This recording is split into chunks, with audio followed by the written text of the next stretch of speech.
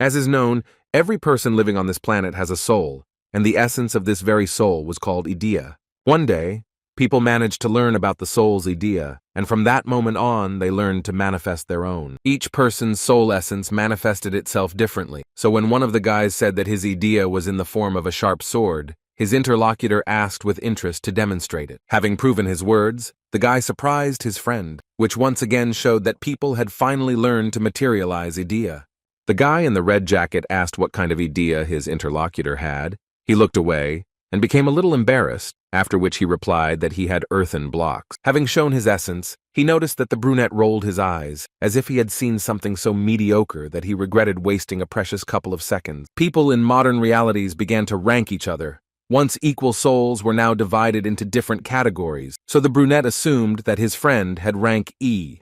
People started to be labeled, so the brunette said that he would never communicate with such a weakling who could only achieve such a low rank. The school now became a tool for raising the country's status, and during military operations, people with the highest rank were sent to the front line. Hyundai Special Training High School was no exception to the rule, and like the others, worked entirely for this system. There was unrest on the football field. Several school students surrounded some guy and shouted for the others to catch him. The guys were clearly up to something bad. But the boy who got into this unpleasant situation was not at all scared. On the contrary, he grinned, as if he was interested in what this crowd of school children was capable of. He darted towards the nearest student, who jumped back, because he didn't expect that their victim would suddenly turn into a hunter and show his teeth. The boy manifested his idea, which materialized into a huge iron axe, and now he was ready to play big with these school children. Brandishing his fearsome weapon, the boy smiled broadly and asked if screaming, running, and attacking exclusively in a crowd was really all that 10th graders were capable of. The boys looked at the guy with apprehension. They didn't know what to do,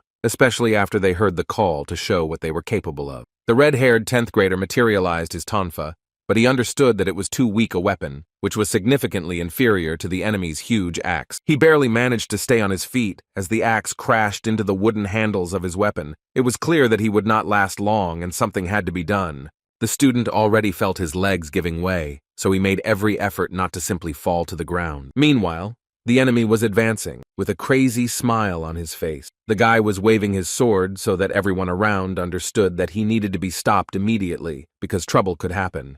The red-haired student saw a boy named Park Jin-soon standing modestly at the end of the football field. He shouted at him not to just stand there, but to do something. Park Jin-soon wasn't particularly enthusiastic about helping the red-haired 10th grader. He only said reservedly that he was unlikely to be able to do anything. He scratched the back of his head and said absent-mindedly that he couldn't even think of how to help in this situation. These words made the red-haired guy furious. He bared his teeth and told the guy with glasses that he was a useless fool who never came to the rescue at the right moment. Then dust rose up over the football field and sounds of fighting could be heard. But even then, the 10th grader was able to threaten Park Jin-sung, saying that they would talk about how useful he was. The unpleasant conversation didn't take long to happen, because as soon as one fight ended, another one immediately began. But now the victim was Park Jin-soon, who was kicked so hard that he flew back and crashed right into the school lockers. As he was trying to catch his breath, he felt a heavy boot land on his shoulder. The red-haired guy asking how long he would continue to cause trouble since they lost because of him.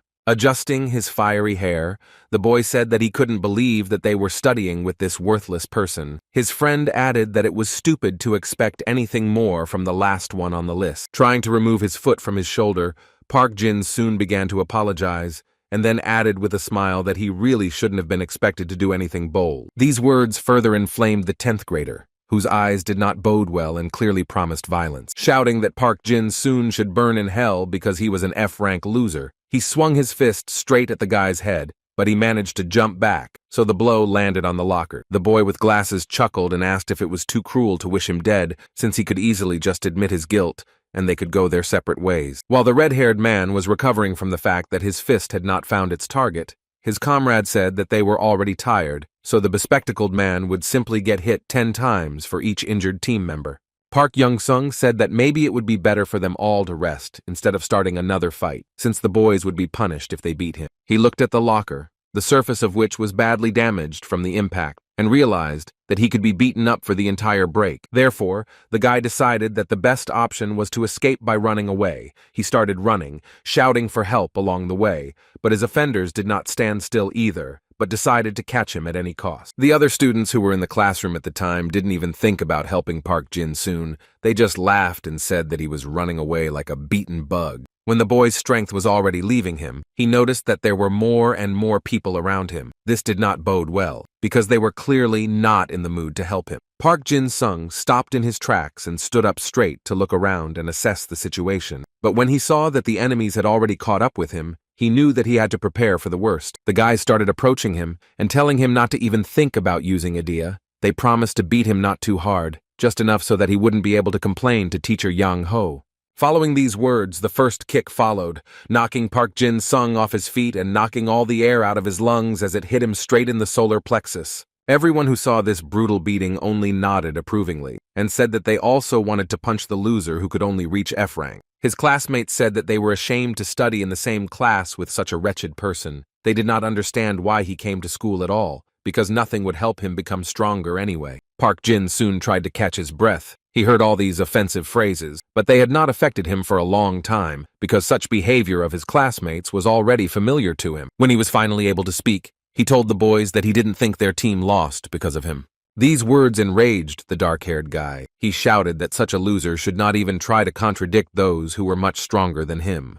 But before he could deliver another blow, a man in a red suit entered the classroom and told all the rascals to take their seats immediately, because he had good news. The bullies began to move away from Park Jin-soon, who was still sitting on the floor, but they said that they were not finished with this showdown yet, and if it weren't for the teacher, they would have happily continued. The students began asking the teacher why he was in such a good mood today. Someone even suggested that the man was finally getting married. These words caused a wave of laughter among the students, which died down only when the teacher shouted for everyone to be silent immediately. After this, the students began to take their seats so as not to anger the teacher, as this would only create new problems. The teacher banged his fist against the wall and told all the kids to listen to him very carefully because he was going to share information that was extremely important. The man stopped in the center of the class, spread his arms out to the sides, and proudly said that their school had been recognized by the state. It was clear that all the students were pleasantly surprised, and only one of them, unceremoniously throwing his feet on the desk, turned to the teacher.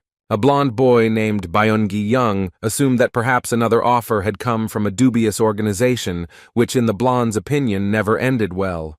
The teacher was extremely irritated by such impudent behavior.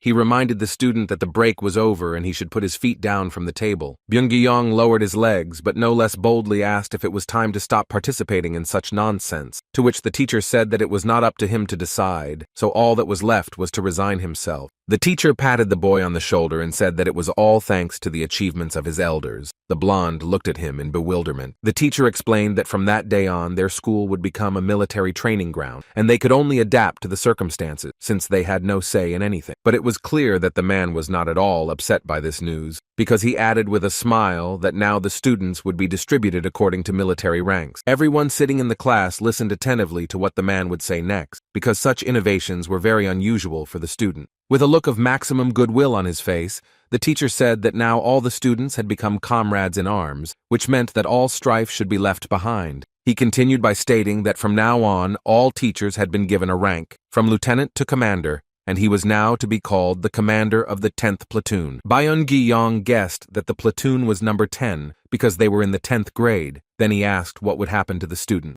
The teacher said that there is no need to complain about this state initiative and try to shirk it. During training, the guys will have to salute. Now, there should be many people willing to take someone from their school, because from now on, all students were soldiers. Park Jin-sun thought hard about what this military training was really worth, because nothing is done for nothing, especially in the kind of country they lived in.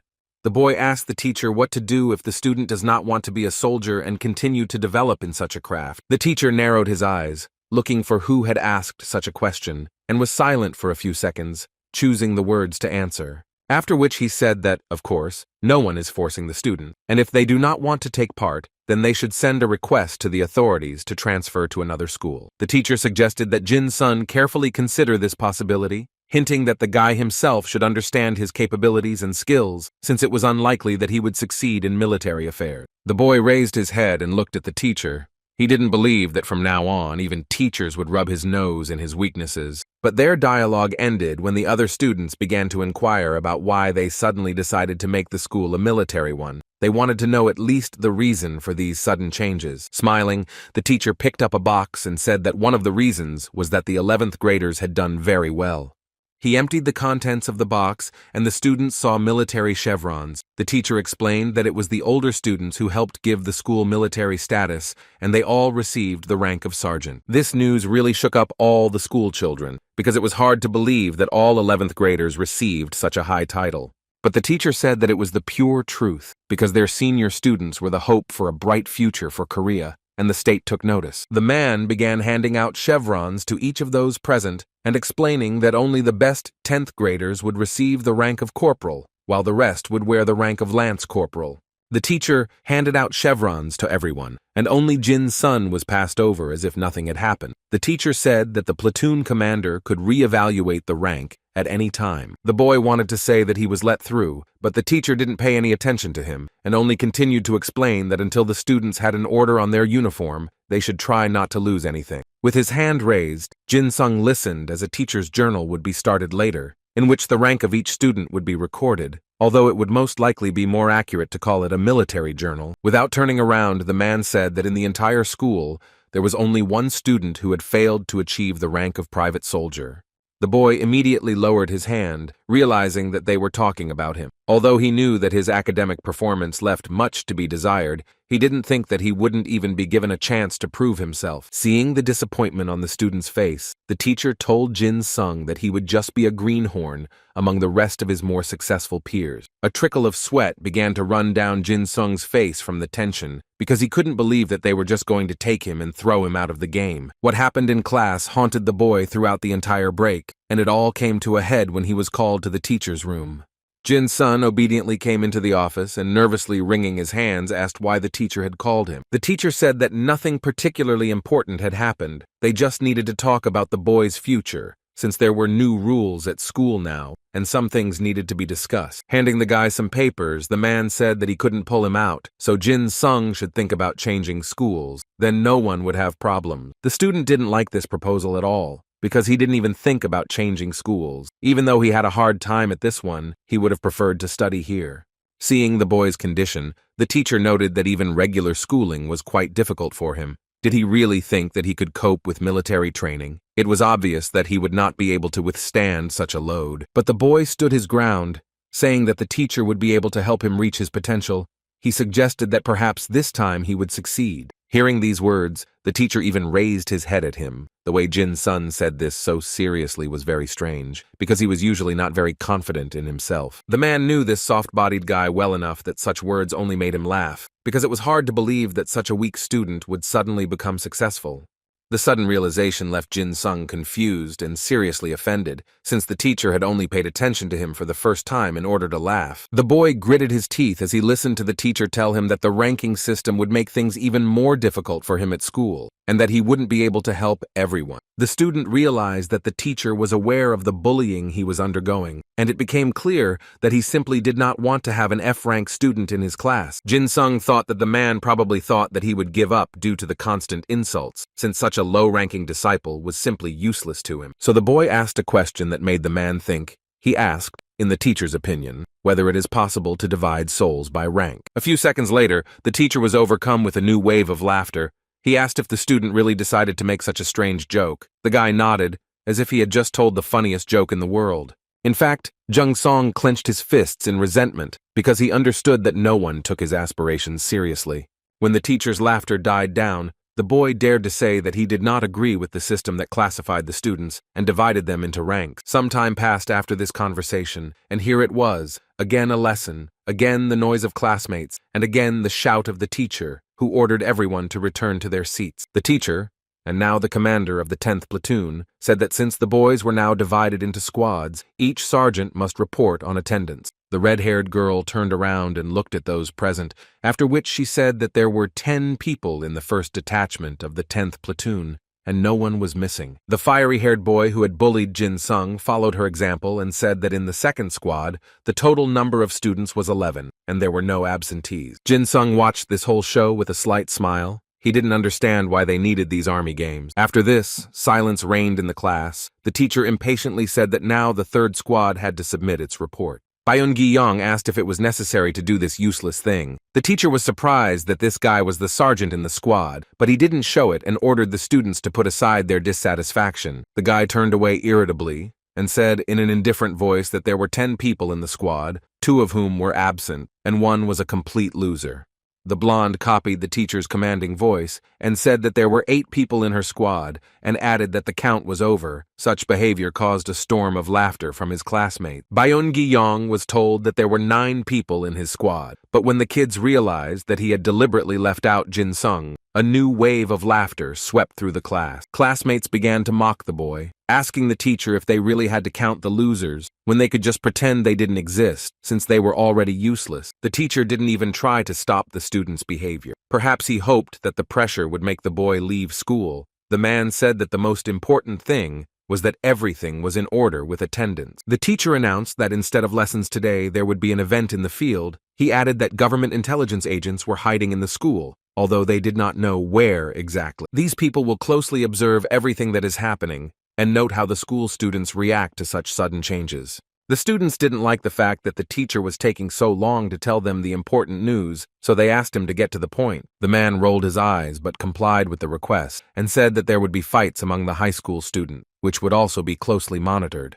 He also announced that all the students had already been assigned and that it had been decided who each of them would be paired with. One of the boys thought out loud that the 11th graders would fight among themselves, since weaker opponents would simply not be interesting to them. Park Jin soon thought that he could probably pass the time by observing, since no one would want to fight him. Suddenly, the teacher turned to Byun-gi, asking him if he really had a C-rank idea. The blonde turned his head irritably and asked in a cheeky voice why the man was bothered by this. The teacher asked the question again, this time asking what rank the boy's fighting abilities were. He replied that these questions were unnecessary because he could defeat anyone. The teacher said defiantly that in that case, his first battle would be against an 11th grader from the first squad of the first platoon. Upon hearing this news, Byun-gi flew up from his seat and shouted, asking how this could be since it would be an unfair fight. The teacher paid no attention to this act of indignation and said that everyone except the third squad could go to the field, but the selected squad had 20 minutes to prepare for the fight. Laughing, the guys began to leave the class. You could hear them talking among themselves about how they felt sorry for the guys who wouldn't get a normal grade because there was a loser in the squad. Byun-gi couldn't stand to listen to his team members reflect on how it was simply impossible to defeat the best fighters with a weakling on the team. He slammed his fists on the table when he heard that they couldn't do anything to their opponents since they had such a wretched team. Jin-sung hadn't paid attention to such speeches for a long time. He was only thinking about how tired he was, and now he would have to fight with the senior students. Byun-gi came close to the source of his problems and called him trash, attracting the boy's attention.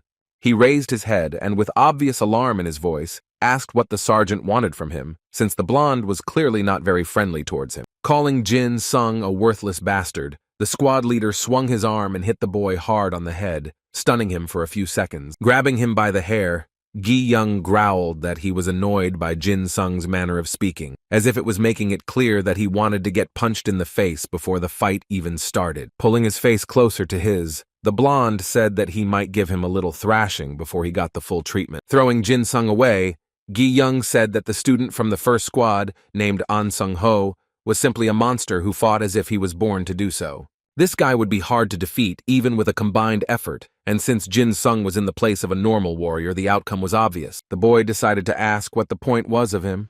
If the team was going to lose anyway, maybe he shouldn't even show up on the battlefield. Byun-gi grabbed him by the tie and asked him in a rage if he really couldn't tell the difference between shame and a simple defeat. The blonde pointed his finger at Jin-sung and said that it would be his fault if the fight led to a drop in the rankings. The boy told his squad sergeant that his place in the ranking was not so high that he should be so worried about it. These words made Gi-young even more furious, and a vein in his face pulsed nervously with anger. Then he moved away from the guy because he understood that unfortunately he couldn't be beaten yet, because he could be useful on the battlefield. Jin-sung smiled awkwardly and said that it didn't matter to him who ended up getting hit on the head, the blonde guy or some senior student. After analyzing what he heard, Gi-young smiled wryly and said that if the guy really thought so, then in that case, he would entrust him with one very important task. After these words, he ruffled the guy's hair and asked if he could handle it, to which Jin Sung replied that he would try to do whatever the sergeant ordered him to do. With one rough jerk, he pulled the boy to his feet and said that he would act as his personal shield. The blonde wasn't joking. When they took their positions on the battlefield, he really did use Jin Sung's body to cover himself while everyone else used normal shields. The commander of the 10th platoon appeared at the stadium and checked the microphone before announcing the start of the match. When the man finally spoke, the entire Hyundai High School froze in anticipation, each student wondering what other innovations would be introduced. The teacher told the leader of the 3rd squad of the 1st platoon to come to him. At that moment, a guy came out of the crowd, who exuded strength and confidence. Next, he called the leader of the 2nd squad of the 3rd platoon, and Byun-gi Yong, who looked less impressive compared to his opponent, moved towards him. The teacher asked with a grin if their troops were ready for the fight. It was a rhetorical question, because no matter what, the fight would still take place. The man patted the senior student on the shoulder approvingly, and announced to the students that the leader of the squad, An Sun-ho, stood before them. He knew that the guy had very good potential, so he asked him to show everything that his team was capable of, because government intelligence officers would be watching the fight. An Sun-ho confidently said that he would try his best to make his squad show its best side. The teacher patted him on the shoulder, saying that he was confident in his student. After the command was given to everyone to take their positions, the squad of 11th graders began to approach their leader. The 10th graders tried to roll their eyes as hard as possible so that everyone around them could see that they weren't that afraid of their opponent. When the two groups of school children drew level and stood opposite each other, the teacher announced that the squad battle could begin. Listening to the announcement that each squad leader must receive a bracelet that uses Idea's power for protection, Gi Young grabbed Jin Sung by the scruff of his neck and pulled him towards him. The blonde took the bracelet off his shield arm because he heard that this decoration could break from damage, and when this happens, the participant is eliminated from the duel, and by taking it off, there was a chance to hold out longer. The boy screamed and asked not to grab him so hard because he was a man, not a disobedient animal. At that moment, innovations were announced that took into account the difference in experience of the teams. Gi Young growled that Jin Sung was just a shield, and the boy realized that he was being treated like an object. The teacher announced that the victory would be counted to the team that lasted for 5 minutes. The members of the 10th grader squad groaned desperately because they understood that with their composition, this was an impossible task, so most likely they would disgrace themselves right in front of everyone. Jin Sung knew he still had to endure the 5 minutes, but he wondered if the teacher would reconsider his transfer to another school if they won. The teacher ordered them to greet each other, and at that moment, Gi Young became truly scared because his opponent was simply the embodiment of confidence and strength. Seeing the 10th graders' frightened eyes, the teacher became even more interested in how the fight would go, so he immediately announced its start. Before Jin Sung could blink, his classmate began to drag him to the side with such force that he couldn't even breathe air into his lungs. No one on the team dared to stand up for him, so all he could do was ask the sergeant to let him go. The blonde hysterically dragged his shield away from the enemies, hoping that their team would only be able to hold out for 5 minutes. The rest of the squad began asking their sergeant what their strategy was, as the enemy was approaching, and they were still unclear what to do. The 11th graders surrounded the boys from all sides, and they tried to hold Byun-ki-young accountable, because he was the one who should have given the order. But the only order the sergeant gave was to cover up and just protect his skin, because if they could hold out for 5 minutes, they would emerge victorious. It will be very difficult to hold out, because the older students have already gone on the attack and started to break through the defensive circle that the 10th graders had built. Unlike Gi Young, An Su-ho fought on par with the rest of his team and had already slammed one of his opponents face first into the ground. The bracelets that were used for protection flew off the 10th graders' hands one by one, and it seemed as if their opponents were making no effort to do so. The dark-haired high school girl rushed from one end of the field to the other, frightening her enemies with just one look. This girl was a true warrior. Her green eyes, which assessed each opponent, resembled the gaze of a wild cat that was in search of a new victim. When she looked at Gi Young, he almost lost consciousness because he was afraid that she would approach him and destroy him, and his ego would suffer greatly from the fact that he was laid on his shoulder blades by a girl. The fearful blonde's fears were fully justified when this beast began to run towards him, and she clearly did not want to have a nice chat. There was a promise of violence in her eyes. He immediately started to cover himself with Jin Sung and shout for the boy to do something immediately. The guy began to say that he was unlikely to help him, and while they were arguing, The girl inexorably approached her new victim. Jin's son himself was already starting to get really worried, so he suggested that his cowardly classmate run in the opposite direction from the brunette. But then a teacher appeared in front of his face, his mouth twisted into a mocking smile, which just said that the guy really was a loser. Jin Sung looked at the teacher and met his gaze, his expression saying that he would help the boy find a new school. He jerked his hand hard and broke free from Ji Yong's grip. He was unbearably angry that everyone around him treated him like an object and thought they had the right to make decisions for him. When the high school girl was literally a centimeter away from him and tried to grab her, the guy very skillfully dodged, as if he sensed where exactly his opponent was. Jin Sung looked at his opponent with such a look that she recoiled from him because she did not expect to see so much determination in his eyes. She decided not to tempt fate, so she materialized her idea and showed this world a strong armor that covered every part of her body. Now the girl resembled a Valkyrie or some kind of war goddess. She was so majestic and terrifying. Jin Sung looked at her with bated breath and admiration. He said that the armor looked simply amazing, and her idea was not only strong, but also very beautiful. But the brunette did not fall for these compliments. She ordered the guy not to act like a fool, because the girl had already noticed that he was keeping up with her. In order to change the subject and distract his opponent, Jin Sung said in surprise that their leader was running away from the battlefield. He decided to check the time, because perhaps the 5 minutes were already coming to an end, but this was not the case. The timer showed that there were still 3 minutes and 5 seconds left. It was unclear how they could hold out for that long, especially considering that their leader was already running away, abandoning the team to its fate. Looking at the warrior standing right in front of him, Jin Sung realized that he had to immediately come up with some kind of plan that would help him hold out for as long as possible. So the guy decided to put on a fool's mask and started flirting with the girl very badly, asking her name and saying that he was in no way trying to pick her up. When he saw the genuine anger on his opponent's face, he became cartoonishly frightened and said that if she wanted, she could just be an acquaintance to him. The brunette clenched her teeth and in a threateningly calm tone told the guy to stop wasting time and reveal his idea right now. Jin Sung continued to act like a very inept suitor, saying that fate itself brought them together and they had to get to know each other. The girl replied that if he continued in this spirit, he would be in trouble. When his opponent began to approach threateningly and tell him to reveal idea, since she looked stronger than her comrades, the boy began to back away and say that he would now demonstrate everything. He tried to joke, saying that there was no hurry and that consistency in actions was very important. But the girl didn't appreciate the humor and looked at the guy in such a way that he realized that he had to stop joking immediately. The brunette's face reflected not just irritation, but real anger. She began to clench her fists and walk towards Jin Sung, who was still trying to save the situation with humor. He raised his hands up and told his opponent to calm down, because now he would reveal his idea to her and show her what she could be materialized into. A bluish light lit up in his hand, which was a harbinger of the fact that the guy was about to reveal his idea.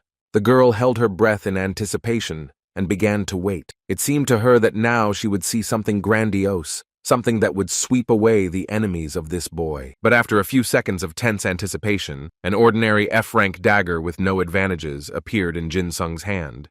The brunette looked with distrust at the guy who proudly showed off this rather mediocre weapon, which could only be used to carve wooden figures. She grabbed her head and began to remember funny stories about how among the 10th graders there was one guy who was such an inept warrior that it was scary to even think about it. Seeing the girl's expression, Jin Sun began to ask if she was feeling ill. He even suggested calling a doctor or going to the medical center.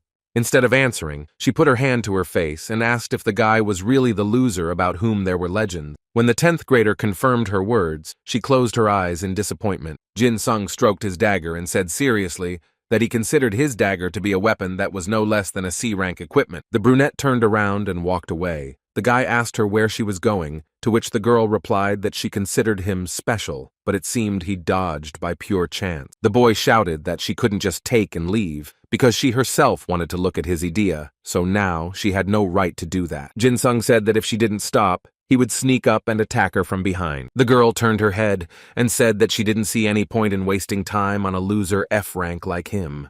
When she wanted to look at the boy, she saw that he jumped up to her very quickly and was already about to attack her with his small dagger. When Jin Sung realized that the moment of surprise had been failed, he became afraid, because he had expected that the student would continue to ignore him.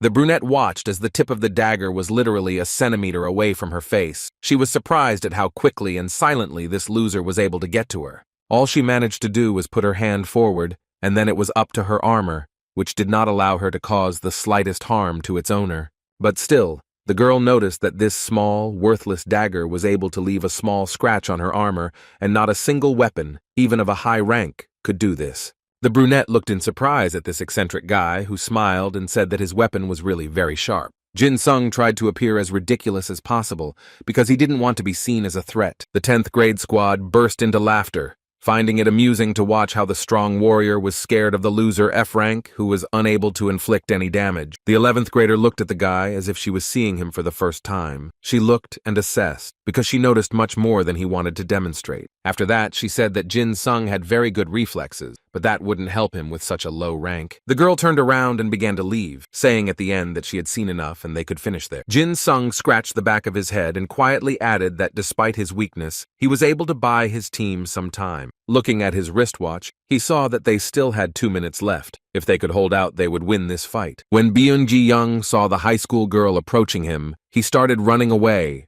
and shouting to his team that they were not capable of lasting even 5 minutes on the battlefield. The brunette said that such accusations should be thrown at someone else and not at a coward like him, because not long ago, the blonde tried to run away and abandon his team.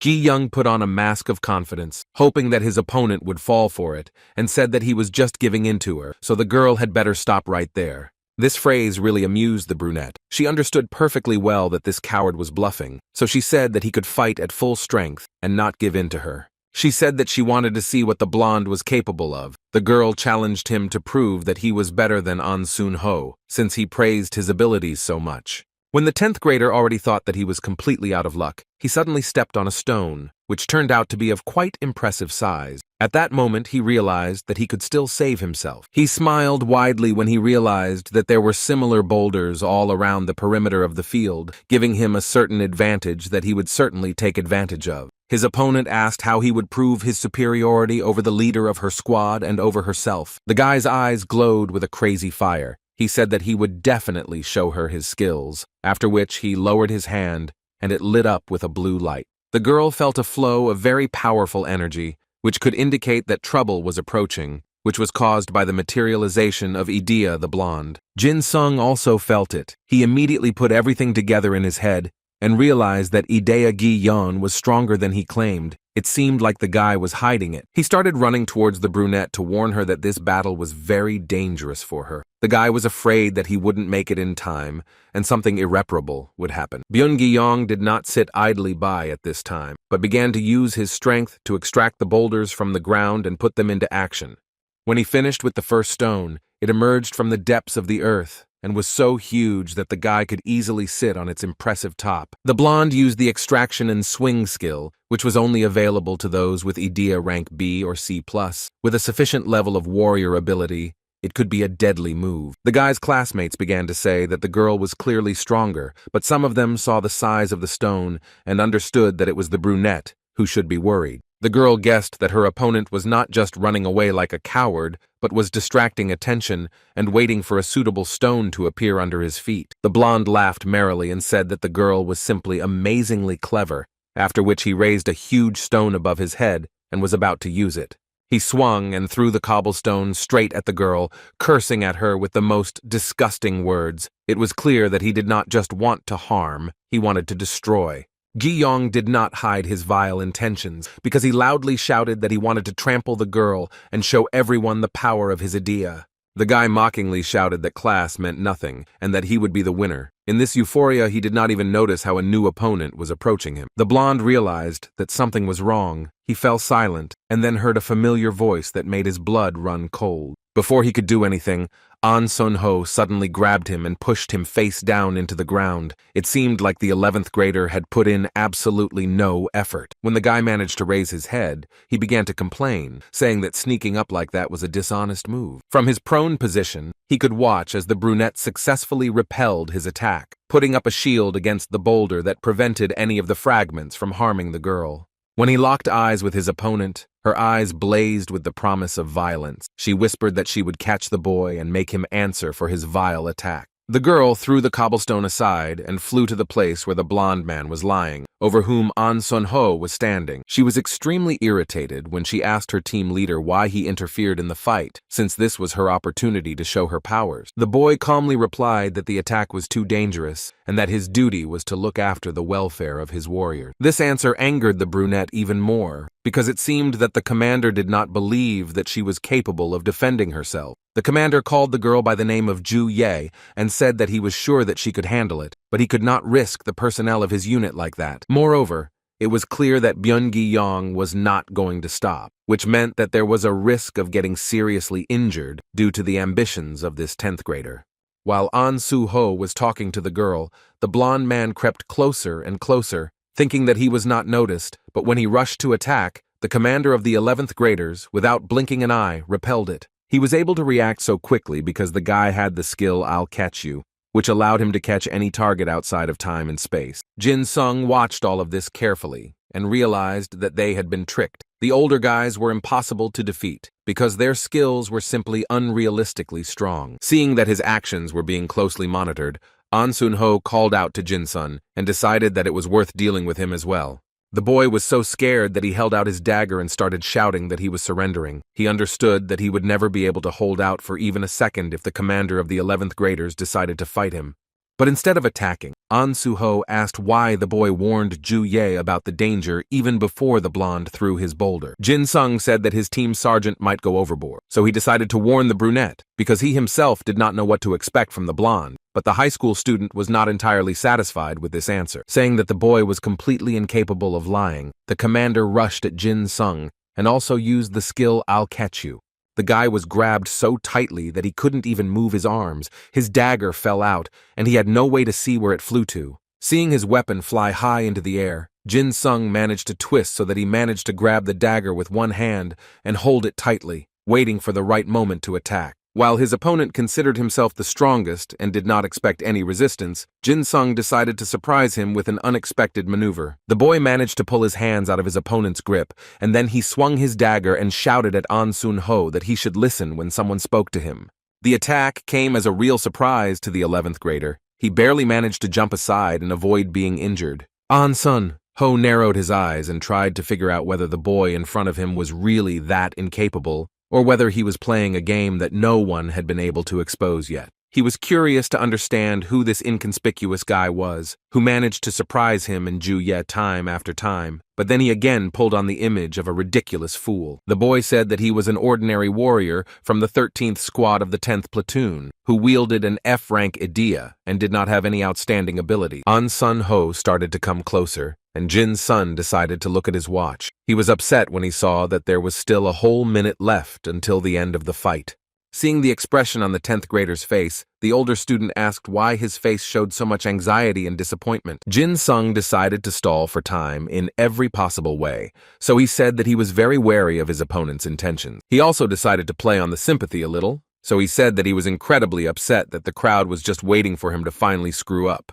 An Sun-ho realized that his opponent was trying to buy time to help his team achieve victory, and he was irritated by people who wanted to win by chance rather than by their own efforts. Hearing this, Jin Sung began to shout that this was all he could do on his own, but the opponent asked why he didn't even want to try to win using his own strength. The boy was very surprised by such words. He reminded that he was the owner of a very low F rank, so trying was a pointless undertaking. The 10th grader was very surprised to hear that at the end of the battle, the scouts would select the worst students and send them to another school. Now it became clear why the teacher looked at the boy like that. The boy clenched his hands and realized that he didn't want to be written off so easily, so he decided to talk to the older student. He told An Sun-ho that he did not want to transfer to another school, to which he received the answer that in that case, he should behave like a warrior. Jin Sung took a few steps back and said that he knew what move he had to use to win this fight.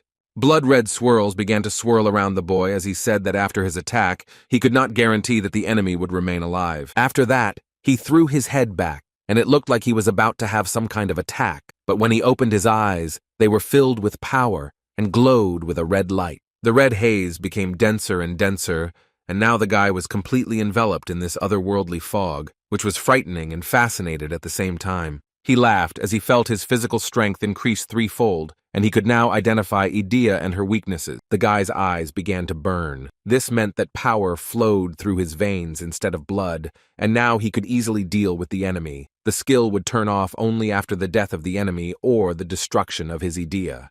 Jin-sung felt the killing intent overwhelm him. His Idea's rank rose to C, and then the skill-perfect massacre was used. The guy stood still and tried to open his eyes, which were incredibly burning from the energy filling every cell of his body. An Sun-ho could only watch what was happening and wait to see what his opponent, who turned out to be not as simple as he seemed at first glance, would do next. He took the risk of approaching the 10th grader and saying that he had guessed that the dagger was only a part of his Idea. He was too dexterous for someone who possessed F rank. An Sun-ho used the skill I'll catch you, which allowed him to catch any target, and began to prepare for a serious fight, since it was foolish to expect anything less. Park Jin-sung narrowed his eyes and assessed his opponent's skills and realized that they were worse than he thought.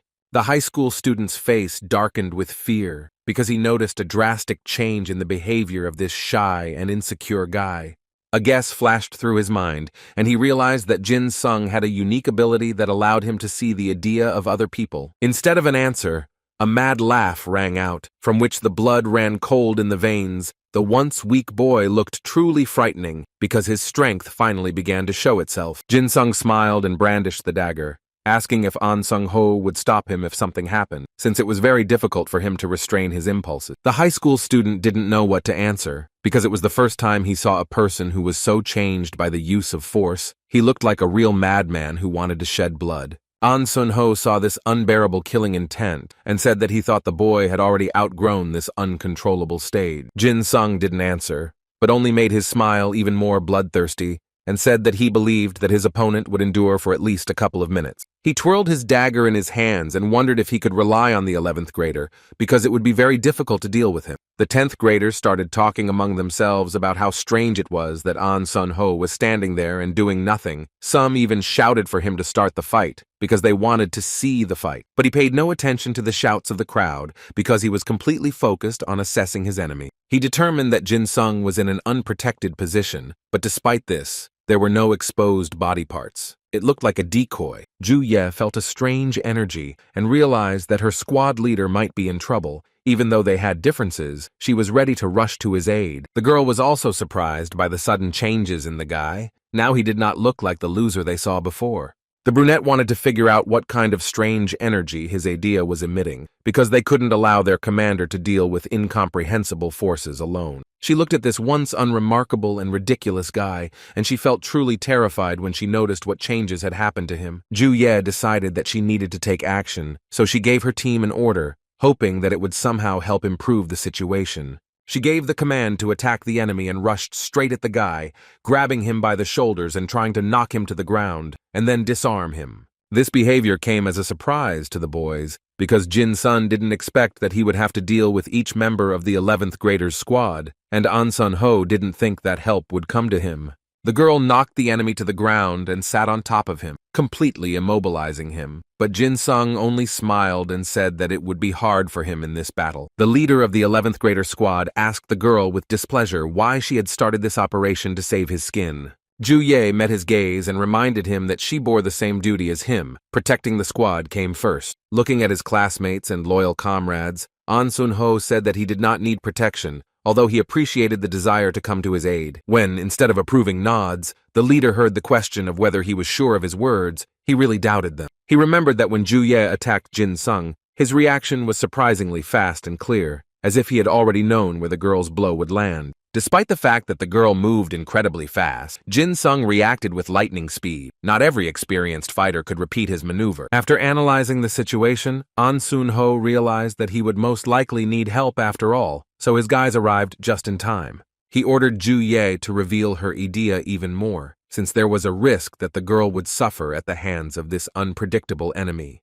The girl wanted to object and say that she could handle it anyway, but suddenly she noticed that pieces of protective material began to fall off her armor. Her protective suit began to crumble before her eyes, and she simply could not believe that the lightning attack would cause her such severe damage. But what was even stranger was that all the members of the 11th grader squad began to have their bracelets, which they had received at the beginning of the battle, begin to crumble. While the brunette was trying to come to her senses after her idea stopped materializing, An Sun-ho was thinking about what kind of power this strange 10th grader possessed. He decided not to rack his brains, but to extract information from the guy, so he came up close to him and called him by name. Jin Sung was smiling stupidly again and talking nonsense about how the guys worked really well as a team. But such behavior could no longer deceive An Sun-ho, because his opponent had already revealed his true nature and now could not pretend that they were all imagining things. But Jin Sung really looked like he did before. The crazy smile was gone from his face, and there was confusion and a little regret in his eyes now. The leader of the seniors realized that the boy had come to his senses, but it remained questionable what state had gripped him a couple of minutes ago and what kind of red haze was swirling around him.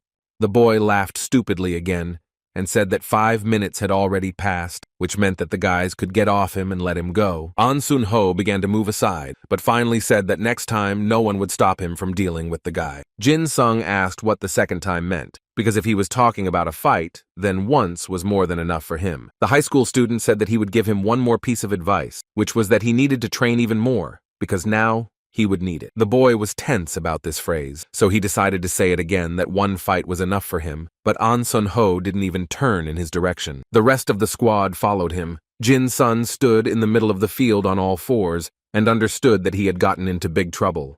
This realization drained the boy's last strength, so he plopped down on the sand and closed his eyes, subconsciously hoping that right now his body would disappear somewhere. Everyone in the school watched in shock. Even the teacher couldn't believe that the 3rd squad of the 10th platoon had won. After this fight, an interesting meeting took place in the office of the principal of Hyundai High School, during which an equally interesting conversation took place. Placing several magazines on the table and taking a cup of freshly brewed coffee, the distinguished man announced that his arrival had been a secret. A young but very serious man, smiling affably, but his tone was as businesslike as possible, he asked if the director had prepared the data he had asked for earlier.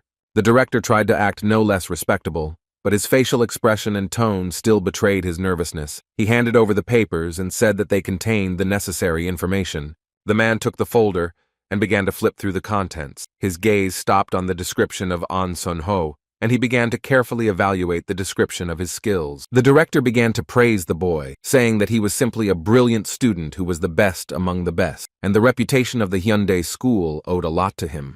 Looking through the characteristics, the man noticed a strange pattern. An Sun-ho did not have a single award in middle school, but in high school, all the victories were his. But the director added that if the guy had a higher rank, he would have been able to achieve more. The man objected, saying that all his achievements were precisely thanks to the B rank. While going through the rest of the documents, it was discovered that among all the 10th grade students, there was one newcomer named Park Jin-soon. The man found this strange, since few people wanted to transfer to another school in high school, so he clarified this point with the principal. He replied that this guy's rank was lower than that of 9th graders, and after much discussion, it was decided to place him in the combat class. The guest stared at the guy's description without taking his eyes off him. He was interested in his rank and where he had studied previously. The man asked if he could read the description of the boy, which was on the back of the document. The director did not mind, but advised not to waste time on it. It was said that Jin Sung lost his parents at the age of 8. Due to the shock, he was unable to manifest idea, so he suffered from bullying from his aunt. At the age of 10, he survived a burglary, after which idea manifested. The guest asked the principal if children usually don't show their idea at the age of 8. The head of the school confirmed that in standard cases, this is exactly how it was. The man glanced over the additional information and noticed that his idea was not only due to the theft, but also due to the fact that his aunt and uncle were badly injured during the attack and sent to a mental hospital. It wasn't surprising that Adia showed up a little later due to life circumstances, but the fact that she was F rank was strange. The brunette asked if Jin Sung's abilities hadn't changed at all since he was 10 years old. The principal replied that he couldn't say for sure, but when he came to school, he had exactly that rank. The guy's overall combat abilities were also F rank, and a strange thought flashed through the man's mind that the student might be deliberately hiding his abilities. He put the documents aside and decided to find out everything on his own, so he expressed his desire to talk to the student in person. The principal said that it didn't make sense since Jin Soon would most likely change schools in the near future due to her rank and poor academic performance. The man did not answer, and then the head of the school decided to ask why they decided to introduce military training in their educational institution. Seeing that the brunette's face became very serious, the director thought that his words were incorrect because this information could be a secret government project or a military plan. The school principal immediately apologized and began to say that he should not have asked such a question. But the man still answered. He explained that the state was preparing for attacks from the north, which is why such a decision was made regarding the school. He also added that with this type of combat training system, they hope they can help students change. According to the brunette, this was a good decision, both for the state and for the students themselves, because they will receive an excellent ticket to the future. But enough serious conversations, because you can be transported to an anxious student morning, which begins the same way every day, with the annoying beep of the alarm clock at 6 in the morning. To this unpleasant sound, Jin Sung gets out of bed and starts getting ready for school, which was not the most pleasant place for a guy. Every morning, he looked in the mirror, tied his tie, and told himself that this day would be better than the previous one. The boy tried to lift his spirits and convince himself that if he tried his best today, his position at school would improve. Jin Sung left home at 6:30 in the morning. Arriving at school so early was due to his assignment to clean up. As usual, the boy had barely entered the school when some bullies were already calling out to him, wanting to make fun of him. When the boys realized that he was a 10th grader, they decided that he was not worth wasting time on, but one of the bullies suggested that this was the same new guy the school was buzzing about. Jin Sung put on his silly act and said that he was very flattered by such unexpected popularity. The ploy worked, as the students immediately burst out laughing and began to say that the boy was even dumber than they could have thought, and they assumed that the 11th graders had simply let their guard down. They started to tease him, saying that idea in the form of a normal dagger was just pathetic. It seemed like An Sung-ho just made a mistake, that's why he lost. When Jin Sung finally got rid of the annoying students, he began cleaning the classroom. He tried to wipe all the dirt off the board, which was a very difficult task. And the guy had a question in his head. If the school is under the care of the state, then why can't they provide them with marker board? After that, the boy began to wash the floor, and when he finished, the classroom was simply sparkling with cleanliness. Jin Sung did an excellent job. As classes neared their start time and more students gathered at the school, his classmates entered the classroom and said that Jin Sung's efforts to help the team had borne fruit. One of the guys patted him on the shoulder and said that he was able to surprise everyone, because before the boy did not behave like this and was not useful. More and more students came in, whispering and saying that they didn't expect any help from Jin Sung during the fight. Classmates said that it seemed like everything was against them during the fight, but the clumsy boy managed to turn the tide of the fight and buy time. After these events, Jin Sung began to be perceived a little differently, but there were also those whose attitude did not change at all, such as Gi Young, who calmly continued to humiliate him. The guy didn't know what to expect from characters like this bully. Most likely he just wanted to flex his fists. Bin Ki-young said that he couldn't get the math handouts, and since he needed to rewrite the answers now, he wanted the guy to solve his problem. Jin Sung was surprised by such a request, because he was almost 100% sure that the blonde would start beating him without saying 2 words. They stopped beating him, but began to use him for other purposes. One asked to do his homework for him, another ordered to take his notebook to the teacher. Physical violence turned into moral pressure and consumerism, so the guy's life did not change for the better, although there were fewer bruises on his body. Finally, his cleaning was finished, and it was time to go to the classroom to listen to the lecture. The lesson lasted so long that some students began to fall asleep right in their seats, but when it was over, everyone quickly perked up and became more cheerful. The teacher said he was not finished yet and ordered everyone to be silent. Then he asked if the students remembered that today was the last day to join the unit. Jin Sung listened tensely. This choice was mandatory for the 10th graders, so they had to hurry up and make a decision. The guy looked at the information sheet and thought about which unit to choose. Doubts were eating him up, because it was unclear whether they would take him somewhere. The teacher also announced that those who did not choose a unit on their own would be given a personal interview, and he asked if Jin Sung understood what he had said. The students began to laugh loudly, saying that no normal unit would accept an F-rank fighter into their ranks. They even suggested conducting an entrance test to ensure his worthlessness. The boy was used to hearing all this bullying, but he was more concerned about what he saw on the information sheet. He realized with dismay that all of the units were directly related to the army or IDEA, meaning that students had to have good combat skills to join them. Seeing Jin Sung's expression, his classmates began to laugh at him even more and asked him what he would choose in the end. But then the guy's attention switched to solving their own questions about which unit they would go to, because everyone wanted to get into a promising team. The students were extremely excited, because the rating for entering some units was quite high, but there they could gain experience that would definitely be useful in battle. Jin Sung sat and thought for so long that he didn't even notice how the classroom became empty, leaving only him and his thoughts about the future.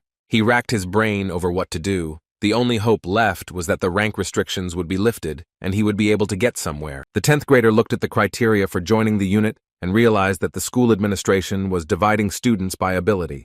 The guy crossed out one department after another because they didn't suit him, as they had inflated requirements for their candidates. When he was already in complete despair, his gaze fell upon one group that attracted his attention. There were no rank restrictions, and the classes seemed like simple training. Jin Sung thought that there wouldn't be many people there, so he should be accepted. He went to the place where this unit was based. It was strange that they gave him an entire hall.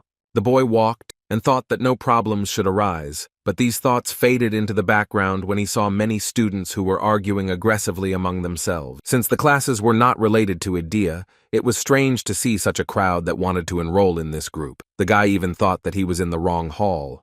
Through the whole crowd of students, he tried to see at least something that would help him understand whether he had mixed up the group he wanted to enroll in.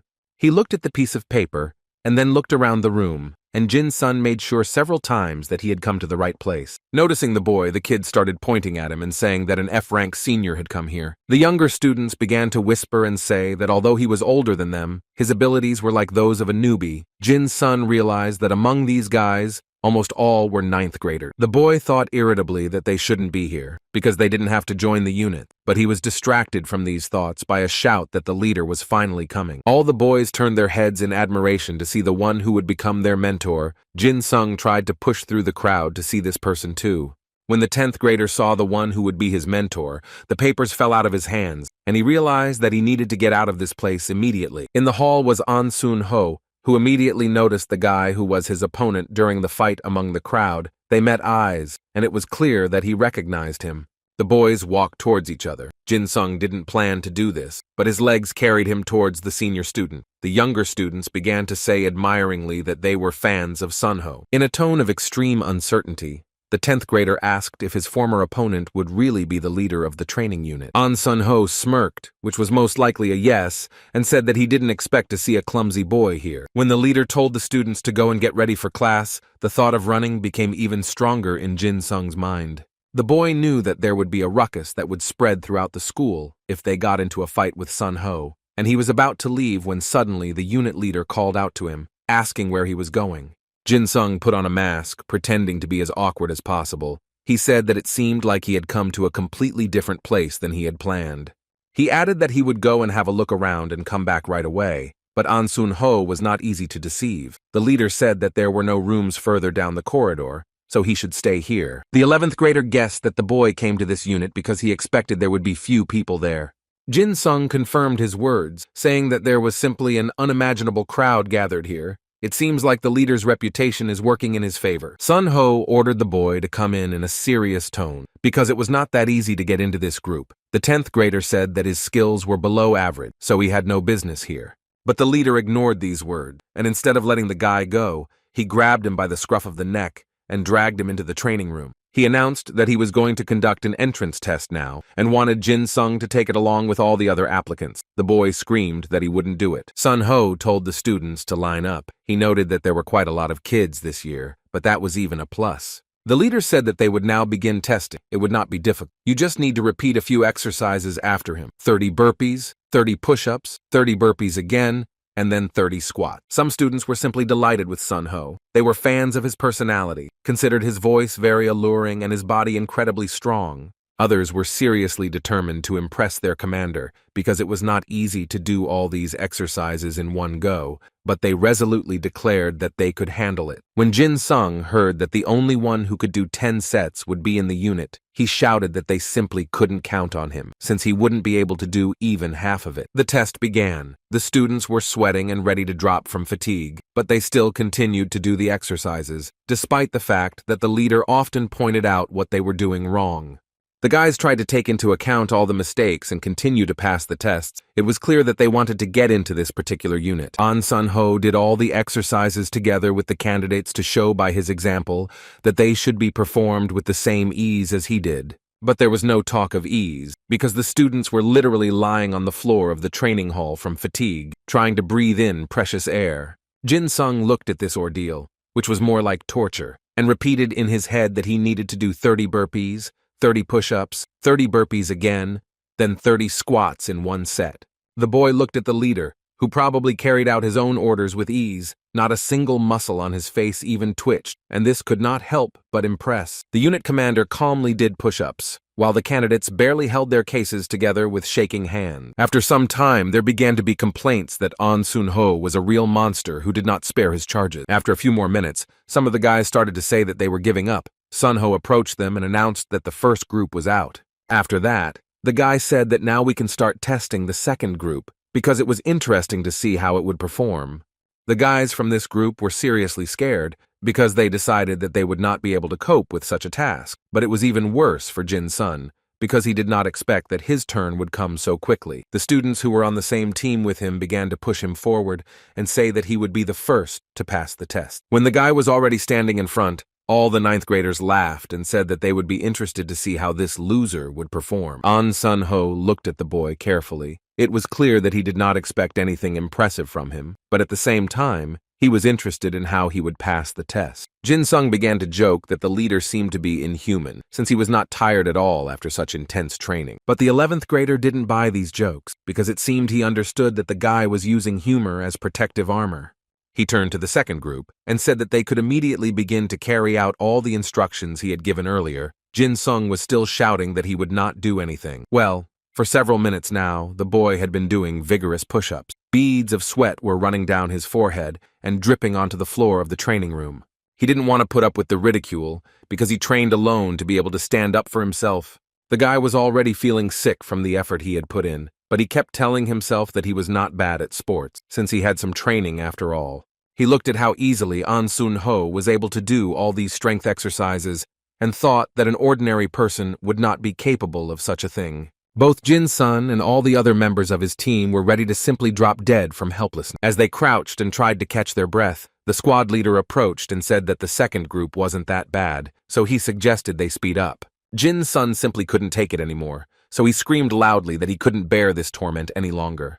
A couple of students who had given up a little earlier were sitting and talking about how surprising it was that the 10th grader hadn't given up yet. More and more students watched as Jin-sung squatted on par with Sun-ho. It was obvious that he was having a hard time, but it seemed like the guy was serious. Gritting his teeth, Jin-sung squatted over and over again, feeling his legs start to shake. But then he told you that he had been training at home, so it should be easier for him to handle the load.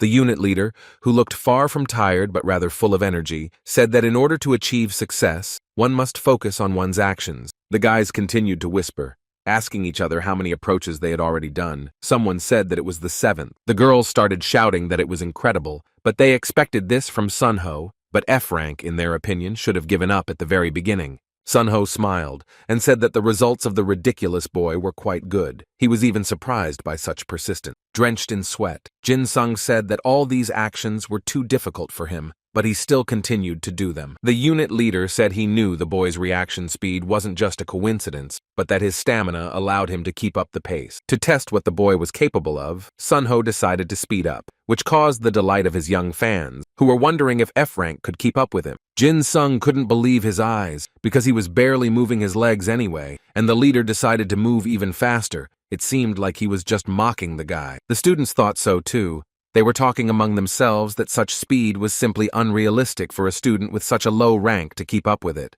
But nevertheless, the 10th grader managed to surprise everyone again because he actually began to keep up with the leader and seemed to have entered his rhythm. Now the guys no longer mocked, but on the contrary, supported the newcomer, shouting that he would be able to pass the test.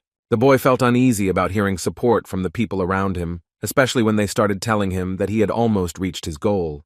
Jin-sung felt like everything inside his body was already turning over from fatigue, but he still did the last 2 squats. Sun-ho smiled widely and said that F-Rank did an absolutely amazing job, sharing his thoughts that he didn't even expect such zeal from the boy. After these words, the 10th grader fell loudly to his knees. He tried to catch his breath, but the shouts of the crowd, which announced that he had succeeded, prevented him from coming to his senses. Jin-sung's lungs were burning like hell, but he listened with pleasure as the boys admired the fact that he was the only one who passed the test completely.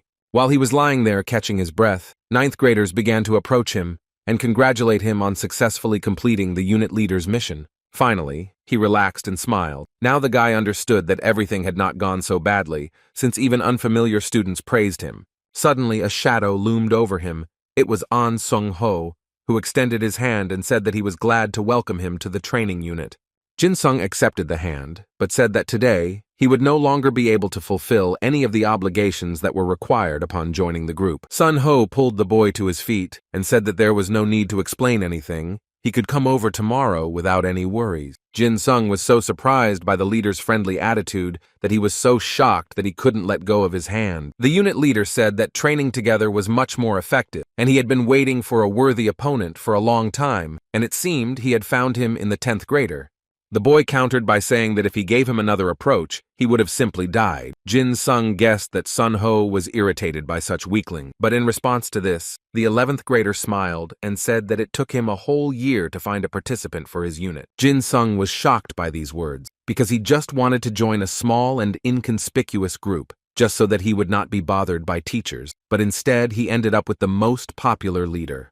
The large windows of the classroom showed a simply stunningly beautiful sunset, but even such a sight did not add to Jin-sung's enthusiasm. He closed his eyes and realized that he was so tired today that he had no desire to go to training. He wanted to hide under his desk so that no one would find him. He didn't like that all the attention was focused on him, because he ended up in this unit completely by accident. The boy did not understand how, out of all the units, he chose the group whose leader was Sun-ho. Now, in addition to the usual teasing, he endured ridicule for the fact that out of all the groups, he chose the one in which this 11th grader was. But besides the stupid jokes, there was also the envy he saw in the eyes of his classmates. They asked daily questions about how he managed to get into such a promising unit. Jin-sung didn't want An Sun-ho to pester him with questions about why he didn't come to practice, so he had to go. He was so desperate that he even considered breaking his arm to give himself a good reason to skip class. But the guy quickly dismissed this thought, because the 11th grader would simply send him to the medical center, and then everything would start over again. He was distracted from these thoughts by some unknown girl who was with him in the office, lost in her thoughts. The guy did not even notice her. When he met her gaze, he tried to remember if he had seen her before, but he couldn't find the right memory in his head. The girl asked the guy how long he had been studying in this class, and Jin-sung couldn't find the right words, because he was thinking about why he hadn't noticed such a beauty before. She stood and waited for an answer to her question, but the guy could only mumble incoherently, because he was completely confused. Seeing Jin-sung's embarrassed state, the stranger showed her chevron, and asked ironically if it was really customary in their class to introduce themselves in such a strange way.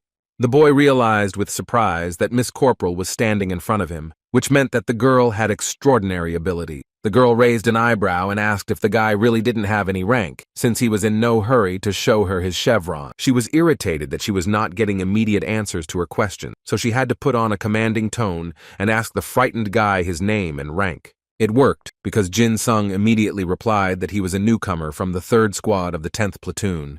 The stranger was very surprised that the guy, who was in the 10th grade, not only did not have any rank, but was also a newbie who was afraid that she would make fun of him. The girl said that his rank was unimportant, then extended her hand and said that she could be addressed as Corporal Kim Se-yeon. Jin-sung shook his hand and asked why she called out to him. Kim Se-yeon said that she wanted to know if he was from the 10th squad, since she would be transferring to it from another school starting tomorrow. The boy was surprised that she came to their class in the middle of the year, but he kept his thoughts to himself and said only that he hoped that they could get along. He had already started to leave the classroom, saying that he had urgent and very important things to do.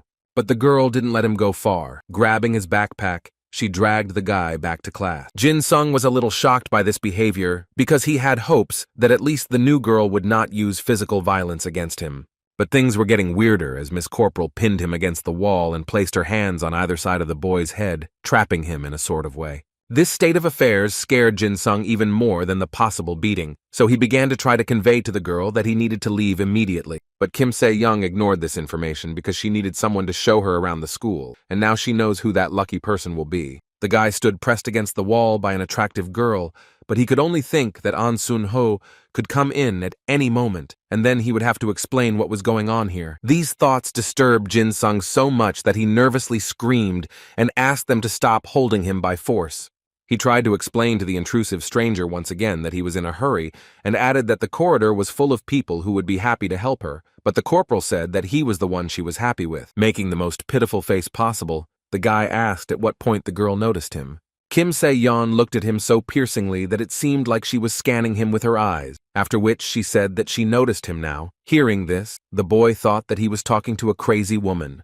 There was nowhere to go, and Jin-sung decided to show her the school. He asked where she needed to go. The answer was a request to take Miss Corporal to Sergeant An Sun-ho. The guy beamed and happily asked why she hadn't named her destination earlier, because then he would have agreed much faster. He was just saying that this was where he was heading when Sun-ho suddenly appeared at the door, apparently already looking for his unpunctual charge. The sergeant crept up so suddenly that the boy became frightened and jumped aside when he saw his frightening figure approaching him from behind. The unit leader asked if his dear Jin-sung was planning to skip training and avoid doing the new exercises. The guy fearfully replied that he was just on his way to the gym. Kim Se-yeon intervened in the conversation and asked if he was really Sergeant An Sun-ho, whom she was looking for. The 11th grader sternly said that one must respect one's elders and not interfere in other people's conversation. The girl ignored the remark and said that she had heard that there was a distribution by rank in this school. She unceremoniously grabbed the guy by the tie and asked if he really was stronger than her. Kim Se-yeon fluttered her eyelashes coquettishly and said that she thought their skills were about the same level. Unhappily adjusting the tie that this strange stranger had untied, An Sun-ho asked if the girl wanted to personally verify that her opinion was wrong. Park Jin soon understood that he was between two fires right now. In this situation, the most important thing was not to be burned by the anger of these two. But instead of starting a fight, Kim Se-yeon decided to continue the psychological attack. So she asked Sun-ho if he had a girlfriend. The guy replied dispassionately that he had no one. Miss Corporal said that she thought so, because with all this training there was simply no time left for a personal life. The girl said that she simply couldn't stand inflexible types like him, to which the guy replied that he didn't like her either. Kim Se-yeon continued to morally destroy the guy. Words flew out of her mouth that he could at least lie for the sake of decency about not being so lonely. The 11th grader did not understand the essence of her monologue, so the girl had to explain that her family had rather conservative ways of life. She added that she said these words purely for the safety of the sergeant himself, so she strongly recommended that he listen.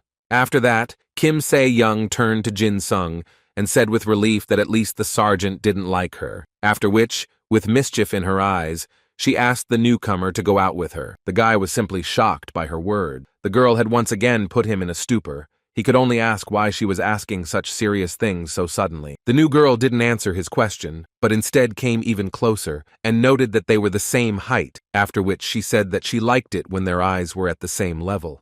Jin-sung recoiled from her as if she was sick with something very contagious. Embarrassed, he said that he did not know how to respond to her proposal. The girl looked at him with her piercing chocolate eyes. It seemed like she was tracking every reaction the boy gave. Afterwards, Kim Se-yeon smiled and said that she found such embarrassed and confused behavior very cute. Then the curious girl began to pester Jin-sung with questions about what rank his idea was, and the guy hesitantly said that she was F-rank. Kim Se-yeon stepped back and looked at him seriously. She couldn't believe that someone in the 10th grade could have such low abilities, so she decided that the guy was lying. The boy chuckled awkwardly and said that he was telling the purest truth. It just so happened that he was not particularly strong. The girl came closer and tried to put pressure on her interlocutor, saying that she did not think that people with such a rank even existed, but the guy calmly said that he was a living example. Kim Se-yeon wanted to get the truth and began to ask them to stop making fun of her, but An Sun-ho intervened, announcing that it was time for them to go to training. Due to these circumstances, he insistently asked the new girl to leave the classroom and not interfere with him and Jin-sung, starting training in the gym of his unit. The girl had no choice but to give in to the older and more influential student, so after a couple of minutes, the guys were already in the hall. The training began with the group leader ordering Jin-sung to do several dozen pull-ups on the horizontal bar. Kim Se-yeon watched as both boys worked hard to do pull-ups, but while Sun-ho was full of energy and life even after several attempts, his protege was simply dying of fatigue. The girl came closer and said that at first she thought the guys were just making up an excuse, but now she was convinced that they really did go to play sports. Jin-sung fell helplessly from the horizontal bar, and there was only one thought in his head. Why did the girl end up with them in the training room? When Miss Corporal asked the boy if he was okay, he began to plaintively ask for help. Hearing this, the girl asked if he helped her when she needed help. Jin-sung shouted that she asked him to show her the school, and he had already agreed to do so, when suddenly a sergeant from his unit interrupted them. When Kim Sae-yeon saw that the boy was already completely desperate and exhausted, she asked Sun-ho why he was training with this low-ranking student. The 11th grader replied that the boy was just a newbie, so he was interested in whether he would show his potential in the future. The girl was pleasantly surprised when she heard that in the sergeant's classes, rank was not as important as skills, especially since he had been looking for a worthy partner for a long time. The new girl came indecently close and asked why he was spending so much time on the boy. She was wondering if he saw potential in him. Sun-ho was not used to being treated so frivolously and without due respect, so the girl's behavior left him a little discouraged, and he didn't know what to answer her. Ignoring her interlocutor's confusion, Miss Corporal asked him to tell her what the secret of this inconspicuous boy was. Adding an even more commanding tone to her tone, Kim Se-yeon said that the sergeant had seen what this guy was capable of, so she demanded an immediate answer to the question posed. Sun-ho grinned slightly and said that he didn't understand what exactly the girl wanted to hear, since she herself had built up expectations about his protégé, and now she was waiting for some kind of confirmation. The new student looked slyly at the senior student and realized that she couldn't get the truth out of him. So she decided to ask the source of her curiosity this question. She ran up to the guy lying on the floor and demanded that he give her an answer. The boy laughed and said that the young lady was overestimating him too much, since he was nothing more than a useless F-rank rookie. Both the girl and the sergeant rolled their eyes at this senseless answer, because everyone in the room understood that the guy was trying to fool them. An Sun-ho exhaled loudly and ordered him to put aside this ignorance and begin a full-fledged training, after which he forcibly dragged his protégé to the other end of the hall. The next morning arrived, and the sun was shining brightly right into the faces of the still sleepy 10th grade student. But what was more irritating than the overly bright rays hitting their eyes was the loud voice of the teacher, who announced that from now on, there would be a new student in their class. He waved his hand towards the door and ordered the one standing behind the office door to enter. Kim Se-yeon walked into the classroom, looking absolutely stunning, her long braid playfully dangling behind her, and her brown eyes looking appraisingly at her new classmates. The entire male half of the class immediately perked up. Although they found it strange that she had transferred in the middle of the year, they could not deny the obvious attractiveness of this new girl. Se-yeon, blinking her eyes, asked the teacher where she could sit, and he, in a completely indifferent tone, replied that she would sit at the end, with the first group. But first, the man told her to introduce herself, because her new classmates had no idea who she was. At that moment, the girl caught Jin-sung's gaze. Se-yeon did not follow the teacher's instructions, and instead of giving her name, she said that she liked the third squad, so she headed towards where the guy she already knew was sitting. She walked with her head held high, which caused admiration and envy among the guys she passed by. The girl demanded that she be transferred to the third squad. The teacher angrily replied that there was not a single vacancy in the desired detachment, but even if there had been, he would hardly have given it to such an upstart. Se-yeon again pretended not to hear the teacher's words, and walking up to the place where Jin-sun was sitting with some guy, she declared that she wanted to sit right there. The boy who was sitting next to her new acquaintance dared to contradict her, saying that no matter what, she was aiming for his place. The girl came close to this rebel, and leaning over him smiled slightly madly, after which she asked if he would like to move to another seat. Having read in her eyes the promise of violence in case of refusal, the 10th grader realized that he had to run away, so he replied that he would be happy to find another place for himself. Pleased with herself, Se-yeon sat down next to Jin-sung when suddenly some unknown guy called her. Byun-gi-yong asked her who she thought she was, since he was the one in charge of the third squad, so it was up to him to decide such issues. The blonde demanded that she state her name and rank. The girl smiled condescendingly at him and asked if his rank was really higher than hers, since among 10th graders the highest rank was considered to be corporal, which is what she was. So she ignored the blonde's question and asked the teacher if she could sit next to Jin-sung. Ji-young was shocked that he was so put down in the eyes of his classmates. The teacher didn't like her either. He thought the girl was strange and too self-confident, but he said that Se-yeon could stay in the chosen place. Jin-sung closed his eyes and rubbed them tiredly. He realized that he was in serious trouble, because this obsessive person would never leave him alone now. Noticing this behavior of the guy, Se-yeon irritably asked if he really didn't like her, since this was the only explanation for such an indifferent attitude towards her.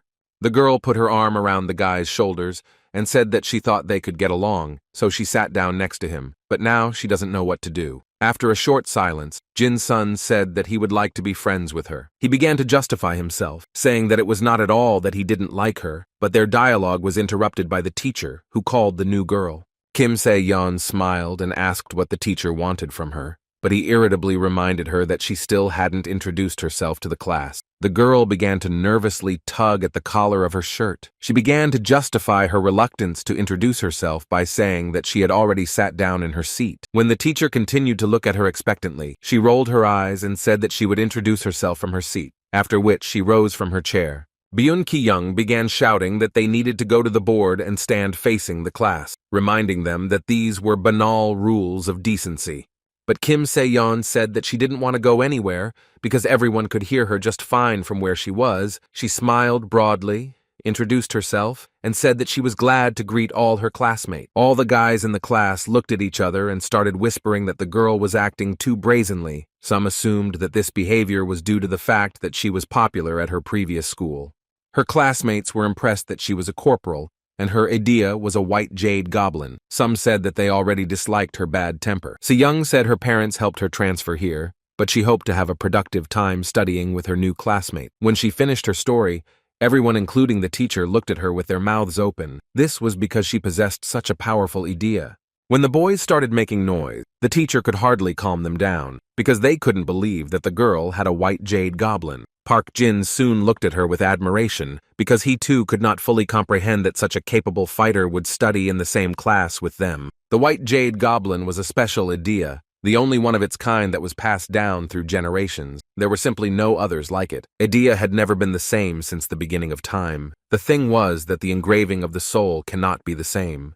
But then people appeared who wanted to subjugate this power. They began to work to remake Idea and make it stronger. These innovators have put a lot of effort into making it more detailed, more accurate, and more dangerous. Ultimately, one family did manage to achieve their goal, and that was the Kim family, who were descendants of King Suro. The Kim clan members abandoned their families and devoted themselves entirely to education and fighting. To protect their bloodline from incest, they kept their marriages within the family, and all their children had unusually pale skin. It was thanks to all these actions that they managed to get a permanent idea. They could summon the white jade goblin. However, only the daughters could summon the goblin. The rest did not possess this unique ability. At present, the family's numbers have greatly diminished, and the Kim line has been almost completely cut off. In the last generation, a child was born with a goblin who wielded a sword, and the entire family rejoiced at this unique gift. The girl was very capable and perfectly adopted the skills and all the hidden abilities that were far superior to those of men. She was the last one to possess the highest level of swordsmanship, and her name was Kim Se-yeon. This girl was special from birth. She was recognized by her family in heaven. Therefore, this brilliant representative of her kind allowed herself to commit daring antics similar to those she demonstrated in class. When the teacher finally realized who exactly was standing in front of him, he stuttered and said that the girl could sit in her seat. He also stated that from that day on, Kim Se-yeon would become the vice leader of the third squad, and when the students began to murmur, he ordered everyone to immediately shut up. Byun Ki-young was the loudest in his indignation. The blonde indignantly asked how a new girl could immediately become vice leader. But instead of answering the student's question, the teacher shouted loudly and told everyone to shut their mouths immediately, because his decisions were not up for discussion. Ji-young was very outraged by this attitude, because it seemed that the teacher did not value them at all, but on the contrary, he put the new girl on a pedestal because she was of noble birth. Jin-sung told his deskmate that he noticed how popular the girl was. Se-young calmly said that she was simply gorgeous, and that was the only reason for the attention on her, after which she flirtatiously blinked her eyes and said that the guy was also special, because it's not often that you meet someone who had an F rank. At first, the guy laughed sheepishly and wanted to thank her, but then it dawned on him that the girl said it sarcastically. Jin-sung covered his face with his hands and asked him to stop attacking him since they were allies, but Se-yeon laughed and said that she enjoyed embarrassing him. Looking at the way this girl, who literally appeared out of nowhere, was acting, Byun Ki-young clenched his jaw in irritation. He turned around to look at this arrogant person, and seeing how she was happily chatting with Jin-sung and acting like she was the boss here, the guy felt a surge of anger. In the small cafeteria located on the school grounds, more and more students gathered and had very interesting conversations. A couple of guys were talking about how they thought they needed to replace the leader of the third squad. The boy and girl assessed the abilities of Kim Se-yeon and Byung-gi-yeon and came to the conclusion that the girl was superior to her opponent in everything, especially since her rank and overall combat abilities were higher. They also remembered that during the battle of the squads, he gave very strange orders, most likely wanting to look cooler in the eyes of others. At this time, Byung-ki-young himself was sitting in the cafeteria, listening to his classmates say that at first they thought the girl was too arrogant, but it turned out that she was excellent at giving orders. One of the members of the third squad said that she was simply delighted with Kim Se-yeon because the girl is simply unique in battle. Everyone who heard the boys' conversation confirmed their opinion and said that it would be better if she became the leader of their squad. Some of them were sure that this would soon happen. Hearing these words, Byung-ki-young squeezed his coffee cup so hard that it literally cracked in his hands. The guy's eyes burned with hatred. He understood that he just wanted to destroy this impudent upstart who appeared out of nowhere and wanted to take his place. When another lecture came to an end and the bell rang, the students joyfully shouted that they could finally have a snack because it was lunchtime. Kim Se-yeon turned her head towards her desk mate and called out the embarrassed boy's name. Smiling, she invited him to have lunch together, since she didn't know anyone at school yet and she wanted to spend her free time in his company. Jin-sung said that he couldn't go with her because he had to clean the classroom. He explained that it was his direct responsibility. Kim Se-yeon said that she had no one to eat with, but the guy objected and said that she was lying because she was now the most popular student in school. The girl turned away from him in disappointment and said that she hated those who communicated with her because of her merits, because only the outer shell was important to them. They never approached her just to talk. She looked at the guy hoping that these words convinced him, but he still said that he couldn't go with her because he was very busy. Se-yeon listened with irritation as he told her that he needed to clean the board, dust and rinse the rag, sweep and mop the classroom floor, and also help prepare for the next lesson. The girl said that all these tasks were too many for one person to complete. She was ready to bet that even the leader of the squad could not do it all alone. The boy's face became more satisfied, and he said that he completely agreed with this statement. A suspicion flashed through Se-yeon's mind, and she asked if the guy was carrying out an assignment from the other leaders. Moving even closer to Jin-sung, she ominously asked if he was really doing all the work of the entire class by himself. The boy raised his hands in a conciliatory manner and said that he was helping the others too, since he had started, because it seemed to him that confusion would start if the responsibilities were divided. The girl was shocked to realize everything she heard, and she was angered by the injustice that reigned in this class. She clenched her teeth in anger and decided that something needed to change because this attitude towards Jin-sung was completely wrong.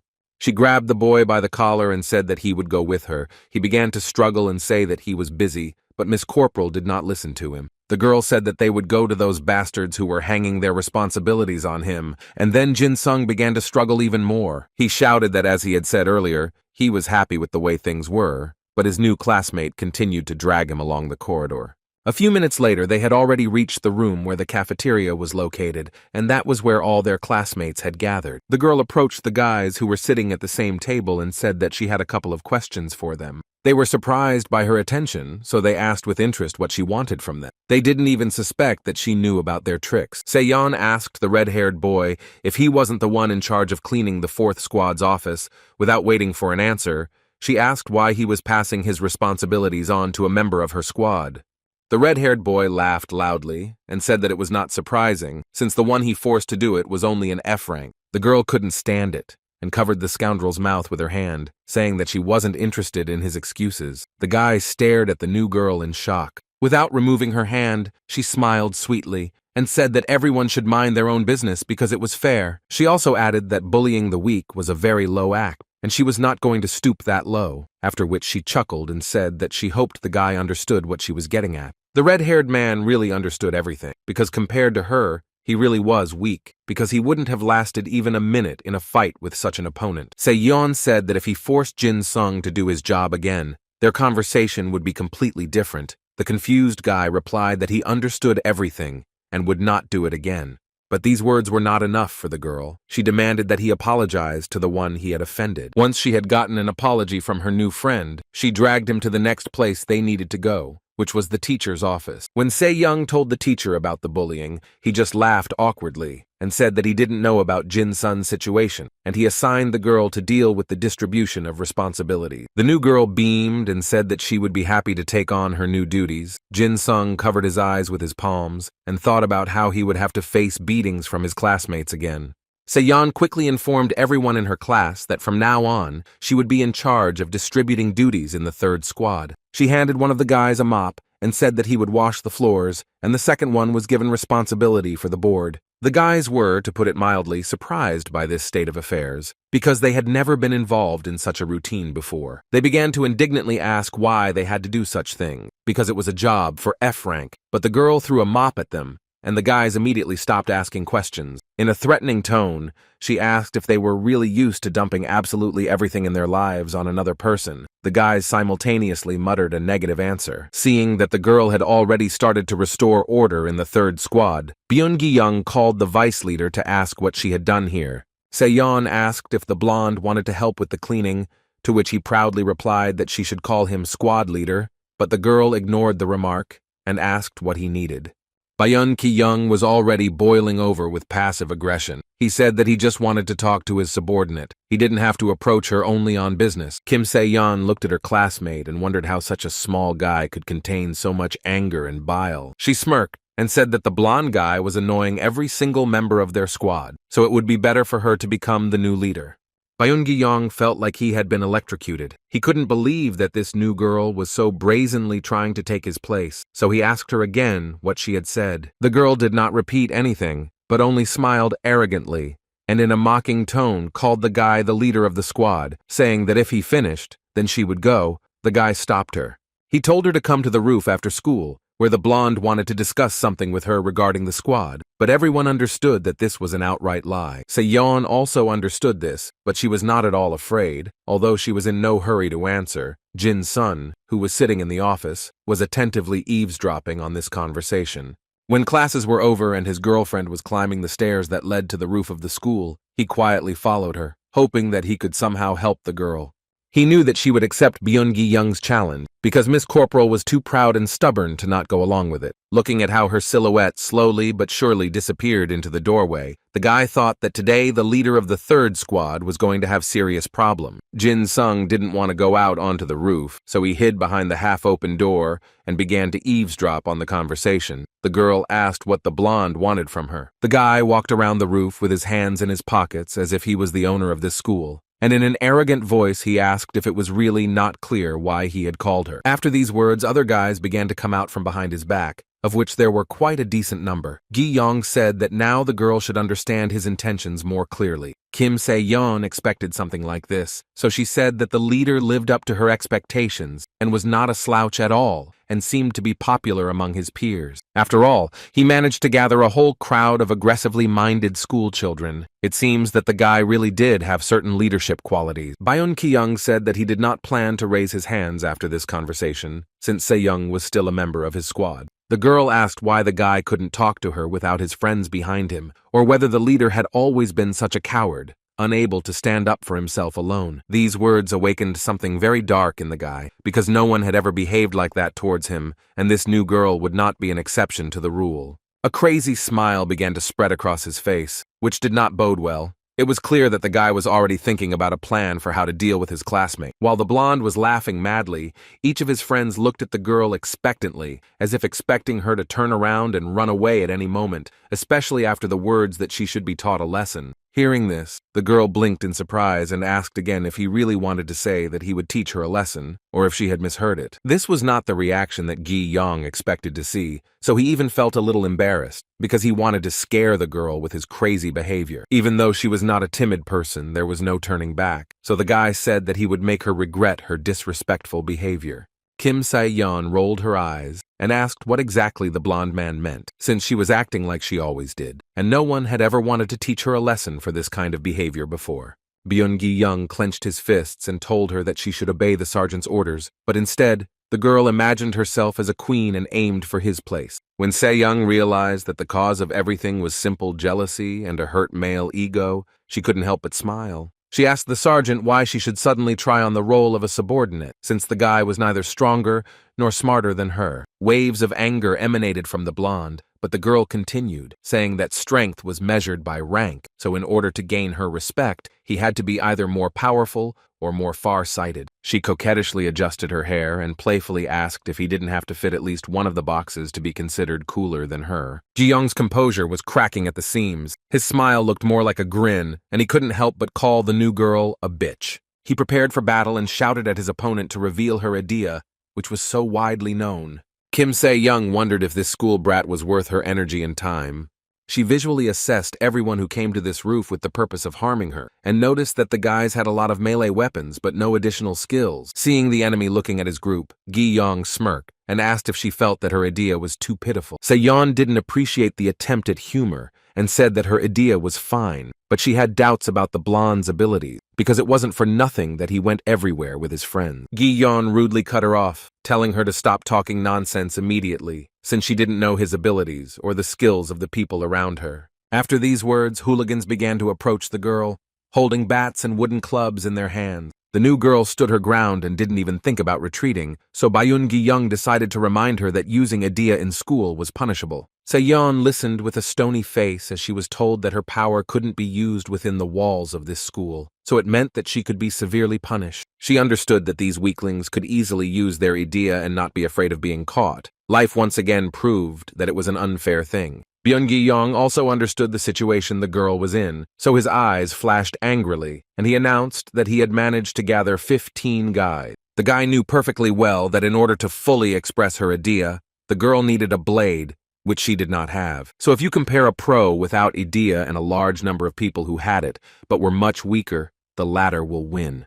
This is exactly what the guy said to his opponent, because he was sure that such a crowd could not be defeated alone, even by a representative of the noble Kim family. Byun Gi-young was already anticipating victory and said that he would make the girl regret her impudence towards him. The new girl put a thoughtful look on her face and silently looked in the direction of these school thugs. Then she said a very unexpected phrase. The girl shared the observation that An Sun-ho was very popular in this school. After that, she asked the students what thoughts came to mind when they looked at this tall, handsome, and incredibly strong 11th grader. Byun Gi-young had no idea what exactly the girl meant, so his confidence in his own abilities was slightly diminished, and he asked what kind of nonsense the new girl was talking about. Kim Se-yeon finally moved and started walking forward. She said that the blonde knew what rank her idea had, so she wanted to ask him one question. Getting closer, she asked if he knew what rank her fighting ability was, or if he underestimated her because she was a girl. The guys who were standing at the forefront of this group began to confidently shift from foot to foot. It was clear that the opponent's words had seriously scared them. Noticing this, Gi-young tried to cheer the guys up by saying that she was talking complete nonsense, and a swordsman without a sword was powerless. He reminded them that they had 15 people with idea on their side, so there was no need to listen to her. Se-yeon looked at the guy with disappointment, because he had proven once again that he was not distinguished by any special intellectual ability. She decided to tease him, saying that it would be better if he tried so hard and encouraged his team during the battle of the squads. The blonde barely restrained himself from throwing his fists at her. Seeing that she had almost managed to drive the guy crazy, the girl decided not to stop and tapped him on the forehead and asked if he remembered what they had been taught in class. At the place where the finger touched the forehead, a small horn emerged, which shone with a faint light. Se-yeon said that the blonde needed to familiarize himself with statistics more often. The space around the new girl also began to glow, and she said that if statistics were to be believed, one A-rank fighter could easily defeat 100 less powerful fighters. The small horn signified the activation of Idea, who was in the form of a white jade goblin whose talent was swordsmanship. Seeing the confusion of the guys, Se-yeon said that when you are A-rank, the forces are always unequal. But the main thing that Gi-yeon must learn if he wants to get an A-rank is to go against the crowd alone.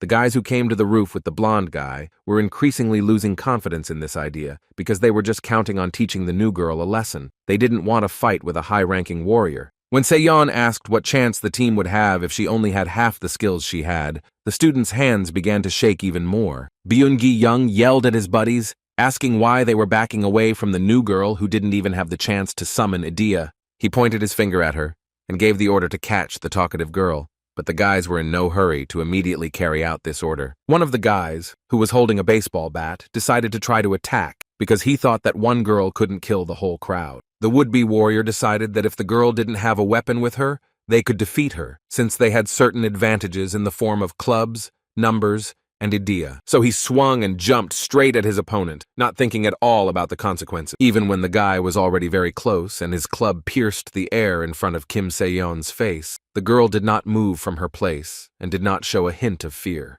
She liked this curiosity from her opponent, but she asked if he was too confident in his own strength. She smiled calmly, and it was clear from her look that she already had a plan of action that would help deal with the crowd of guys. For her opponent, such calmness was a real shock, because he expected that the girl would finally perceive their company as a serious threat and become scared. But instead, Se-young waited until the guy got as close to her as possible, and then she grabbed his baseball bat and let loose. She pushed him away so hard that the boy flew towards where the rest of the team was standing and knocked down a couple of inattentive guys who didn't have time to jump back. The rest began to gather around them and look at how serious the damage was, because losing fighters was simply unacceptable in their situation. The girl waved her hand cheerfully and said that she hit the bull's eye, hinting that she played bowling with the bodies of her opponent. After that, she decided it was time to attack. So she rushed at the next guy who was standing nearby with incredible speed. She knocked down one enemy after another because she moved so smoothly, clearly, and quickly that the guys simply did not have time to react and take a defensive position. Se-yeon stepped over those who were already lying on the ground and moved towards the next ones, those who did not yet suspect that she was following them. When she finished her dangerous dance, placing her foot on the defeated enemy, she felt like a winner who stood surrounded by her defeated offenders. The boy who attacked first tried to cough and said in a hoarse voice that Se-yeon was simply invincible even without a sword. He also added that they were powerless against A-rank idea, and there was genuine despair in his voice. Se-yeon squatted down next to the student and told him that they had given up too quickly, and that was why they had no prospect of reaching A rank. After these words, the guy plucked up his courage and asked her what she could possibly know about this, if she had been chosen from birth. The girl listened attentively to this cry from the soul of her opponent, who asked the question whether she really thought that he did not try to achieve a higher rank. He repeated over and over again that the one who was born with the strongest idea in history could not understand the bitterness and struggle of an ordinary person who creates himself from scratch. Kim Se-yeon looked away from him and said that he could think whatever he wanted, but in fact, her abilities were originally D rank. This information surprised her interlocutor because he thought that the girl was born with a golden spoon in her mouth and did not know any difficulties that could happen on the difficult path of training. Hearing this, Byung-gi-young told the girl not to lie, because there is not a single person in the entire country who has not heard about the Kim family and their special idea. The blonde shouted that she could come up with something more interesting for her manipulations because no one would believe that someone like her didn't have innate talent. Se-yeon laughed and said sarcastically that she completely agreed with the guy since she was so untalented, even though she had an A-rank idea and D-class combat ability. She said that she didn't want to take out her sword, but Idea was asking her to, so she would have to give in and release her power. The guys, who were slowly getting back on their feet after her attack, couldn't believe what they heard, because they were completely sure that the girl was unarmed. Kim Se-yeon turned her back to them, showing that she was not afraid of their sudden attacks, and said that they would never acknowledge her efforts, thinking that everything was passed on to her, along with the family name. She looked at her amazingly fair skin, which spoke of her origins, and said that she had long since stopped caring what others thought. The best way to prove what she was capable of was to show in practice the amount of effort she put in, which is exactly what the Kim family representative planned to do. Byung-gi-young and his gang of underage bandits were already running towards their opponent, hoping to attack her before she could get her weapon out. But after a few moments, almost all of these guys were literally lying at her feet, and Se-young stood and realized that even with weapons, these students were no match for her. The evening was gradually approaching, but the student showdown on the roof was not yet going to end. The girl had only one enemy left to deal with, who was the main ringleader in this company of losers. The sergeant understood that his affairs were bad. She pointed her finger at the guys who were lying on the roof and not even moving, and told the blonde that she had left him for last on purpose so that he could fully taste his loss. But despite the obvious imminent loss, Gi-young did not lose his insolence and continued to say nasty things to the girl, trying to get her emotional. But Se-young didn't fall for such provocations, because she knew perfectly well that everything would end exactly when she finished with the guy. Her opponent understood this too, so he tried to find a way out and come up with a plan that would help him get out of this hopeless situation. He decided to go straight ahead, so he spread his arms out to the sides, grinned evilly, and calling the girl a goblin, said that they had to resolve everything here and now. Kim Se-yeon narrowed her eyes, scanning the guy with her gaze carefully, trying to find a catch, because his careless self-confidence was really annoying her. The girl thought that the enemy might be hiding something under his sweatshirt. If so, she would definitely find out. She jumped on the blonde and told him to relax his stomach, because then it wouldn't hurt so much when her fist reached the soft flesh. But in response to this, Byun-gi-young only laughed loudly. He realized that the girl had fallen for his trick, because he had predicted that she would avoid hitting him in the face, because she wanted to avoid punishment. So the guy decided that he would take this blow and not dodge. So he remained standing there, smiling madly and looking straight into the eyes of his opponent. When Se-yeon saw the blonde's gaze and realized that he wasn't going to defend himself in any way, she was confused because it was very suspicious. Ah-young laughed to himself when he saw the confused expression on the girl's face. He realized that he had made the right decision after all. After all, if he created the appearance that Se-yeon had beaten him, he would hardly receive any punishment, and the pain was only a small price to pay for the girl's future suffering. And when the guy was already expecting a punch in the face, suddenly someone's palm appeared in front of him, which restrained the girl's ardor. Just a little more and the blonde's face would have turned into a bloody mess, but Jin-sung did not let this happen, as he understood Gi-yong's insidious plan. It was very surprising to the sergeant that the loser of F-rank joined the battle and did not allow himself to be injured, Jin-sung said. Gi-yong's neat nose could have been hurt, and he did not want to witness it. When the blonde realized that his plan had gone down the drain, he was simply beside himself with anger. F-rank had been ruining his plans all the time, and now he had intervened again, and all his intrigues had collapsed. While the sergeant was screaming in anger, Jin-sung, as if by accident, stepped on his hand and said that he did not mean to hurt him at all. The boy jumped back and awkwardly asked if the sergeant was feeling okay, because you could tell from his face that he was not in the best condition. Clutching his arm, which was hurting from supposedly accidentally walking on it, Byun-gi-young angrily asked his opponent if she really had invited F-rank to the battle with her. She said that she didn't need to do this, because she was quite capable of putting 15 schoolchildren to bed on her own, and the boy himself followed her. Jin-sung was upset when he heard her words. He started whining and complaining that he was not welcome anywhere. The horn on Se-yeon's head disappeared, and she realized that she had managed to resolve the situation by shifting her focus to another part of Byun-gi-yeon's body. The girl turned around and mentally calculated how far it was from the place where she was standing to the door that led to the stairs. She couldn't understand how the boy had managed to get to them so quickly. It was incredible, because he managed to open the door and somehow miraculously get to the place where the fight with Gi-yong took place. Se-yeon wanted to figure out how he managed to run in time to stop her fist before it reached the blonde idiot's face. But what was even more surprising was that Jin-sung managed to completely prevent her strike, even though she had put in a lot of effort to carry it out. She realized that his overall combat ability simply couldn't be F-rank, and she wanted to figure out who this guy was who was standing with his back to her and looking at the setting sun. Suddenly, a sharp pain shot through her arm, as if some small fragments were piercing her soft, light skin. She looked at her palm and indeed noticed pieces of some material. It looked like plastic, but where it came from was another mystery for today. She was distracted from these thoughts by Jin-sung's voice, who was telling the sergeant that it was already sunset, which meant that they needed to go home and preferably forget about what had happened. Byun-gi-young yelled at the boy, asking who he was to order him around and decide what to do. The blonde began to behave like a hysterical little girl. He pointed his finger at the girl, then at the boy, and shouted that they would both be finished if he complained to the teacher. Here, Jin-sung entered the game, putting on the mask of a completely innocent defender who saved the sergeant from being hit by the enemy's fist. He even naively asked if the sergeant should praise him. The girl confirmed that the boy had indeed saved Gi-yong's face, so the sergeant's antics came to an end, especially since no one would believe his story. The blonde's face twisted into a nasty smile, and he said that he had all the evidence that would ensure the teacher's trust. He pointed towards the fence and said that he had recorded the movements of every person present, so now he had definitely won.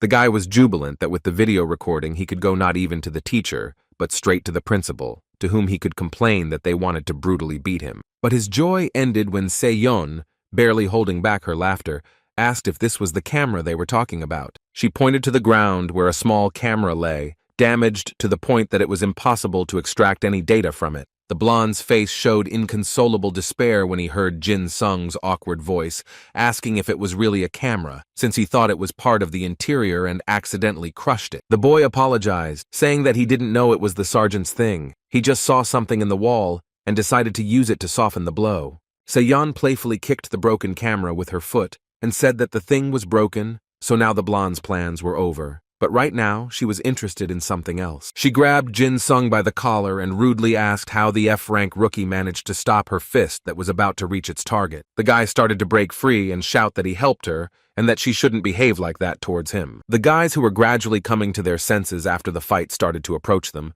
They were also disappointed that the camera was broken. Someone even suggested that luck was helping the A-rank fighters. The girl slowly looked around at her classmates, then looked at Jin Sung, and a plan formed in her head. She began to drag the boy straight to where the young hooligans were standing. Poor Jin Sung unsuccessfully tried to escape from her grip. The students looked at the new girl with interest and asked what she wanted from them. Kim Se-yeon shouted, urging them to stop whining about their low rank, as they should take an example from guys like the newbie who rushed into battle without any serious skills. She looked at each of her classmates and told them to think about her words before it was too late. Some of the students looked at her in fascination, because they understood that there really was meaning in the girl's word. As she and Jin Sung began to leave the rooftop, he admiringly said that she acted exactly like An Sun-ho, but Se-yeon replied that she had no interest in that thick-headed 11th grader.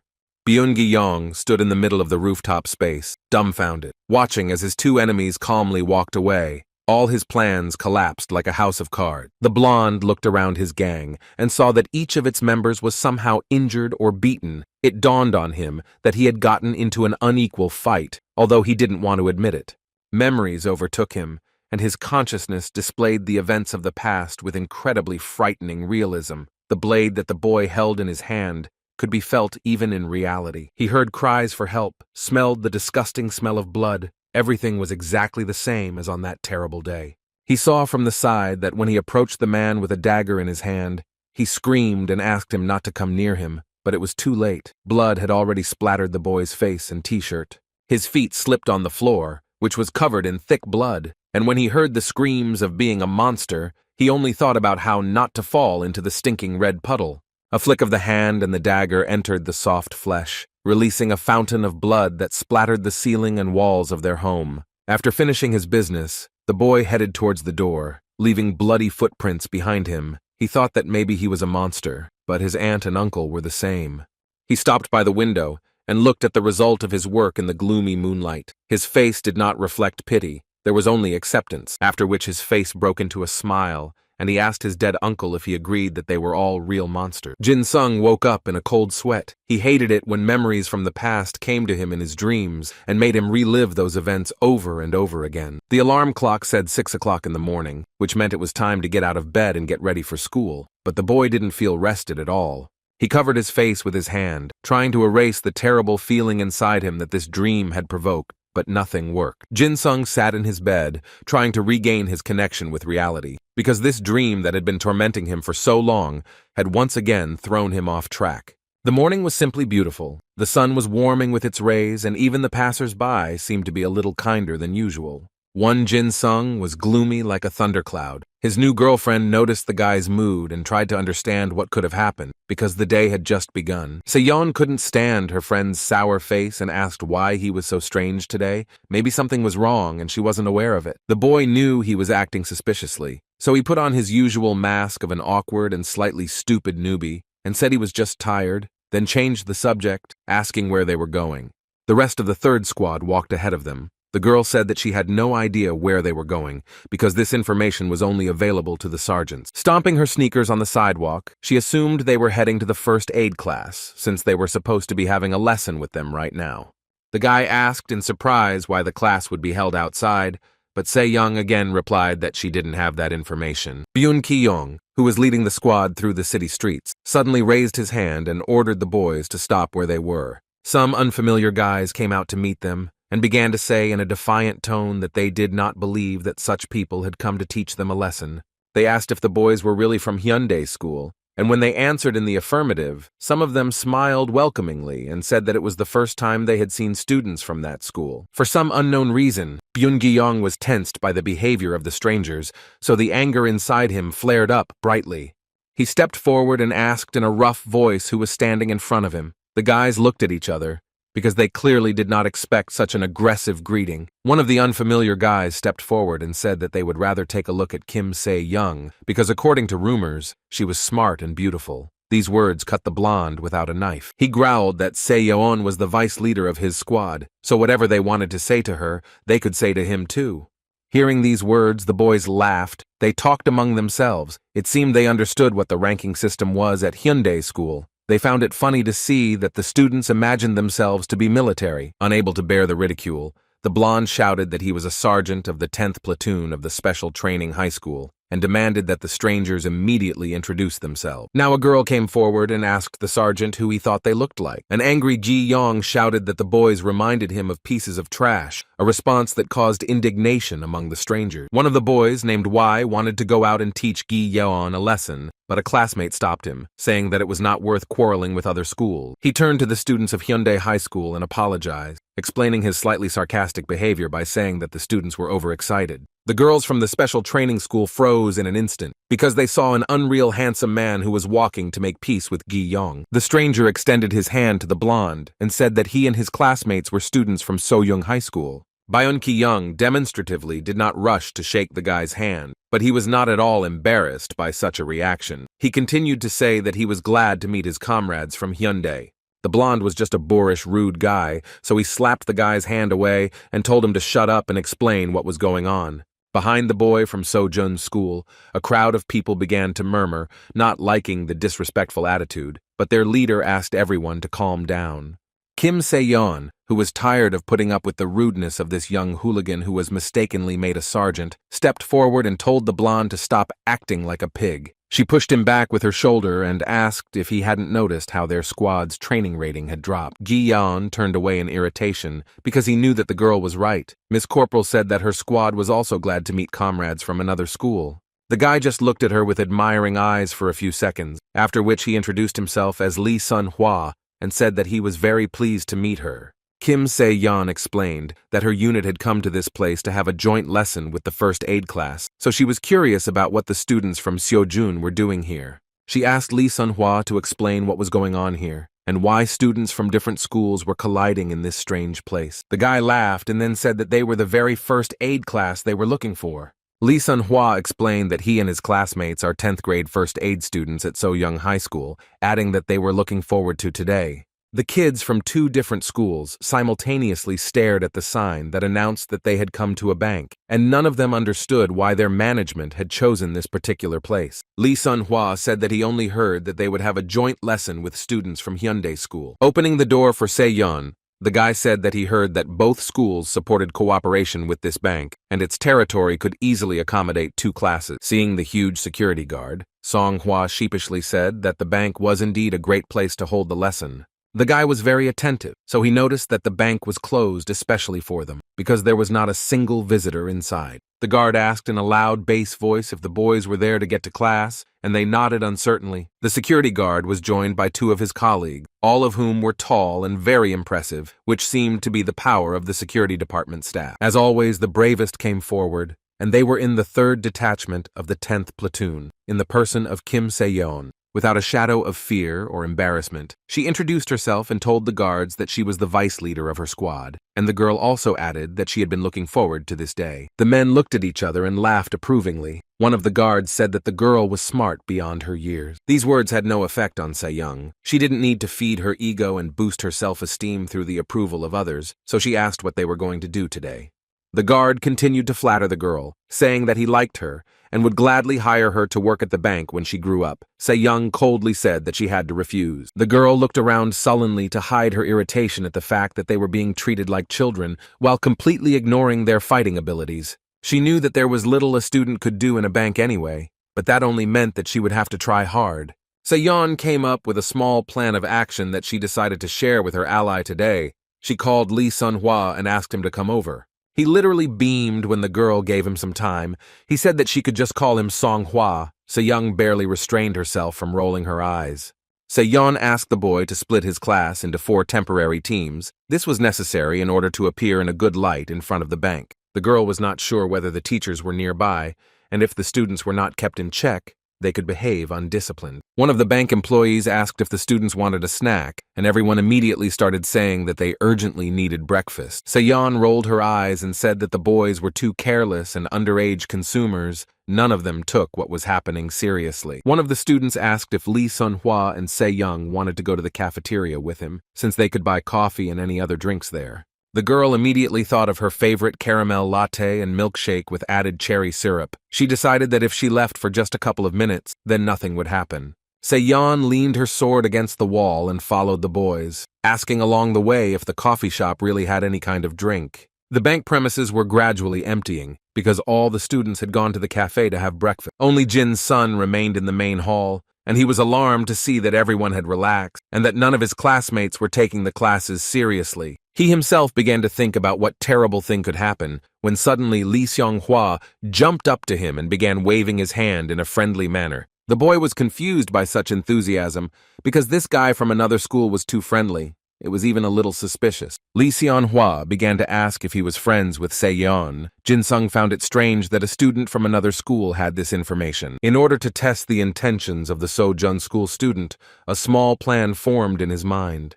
The boy put on his usual mask and asked if the boy really wanted him to ask Se-young out on a date with him. If so, he would do a great job with this task. Lee Sun-hwa was at a loss and raised his hands up, saying that he had never even thought of asking him for such a thing. The boy then assumed that the leader from the other school wanted him to buy him something in the cafeteria, but he didn't have any money with him today. Lee Seon-hwa said that he did not need such services. He was interested in something completely different. When Jin-sung looked at him with confusion in his eyes, the guy explained that he was specifically interested in him and his abilities. Before the boy could even express his surprise, Song-hwa asked him if he wanted something to drink. He pointed to the opposite side of the room and said that he saw a vending machine with drinks there.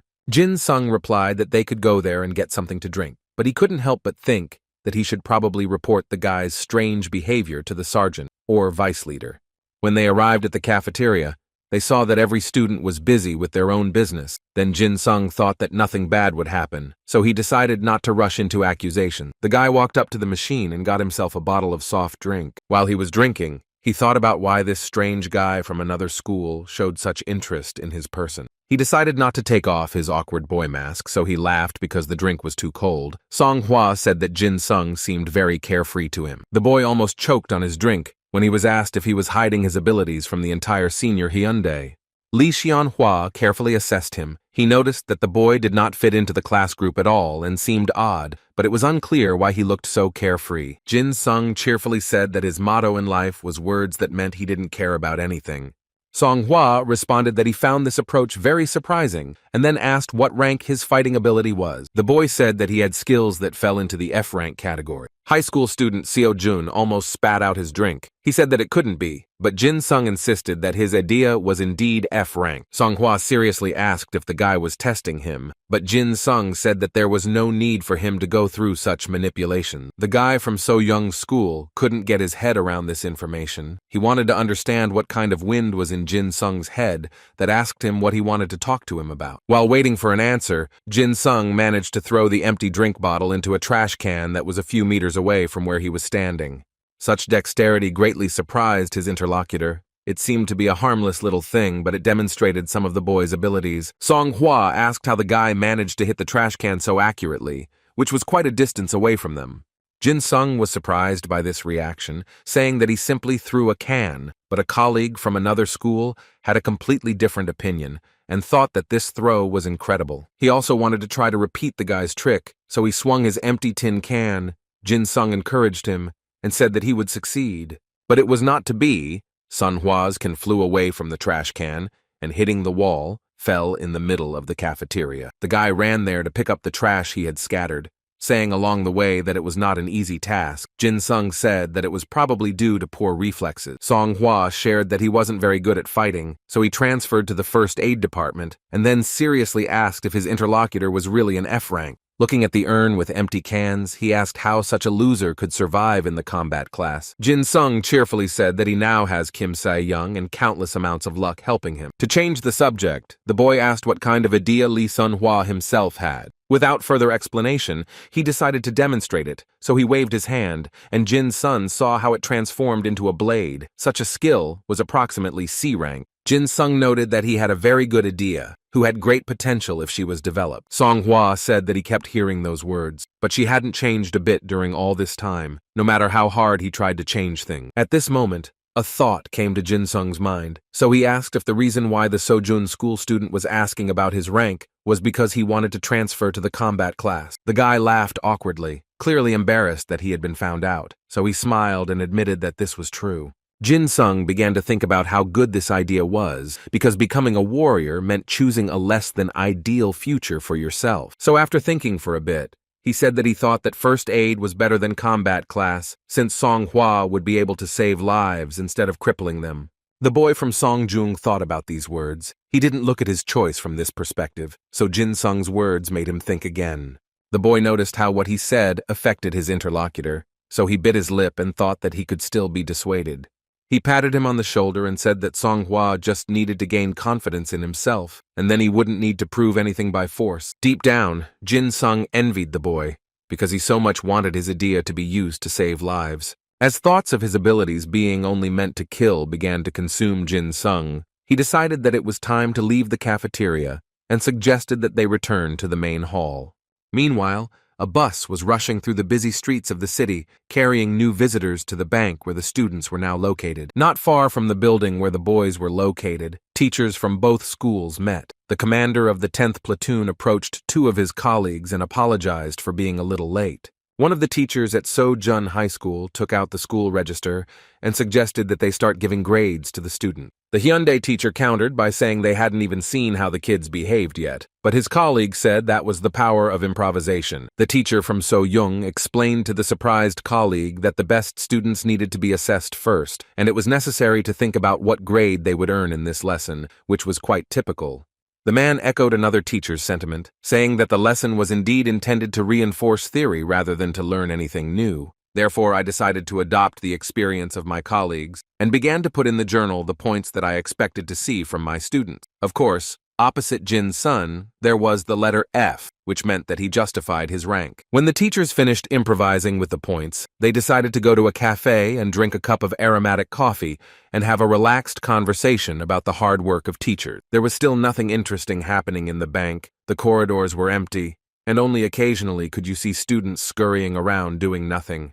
The boy and girl stood near the front door and talked about how it was tiring just to guard the entrance, because nothing interesting was happening anyway. A student challenged a red-haired classmate to a game of rock, paper, scissors, and the loser had to buy drinks for both of them. The game began, and the guys didn't even pay attention to the fact that silhouettes of some strange people in military uniforms appeared behind the glass door. While gobbling up crispy chips, another classmate approached the boys and said that someone was going to the bank. Strangers were climbing the steps, dressed in equipment that greatly impressed the students of the military academy. Someone suggested that it was some kind of cosplay, but Byun Ki-young asked with noticeable fear in his voice what kind of uniform it was. When one of the bank security guards noticed these people, he cursed and rushed towards the glass doors. His face reflected genuine concern mixed with fear. He shouted for the students to get away and find a safe place. The guys did not react immediately because they did not fully realize that they were now in great danger. The guard didn't explain anything, but only shouted for the students to disperse and not interfere with his work.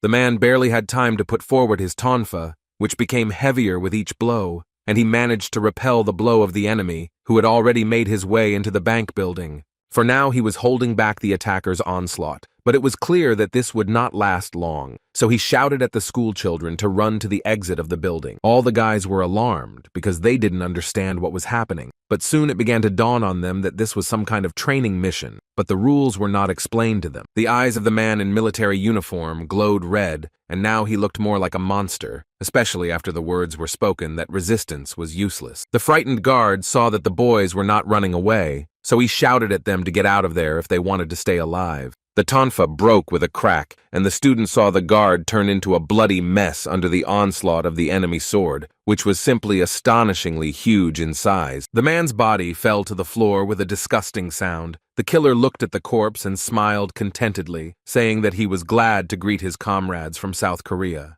In the most sarcastic tone, he asked him to forgive him, because when he killed their friend, he did not think at all about the rules of behavior when visiting. Other members of the security service had already arrived to help, asking who the bandits were who had broken into the bank building, since they did not look like ordinary robbers. Instead of answering, the thug looked the men up and down and said that they looked strong and might even amuse him. The guards looked at each other, both noticing the strange dialect that could only be spoken by representatives of one country, and they asked if the people standing in front of them were North Korean spies. The masked men laughed and said that today they were more like beggars than spies. One of the thugs threw a large bag on the floor and said to fill it to the brim, otherwise someone present would be left without a head. The security guard bit his lip. He didn't want to risk the lives of the school children, but he wasn't going to give up without a fight, so he ordered everyone to take their positions. Several strong men prepared to repel the attack of the intruders, but there was no guarantee that they would succeed. The robber asked if the guards had not heard him. He repeated that the bag must be full and added that they should hurry, because his patience had its limits. But the bank employees were not going to comply with the thief's demands, so they told him to shut up immediately and stop acting like he was the boss. The criminal laughed and said ironically that he did not understand whether the people of South Korea had hearing problems or were unlucky enough to have poor eyesight. He raised his huge sword, which was already bathed in blood, and said that he was annoyed by weaklings who flocked to him like moths. Kim Se-yeon watched this scene. She understood that they were no match for such warriors, because their energy spoke of a high rank, so resistance could mean imminent death. The head guard had a steely sense of duty, so he ordered the robbers to be disarmed and subdued, because there were school children behind them who could barely defend themselves. The man shouted that the children should not be harmed, but Se-young knew that it was the man who could be harmed, so she shouted at him to step back. Again he swung the huge sword, and again the space was filled with red splashes and a disgusting metallic smell. The criminal said that the gentleman guards were bothering him too much. Kim Se-yeon couldn't believe that 2 guards had been killed in cold blood right in front of them, while they stood helplessly on the sideline. She watched as the man twitched and groaned in pain, and simply could not move from shock. When he froze, she realized that for him this battle was already over. One of the students from Hyundai High School asked in horror if the security guard was really dead. Se-yeon didn't answer, as she was trying to comprehend the fact that the attacker was able to kill a B-rank fighter with 1 blow, which indicated that Idea was very strong. Running his finger along the bloody blade, the criminal asked if this was all the resistance they could show, that they would soon realize that they were in vain trying so desperately to achieve order. He swung his sword once more and without much effort killed the 3rd guard. Everything indicated that his overall combat ability was not lower than A rank. Kim Se-yeon decided that she needed to take action, so she shouted loudly, ordering all the members of her squad to gather and prepare for battle.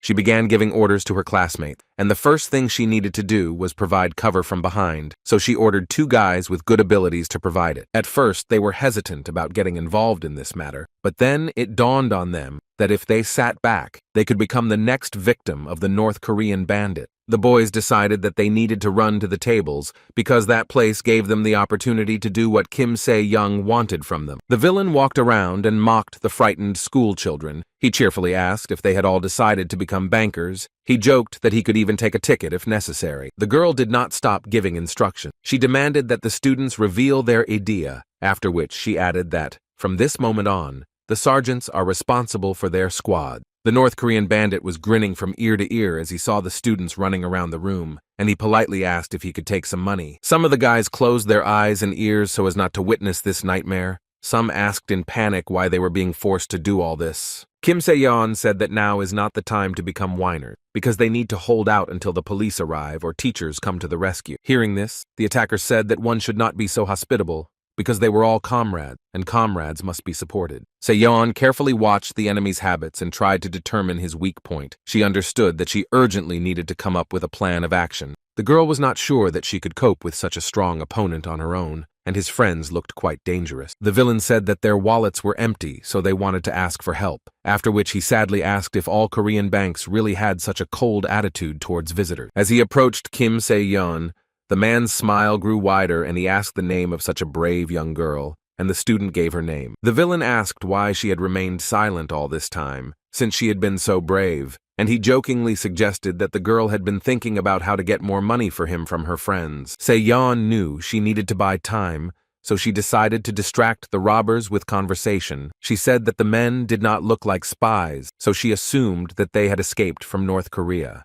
The man smiled even wider when the girl said that they were not interested in money at all, because they had not come only for that. The bandit said that in order for the talk about spies to finally end, he would have to introduce himself. These words seemed extremely strange to Se-yeon, because she always thought that criminals would never reveal their identities to witnesses. The man spread his arms out to the sides and said that he didn't know if the girl had heard of them, but they were representatives of the Great Blight Consortium. Se-yeon realized that in front of her stood members of one of the most dangerous groups in the criminal world, which was popularly called the Plague.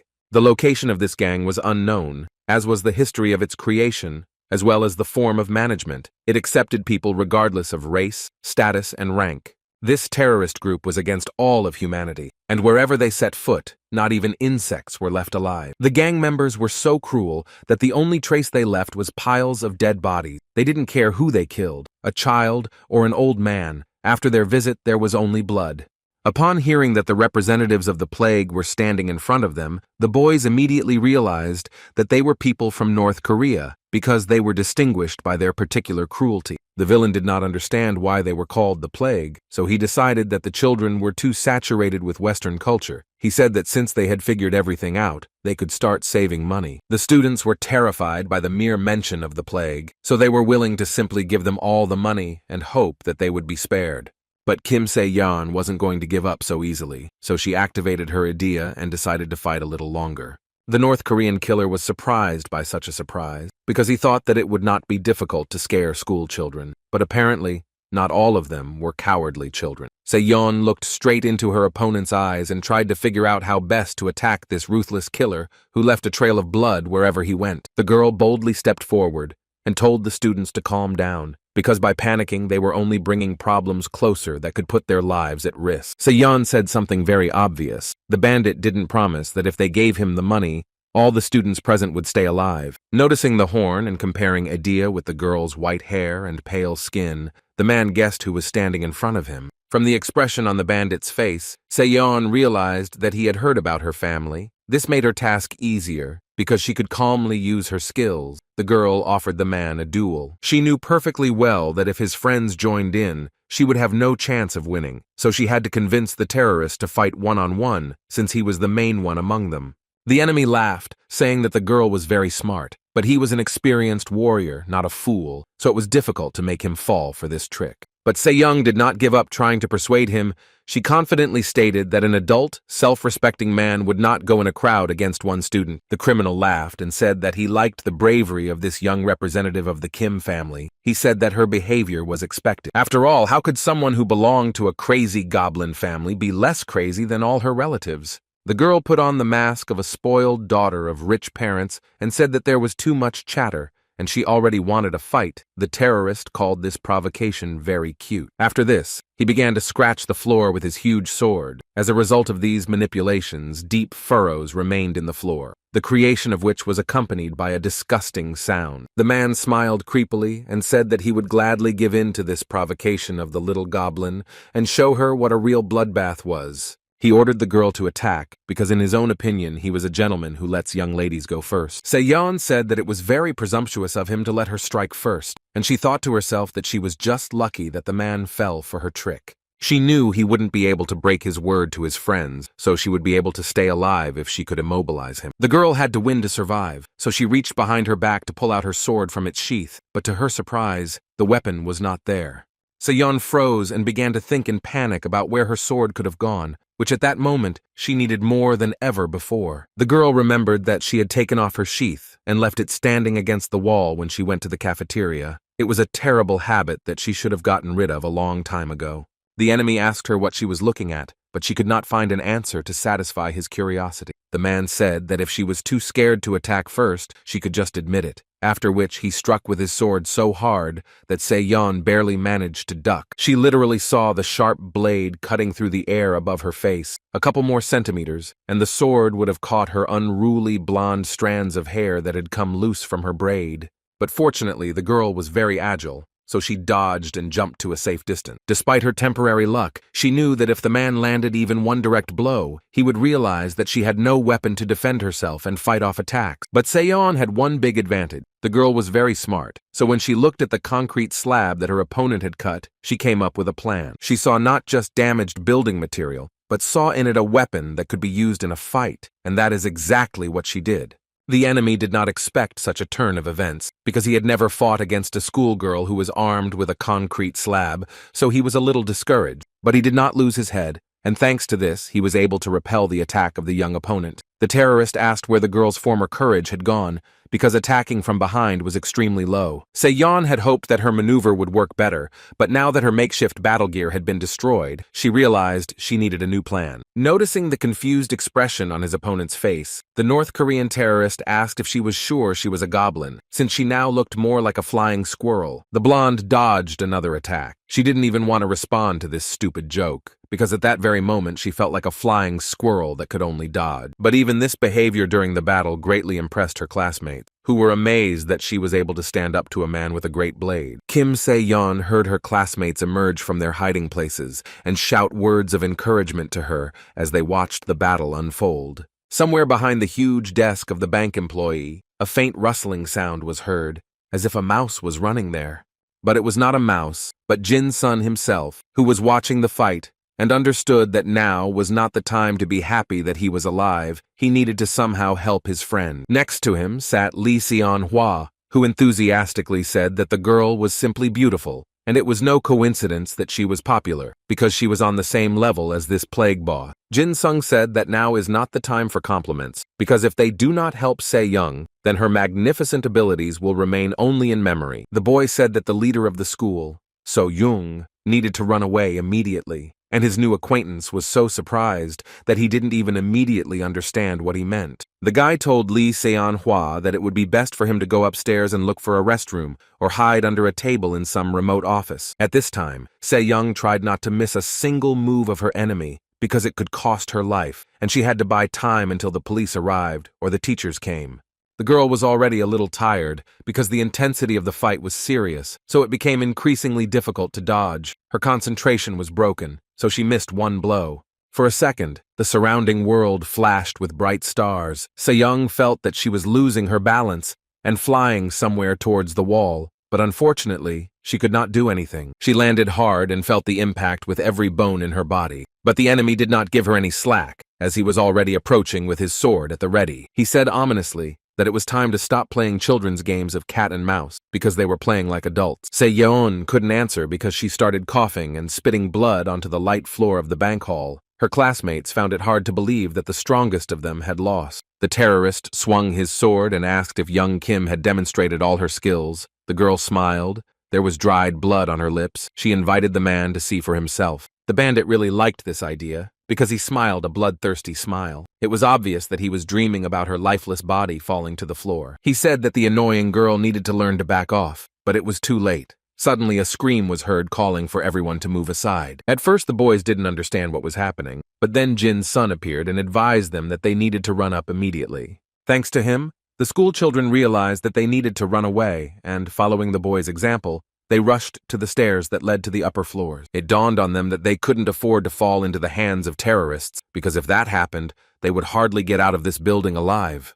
The main bandit scratched the back of his head and absent-mindedly said that the guys had figured out what needed to be done too quickly, and that had made their job more difficult. The gang members asked their commander what the next order would be. The leader said that all the underage idiots needed to be caught. His subordinates responded in unison that they would do everything in the best possible way and bring every student who tried to hide in the bank building. The main terrorist was thinking out loud that even though his opponent was special, where could those narrow-minded school children have gone, silently watching their comrades' defeat? But then he decided not to focus on this, because he sent a whole pack of trained warriors to search for them, who would catch them all like annoying parasites. Se-yeon slowly came to her senses. From the leader's order, she understood that he was not going to kill the guys, because he ordered his henchmen to simply catch them. She decided that she could buy them a little more time, so she rose to her feet and looked defiantly at the killer who stood right in front of her. He looked at her with approval and said that he liked the girl's persistence because she could be much more useful than he thought. The terrorist smiled slyly and offered the girl to join the Great Blight Consortium. Se-yeon recoiled from him and said that she would never accept such an offer. The man strongly recommended that she consider his generous offer because, according to him, girls were lining up to get to him. Se-yeon grimaced, her face expressing genuine disgust, and asked if she should really believe the tales of some robber. The man was not at all offended by these words. On the contrary, he decided to finally introduce himself and gave his name as Kim Il-jung. The girl couldn't believe her own ears. She knew this name well, and it was difficult for her to realize that this person was standing right in front of her. The bandit realized that his opponent knew who he was, so to dispel any remaining doubts, he said that he was the son of North Korea. Se-yeon recalled all the information she had heard about Kim Il-jung. He was a very famous figure in his country and beyond. This man was the most famous party chairman in North Korea. He is known as the best military commander and the greatest politician. He was the man with the strongest idea in North Korea, a monster by all accounts. He was a little nervous about rising to the top at an early age and wanted to have a talented woman by his side. Se-yeon understood what Il-jung was hinting at and decided that she would never become his companion in her life, but she wondered why such an influential person would come here in person. The man asked why the girl backed away so much. He said that it was precisely because of this reaction that he did not disclose his name.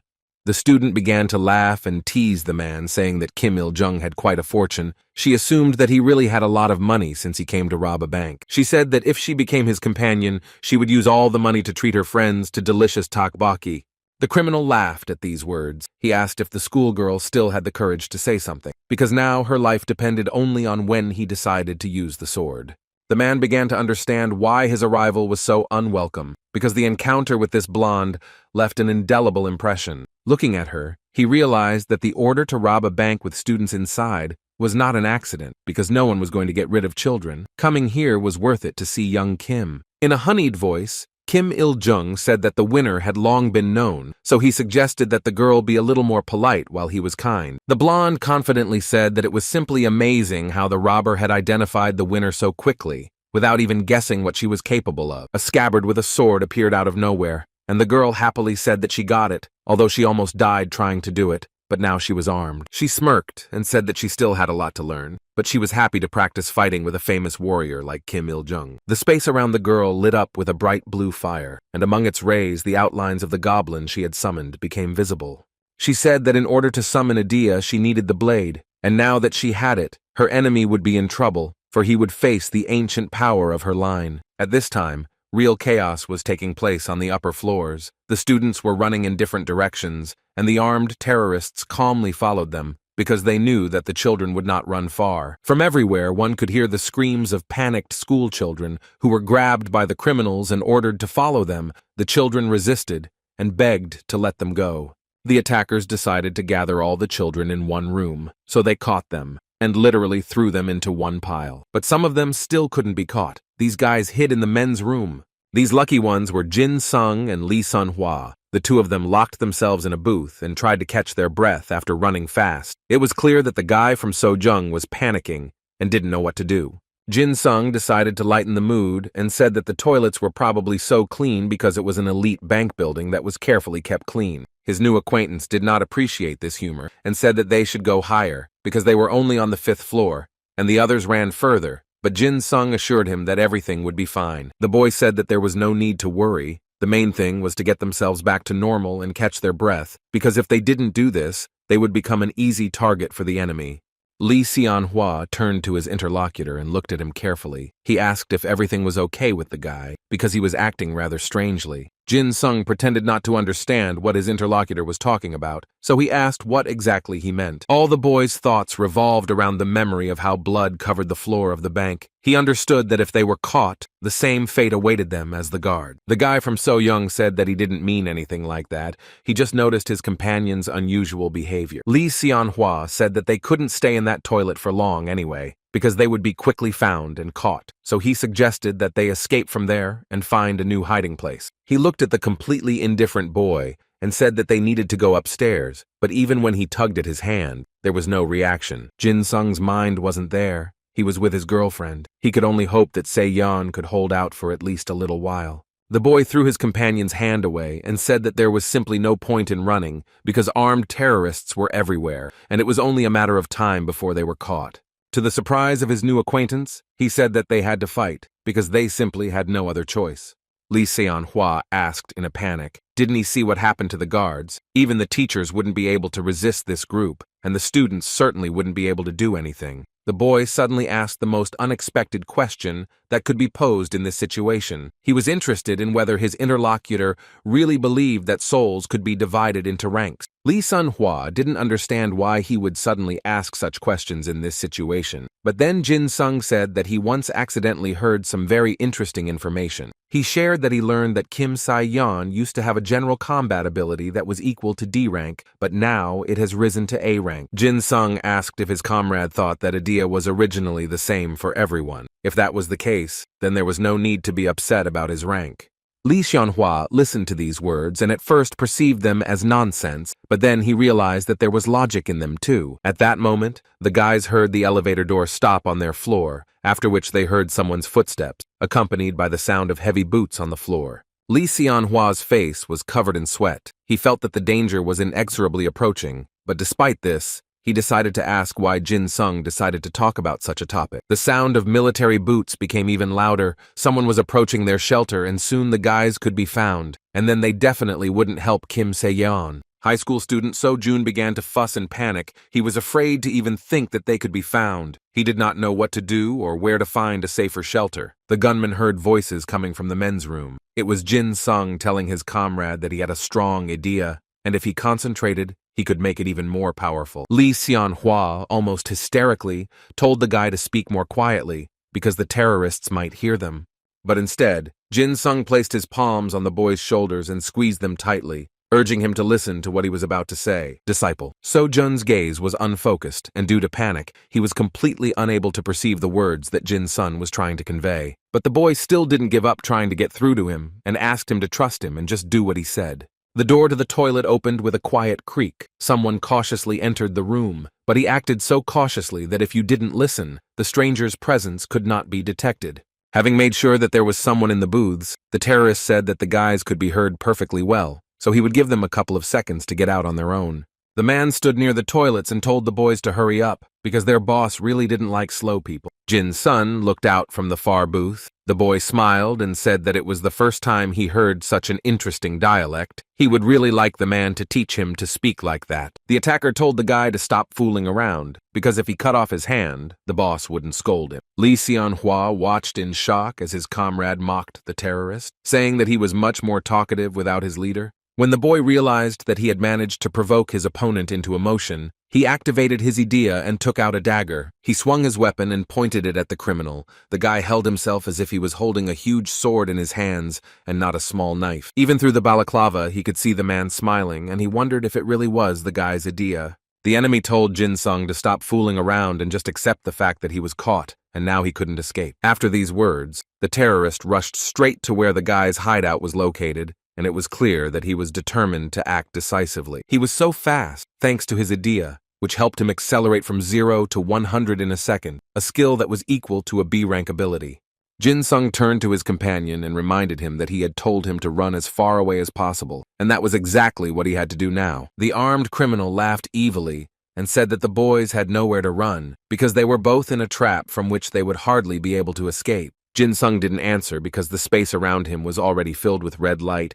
He activated the skill Perfect Massacre, which was as high as rank C. A strange, very dark energy began to bubble around the guy, which literally sucked all the oxygen out of the restroom. He waited for his opponent to get closer, because now that his skills had been tripled, he could easily deal with this villain. Jin Sung stood motionless until the very moment his opponent's fist began to cut through the air, aiming for his face. Then he dodged sharply, so fast that it might have seemed like he had teleported to another place. The guy mockingly said that the gang members were very slow. The terrorist didn't even understand what had happened and how it happened that he had missed, so he angrily told the boy that his next blow would definitely find its target. But the next blow was not delivered by the criminal at all, but by Jin's son, who managed to slash his opponent with his small dagger, which was always mocked as a useless penknife. The guy kept hitting without stopping, because his weapon was separated from the enemy's soft flesh by a bulletproof vest, which could only be penetrated by putting in a lot of effort. He hacked at the terrorist and apologized with a smile, saying that he was very sorry that the man had fallen under the hot hand.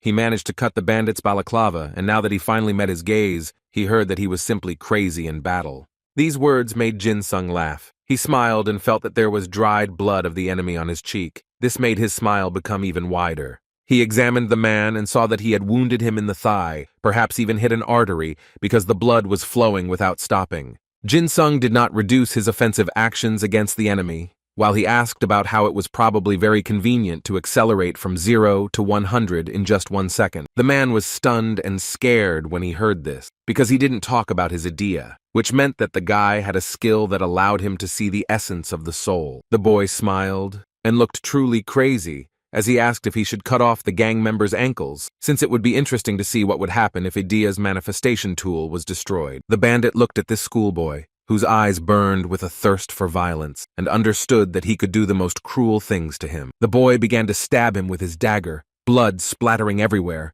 but Jin Sung was only interested in whether the man's rank would be lowered if his legs were unable to run. Lee Xianhua couldn't believe that his shy and slightly stupid friend had turned into such a cruel killer who mercilessly cut up his enemy with his small dagger. He noticed that Jin Sung was simply overwhelmed with the thirst for death, but he did not know what to do, because he himself began to be afraid of the guy. The boy was no longer a shy and awkward high school student. He was a real killer who dealt with his victims in the most brutal way. When he looked at Song Hua, he became frightened and stepped back, because seeing that bloodthirsty gaze on himself was simply unbearable.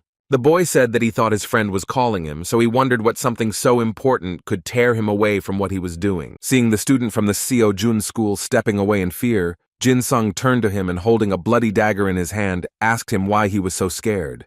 Lee Xianhua couldn't even answer him, because he was only looking at the pool of blood spreading under his feet, threatening to stain his white shoes. He started screaming in panic that the guy had to stop finishing off this man, because they needed to run away before help came and caught them. Jin Sun laughed and said that it was not they who should worry, but those who would stand in their way, because they would be able to protect themselves. The boy demanded that his schoolmate So Young tell him whether he agreed with his statement. When the frightened schoolboy didn't answer, Jin Sung looked at him carefully, scanning his insides with his gaze. The skill that helped Jin Sung kill all living things around him could only be turned off when the guy killed the enemy or destroyed his idea, so Lee Sun-hwa had to be careful. Jin Sung looked at his comrade for a long time. He froze, like victims freeze when they meet the gaze of a predator. In his eyes there was a plea not to touch him. The boy repeated the name of his friend like a mantra that connected him to reality. It looked more than frightening. He raised his dagger, and just when his friend thought the blade would pierce his skin, the boy screamed at Song Hwa to get out of the way. It turns out that the terrorist came to his senses, and the guy just wanted to protect his comrade, so he attacked the criminal again, hitting him right in the face. A bloody fight broke out again, and Jin Sung again began to ask Song Hwa to run away from this place as far as possible, because it was difficult for him to fight the terrorist and protect his friend at the same time. But the guy couldn't leave Jin Sung alone, because his conscience didn't allow him to do this. He needed to help somehow, and he understood this. He listened as the boy reminded him that his idea was very strong. The hands that turned into daggers were capable of many things. If the hands were covered in a strong metal, it meant that in the future, Song Hwa's body could also become invulnerable. Jin Sung asked if that was possible. Lee Xianhua had never thought about it before. He thought that his idea was limited to just one arm, but it was possible that his friend was right. But the prospect of learning something new and discovering additional power seriously scared Sun Hwa. So the guy turned around and shouted that it was time for him to run, and ran away from the toilet. Jin Sung was glad that his comrade would not be in the way during the fight, but at the same time, he was disappointed that the students were closed to learning new powers. The guy was squeezing his opponent's throat and was not going to let go. The man coughed and repeated for the umpteenth time that the schoolboy had gone crazy. Jin Sung said that his enemy had no reason to rejoice, because he would deal with him as his 13th plan dictated. The man asked what the 13th plan was and thought to himself that it was amazing how the guy had managed to hide his powers all this time. He needed to report to the boss, but now it was impossible. Jin Sun brandished his dagger and said that he himself didn't know what was in the 13th plan, because he was making up his next steps on the fly. The events on the lower floors were no less interesting. While the guy was fighting with the henchmen, in the main hall a battle was taking place with Kim Il-jung himself. Kim Se-yeon confidently raised her chin and said that she was finally able to draw her sword, and now the tide of the battle would turn in a different direction. Kim Il-jung looked the girl over from head to toe, which gave her disgusting goosebumps, and said that the sword matched her cute face. She said that a man would change his mind in an instant once he felt the first blow, so he might as well stop trying to seduce her. The lead terrorist laughed and asked Se-yeon if she really thought she could handle such an experienced and strong warrior like him. He demonstratively raised his huge sword, on which the dried blood of the guards was clearly visible. This gesture was supposed to frighten the girl, but it did not have the desired effect on her. Such self-confident behavior angered the bandit, and he decided to attack, but the girl steadfastly withstood the onslaught of his sword and was able to parry the blow. He was surprised that such a fragile-looking blade could withstand his huge sword, and young Kim did not seem very strong, but she was able to maintain her balance and resist. Seeing the enemy's shocked face, Se-yeon asked if he hadn't realized yet that he no longer had the advantage in the battle.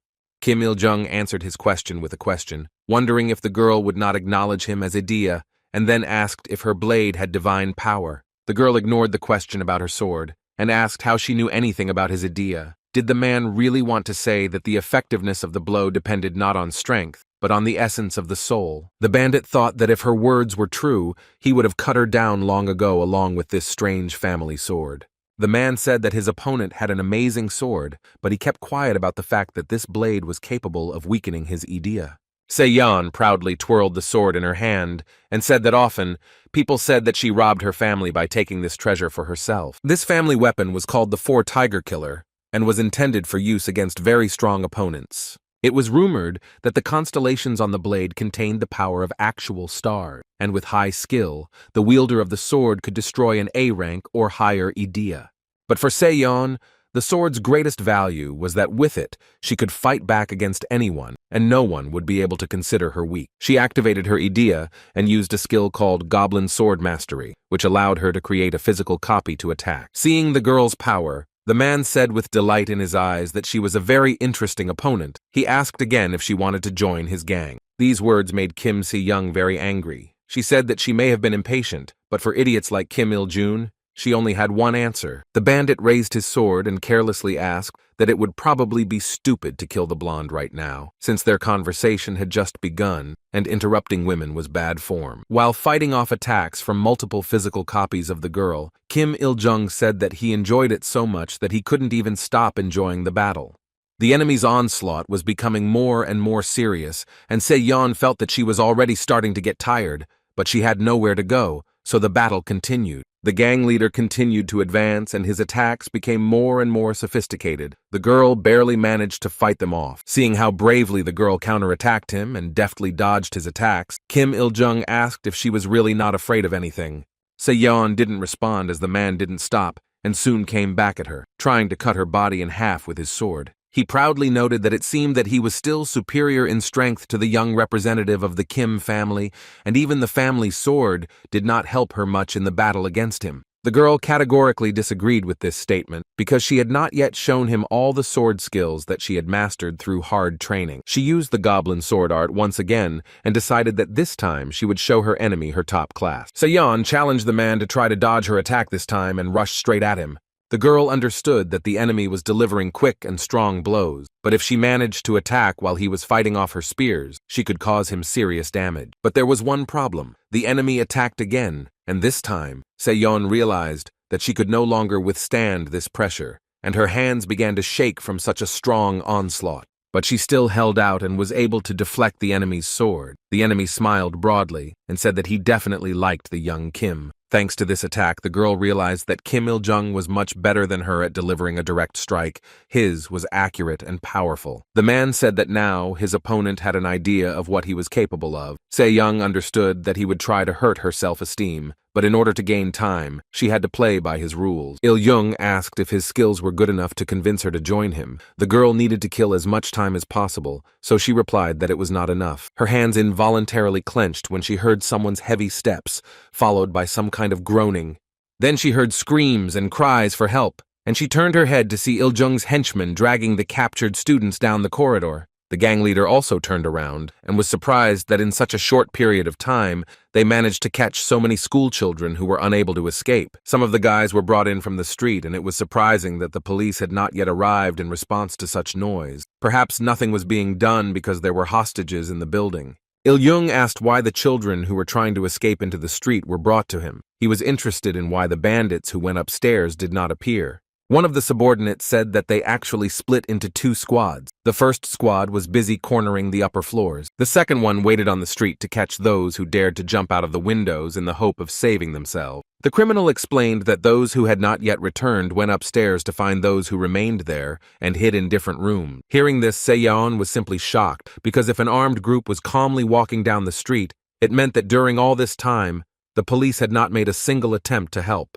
The law enforcement did nothing, and the girl was willing to bet that it was not a matter of caution at all. She thought that it was all very suspicious. Il-jung said that all the fears and worries were written on the girl's face, so it would be better for her to stop this senseless resistance. The man asked if she was interested in why the police hadn't arrived yet, and when young Kim looked at him with interest, he explained that the gang had temporarily closed the bank with Idea's help.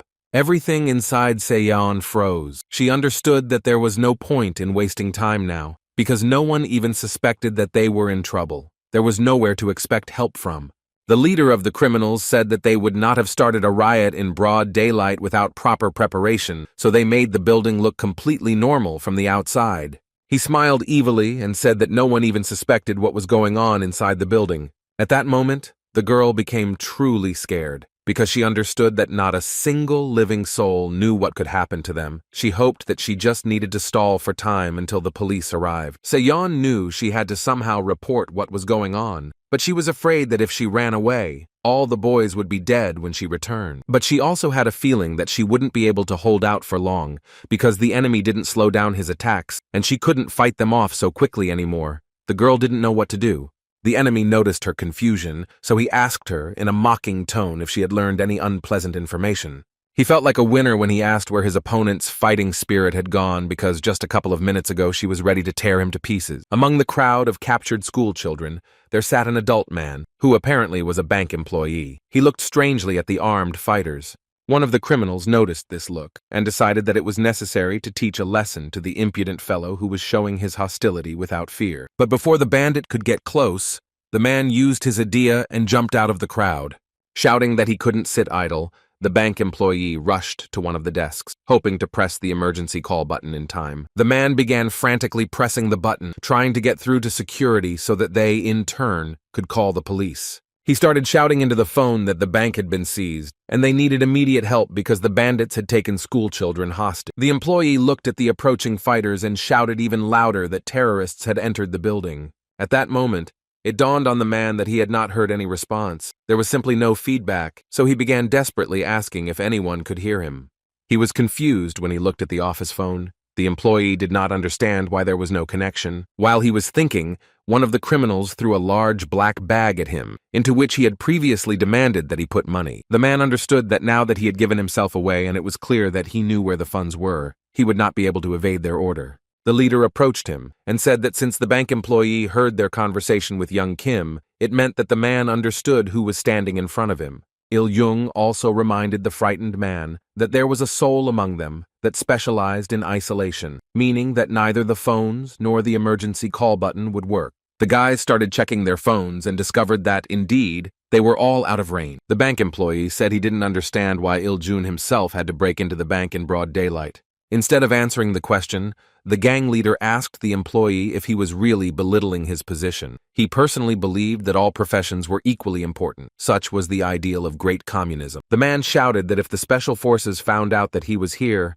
all the criminals would be in trouble. Il-jung guessed that this young man was hinting at the trouble that old idiot Lei Xing might cause him. He knew this figure very well, who was widely known in South Korea. But the villain was not at all afraid of this name, so he laughed madly, which caused bewilderment to the man in the suit. The young man wanted to scare the bandits so that they would leave him alone, but instead, one of North Korea's most powerful military leaders pointed a bloody sword at him. Il-jung said that now was the time to learn one very important lesson. The comrade in the suit did not understand what he meant. The killer was getting closer and closer to him, and in a threateningly calm voice, said that the man should not be upset about the fact that everything would end like this for him. Just as the villain was about to swing his sword to take the life of the unfortunate man, suddenly someone behind him called him a monster and ordered him to stop. Il-jong turned around and saw that it was a familiar blonde who had shouted. Such insolence even confused the bandit a little. Kim Se-yeon came closer and once again offered him a one-on-one fight. In response, she again heard an arrogant laugh. She clenched her teeth in anger when the killer said that he had already heard this proposal, but it still did not arouse the slightest interest in him. Il-jung looked at the man in the suit crawling away and asked the girl if she understood what it meant to be a monster.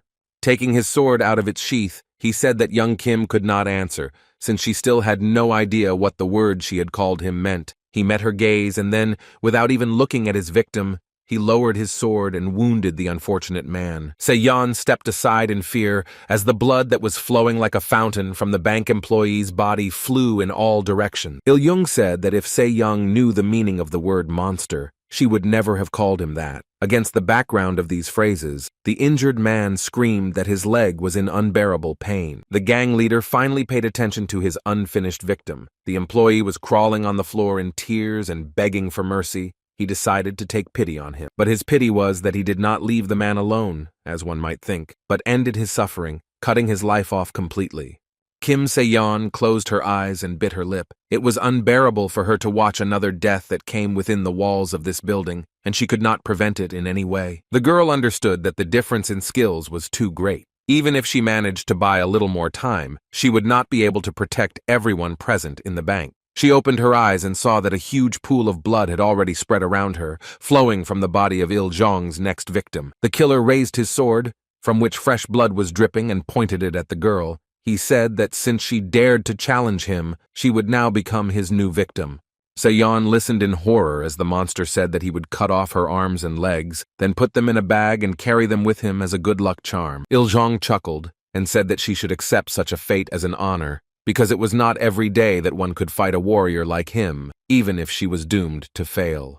But from this scene of gloating, the man was distracted by a loud sound. Turning around, he saw how some brave fool decided to open the door to the main hall with his foot and join their fun. All the bandits were prepared for an attack by another proactive schoolboy, so they took up combat position. Lee Xianhua came out from behind the door, raising his hands to indicate that he was giving up without a fight, and said that he didn't want to draw attention to himself. Il-jung took a break from his conversation with Se-yeon and asked the guy who he was and why he was preventing him from talking to his beloved blonde victim. The guy laughed nervously and greeted the bandit. One of the henchmen said that he would catch the impudent fellow right away, but the leader ordered to wait a little. Lee Xianhua laughed again and began to come closer. It was clear that the guy had some kind of plan in mind, but it seemed like what could he do against such powerful enemies? The guy thought to himself that he had done everything that Jin Sun had told him to do. Now it was up to his comrade, high school student. So June looked around cautiously and saw what could be called a real hell. Students huddled in the corner. Some were crying,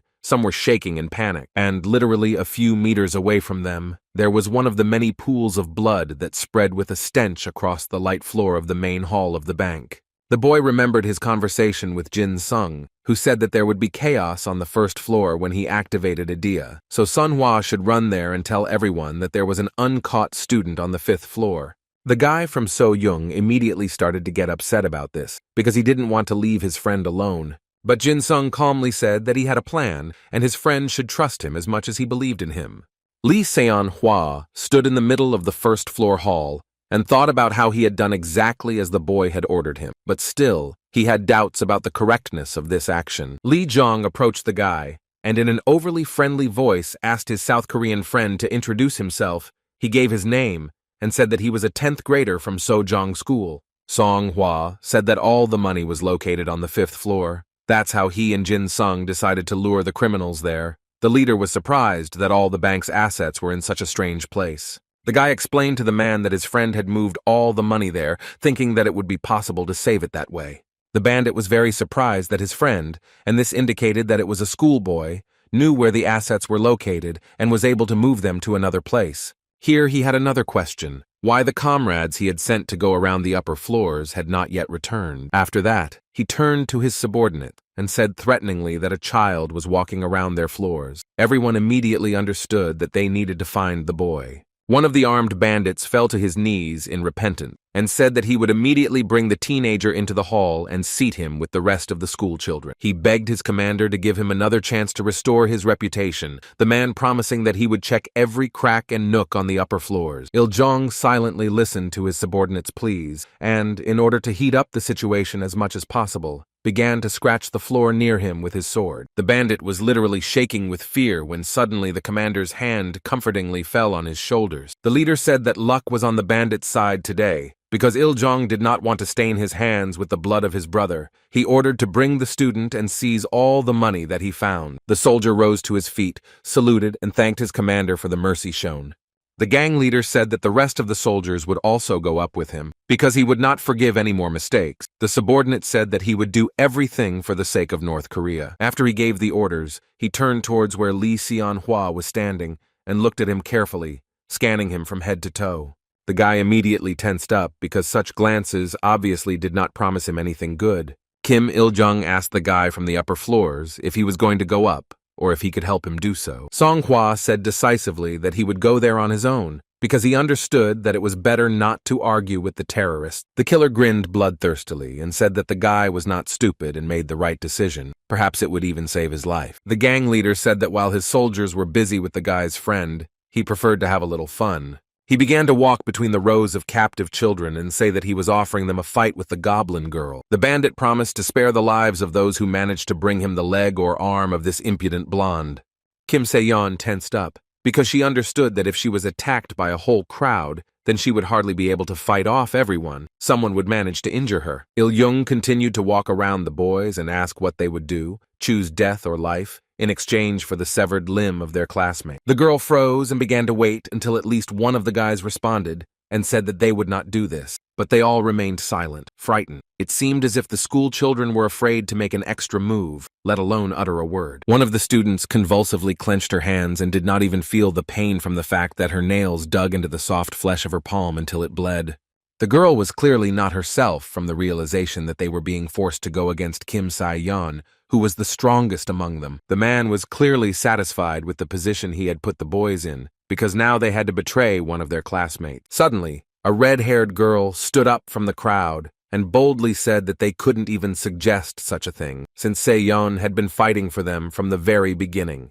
But not everyone agreed with this position, because among the guys there began to argue about the fact that the winner had long been known, and their lives were at stake. Someone started crying and for some reason looking for a watch, saying that he wanted to start the timer, because he was tired of waiting for it all to end. Some of the students frowned and said that they simply had no choice. They believed that Se-yeon had a wealthy family that would provide her with a normal life, even without one limb. The girl understood that some of her classmates were ready to commit a vile betrayal in order to ensure their survival, and this made her feel simply unbearably offended. But then Sunhwa jumped up to her. At first, the blonde tensed up, because she thought that this was the first person who wanted to cut off her leg, but the guy smiled and approached her face. After thinking for a bit, the girl decided that she had nothing left to lose, so she allowed him to whisper something in her ear. The guy said that she shouldn't worry because things would soon change, and she should try to hold out a little longer. Se-yeon looked at the so-young guy in surprise and asked him what he meant, because she had no idea what could help them in this hopeless situation. She wondered why this guy had come here instead of hiding somewhere secluded, and he had approached so quietly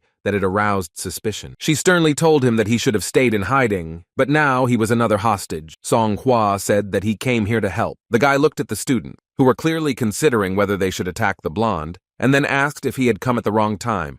The girl sensed irony in his voice and said that as a token of gratitude for his help, he could take her hand and give it to the bandit in exchange for survival. Seeing that the blonde was in a terrible mood, the guy asked Se-yeon to look at him. The girl reluctantly raised her eyes. Song-hwa laughed cheerfully and said that he and Jin-sung were now the best of friends. Se-yeon looked at her interlocutor with interest, but the guy didn't have time to say anything, because their opponent loudly hit the floor with his sword, and this didn't bode well for them. Il-jung said sullenly that he would kill every student in the room if the boys continued to waste his precious time. The students began to approach Se-yeon. It was clear that they had decided to try to attack her, but apparently, in order not to feel so guilty, they began to apologize to the girl. The boys said that they were very sorry and did not want to hurt her, but Il-jung left no other choice. The main thug asked Lee Sun-hwa if he had taken the girl's side and wanted to fight the school children with her. The guy laughed and absent-mindedly scratched the back of his head and said that apparently that was the case. He was forced to help Se-young. The leader said that he would allow him to do this, because such a turn of events guaranteed him an even bloodier show than he had expected. The man informed the school children that he would now also need Songhwa's severed limb as payment for another life. Il-young happily declared that now, thanks to his generosity, 10 people who would take part in the battle would be able to survive. Li Xianhua smiled nervously and turned to Se-yeon, asking if she planned to protect them from the attacks of the bloodthirsty school children who wanted to survive. Instead of answering the guy's question, she called out to the bandit, calling him a North Korean puppet, who turned around irritably and asked if she had to call him that. Se-yeon looked at her hand and asked if she just killed everyone around him, he would leave her and Songhwa alive. The man thought for a moment. Then the girl added that it would be fair if they too had a chance to emerge from this battle alive. Il-young laughed. He liked that Se-young was very cunning and tried to turn any situation to her advantage. He decided that watching her try to survive would be very entertaining, so he said that if they killed all the students, he would let them live. The girl prepared her sword and said that now she understood the plan of action and they could begin the battle. When the students saw the blonde approaching them, they were truly scared, because they knew that in a one-on-one fight, they would never be able to defeat her. The red-haired girl who had been advocating for not touching Se-yeon and was now at the forefront of harming her was scared, but the blonde repeated their line about how she had no choice. The student realized that their actions led to the girl not being merciful to them. She regretted that they all made the wrong choice. Il-young noticed that the boys were starting to hesitate, and realized that he needed to push them, so he said that it was up to them to decide what he would take, the blonde's leg or their heads. The red-haired girl was simply torn apart by the contradictory nature of this situation. She wanted to do the right thing, but who knew where that line was? She hysterically shouted at Se-yeon that wouldn't it be right to save the majority, because if she didn't fight, then 10 people would be able to survive, otherwise only 2 would remain alive. The student wanted to know if the blonde would really kill them all just to save her own skin. Instead of answering, Se-yeon activated her idea and used a skill called Goblin Sword Art. After that, 3 of her physical copies rushed to attack the shocked red-haired classmate who simply froze in place. But when the copy of Se-yeon was about to strike, the girl suddenly came to her senses and began to fight back. She used the skill Punching Glove. The blonde ordered her opponent, who was the sergeant of the first squad, to fight with all her might, because their survival depended on it. The red-haired student didn't understand what Se-yeon meant, because it was illogical that she was asking her to use all the power she could muster. But the sergeant of the first squad decided to listen to this strange request and fight as if it was her last battle. Fist and sword touched, the 2 ideas met in a direct blow, and the power of this shook the entire main hall of the bank. The girls fought selflessly. Each of them did not want to lose, because many lives were at stake, which could end their earthly journey today.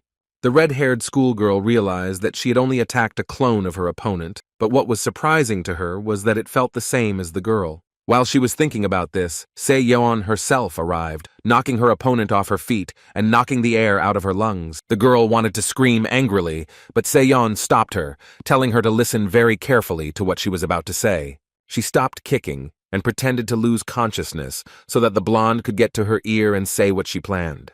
When the redhead heard what Se-yeon told her, her pupils widened in surprise, but after that, her respect for the girl increased several times. When Se-young was convinced that her classmate understood everything, she threw her hard into the crowd of other kids, because no matter what agreement they had between them, the fight had to look realistic. The schoolchildren began to fuss around the girl's limp body, wondering who would be the next to attack the blonde. The guys started to think that the copy of Se-young simply dissolved. Someone said that someday the girl would run out of steam, and then they would be able to find her vulnerable spot. One of the students suggested to defeat Li Xianhua first, since he looked more vulnerable and weak, especially since the bandit demanded his limbs for his perverted collection.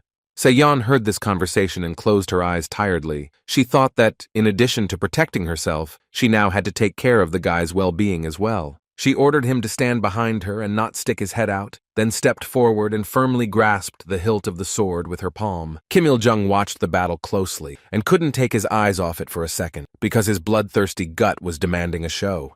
He laughed like crazy and shouted that it was the most exciting entertainment he had seen in a long time. The bandit ordered the boys to quickly go into battle, but they stood there with tears in their eyes and did not dare to go on the attack. The tired Se-yeon took a defensive position, because she knew that soon there would be a new fight with another opponent, and she would hardly be able to rest. The mad killer Kim Il-jung ordered school children to start killing each other because his rotten insides were starved for spectacle. He fell silent only when an empty tin can of some drink was thrown in his direction. It clattered loudly on the floor, and a tense silence fell over the room. The man was furious because some impudent child had shown such obvious disrespect that he was ready to kill him with his bare hands. Looking at the crowd of captured school children, he immediately realized that it was not them who did this, because the kids were very scared, so the bandit paid attention to the open door that led to the stairs. From there, someone's leisurely steps were heard, which were getting closer and closer. Il-jung was already irritated by this person, because he was behaving too calmly, which meant that he was not afraid of him at all. Now the time has come for Jin Sung, who was already ready to deal with the bloodthirsty monster that had captured his classmates, to enter the main battle. Il-jung didn't pay too much attention to the one coming down the stairs, so he decided to deal with the one who threw the can at him. Se-yeon carefully looked at everyone who could theoretically do this, but her suspicions did not fall on anyone, because the students were too confused. The angry bandit threw the can straight at the door, from which the figure of a guy began to appear, slowly walking into the light. He noticed him and said that the appearance of new characters in the story always added color. Il-jung asked if Lee Sun-hwa was talking about him. The bandit asked the guy to wait a bit, because he wasn't done with his current victims yet, and he really wanted to add to his collection of severed limbs. Jin Sung responded by attacking. Il-jung barely managed to put his hand out and cover his face to avoid being hit by the small fragments that the unknown daredevil was attacking him with. This behavior really angered the bandit, because he was used to setting the rules, and then some teenager decided that he had the right to ruin his plan. Il-jung was blinded by anger. He began to ask why his opponent did not pronounce the name of his idea and why he was attacking him from behind. Then the man accidentally looked down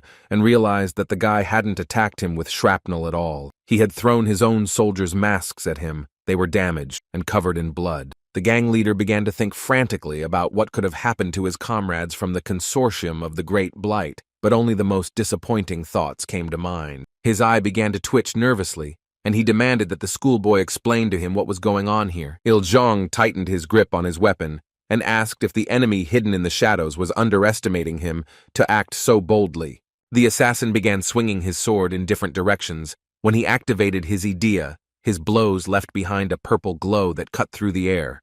He inexorably approached the side where the teenagers were sitting in a crowd. Apparently in this way, he wanted to lure out the mysterious daredevil. But when the bandit, in a fit of anger, waved his weapon, he inadvertently hit the ceiling, which now had large cracks. The boys watched in horror as the cracks grew larger and began to scream that the ceiling was about to collapse right on top of them. Kim Se-yeon was also afraid that the ceiling might fall on her classmates, so she used the goblin clone skill and rushed to help. The ceiling began to collapse, but literally a few meters from the ground it suddenly stopped, as if something was holding it in zero gravity. Not something, but someone. It was Se-young, who winced, barely holding on, but still held the weight of the concrete ceiling on her shoulders, thereby saving the lives of her classmates. Il-jung was shocked to say that the girl was indeed very strong. He asked her to be patient for a little while, because for now, he had to deal with the new guest who had come to their party. Drenched in sweat, the blonde hissed for the second time that the bandit was a real North Korean monster who had no pity and did not value life.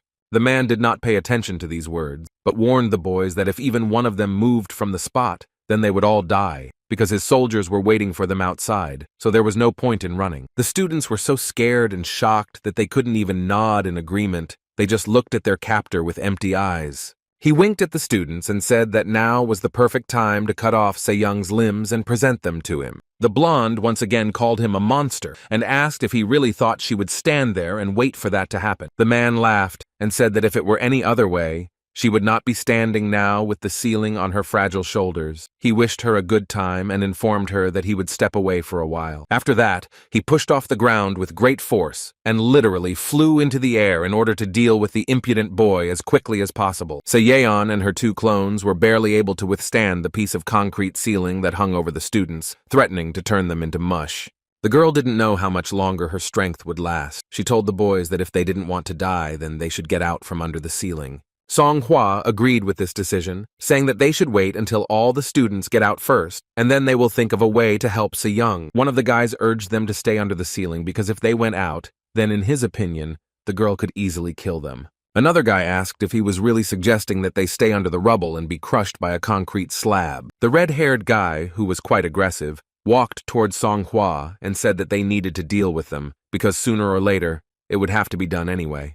Lee Seon-hwa hoped to reach their senses, so he began to explain that Se-young saved the students' lives. He did not understand whether the guys really thought that she would kill them. The guy suggested breaking the ceiling and running to the exit. He was sure that if they united, they would be able to survive. The red-haired man asked what would happen if Il-jong heard and came back. But this conversation was interrupted by the sergeant of the first squad, who finally came to her senses. She told everyone to stop, and then turned to Kim Se-yeon. The blonde was already barely breathing from exhaustion, so she couldn't show the proper interest in the speech of her red-haired classmate. Meanwhile, Jin-sung was in a state of mad euphoria from the fact that his enemy had finally appeared before him. Il-jong approached the very young boy carefully, surprised that he was all alone, because everything he had done could have been done by an army of trained soldiers. The man looked at the mountains of scattered, mutilated bodies of his guys, who lay motionless in their own blood. The boy said contentedly that he had been having fun with these bandits for a long time. Jin-sung's eyes burned with the lust for violence, as he spoke about how he could have dealt with it much faster if the enemies had come at him en masse. The gang leader thought with a grin that today he had only surprises. First the goblin girl surprised him, now this little monster appeared from somewhere. Hearing one of North Korea's most bloodthirsty thugs call him that, the boy laughed loudly and ran his finger along the bloody blade of his dagger. Seeing that the boy liked to kill, the man decided to offer him to join the ranks of the Great Blight Consortium. He even promised him a good position for such talent. Jin-sung put his hand to his face and pretended to be in deep thought. The man said that he had great prospects in this direction. The boy smiled and said that in this situation, he would have to take the ninth path. After these incomprehensible words, he jumped up and headed towards his opponent with lightning speed. Il-jong only had time to move his eyes in different directions, trying to understand how the boy managed to move from place to place so quickly. He grabbed his sword and began to carefully track the movements of his opponent. The man said irritably that the guy's habits reminded him of an insect. When Jin-sun heard this comparison, he laughed cheerfully, because no one had ever compared him to such harmless creatures. Il-jong was disappointed to realize that his young opponent had not been hit by a single swing of the great sword, and he decided that he would have to show him his advantage. The man swung his weapon with all his might and cut the floor. It trembled and cracked, like the ceiling that had collapsed in the hall. Il-jong ominously asked if his opponent liked this surprise, but in response he only heard the crazy laughter of this strange boy. The man was unbearably angry at this behavior, so he said that the guy had fallen for the bait, because he didn't even suspect what kind of idea he had. The essence of Il-jong's soul was that the swing of his sword was unstoppable, as this great weapon was taken out from the Baekdusan tiger cave. The man's sword was able to pass through any surface, allowing him to destroy literally everything around him. From the outside, the spectacle of the battle looked a little comical, because it seemed like a guy could seriously rush into battle against a great sword with a small dagger. But then Jin-sung said a phrase that made the blood in the veins of an experienced warrior freeze. The guy was surprised by the long name of the man Idea. Il-jong froze in place. He couldn't believe what he heard, because that would mean that his opponent could see the essence of the soul, which made him vulnerable. He decided not to look into it and just finish off the upstart, but Jin-sung, once again, dodged the great sword and jumped to the side. The boy decided to make fun of his opponent, so he began to inquire why the essence of his soul had such a long name. He wanted to know how Il-jong managed to name his idea with such a grandiose phrase. He asked the man to tell him this incredible story. The gang leader did not answer this obviously mocking question. He was more angered by the fact that the schoolboy had once again managed to dodge his blow. The man asked if the guy could see idea, and he nodded affirmatively, after which he began to bombard him with questions about why the bandit rank had so many advantages and what the enhancement factor was. Il-jong hadn't felt this irritated in a long time. He had the impression that this little bastard was reading him like an open book. He asked his name. The boy laughed like a madman again, and then began to chant his name, as if he was afraid that Il-jong would forget it. The gang leader said that Jin-sung had a unique vision that would help him achieve unprecedented heights if he joined the ranks of the Great Blight Consortium. Suddenly, Jin-sung said that he thought the man was the strongest person he had met in a long time. Il-jong asked why the guy suddenly brought that up. But instead of giving any intelligible answer, the boy shouted that he only saw 9. The bandit could only guess what this nonsense meant. Il-jong asked if the student could see anything else, and he replied that he could only see 9 ways to kill him. The man laughed loudly, because he was simply amazed by such unique abilities. He said that he sincerely envied the boy. Ignoring the praise, Jin Sung said that he didn't need 9 methods because he would only use the one that was the most effective. Il-jung asked if their peace talks were over. He pretended to be very sorry, then said that he would beat the guy half to death and use his unique vision. After these words, the 2 bloodthirsty madmen clashed in battle. They both smiled, because violence brought them wild pleasure. At this time, one of the students found a way to hide from the cruel bandits. He hid in some far corner of the bank and sat there without leaving. This cunning character was Byun Ki-young, who put his feet up on the table and swayed carelessly on the chair. The elevator was broken, so it would take a long time to get to him. The boy was sure that he only needed to make 1 phone call and the police would arrive in no time, because they were in the very center of the city. The blonde understood that he would also get into trouble if he wanted to leave his hiding place, so the guy preferred to sit in his place and not stick his head out. Where there was stability was between 2 crazed killers who were happily trying to turn each other into a bloody mess. Jin Sung was in a state of pure euphoria as he stabbed with his dagger and moved so quickly that he could see his opponent's confused look. Il-jung threw 1 blow after another, but none of them had yet reached their target or even scratched this boy. He watched in fear as Jin Sung hovered above him, taking up the best positions to deliver a devastating blow.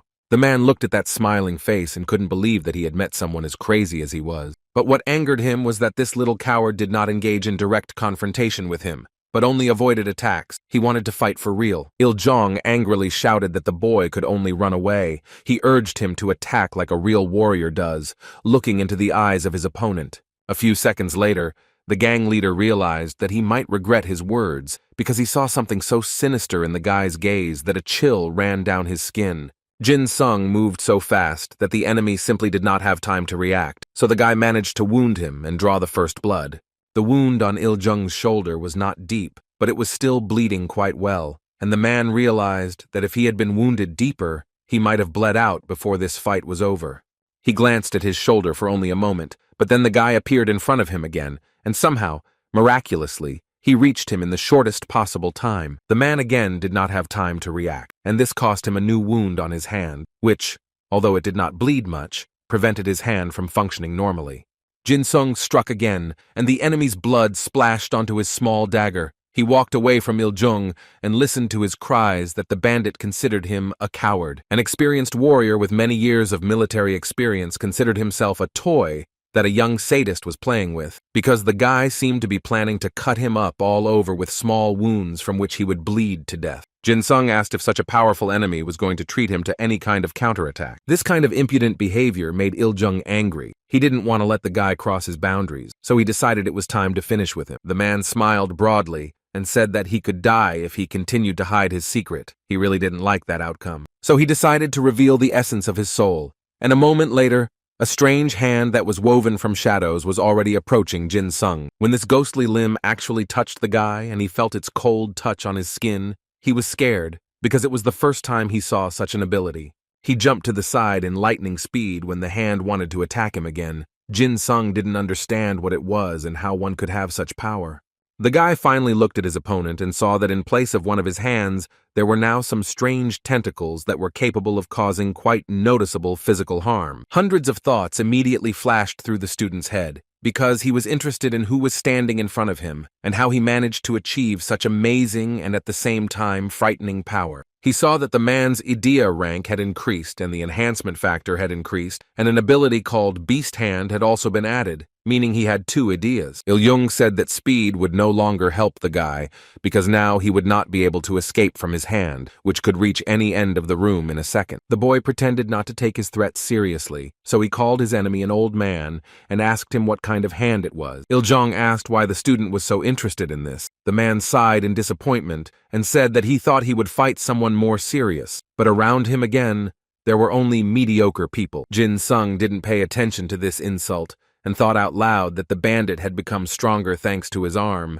He was glad that now he could have some big fun. The gang leader told the schoolboy to stop fooling around, because if he continued to fight like this, he would be left without a single scratch. The boy asked if the old man wanted to run away.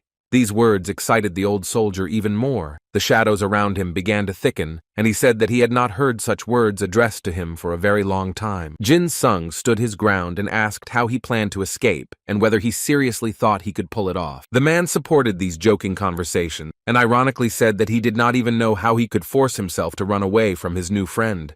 Shadows swirled around the man and wrapped around him like snakes. He gripped his sword tighter and said that he remembered an opponent named Park Jin-sun. After saying these words, Il-jong used both of his ideas, causing his face to twist as the tension was simply unbearable. The force he used was simply astounding in scale. He literally destroyed the building with just the force of his soul essence. The bank building literally exploded from the inside, and the roof began to collapse. If it weren't for Edie hiding one of the bandits, people would have noticed all this long ago. Il-jong continued to destroy the building. He united the two ideas, and now the long shadow tentacles were an extension of his great sword. It created a devastating tornado that tore through the building, leaving behind a crater several stories deep. Byun-gi-young emerged from his hiding place, unable to believe what he saw. The blonde hoped that he had found a safe haven, but now he, like everyone else, was in danger.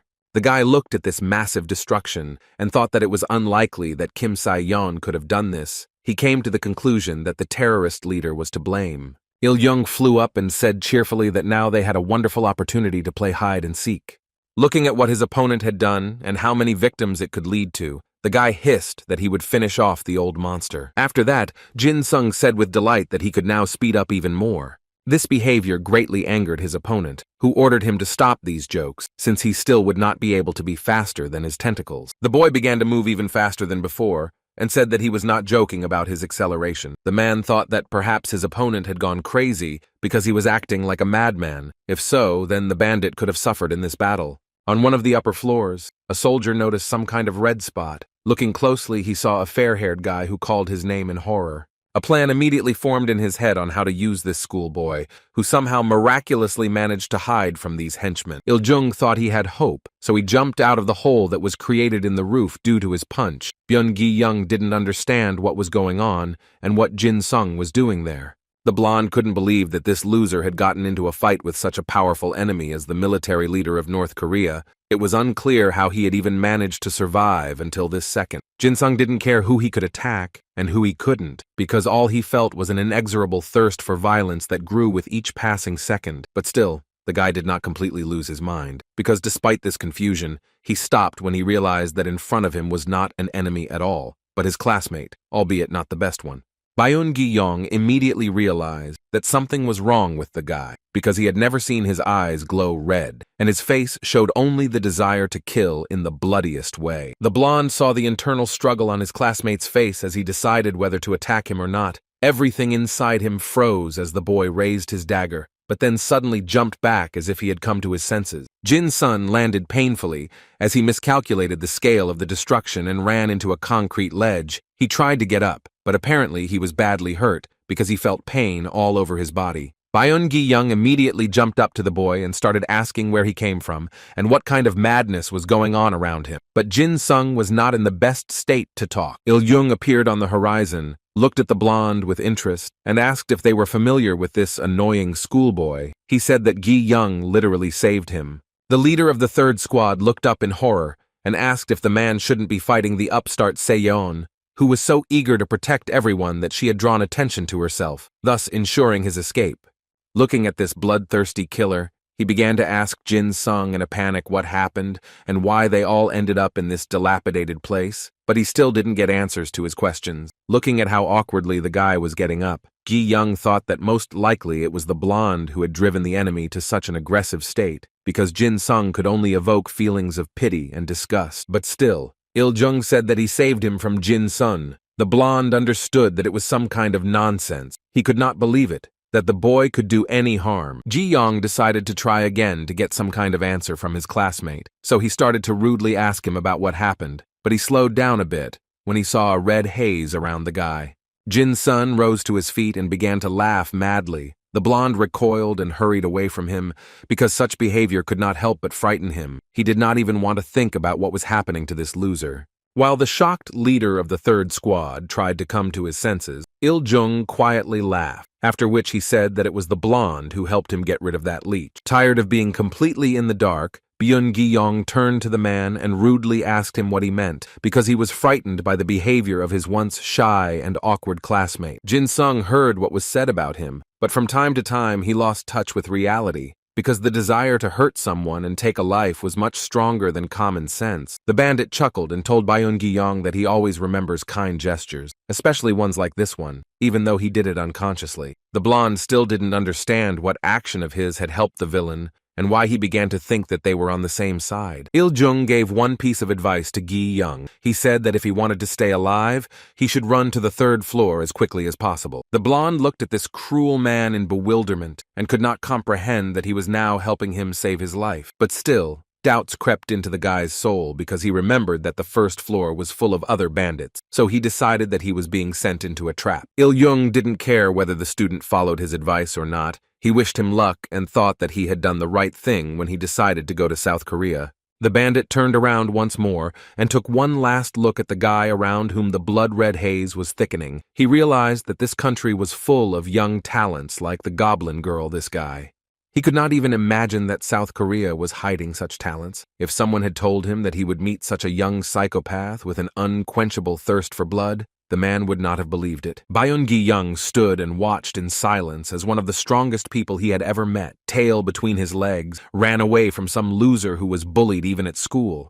The guy understood that all this simply didn't make sense, because Jin-sung had weak skills that were only equal to F-rank. But turning around, the blonde saw that his classmate was not at all like the one he knew. Something had changed in him. Jin-sung laughed and asked if even the squad leader was here, sending a chill down Gi-yeon's spine. The boy smiled, and with a hint of sadness began to complain that because of the leader of the 3rd squad his opponent had run away. He asked with hope in his voice if the blonde would play with him. He recoiled when he heard the strange, creaky voice of his classmate, with which he asked this extremely frightening question. Gi-yeong looked into his eyes and noticed that his gaze was completely empty. He immediately realized that F-rank was no longer harmless. The blonde activated his idea, hoping that she could help him get out of here and find out what happened on the 1st floor. He began to make his way through the rubble, wanting to get to the door that led to the stairs to the lower floor. The guy started to run away, because he understood only one thing. Jin-sun was dangerous and he shouldn't be alone near him. The boy, whose clothes were covered in blood, stood and watched as the leader of his squad cowardly ran away from him. He smiled widely and asked if his classmate also wanted to play tag. Bursting into laughter, Jin-sung said that he was driving again. The young killer looked down and saw that his new victim was already far away, but it was not the first time he had to catch up. A few seconds later, the guy had already caught up with Gi-yeong, after which he said that he was tired of playing the same game. The blonde realized that he couldn't just run away, so he decided that he would have to fight his way to the lower floors. This was exactly what Jin-sung wanted, his eyes lighting up as he imagined drawing blood from his classmate. When Byung-gi attempted to attack, his opponent dodged so quickly that the guy didn't even notice his movement, as if he had simply been transported to another place. When he asked Jin-sung how he managed to do this, he only hissed that he wanted to play with the squad leader. After these words, Jin-sung rushed at his new victim and said that he had finally fallen into his trap. The boy began to choke the blonde so much that he could not fully fill his lungs with oxygen. When his eyes began to cloud over, he began to ask his opponent to stop. But instead, Jin-sung will offer his classmate a choice of games, with options including cutting off his leg or arm. Byung-gi hysterically shouted that the boy was out of his mind to suggest such games to him. Somehow, he managed to break free from Jin-sun's strong grip and jumped back a short distance. The guy had spent quite a lot of energy on resistance and now felt exhausted. Jin-sung pretended to be very sad that the games he suggested didn't impress his classmate. The blonde jumped down, straight into the abyss. His opponent quietly said that it would be better if the leader took care of his squad and not sit in safety. After that, Jin-sung jumped after him and grabbed him so that he completely restricted the guy's movements, saying that now he would not escape from him. Gi-yeong began to kick, screaming that if he didn't let go, they would both crash, because in such a position it was impossible to maneuver between the rubble. He began to panic, saying that even though the boy had always hated him, he shouldn't kill them both because of his cruelty. Jin-sung laughed and said that he wouldn't die, so the blonde only had to worry about his own skin. Gi-yeong knew that if he landed on the hall floor from such a height, only a stain would remain of him, but suddenly he heard a familiar voice calling his name. He decided that he would put his pride aside as far as possible, because now the priority was to save his life. The guy started kicking even harder, trying to break free a little to get the chance to use his idea, because he wasn't going to die at the hands of this loser. But Jin Sung anticipated the attack and dodged it, saying that the sergeant was too slow. But suddenly, he saw some kind of sword flying towards him, so he looked down with interest. The boy thought with unhealthy joy that perhaps someone else wanted to join their perverted game of survival. He easily deflected the sword with his hand and asked who else wanted to play a game with him, the prize being a severed limb of the opponent. Byun Gi Young watched in horror as the psychopath managed to dodge the sudden sword attack, not understanding how the enemy even noticed the weapon flying at him. But he decided that he would think about it later, because now he was much more interested in his own survival. The guy needed to throw the stone he was trying to fight off Jin Sung with somewhere, so he had to shout loudly to get everyone to move aside. The blonde made a powerful throw that shook the space and made even the walls of the bank tremble. That was the last burst of strength he was capable of. So now Gi-yong flew to the side and lay powerless, hoping that someone would help him.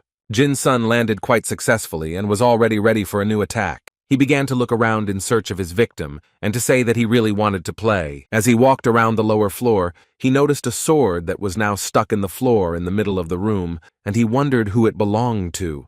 The boy realized that the game was starting from the beginning, and now it would be full of cruelty, just as he loved it. In the main hall of the bank premises, no less interesting events took place. The students asked how long the girl was going to hold the concrete slab above herself. Kim Se-yeon was exhausted, but holding on with all her might. She asked if the leader of the first squad had not had enough of her blow and needed a second one. She pretended that everything was fine, but in reality she was at her limit and could barely stand on her feet. Her limbs were shaking. The girl could barely withstand this tension.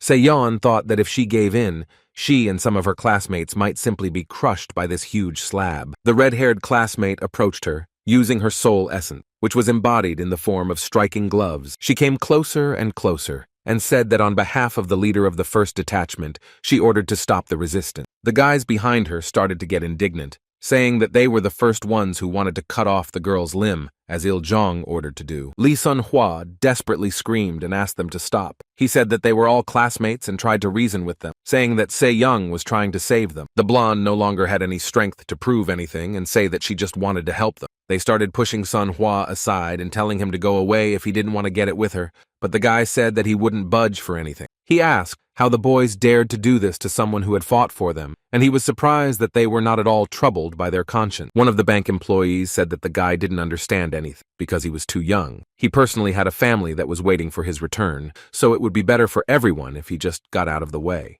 Se-young understood that the guy's verbal battle would bring absolutely no results because the students were fixated only on their own survival. Those who remained under the concrete slab and did not dare to come out began to panic, saying that they would now be crushed by a piece of the ceiling. The red-haired girl came closer and closer, saying that Se-yeon's strength was running out, which meant she needed to accept her fate and surrender. She urged Lee Sun-hwa to step aside and not interfere, otherwise he would also suffer. The guy said that if she made another move, he would have to defend himself, and she might not like it. The girl closed her eyes and said that he left her no other choice. She concentrated all her energy and directed it into her striking glove. But then, unexpectedly for everyone, she turned around abruptly and ordered the first squad of the 10th platoon of the Hyeon Battalion to stand still. The leader ordered her classmates to start saving people under the ceiling. When they looked at her in surprise, the girl said that they had to protect their comrade and classmate, Kim Se-yeon. The guys were simply shocked by this turn of events, because they all thought that the sergeant was on the same side with them. The members of the first squad obeyed their leader without question and joined her. They lined up in a row and became a human shield that kept away those who wanted to cause any harm to Se-young. The blonde asked her red-haired ally to stop showing off and help her get out, as she reminded her that the concrete slab was quite heavy. Those students who were not part of the first squad were surprised and did not know what to do next, because they could not cope with such a number of opponents. They came closer and tried to persuade their classmates to sacrifice 2 people for the good of everyone else. The red-haired girl held out her punching glove and said that if any of them came closer, they would get to know her abilities better. She said that she would use force without hesitation because they had to help the leader of the 3rd squad and the student from So-young's school. She promised not to attack first, but if the guys took another step, they would regret it. The young bank employee was taken aback by such threats, so he raised his hands and said that he heard her. The dark-haired girl who was in the 1st squad reported that they had brought all the students out from under the ruins of the ceiling. Now only Se-yeon remained to be brought out. The guys teamed up and intercepted the concrete slab, holding it with their combined efforts so that the blonde could get out safely. While Song Hwa and the red-haired girl were somehow holding the huge weight above their heads, Se-yeon was finally able to let go of it. She rolled her shoulders and grumbled about how her arms were still cramping, but she was glad she was finally able to get out. Lee Seon-hwa began to ask the girl what kind of performance they had put on with the leader of the first squad. The blonde tapped her red-haired ally on the shoulder and said that she was simply trusting in the skills of her comrades. The sergeant laughed and shared that she did what they were taught in school. Song-hwa looked at them like they were crazy. The girl said that when they were fighting among themselves, Se-young said that the redhead should pretend that she was scared. After that, for the sake of credibility, the blonde threw her opponent as hard as possible so that she would play her role 100%. Also, the red-haired girl said that she initially forgot the trick they were taught because she was really scared, especially when she remembered that their opponents were members of the plague group and they never left witnesses, so hoping for some kind of leniency was stupid.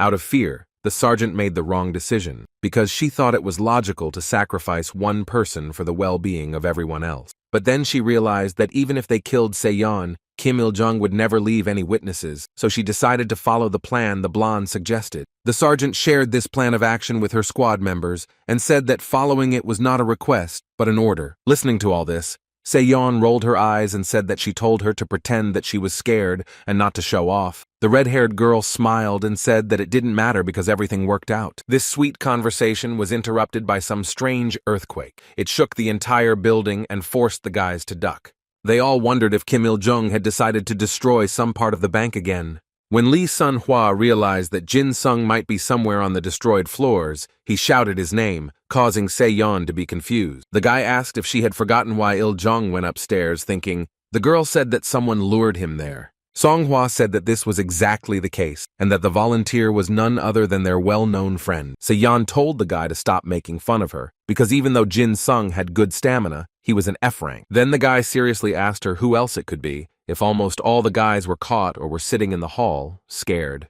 The blonde thought about it. Among them, the only ones who weren't there were Jin Sung and Byun-gi-young. The second one definitely wouldn't risk his skin, but it was hard to believe that it was really F-rank. Lee Seon-hwa said that he didn't have time to wait for the girl to decide whether to trust him. Then he turned around and started running away. He decided that it would be better to go to the rescue alone than to leave the one who saved them all alone with a monster like Il-jung. Se-yeon looked at the running boy and understood that his words did not sound like a joke, but it was difficult for her to comprehend that Park Jin-soon was actually fighting with the leader of the Chuma gang. The girl realized that it hadn't been that loud in the bank building, even when she had fought with that ruthless monster, but she couldn't understand how the guy with the F-rank could stand up to him alone.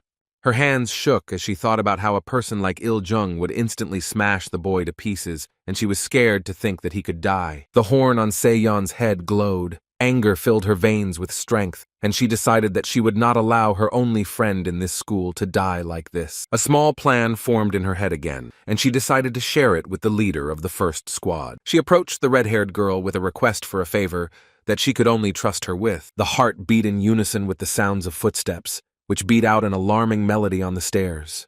Lee Seon-hwa and Se-yeon rushed to help their friend, but the girl understood that in her current state she would not be able to resist the enemy, but perhaps she could at least help with something. They stood in front of the door and realized that Jin Sun and Il-jung were behind it. They were scared to see what was happening there, but it was too late to back out. The blonde turned around and looked at her new friend again, after which she said that she was opening the door. She was scared. She was worried that she might see the boy's torn body and wouldn't be able to bear the sight, but she still began to enter the room. The guys took literally 5 steps forward and stopped as they saw in front of them a bloody pile of bodies lying in the middle of the corridor. The friends were taken aback by this sight, and Song-hwa covered his mouth as he felt like he might vomit from what he saw.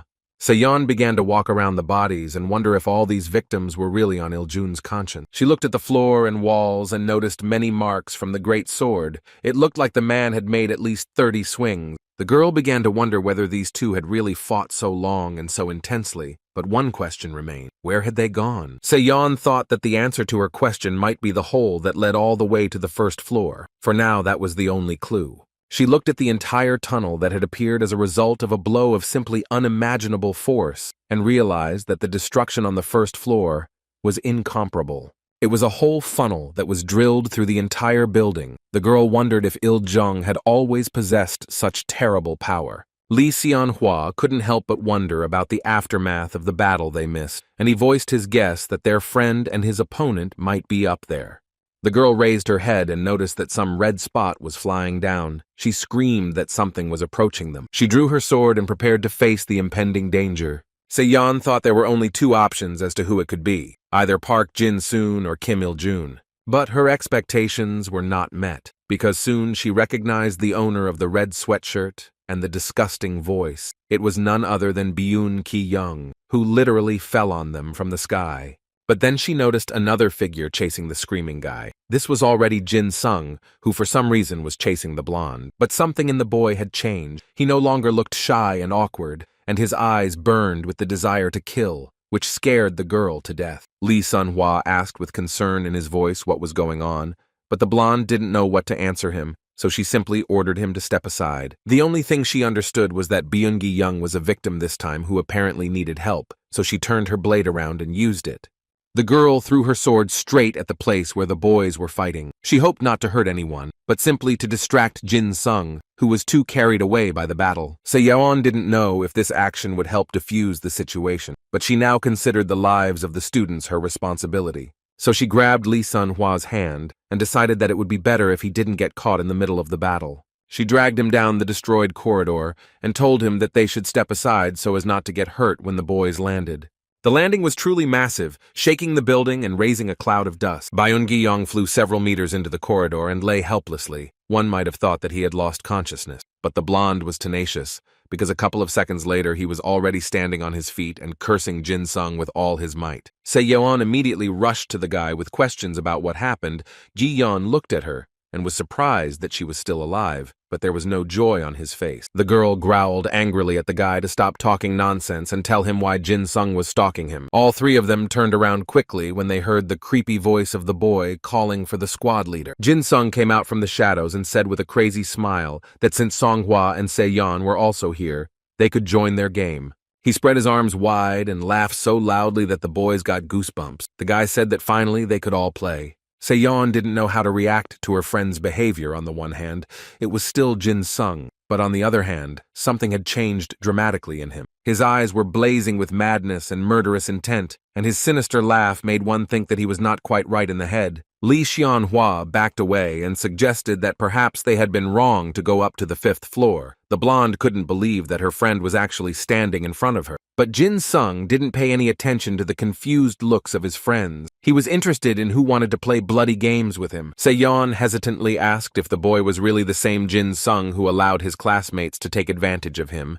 and bully him. Instead, the boy said that he saw the essence of the girl's soul, and she was as interesting as she was nasty. Se-yeon didn't understand what he was talking about, because by looking at a person you couldn't just see his idea, you had to have a very rare gift. The boy said that her idea was very impressive, but rather useless. These words angered the blonde. Here, Byun Ki-young reminded them of his presence, saying that the guy was no longer the loser they had known him to be. Se-yeon asked irritably what he was talking about.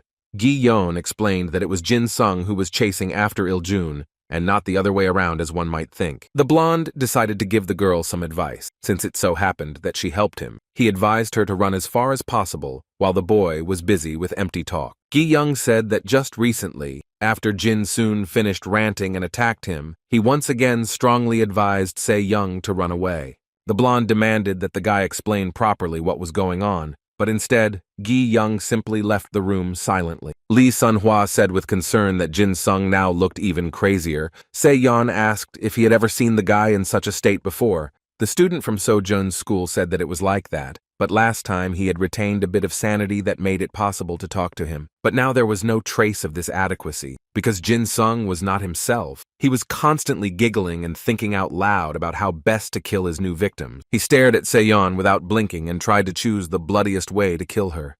Then his hand started shaking like a person with an addiction, and he screamed that he couldn't take it anymore. The blonde chuckled and said that the guy wouldn't get far with such a shockingly low level of patience. She sarcastically said that it wasn't that easy to please her, and then asked if the guy really planned to claim anything. Instead of answering, Jin Sung took out his small dagger, which was completely covered in thick blood. Se-yeon thought that the weapon had hit more than one person. Jin Sung asked the girl why she thought he couldn't kill everyone who came his way, not just her, since his thirst for death was too insatiable. Se-yeon realized that things were not going well, so she decided that at least one of them should be saved. She called Lee Sun-hwa and decided to tell him something. As soon as he approached, he heard the order to run away as quickly as possible. The girl rushed towards Jin Sung and said that she would buy some time. The blonde began to analyze her situation and realized that she would not last more than 30 seconds because she did not have a blade and her strength was running out. When Jin Sung realized that his offer to play had finally been accepted, he rushed to meet the girl in delight. It was clear that he was happy about what might happen next. Se-yeon dodged the first strike and realized that the enemy's idea was fast and accurate, and also strong but hard to control, just like hers. When the girl felt the first cut on her skin, she realized that her affairs were much worse than she could have imagined, because the guy could hardly control his idea. Even with his fevered mind, Jin Sung realized that the girl had not just stopped and looked at him, but was carefully analyzing him, so he asked her what she had noticed. Se-yeon said that it must have been very difficult to handle such a huge force, but she thought that the guy did an excellent job. For just a moment, the blonde thought she saw a glimmer of light in her classmate's eyes, but that moment was too elusive. After that, the crazy smile returned to the boy's face, and he said that the girl had done well so far, too. After that, he waved his dagger and said goodbye to her. One could guess what exactly the young killer was planning to do. After the blow was delivered, the girl immediately fell, because her legs could not support her after what her body had endured. The sight of his opponent falling at his feet amused Jin Sung so much that he laughed loudly again, the sound spreading through the dead silence of the destroyed floor. But even in this state, intoxicated by violence, the boy was haunted by memories from the past about what happened a little while after he went to elementary school. The little frightened boy had been through too much and was left without support when he needed it most. He lost his parents very early, who were killed during an armed robbery at their home. The bodies of his mother and father were so mutilated by the killers that it took a long time to establish their identity. The little child was left all alone, frightened, and with an irreparable loss, he went to live with his uncle. My uncle and his wife were terribly cruel people who only had an F rank and were therefore angry at the whole world for being such losers. They punished a small child for any childish mischief by tying him up with a rotting F rank rope that would break if not tied tightly enough. While the woman held the rope, the uncle beat the boy with a club made of rotting wood. He believed that this was a reliable method of education, or perhaps he simply enjoyed beating the weak. Every day, little Jin Sung was beaten, called names, and ignored. This pair of cruel losers asserting themselves at the expense of a child who could not fight back. As a result, the baby was downtrodden and scared of every rustle. It was difficult for him to establish communication with his peers and get along in a group. A memory from elementary school popped into his head when a cute girl came up to him and asked if he was too hot to wear a warm sweatshirt all the time. Her classmates called her to play, but instead she stayed in the classroom to talk to Jin Sung. She said that she and some other guys were going to go shopping and invited him to join them. The boy lowered his head because he was embarrassed to say that he had no money. Instead, he answered that he did not need anything. The girl said that he could go with them another time. He heard another classmate telling a cute girl that Jin Sung never had money and always wore dirty clothes. She advised her to stay away from him. The beatings were not only at home, the boy experienced them at school too. They kicked him, completely ignoring the fact that they were hitting existing bruises. He was bullied because he did not show his idea. When they demanded that he show it, he said that it was not there and then received another kick. The boys who bullied him said that they knew about the problem and wanted to help, because if he was shaken well, idea would appear. They kicked him and said they were doing it out of the kindness of their hearts and that he would thank them later. Both at home and outside its walls, the boy felt and received danger everywhere. There was no place where he felt calm as before, with his parents in their home. In order to earn less, young Jin Sung tried to stay late at school and come home as late as possible. One day, when he was returning home later than usual, something strange moved in the bushes, and the boy decided to check what was there. Jin Sung began to look there carefully, because he was curious about what could have settled in the bushes near his house. Suddenly, a small puppy jumped out from there, happily wagging its tail and playfully barking, its soft red and white fur shining in the sun and beckoning to be touched. The puppy began to circle around the boy, wanting to get some attention and affection from him, and maybe even treats. Jin-sung squatted down, and the dog immediately climbed onto his lap and began to gently rub against him. The boy stroked it, and felt how his soul became lighter and more pleasant. The puppy licked the boy on the cheek, and he laughed merrily, because he felt love from at least some living creature on this planet. Not cruelty, not anger, but something warm and bright. So he found his only friend. Every day the boy played with the puppy on the playground until late. It was the most favorite time of the day for both of them. Being late home became so frequent that eventually, one evening, the uncle went to look for his nephew, fearing that one of the neighbors considered him a bad guardian. Having found him on the playground, the man started shouting and asking what he was doing there. The boy felt that his uncle should not know about the puppy, so he was not going to give up his friend. But the dog decided differently. She also cared about her friend, so she decided to protect him from the evil uncle and bit the man, despite the fact that she put herself in danger. Uncle asked Jin-sung what kind of nasty dog it was, and he guessed that it was because of it that the boy was returning home later than usual. People came running to the scream, and a crowd of spectators gathered near the site, who turned out to be Uncle Jin-sung's neighbors. They began to notice that the child was afraid of his relative. Seeing that everyone was looking at them, the uncle made his voice as gentle as possible and said that if the reason for his late arrival's home was the dog, then the boy could take it home. Jin-sung's happiness knew no bounds. He believed that he was lucky for the first time in his life. He began to thank his uncle for allowing him to take his friend home. It was already night, but the light in the windows of the small house was still burning, indicating that the inhabitants were still awake. Jin-sung was reading a book while his best friend licked his cheek, happy that he had a home and a wonderful little owner who loved him very much. This idyll was destroyed by the uncle's scream, who was scolding him because the boy was still awake. The boy got scared, and this anxiety was transmitted even to the dog. He quickly turned off the light and said goodnight to his dog, Poppy. When Poppy was with him, the boy felt happy for the first time since his parents died and he moved into this house. Life in the small house went on as usual. The boy tried not to create problems, and his guardians tried to ignore his existence. Jin-sung was much happier than usual. He asked his uncle if he could play with the dog in the yard, and he said yes. The boy thought that perhaps his guardians weren't so bad after all, because lately he had been feeling much better and could find peace in his room next to Poppy. With such a positive attitude, they ran outside with the puppy to play, thinking that another bright and happy day awaited them. They came to the playground and started playing in the sand. Jin-sung was incredibly happy from the realization that he finally had a friend and was no longer lonely. He loved his dog so much that he was ready to dedicate every second of his life to her. The boy simply adored playing and taking care of her. Poppy was always close to her owner and was ready to share every joyful moment with him. Looking at this couple, one could say that two broken souls found each other and glued together what was damaged. The boy was so engrossed in playing with the puppy that he completely forgot about the time, and again sat on the playground until late. Anxiety and fear filled the boy's heart. He understood that his uncle would be furious, and this always ended badly. He called Poppy and told her to run home as fast as she could because they might get into serious trouble. Fear crept into Jin-sung's heart, and he had a very bad feeling about this. As soon as he came home, his uncle immediately called him and asked why he came back after dinner, because in his opinion, this was a demonstration of disrespect. The boy looked down and said that he was very sorry. He tried to explain that he got carried away in his game and completely forgot about the time. The uncle loudly put a tin can on the table and roared, saying that these words in no way justified the little brat.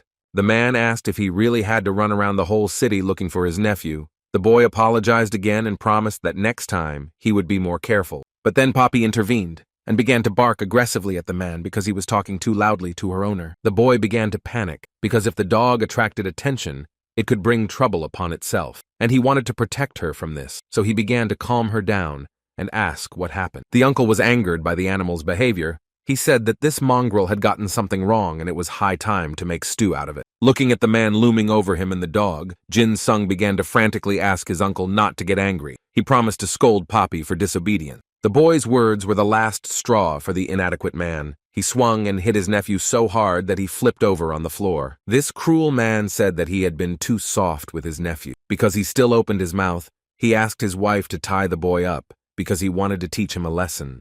The woman was delighted with this proposal. She took out her rotting ropes and said that their baby had become completely unruly, which meant that he needed to be brought to his senses. But Poppy barked again, trying to protect Jin-sung from the cruelty of his guardian, and Uncle roared in anger. shouting that this cur had completely forgotten his place. He began to walk towards the animal and tell it to close its mouth, because it could also get what it wanted, and he did what he planned. Jin Sung raised his head, and what he saw made his heart stop. He felt how all the wounds that had just healed began to hurt and bleed again. His Poppy lay on the floor and no longer made a sound, not even a quiet sigh that would indicate that she was alive. There was only a lifeless, furry body. This monster, who called himself a man, stood proudly and smiled, because thanks to his efforts, the dog finally fell silent. Jin Sun realized that he had never seen more disgusting people than his guardians. While his aunt tied him up, he hysterically rushed towards his dog and tried to understand if everything was okay with Poppy. The woman only tied the knots tighter and ordered him to lie still. Jin Sung showed such disobedience for the first time in his life, because for the sake of his friend, he was ready to fight even against those who could cause him great harm. The uncle noticed this look, full of disobedience, and asked if the rebel in the boy had really woken up. He squeezed his club threateningly and said that this could be fixed. The man began to beat the child brutally, asking who taught him such tricks. He assumed that he got it from his mother or from his weak-willed brother.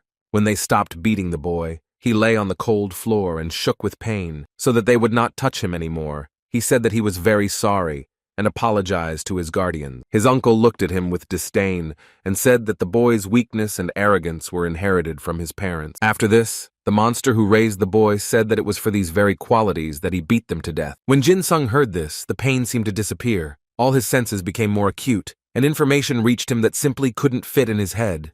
The woman covered her mouth with her hand and asked her husband if he really thought it was worth talking about such things in front of the child. The man said that no one would believe the boy anyway. The guy repeated the words like a mantra that his parents were killed by a robber, because he couldn't believe that everything was not as he had been told before. But my uncle was generous with new information today. He said that he got angry and beat his brother and his wife to death because they didn't want to share the money, but some robber got in through the window.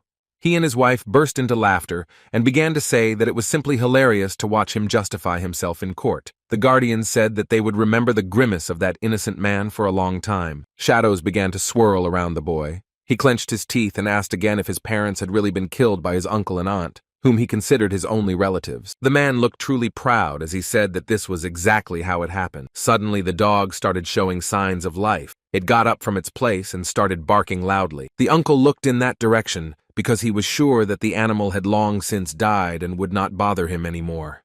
But the exact opposite happened. Poppy sped up and jumped on her owner's offender. She grabbed his hand with her teeth and did not want to let go. Jin Sung began to hysterically scream at the dog to run away, because he didn't want to lose another soulmate to those monsters. The cruel man swung his club at the dog and did something the boy would never forget for the rest of his life. The lifeless, furry little body lay next to its owner, who couldn't even reach it because he was tied up, but the man was only interested in whether there would be a scar on his hand. Jin Sung realized that he had lost his only friend. He began to cry and apologize to the dog for bringing her to this house. She just wanted to play, but in the end, she went to the next world. The boy felt guilty for bringing Poppy to a place where she was unsafe, and he knew that it would have been better for her to have stayed on the playground rather than be beaten to death. He closed his eyes and cried so hard that for a second he felt as if his friend was alive again and licking his cheek, as she always did to calm him down. It was Poppy's farewell gesture. The boy opened his eyes, and it seemed to him that Poppy barked happily, as if to say that she did not blame her master for what had happened. She continued to love him even after death. But then this vision disappeared, and the boy again saw the puppy, who was lying on the floor of this terrible house and showed no signs of life. It seemed that even his fur had lost its former shine. His guardians began to gloat, saying that they wanted to take out the rest of their anger on this mongrel. The woman said that she wanted to fatten the dog up and then eat it. The uncle began to say that the boy's lesson was over for today, but in the boy's head there were only questions about why these people were killing everyone dear to him. Seeing that his nephew was not listening to the words spoken, the man decided that he needed to teach him a lesson again, and when his wife said that the child could die, he replied that he would not regret it. The boy wondered if killing was really so easy and fun. He felt such an inexplicable anger that it was impossible to contain inside himself. He felt a slight tingling sensation in his hand, and then he saw a red light, after which a dagger appeared out of nowhere in his palm. It was the essence of his soul. The boy felt a surge of enormous energy inside himself, which allowed him to break the bonds with which he was bound. Holding the dagger in his hands, he threw the ropes aside and, chuckling, began to walk towards his guardian, wanting them to answer for their crime. The uncle looked at his nephew with interest, not understanding where he got the dagger from.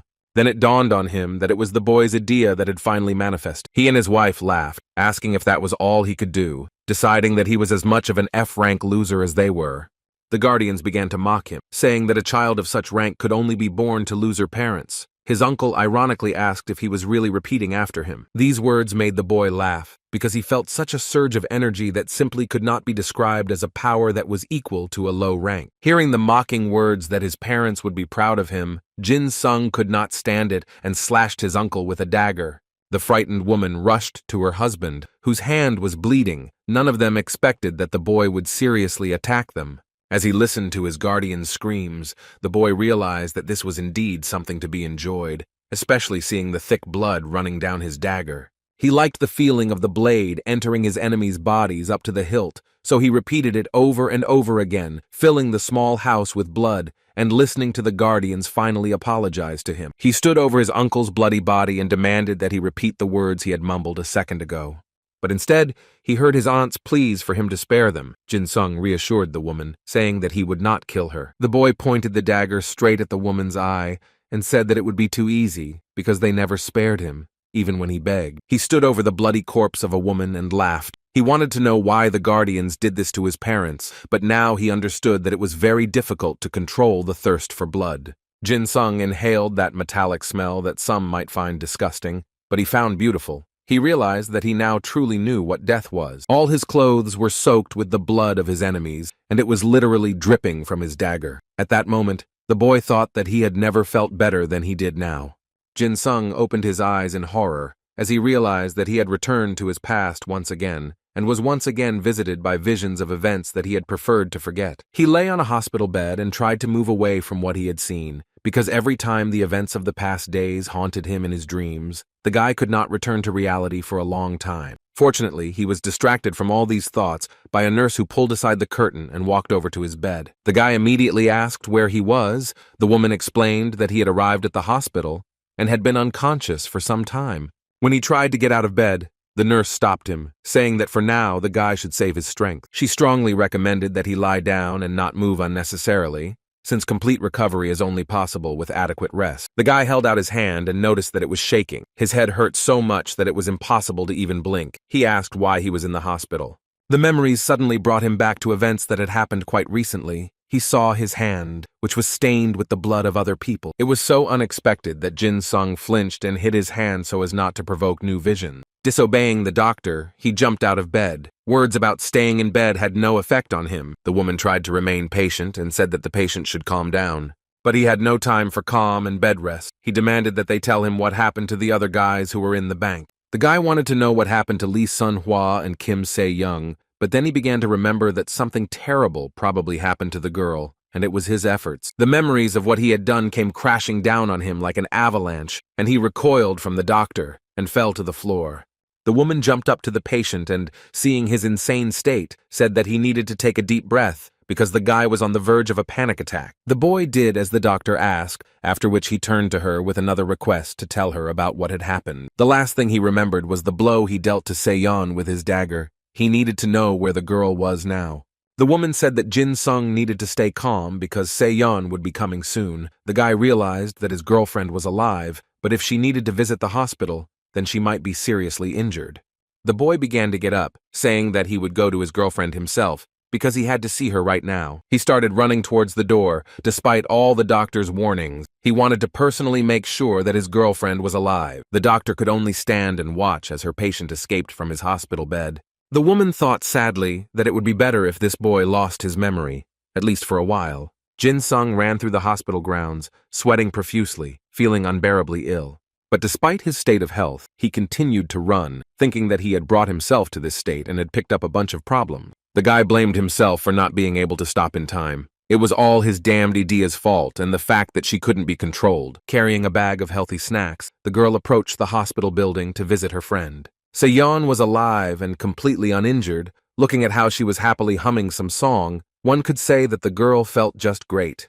When Jin Sung saw her, he stopped dead in his tracks. He couldn't believe his own eyes, because he was sure that he had cut her throat. Se-yeon noticed her classmate running barefoot through the hospital grounds and looked at him in surprise. The guy fell to his knees and was ready to cry from relief. His girlfriend was alive. He was so happy that he could not say a word. Kim Se-yeon didn't understand why her sick friend suddenly decided to fall on his knees in front of her. She didn't know how to react to such behavior. She tapped him on the shoulder and said that if he was already able to run, then it meant that he would soon be completely recovered. The boy didn't listen to what his friend was saying at all. He felt so relieved that he screamed loudly and burst into tears right in front of Se-yeon, who was completely confused. The girl fell down next to the guy in fear and began asking why he was crying. She thought that perhaps something hurt and that they needed to call medical personnel immediately.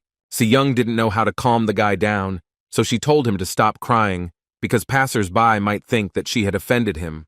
The boy learned that after their encounter with the Chuma gang, Hyundai High School was closed for a week. On the day of the incident, Byun-gi-young spread a rumor that the gang leader Il-jung had escaped, causing a great deal of alarm among the townspeople. The disaster claimed the lives of 17 security guards and 13 bank employees, but fortunately none of the high school students were hurt. The media's attention was drawn to the 10th grade of Hyundai High School, who were able to fight back against the plague, and everyone was especially interested in the White Goblin, Kim Se-yeon, who fought Il-jung alone. A few days ago, when she visited the unconscious Jin Sung, she knew she had to tell him that he too had made a huge contribution to the victory over the terrorists. But the journalists wouldn't believe that a guy with a low rank was capable of such a thing, and it was useless to bring him to his senses because he had been lying like that for 3 days already.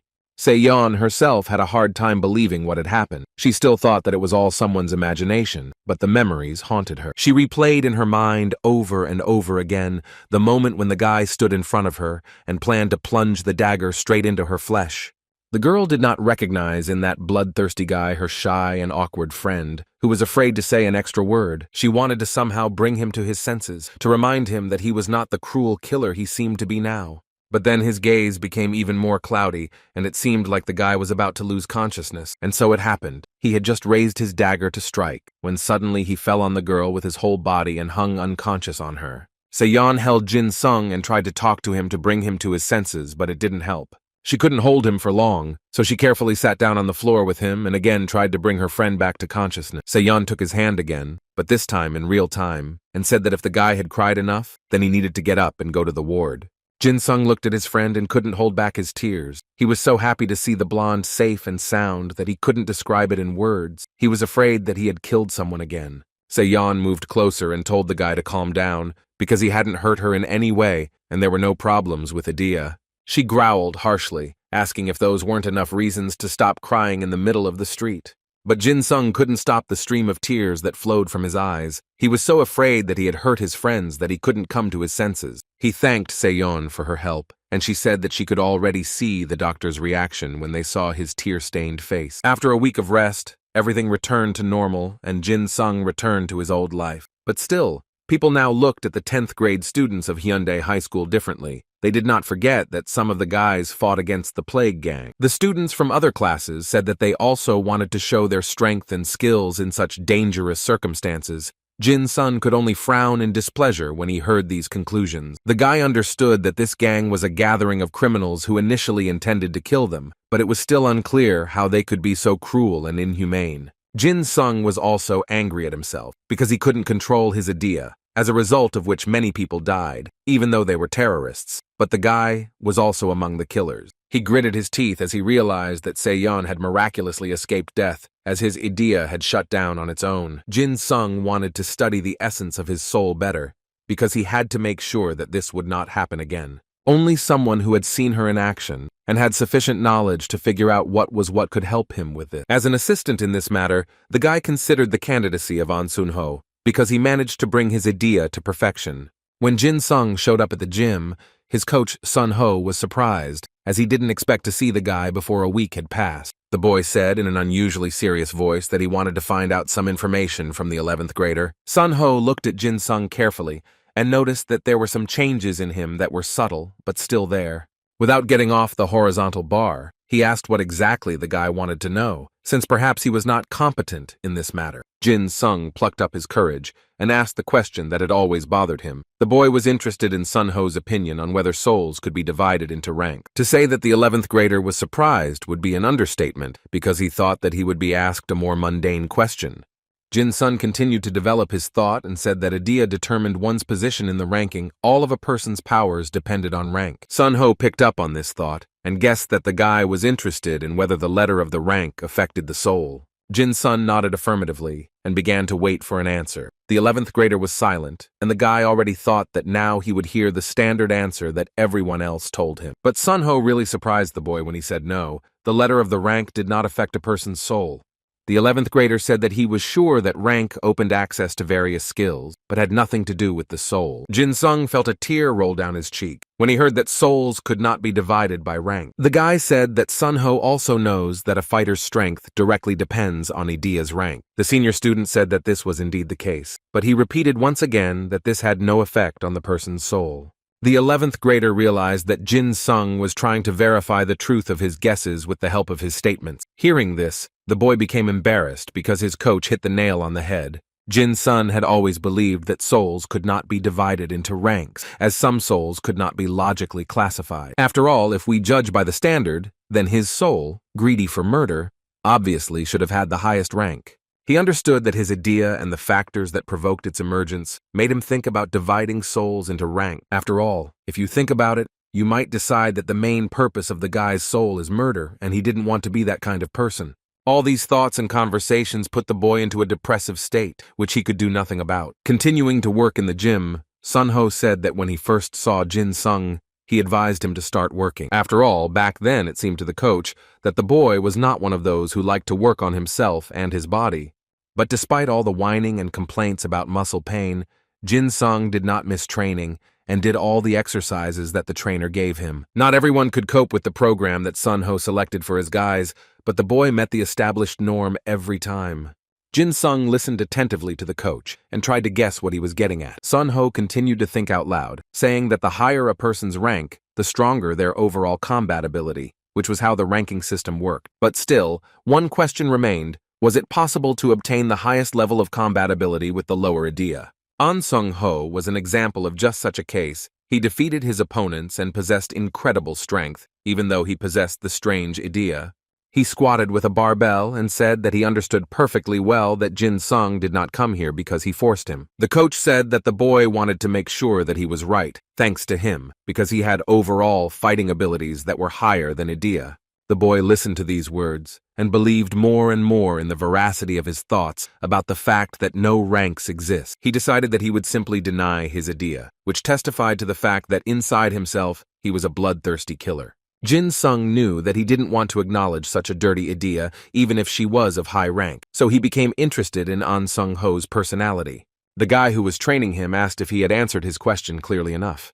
The 11th grader was the one who managed to raise his overall combat ability to rank A while having idea rank B. It was An Sung Ho who insisted that through training and effort, one can achieve the desired result. Jin Sung finally made a decision and told himself that the person standing in front of him could be trusted, and then he told him about what happened at the bank. Sun Ho listened carefully to the boy's story, and then spent a few seconds silently analyzing what he heard. He said that this strange state that arose during the battle was his idea. Jin Sung was surprised by the trainer's calm reaction. He asked if he really believed that an F-rank fighter could wield C-class strength. The guy emphasized that it was he who fought off the plague. Sun Ho hung up the barbell and said that he saw no reason why Jin Sung would lie to him. The guy thanked the coach for his trust, because few could believe him. Most would simply laugh at him, and that would be it. Sun Ho asked Jin Sung if he really wanted Idea to stop controlling his mind when he used her power. The guy said he thought he could at least control her a little, thought he had the strength inside him to resist her. But after he hit the gang member, everything was a blur. He remembered how Idea slowly consumed the remnants of his mind, and eventually, sanity left his body. As a result of losing control, he created a real bloodbath and killed a large number of terrorists. The guy did not want to lose control and repeat what happened in the bank building.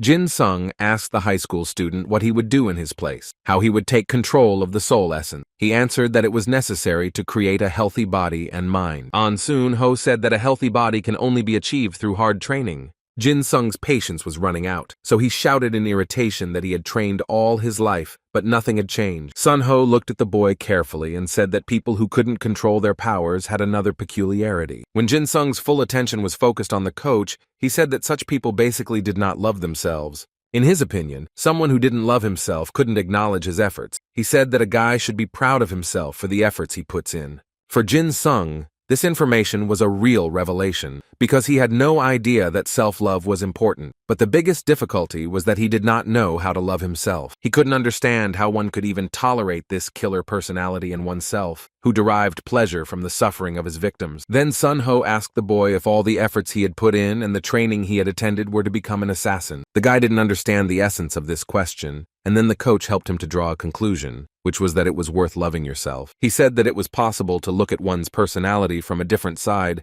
one that was obsessed with killing, and with the one who desperately worked to suppress her thirst for blood. Jin Sung looked at himself from this perspective for the first time. He understood that if he started to highlight the good sides of himself, and not the bad ones, then he could achieve the desired result. The realization that he was not only a murderer, but also an ordinary guy who struggled with himself every day made his knees buckle. Seeing Jin Sung's realization come, Sun Ho shared part of his story about always wanting to be the best. But no matter how hard he tried, his idea was still not good enough in his eyes, and in the eyes of those around him too. The high school student could not achieve success no matter how hard he tried. It seemed to him that the level of his abilities was stagnant and was not going to improve. In all 3 years of high school, he never managed to reach an advanced mat. Now the boy understood that it was all because he was devastated by his weakness and hated his low rank, so nothing changed. But one day, An Sun Ho thought about how well he knew the essence of his soul. After he realized that he clearly lacked this knowledge, the guy began to study his soul and realized his limit. He began to use his strength, thereby protecting the weak and vulnerable. After such training, the boy finally encountered his idea. And when he stepped into the ring again, everything changed, and he felt that he had strength within himself. It was thanks to a new approach to training and self-acceptance that he was able to show a different result. The guy defeated his opponent and finally managed to surpass himself and go beyond the established limits. And even now, Sun Ho continued to improve and strive to become the best. The coach asked Jin Sung if he planned to become better and strive for complete control over his inner self. The boy looked through the glasses, which he wore only because they served as a kind of protective mask for him, which did not allow people to see the real him. He decisively threw them away and said that he too would begin to transform his consciousness. Jin Sung decided to follow his senior student's example and try to surpass himself as well. When the tests began at school, the boy decided to prove himself. The teachers said that firearms were useless against Idea. The 10th platoon sat in a closed chamber that was filled with gas and listened to information about how many weapons simply lost their meaning when Idea manifested. One of the instructors said that a chemical attack was nothing compared to that. It could take a person's life as soon as his Idea was turned off. Bayon Ki-young, as always, was the first to start a panic. He started screaming and kicking the door, shouting that he didn't want to die here. He pounded on the door with his hand and asked why such stability tests were needed at all if they put the students' lives at risk. Tears were already welling up in his eyes, either from the gas or from despair, but he did not give up trying to shout to the instructors who could release them. The teachers conferred among themselves and argued that the cloud of poison gas was too thick for them. One teacher said that the increase in strength was not worth the risk. The other teacher looked at his colleague with disdain and thought that this weakling simply did not know the value of real strength. A rude teacher ordered his students to sing the national anthem and promised to give extra points to anyone who finished the song. While all the students were begging for the door to be opened, Jin Sung stood up in the crowd and began to sing lines from the South Korean national anthem. As the boy sang the last words, the heavy door opened, and a thick cloud of gas began to emerge, making his eyes water and his lungs burn. Other students from the academy began to run up to the place and shout that the third squad was finally leaving. They were surprised by the amount of gas that was coming out of the room. Most of the students were unable to walk on their own, so they were led out by instructors. Only Jin Sung staggered out of the training room on his own 2 feet. The boy told the chemistry teacher that all the officers had fallen, so he took on the role of speaker. The teacher coughed just from the smell of smoke that came from Jin Sung, who said that there were 11 people in the third squad, 10 of whom dropped out. These 10 people did not survive the training in the gas chamber, but one was able to complete the task. That one person was Jin Sung himself, who from now on gave his all in every lesson. Someone was secretly monitoring the rankings of the 10th platoon, and when this mysterious person found a document with the guy's characteristics, he saw Park Jin-sung in first place. The records also say that Park Jin-soon had simply amazing attentiveness. He did not miss the slightest rustle and could see all the details even in the dark. The guy took first place in all the rounds, upper, lower, and high. In all competitions, he was faster than his classmates by 5 seconds. The platoon leader's notes noted that his skills allowed him to represent the nation with dignity. The boy kept saying that he would surpass himself, and so far, he had managed to do so. Jin-sung had the highest stealth skill score. No one was able to find him until the end of the test. The platoon leader wrote that his abilities were beyond the evaluation system. When the teacher brought the new rating to the director, he began to leaf through the papers, and everywhere Jin-sun was in first place. The head of the school had a question about where the guy got such physical indicators. It was hard to believe that an F-rank fighter was capable of such action, but the rating didn't lie. The teacher said that he could not have been mistaken because the other students also received test marks and their results were at the same level. The director looked at the documents with a gloomy face and said that all this was not enough. The teacher smiled, pretending to understand what was being said, but his eyes said the opposite. The headmaster of Hyundai High School said that he received information that the 988th Brigade was heading their way. The teacher was shocked, but the director added that the group did not like the fact that the school had secured state support, and that they were obviously planning to disgrace them. The head of the school said that everything was fine with the 11th graders. They couldn't do anything with the 9th graders. The problem was only with the 10th grade. They needed to step up their training. The teacher asked what kind of intensive training he was talking about. The man said he was talking about short-term training to increase fighting strength. The director smiled ominously and said that such training should be made basic, and then the students would reach the level they needed. These training sessions were introduced literally the next day, with students barely able to carry heavy boxes that seemed to be filled with bricks. Se-yeon was able to bear the weight of the load well, but it was still hard for her. But Jin-sung was carrying 2 boxes and didn't even wince from the strain. The girl asked why he took more than he was allowed. The boy replied that since they were training, he decided to pump up his muscles at the same time, so to speak, doing 2 useful things at once. Se-young looked at her friend carefully and said that he was training even during lunch. The guy replied that this was a completely different conversation. The girl called him Mr. XS and said that they needed to move forward. The guy was glad that they stopped calling him a newbie. Jin-sung noticed that all his classmates were staring at his friend. He said so, to which he received the answer that this was her reality. The guy was impressed by how self-confident this phrase sounded, but he noticed that today they were looking at her somehow differently. He shared this observation with his friend and said that he brought it up because the looks today had been too intense. Se-young said that the looks seemed strange to him because they were not directed at her at all, but at the guy himself. Jin-sung was very surprised by this discovery because he didn't understand why his classmates could suddenly stare at him like that. When the girl heard that he thought it was all because his beauty left no one indifferent, she decided to pretend that she had not heard it. The boy decided that the girl was being too rude towards him. He began to look more closely at his classmates and realized that their gazes were simply burning into him. The guy was distracted and did not notice Gi-yong, who was walking in front of him. Jin-sung tripped and almost missed one of the boxes. If it had fallen, the student who was following behind could have been injured. The boy saw Byung-gi-young's angry look and apologized, saying that he was just distracted. Seeing that it was the squad leader, he laughed tensely because he knew that the blonde was a real pain. Gi-yong didn't say anything but just stared at F-rank, who was now so successfully climbing up the ranking. The leader of the 3rd squad turned around and carried his box further, calling the guy trash. He advised him to watch his step. Jin-sung noticed that the leader had changed, somehow. He shared this observation with his friend, and she looked at him in surprise. The girl asked if the guy really didn't understand why no one had been hitting on him lately. Jin-sung thought about it and suggested that it was because he was spending time with her. Se-yeon ran her hand over her face in annoyance and said that it was because of the guy's changes. The girl opened the door with her foot and said that his lack of understanding made her feel sad. The boy didn't calm down and wanted to ask her another interesting question. The blonde barely restrained herself from rolling her eyes. When she heard the question, she almost fell on the spot. Her friend asked if she was not interested in his idea. The girl put the box down loudly and said that she was not interested in such things because they were too personal. Jin-sung said that if she wanted, he could explain to her what happened to him at the bank. Se-yeon said that Mr. Excessiveness didn't need to throw around phrases with explanation, especially when it came to relationships with girls. She explained that if anyone else had seen him in that state, they would have fainted, but she managed to restrain herself. The boy smiled and asked if he was only talking about girls, since he had already managed to tell An Sun-ho something. Se-yeon became furious and screamed. Did he really want to die? Because telling such details to the sergeant was extremely dangerous. She began to shake the boy and ask why he didn't go to her first, since she was more aware of his condition, since she had seen it all with her own eyes. This scene was observed by Byun Ki-young, who, since the events at the bank, began to simply hate this pair of friends. He remembered that oppressive feeling when he thought that Jin Sung would simply kill him. He remembered that even Il Jung ran away from this guy in fear. The blonde couldn't understand at what point everything went wrong, and this F-rank began to surpass him in strength. He decided that until he figured it all out himself, he would not admit that the boy really did have some impressive skills. Jin Sung reminded his friend that there were people looking at them.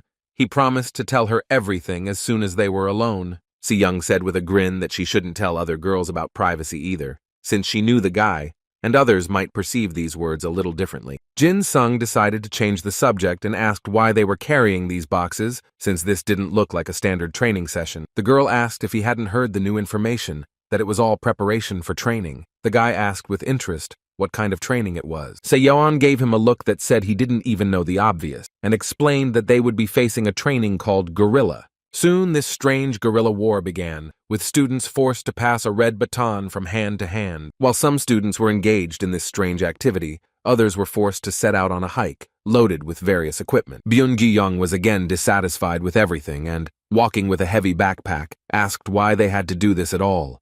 Jin Sung calmly carried his backpack and wondered if he should have brought the 5-kilogram weights. Se-yeon asked Mr. Excess if he had sunstroke. The guy looked at his friend with confusion, and she asked why the one who had previously tried with all his might to avoid An Sun-ho's training was now so into sport. The girl found these sudden changes incomprehensible and wanted to understand their reasons. This was exactly the question she wanted to ask her friend, but the guy interrupted her.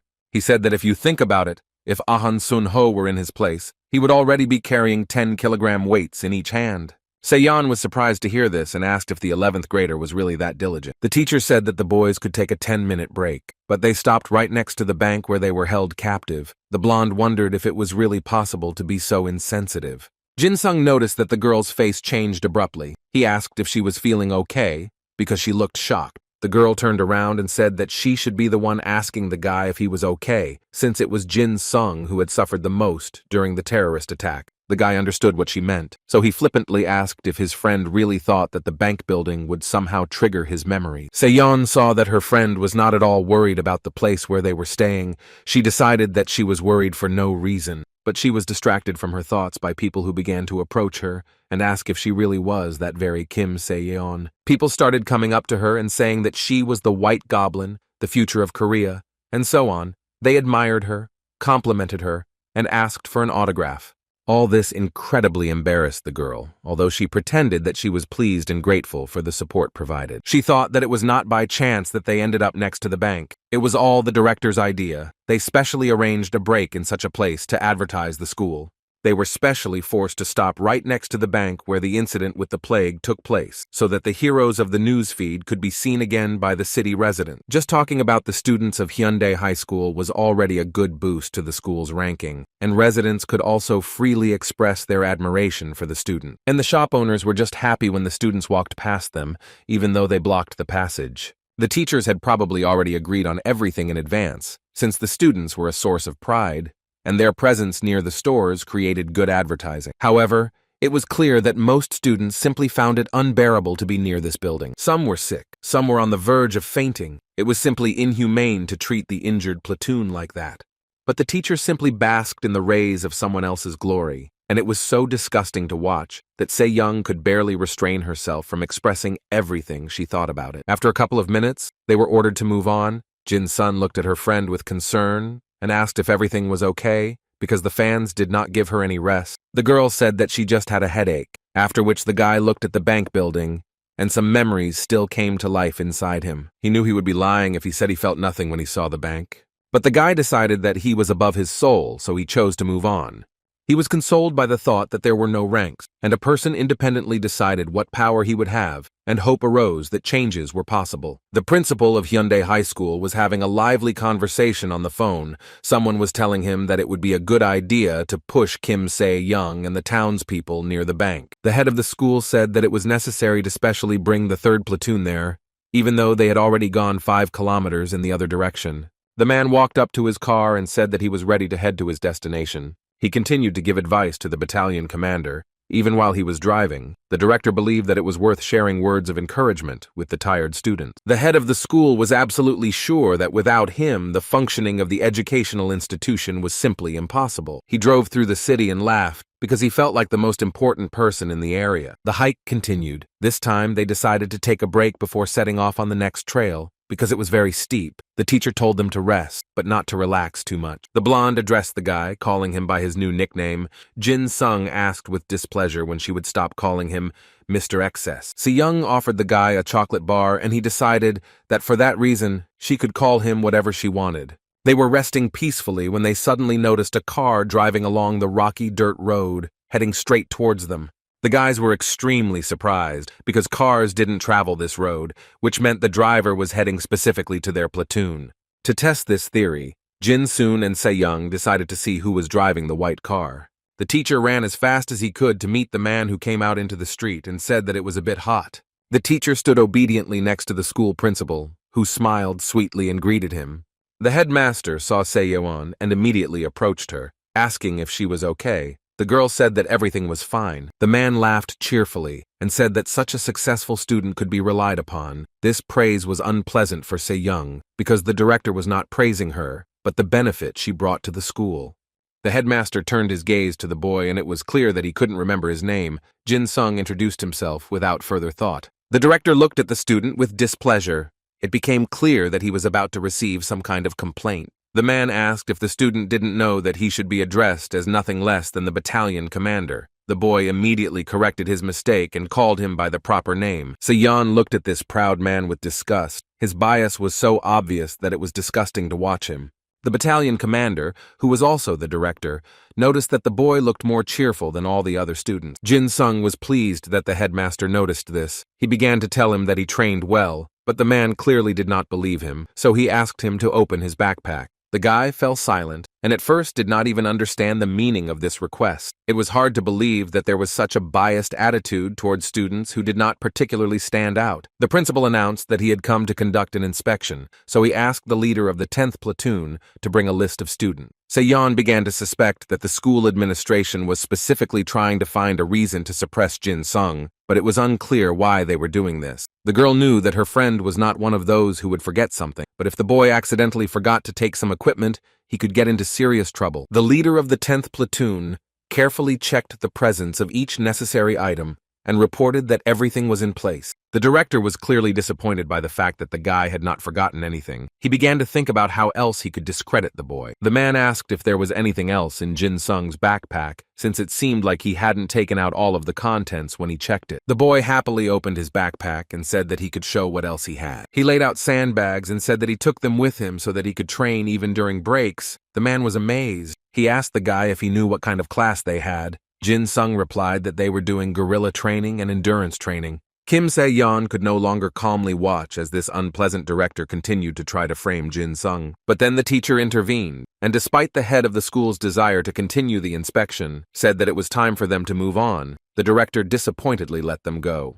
He escorted the head of the high school to his car and told him to be careful on the way, as the road was not designed for such cars. The teacher's behavior surprised the girl, because it seemed as if he wanted to get rid of his superiors as soon as possible. The senior students watched the younger students, and one of the boys reported that they would soon arrive at the scene. The brunette named Ju Ye asked Sun Ho if the most worthy of them all was the white goblin Se-yeon, and if so, she suggested testing her. But An Sun Ho said that they needed to focus on Park Jin Soon. The brunette laughed and asked again if he really meant that guy with the dagger. She knew the leader thought highly of him, but it was still an odd choice. She expressed doubts that she was not sure whether they should waste their time on the boy. Ju Ye recalled the moment when she fought with him, and indeed this disciple had amazing stamina and reaction speed. But his idea did not correspond to these parameters at all. The girl doubted that he was worth their attention. An Sun Ho said that his classmate was absolutely right, but that didn't influence his decision in any way. Ju Ye asked if he rated Jin Sung so highly just because he was in his club, and it seemed to her that Sun Ho thought the boy was even cooler than the first squad. The leader looked at the girl and said in a serious voice that the guy fully deserved his titles. Ju Ye was shocked when she heard that her squad leader thought that Jin Sung was not just better than the first squad, but the best in the entire platoon. She turned angrily to the guy and asked him to repeat these loud words. Looking into her eyes, When the brunette heard nothing in response, she repeated her request once again, because in her opinion, such behavior from the squad leader was outrageous. An Sun-ho calmly explained that the girl's attitude was based only on the previous battle of the squads and did not take into account his future successes at all. Ju Ye continued to object, saying that the boy had only joined the club 2 months ago, and she also mentioned the long break he had taken. Sun-ho decided that it was useless to prove anything with words, so he suggested that the brunette see for herself how much the guy had changed over the past month. The leader was confident that this test would eventually turn into a show performance by Park Jin-soon. The school was not without innovations. Now this concerned not only the training system, but also the living conditions of the student's place of residence. Jin-sung found it strange that the school administration decided to build a new building in a military style. But the other guys weren't too embarrassed by this, because without further ado, they began to put their things in the lockers. There were 300 students in the barracks in total, and Jin-sung was assigned number 300, which meant that his place was at the very end. The guys heard an announcement that a training report was about to take place, and that they needed to report the necessary information to the departmental center as soon as possible. The boy recognized the voice. It belonged to An Sun-ho, which meant that the rumors were true. The students began to whine with discontent, saying that with this partisan training they were all doomed, because now they did not have a single free minute. Jin-sun looked at the guys and understood that with this approach, it would be very difficult for them to adapt to the new reality. All the 10th graders were gathered in a large room that could accommodate the entire platoon. An Sun-ho spoke up, announcing that from now on he would be conducting guerrilla training, and before the boys went out for a snack, he had to make a couple of important announcements. It was decided that the fighters from the first numbers would be placed in room number 1. The rest will be distributed among the remaining 9 rooms, according to the number they have already received. An Sun-ho said that the number given to the students was not just a number, but a school-determined rank of overall combat ability. But during training, the student's score will not depend on the number. This guerrilla training can have a significant impact on the final grade. Some students were unhappy that the score they had given would not be taken into account. The boys listened in confusion as they heard that, depending on their efforts in training, the overall rank of their combat abilities could change significantly. Sun-ho said that it was now 12 o'clock, lunch was until 13, and rest time was until 14. A little later, the instructors would tell more detailed details of the schedule. When the senior student conveyed the important information to the children, he said that the meeting was over. This schedule did not suit some students. They complained all the time that they were hungry and that they did not have enough personal time. When they got to lunch, they saw that those who came before them had already eaten everything. Only scraps were left. Kimchi and burnt rice were not enough. Some of the less intelligent ones came up with the idea of injuring themselves to get kicked out of training, but then they remembered that there was a nurse at the school, so the plan had some flaws. But then Park Jin-sun walked into the barracks, carrying several bags of food in his hands and joyfully calling his comrades to join him for the meal. The happy students began to ask where the student from the 10th platoon got these goodies, because when they wanted to eat, the cafeteria was half empty. Jin-sung said that they don't have to worry. He didn't steal anything, but the guys should keep this little meal a secret. The boy didn't want to say that he came to Sun-ho and said that he was hungry. The instructor said he heard that the guy was being watched during training, so now he was warmed up enough. Jin-sung said that when he was full, he was ready to work hard. Sun-ho asked how much food he needed to feel normal. The boy replied that he needed enough food to feed 15 people. The instructor was shocked when he heard this figure. He could not even imagine that Jin-sun intended to feed his roommates as well. But he decided to help the boy, smiling, and said that he knew where to get food. As An Sun-ho was carrying the bags of food to give to Jin-sung, another student approached him and noticed the contents of the bag. The boy assumed that the bags contained food given to them by the teachers, but Sun-ho explained that the instructors were given a special lunch. The student realized that he had been wrong to push the instructor, so he apologized and retreated from there. Seeing that these packages were meant for Jin-sung, the student walked away disappointed without receiving what he wanted. When the boys had eaten their fill of all the goodies that the student from the 10th platoon had brought, they began to say that they now felt like people again. Jin-sung asked his comrades if they were full, since he had the opportunity to get more food, but the guys said that they were full, after which they began to thank the guy and call him a hero, because thanks to him, they felt much better. The guys said that they were very happy with such a hearty lunch. They promised to definitely repay the guy. After thinking about it, Jin-sung decided that he needed the guys to start playing by his rules. He said that if his roommates wanted to thank him, they had to promise something. They looked at the guy in surprise. Jin Sung said that each of them must give their best in training so that their platoon can rise in the ranking. The boy's eyes widened, reminding the guy that they were the tenants of room number 10, which meant that they were the 15 worst students in the 10th grade. Jin Sung said that it was no secret to him. Then the guys reminded him that they owned terrible ideas and were not capable of much. These words made the boy laugh, since it was unlikely that anyone present had a weaker idea than he did. The students thought about these words. They understood that if Jin Sun could raise his name in the rankings, then they could do it too. One of the guys said that they all noticed a drastic change in the guy. He was completely different from before. The roommates expressed a collective desire to change the same way too. After these words, the guys said that they wanted to see Jin Sung as their leader. The boy didn't even know how to react to this. Jin Sung became excited and asked if they really wanted to follow the path of change and become stronger, and the boys shouted in agreement. At 3 o'clock in the afternoon, all the students of the 10th platoon were gathered at the partisan training field.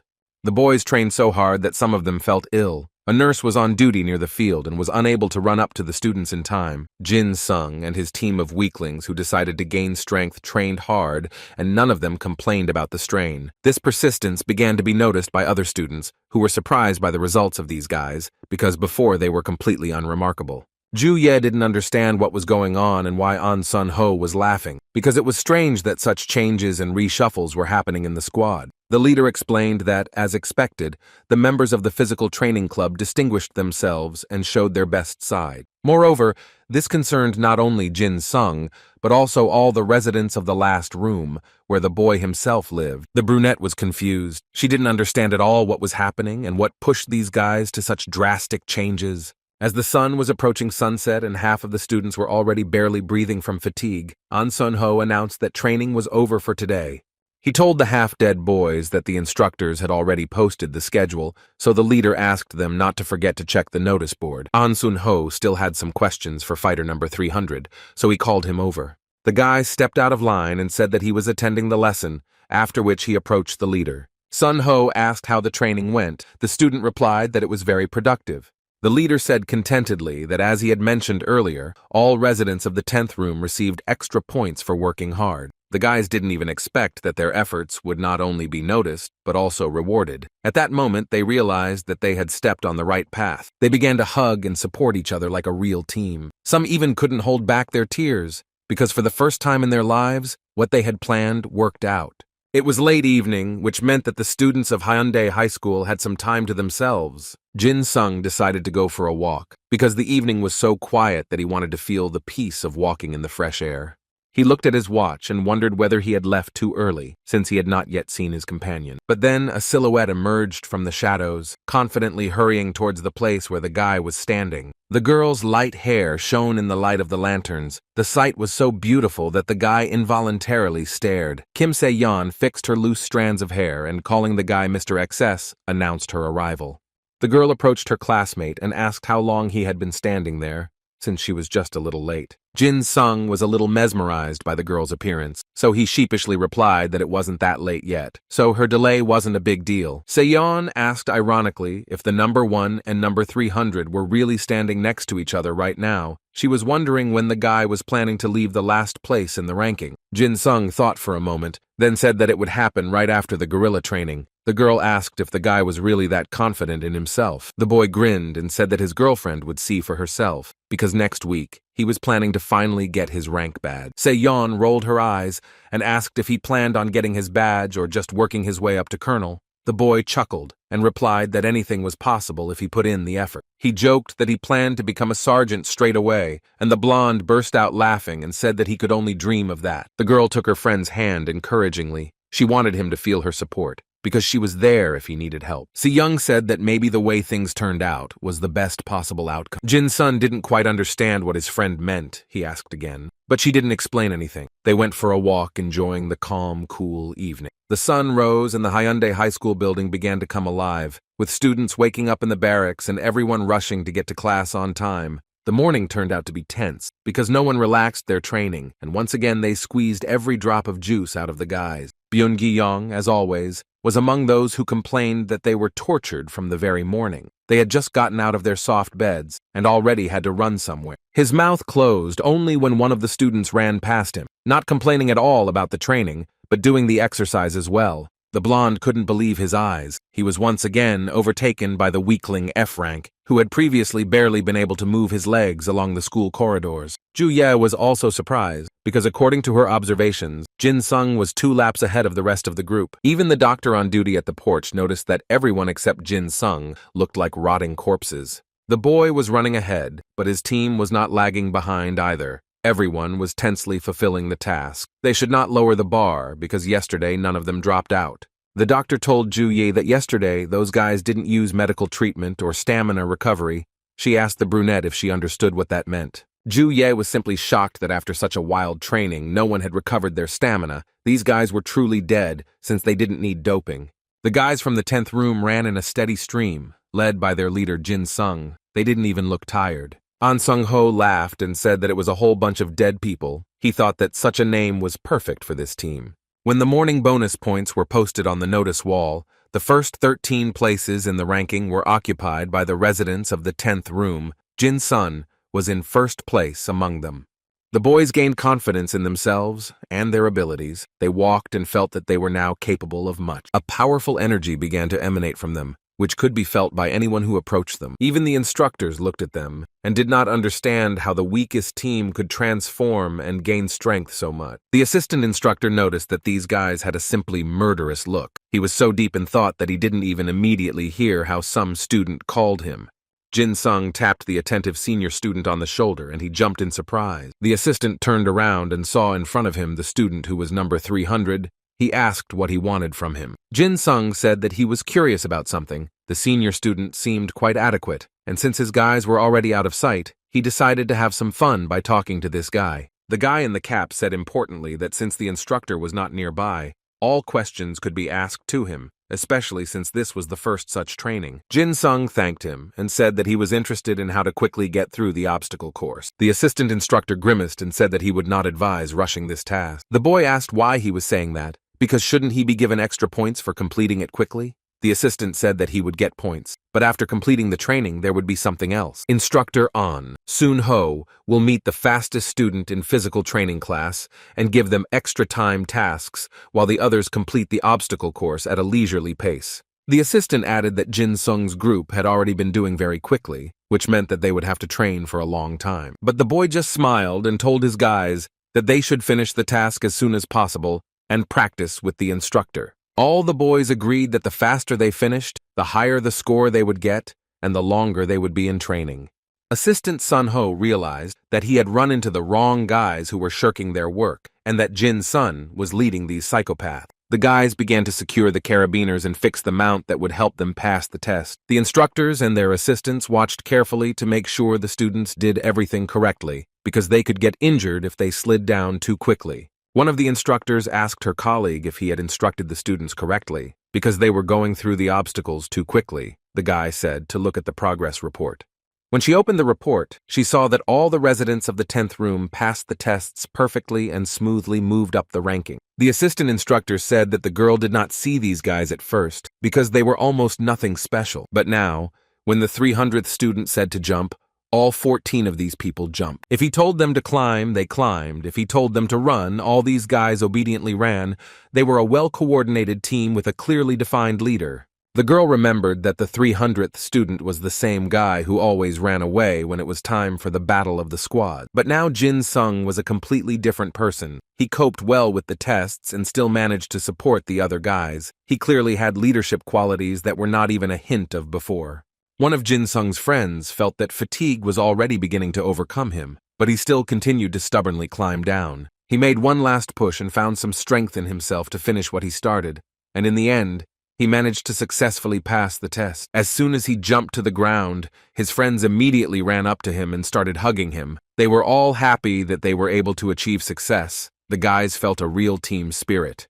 The instructor's assistant asked the girl if she had managed to see them successfully complete the course. She was pleasantly surprised. The guy said that now these students would go to another training session. Jin Sung said that they were now going to do extra strength training, and his friends shouted happily. It seemed like they weren't tired at all.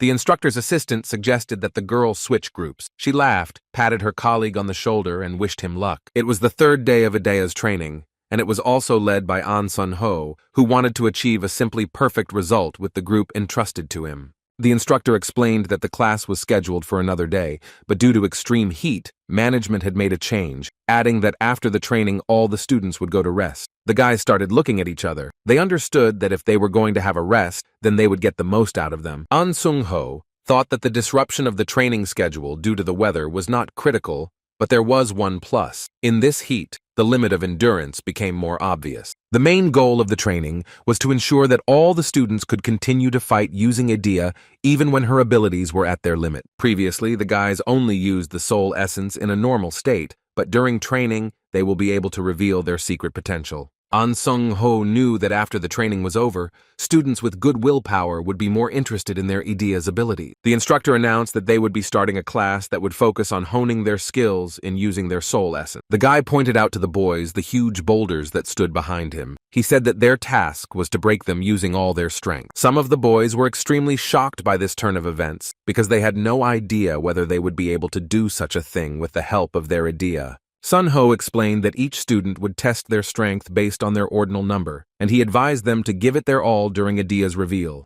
When the boys heard that if they failed to reveal Idea, they would have to let the next student through, they began to argue loudly about who would surpass whom in terms of ability. Sun-ho stopped the argument by saying that he knew that many of the students felt unworthy. He said that many had heard about the essence of his soul. Jin-sun remembered that the guy had a special combat, Idea, which was called I will definitely catch you. Everyone understood that if the instructor tried his hand at the boulder, it would be quite difficult to break it. But nevertheless, An Sun-ho activated his Idea, I will definitely catch you, and decided that he would show by his own example how it is to cope with difficulty. He quickly moved to the huge stone and grabbed it with such force that the veins in his arms stood out from the strain. The instructor began to thrust his hands into the stone, and surprisingly it began to give way. At the place where his fingers touched the boulder, many cracks appeared. Jin-sung looked at his older comrade with admiration because he did simply impossible things and all thanks to hard work and not innate talent. The stone became increasingly covered with cracks and no longer looked so huge and frightening. Sun-ho lifted it from the ground, and it impressed everyone who could see this spectacle. The boulder was several times bigger than the guy, but he was able to hold it in his hands. His eyes lit up, and it was clear that he was summoning more and more strength to finally deal with the boulder. As a result, there was a bright flash, after which the earth shook. It was a surge of power that helped break the stone, and it crumbled into pieces. An Sun-ho was satisfied with the work he had done, and now calmly walked towards the 10th platoon. He was not even out of breath, his breathing was even, and his gaze was calm. Jin-sung used his ability to see the essence of the soul, and noticed that the boy's Idea had actually improved, although it seemed impossible. Also, the instructor's movement speed increased significantly. As it turned out, the skill can be trained regardless of human limits. Jin-sung realized that the senior disciple was able to ignore the weight when he used Idea. Some of the students whispered in horror that Sun-ho had put his hand through the stone. The instructor turned to his students and said that they should do the same as he did, only with their own skills. When he did not hear an answer, he sternly asked if everyone understood the task that was given. Then the boys came out of their stupor and shouted in unison that they would immediately begin to carry out the task. Ju Ye, who was standing nearby, said that they would start with the student who was number 1, and she asked him to come forward. It was Kim Se-yeon, or as she was now popularly called, the White Jade Goblin. She activated her Idea and pulled out her sword, then confidently walked towards the boulder to finish this task. The girl slowly ran her finger over the cold metal of her weapon and felt a tremor of power inside her, bursting out. Jo Ye announced that the student could begin as soon as she was ready. Se-yeon didn't need to be told twice. She immediately used a skill called Goblin Sword Art and began calculating which side would be best to strike from. Having chosen the right angle, the student delivered a powerful blow that split the huge boulder into many small pieces. Satisfied with her work, the blonde hid her sword in its sheath and, waving her scythe, left the training field. The students began to say that the girl was simply incredible. Some believed that it was all due to her family name Idea, who summoned the Jade Goblin. Ju Ye watched the 10th grader leave and thought that, as expected, her potential was of a completely different rank. She possessed impressive strength, and it was difficult to deny. She cleared her throat and invited student number 2 onto the training field. Time flew by very quickly, but the flow of students did not stop, each of them trying to cope with the task in their own way.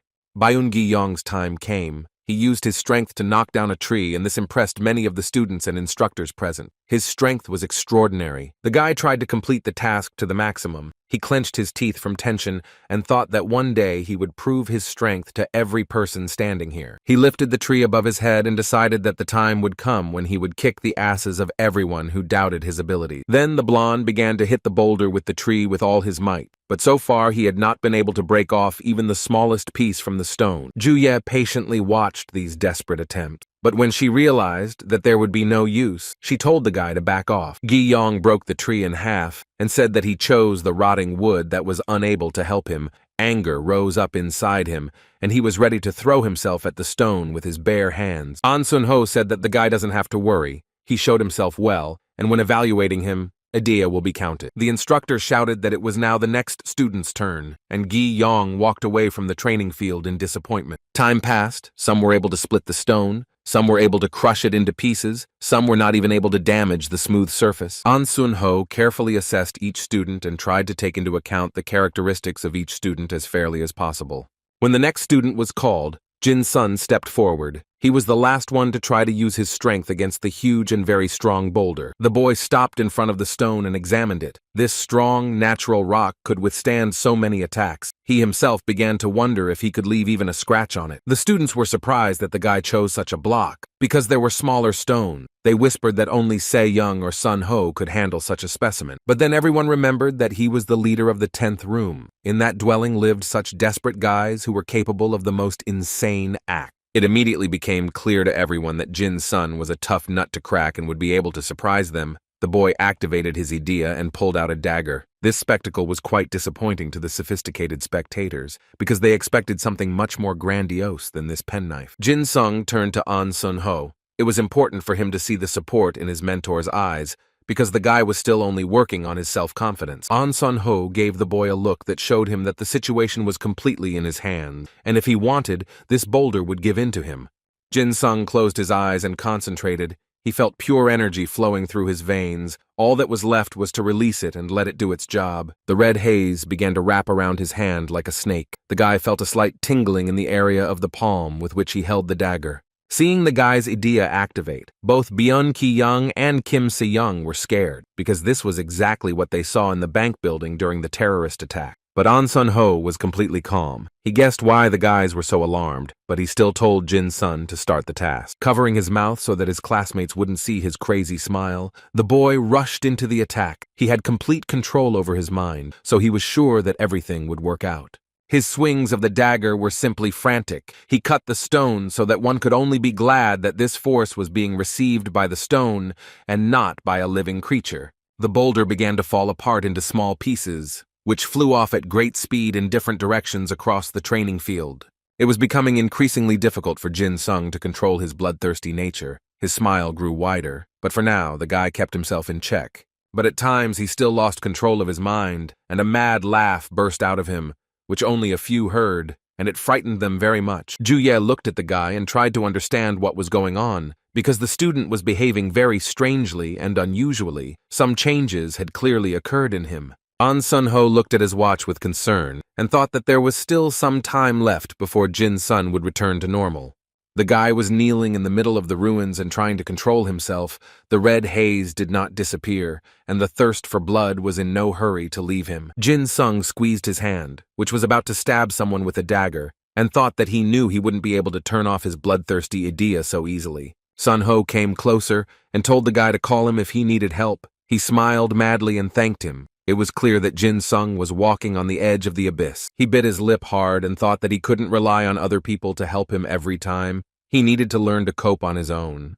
His hand was simply twisted from the desire to stab someone with a dagger. The guy wanted to be able to at least partially turn off his idea so as not to harm anyone. Suddenly, it was all over. His hand stopped shaking, and Jin-sung heard the sighs of his classmates, who were asking each other where the lump had gone and how it was possible to do such a thing with a small dagger. The instructor smiled proudly at the boy and said that this time he succeeded. Jin-sung stood up and said that he couldn't have done it without his mentor's help. He hadn't fully used his skill, which was now called partial murder instead of absolute murder. Control over this skill was in the boy's hands, but the more body parts were involved, the harder it became to control idea.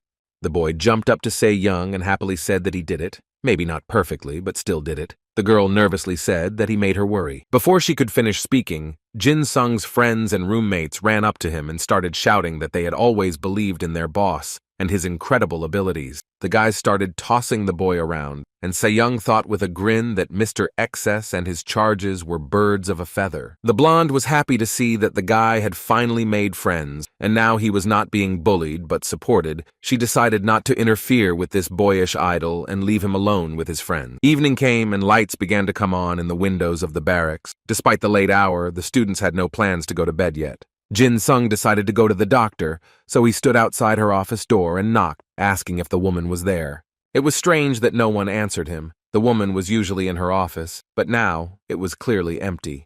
The guy was worried, because the guys from his room had not dropped out of a single test, which meant that they were not sent to restore their stamina. Jin Sung was proud of them, but their strength also had a limit. Continuing to stand under the office, the boy noticed a teacher walking down the corridor with bags in his hand. They were both extremely surprised when they saw each other in this wing of the high school building.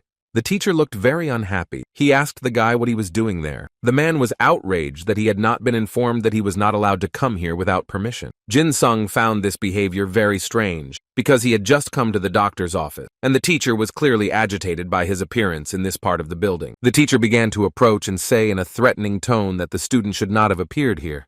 The boy was very tense, because it looked like he might have problems. He couldn't find a better solution than to scream loudly, hoping that someone would help him. The teacher became even more furious, and explained that if the student was caught here, he would be severely punished. The man began to look around and say that Jin Sung needed to urgently return to the room before the teachers saw him. The guy did not understand the reasons for such strange behavior. The door of the office opposite which they were standing opened, and a stranger came out and asked where the noise was coming from and what was going on. The teacher was scared. Jin Sun realized that the teachers were in a meeting, but the question still remained. Where was the doctor? The unfamiliar man asked the guy with interest who he was. Before the boy could answer, recognition flashed in the stranger's eyes, and he exclaimed that before him stood a unique F-rank student, unique not only in his school, but in general. This strange stranger asked in a mocking tone if the student had come here to complain to the teachers that the training was too difficult. Here the teacher intervened, telling the boy to quickly return to the barracks and not wander the corridors at such a time. But the stranger was not yet willing to let go of Jin Sung. He put his arm around his shoulders and told the teacher that he had been too harsh, which was why the students had to deal with the plague alone. The strange man literally shoved the boy into the office and said that since everyone was here, they could finally have a drink. The teachers were sitting in the office and arguing about whether to call for food delivery or whether it would be better to go to the nearest restaurant. A stranger interrupted them and loudly introduced Jin Sung. The stranger, who was clearly not very sober, hugged the guy tighter and said that he didn't have to be shy because his instructors weren't there. Jin Sung politely thanked him, but was already thinking about how to get out of here. The annoying man suggested that the training was very hard because An Sung-ho was so strict. The boy thought that it was too much to discuss the instructor, but he did not show his irritation, but said that he really liked the training that the instructor gave them. The teacher made another attempt to intervene, telling the boy to go to the barracks immediately and that he would take care of everything. His colleague was again outraged by this order. The stranger asked what urgent business had brought student F-rank to this wing, and he replied that he was simply looking for a nurse. The man laughed and said that this guy's bar was clearly not F-rank. He went to teacher A-Yan and said that a patient came to see her. She jumped up and asked if Jin's son was injured. The guy said he came to talk to the guys from room 10 about restoring their stamina because they didn't get any after training. While the student and the nurse were talking, the man glanced at the current guerrilla training grades and was shocked to see Jin Sung in first place. Other teachers started running to him and saying that there must have been some kind of mistake because the student number 300 simply couldn't be in first place in the ranking. Jin Sung found it funny because if the teachers were so surprised, it meant that for 3 days they had not looked at the current grades and did not know about the success of their student. The teachers began to accuse the boy that An Sun-ho was giving him preferential treatment because he went to his classes. They were amazed that even Se-young was second with her abilities. They said that the guy bribed his instructor. This was the last straw. Jin Sung couldn't hold back and shouted that An Sung-ho was not the kind of person that could be bought with money. The teachers didn't calm down. One of them said that it was possible to believe that despite his rank, he was physically stronger than others, but how to explain the fact that he was also first in Adia's training. Jin Sung was simply torn apart by the injustice. He tried to prove that he and his guys had honestly won their places, but no one believed him. The leader of the 10th platoon tried to take him out of the office. But the teachers also attacked the professor, saying that he was protecting the boy only because he was his student, and they began to mock him, saying that it would be better if he defended him from the terrorists. The leader of the 10th platoon gritted his teeth when he heard that the students from the 10th room would be under surveillance from tomorrow, after which he led the guy out of the office. But Jin-sung didn't stop being angry. He hadn't felt such rage for a long time. He wanted to show everyone what he was capable of. Stopping right in front of the doors, the boy shouted that he had one question for all the teachers present there. The high school staff were outraged by such impudence, because in their eyes he was a deceiver who was only trying to justify himself and his instructor. The boy asked how they would react if, before their very eyes, all the inhabitants of the 10th room took places in the top 30 of the rating. The teachers had nothing to say in response, because they had not expected such a proposal from the F-rank deceiver. They laughed loudly and asked how the guy could talk such nonsense while keeping a calm face. The teachers even suggested that he become a comedian. Jin-sung told them that he was completely serious and that he wasn't making any jokes, and the man patted him on the shoulder and advised him to calm down. The man said that if such a miracle happened, he would react accordingly and promote the boy to corporal. One teacher suggested demoting everyone in rank if at least one person did not make it into the top 30. Jin-sung smiled and said that he hoped the teachers would keep their word, and as he left, he heard them already placing bets on whether he would succeed in his plan. Dr. Ayeon rushed after the boy. She was worried about what the student was going to do. She caught up with Jin-sun already on the street. He apologized for causing such a fuss. The woman said that it was her who should apologize because she was not at her proper place. Ah-yeon said she was sorry that the guy heard that nasty conversation. The guy said that everything was fine, but he would need her help as a nurse to carry out this deal. The doctor remembered that he wanted to restore his roommate's stamina. The guy said that if she did this, they would easily enter the top 30. The woman was surprised by this amazing confidence in his own strength and the abilities of his friends, and she said that she would help him in this matter. At this time, some strange events were happening in the barracks. If you listened closely, you could hear someone screaming and talking in raised tones. Some guys burst into the 10th room and started beating up its inhabitants. They wanted to know where their leader had gone. They were sure that he had conspired with the instructor. The guys couldn't put up a decent fight because they were exhausted after training and their stamina was almost at zero. But even in their deplorable condition, they tried to prove that there was no collusion and that they had achieved such success on their own, for which they were beaten even more severely. The attackers said it was in the boys' best interests not to cross them, and they were surprised by the proud nature of these losers. Jin-sung watched this scene from a place where he couldn't be seen. He wanted to intervene, but he knew that now was not the time, because the hooligans were specifically looking for a fight. It was obvious that if he called the teacher, the little blondes would no longer come, so he thought about calling An Sun-ho.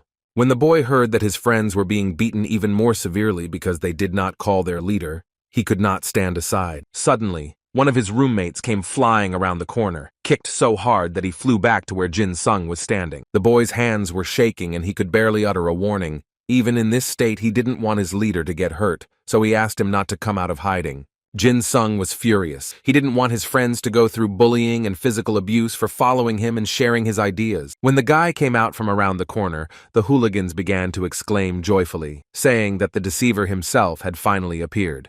Jin-sung asked in a reserved tone what kind of a mess they were making here, and the students began to laugh at him for pretending to be a leader when he wasn't even with his friends at the right time. He did not fall for these provocations, and said that if the guys got out of there right now, he would keep quiet about what happened. The hooligan asked if he would really make a fuss and call the teachers. The guy who attacked began to mockingly say that Jin-sung could run after An Sun-ho. Otherwise, the one who took first place in the rankings was losing ground. The other hooligans laughed loudly when they heard this phrase. They believed that the inhabitants of the 10th room were not capable of anything without cheating. Jin-sung's insides were seething from these accusations. His idea was starting to burst out. He barely had time to cover his mouth, which was already beginning to distort into a mad smile. Byun Ki-young was passing by this mess, and watching his classmate being provoked into being called a liar, he thought that these guys didn't even realize how wrong they were. The blonde told the guys not to make so much noise, because he didn't want to get into trouble because of this showdown. He said that if they wanted to test their strength so much,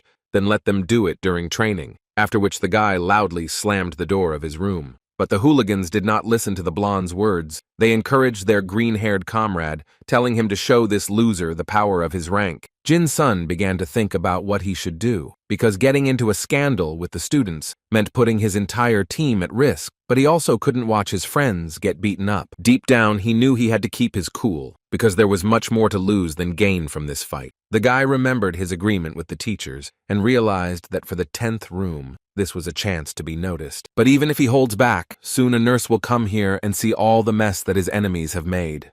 The green-haired guy saw the doubt on his opponent's face and took it as a call to action. He said that he was not going to spare the deceiver. He decided not to delay and immediately activated his idea. His limbs began to stretch sharply and increase in length. The green-haired boy, who had the nickname Stickman, gloated, saying that his opponent had not acted fast enough to save himself from him. His limbs became so flexible that they stretched like a rope, and he wrapped them around his opponent's body, gripping him in a death grip. Jin-sung turned his head to his enemy and told him to look at himself. The nickname Worm suited him better than Stickman. The bully asked if the guy really had enough strength to open his mouth. He promised to fix it, after which he squeezed his hands even tighter, and Jin-sung had to clench his teeth to keep from screaming in pain. The stick insect asked why the boy didn't cheat the same way he did in training, since he could simply break his arm if he didn't get out of his grip soon. He even offered Jin-sung the chance to choose which bone in his body would break first. The boy could barely breathe because the enemy's arms were wrapped right around his neck, and his access to oxygen was extremely limited. The stick insect continued to mock, asking if Jin-sung would do nothing. It was obvious to him that the boy would not be able to pull off any trick. Jin-sun understood that this guy had a very hot temper, and if he let him do whatever he wanted, he would be satisfied and leave, especially since the doctor would be here soon. The stick insect began to tell the inhabitants of the 10th room that their leader was simply nobody without his tricks, but the boys tried to protect their friend and shouted for the worm to let him go and get away. The green-haired boy looked at the boys and, seeing that they couldn't even get to their feet, asked if they weren't going to save their leader. His manipulation worked, and the guys from room 10 jumped up from their seats and started running to help their friend. Jin-sun thought that it was not worth doing, because sooner or later the bully would let him go. A fight was not the best option, especially since the teachers were now closely watching them. The stickman's arm extended even further and reached out to the approaching boys, and he hit them so hard that they scattered like bowling pins. After that, he squeezed his hand around Jin-sung's neck with even more intensity, and said that if he was weak, he should keep his head down. One of Jin-sung's friends stood up and said that they had lived by this principle their entire lives, but their leader was different. He said that his leader probably didn't remember it, but on the day Byung-gi-young called Kim Sae-yeon to the roof, he was also among the blonde man's fighters. Jin-sung was surprised by this news. The guy shared that back then, he was stupid and full of strange beliefs that prevented him from being effective in combat. Even when Jin-sung managed to stop Gi-young, they still considered him inferior to them because he had a very low rank. Another guy from the 10th room stood up and said that he also shared Byung-gi-young's ideas, but now he realized how wrong he was. He remembered that unlike them, who only supported Gi-young's cruelty, Jin-sung was the only one who tried to stop the fight. Jin-sung was truly touched by the words that this was why he became their leader. The guys called him amazing because they believed that it was he who motivated them to take the right path. The green-haired stickman asked what kind of scene the inhabitants of the 10th room decided to play out. He decided that the guys needed to be taught a lesson, and this should be done using a specific example, namely, using the guy who was in his hand. The boy understood that he was wrong when he told his friends that they should never give up and should fight to the end. He felt guilty for dragging his friends into this adventure with the teachers, because if they got into a fight, he could say goodbye to his rank. Jin-sung remembered how, while walking with Kim Sae-yeon, he told her that he would get a rank next week. Now it seemed less possible. He also recalled a conversation with the doctor when he was arguing that they would be in the top if they recovered. The guy realized that just because he wanted the badge so much, it didn't mean the crowd wanted it. After all, the guys just wanted to achieve success in physical training and train their idea. Perhaps only he wanted to rise in the ranking. Jin-sung realized that the crowd did not want to give up in this battle, and it was he who was their leader who convinced them to make changes. Now he must match his team. He decided it was time to take action, so he activated his idea and pulled out his dagger. The stick insect laughed and said that it was the first time he saw such a weak soul essence. It was funny for him to watch these attempts to do something, being captured and helpless. Instead of responding to his enemy's barb, Jin-sung turned to the guys in room 10 and asked them to listen to him carefully. He looked his opponent straight in the eye and told his friends that if they fought with only Adia's help, they would not be able to defeat even such a vile insect as the stick insect. These words seriously angered the bully. He squeezed Jin-sun even tighter and said that if he had wanted to spare him before, now those thoughts had faded into the background. The leader of the 10th room told his opponent that he was acting too important and careless, relying only on idea. The stick insect wanted to ask what he meant, but he didn't have time because the guy had already broken free from his grip and jumped to the side. Jin-sung clenched his dagger and said that in order to win battles, you don't need some amazing idea. The green-haired hooligan was shocked. He could barely ask how the guy got such physical strength. Instead of answering this question, Jin-sung said that among other things, his opponent had weak legs, after which he rushed to attack. The boy moved so quickly that the bully could not track his movements, and this led to the fact that wounding him turned out to be a very simple task. The stick insect screamed and doubled over in pain. He squeezed his leg, trying to stop the bleeding, and said that it hurt a lot. Jin-sung raised his eyebrows and told the guy that he couldn't even stand the pain, and yet his dagger barely touched the bully's skin. Seeing the leader of the 10th room approaching with his dagger at the ready, Stickman began to ask him to stop and say that he was very sorry for everything he had done. Jin-sung realized that in front of him was just a pathetic schoolboy who envied someone else's success because he himself could not achieve anything worthwhile. The stick insect finally realized that in front of him stood not some kind of crook who bought himself a place in the ranking, but a real leader who could stand up for himself and his team. Now, Jin-sung had decided to become the one to teach the lessons, so despite his opponent's shouts, he moved even closer. He tied up his enemy with his own hands and told his friends that they too could deal with him without using idea. The boy smiled at the stickman and said that he had become a concrete example of how to deal with an enemy without using the essence of his soul. These words incredibly insulted the green-haired hooligan, who considered himself a good fighter. The stick insect began to try to wriggle free, but it had no effect because it was twisted by its own limbs. Watching his opponent go into hysterics, Jin-sung said that he was putting in too much effort to prove his strength to someone. After this, the boy clapped his hands and asked where the worm's friends had gone, because he was ready to deal with them too. Smiling, he turned to his friends and asked them if they could help him get rid of this pile of rubbish, meaning the stick insect. It was morning, and the classrooms of Hyundai High School were ready to welcome students into their classroom. But not everyone was lucky enough to sit in the classrooms. Byun Ki-young was again indignant about the fact that they were kicked out to train outside. Once again, a figure rushed past him, in which he recognized his overly diligent classmate. The blonde thought with displeasure that Jin-sung was trying too hard to get ahead, since he had overtaken him in almost every lesson. But after a couple of seconds, he noticed another oddity that left him stunned. There were about 10 more guys running behind Jin-sung, who had also previously been losers, but were now successfully rising to the top of the ranking. Ju-ye watched the students and was amazed at how the former losers were becoming stronger fighters with each passing day. The brunette asked how student number 7 was feeling, since he was not visible during the lesson. Nurse Ayeon replied that she had difficulty restoring his condition, and since he had suffered an emotional shock, it would not be easy for him to return to training. The woman rubbed the bridge of her nose and said that she had barely healed the guys from room 10 after the fight. Because of this, they were not able to fully restore their stamina, so today might be difficult for them.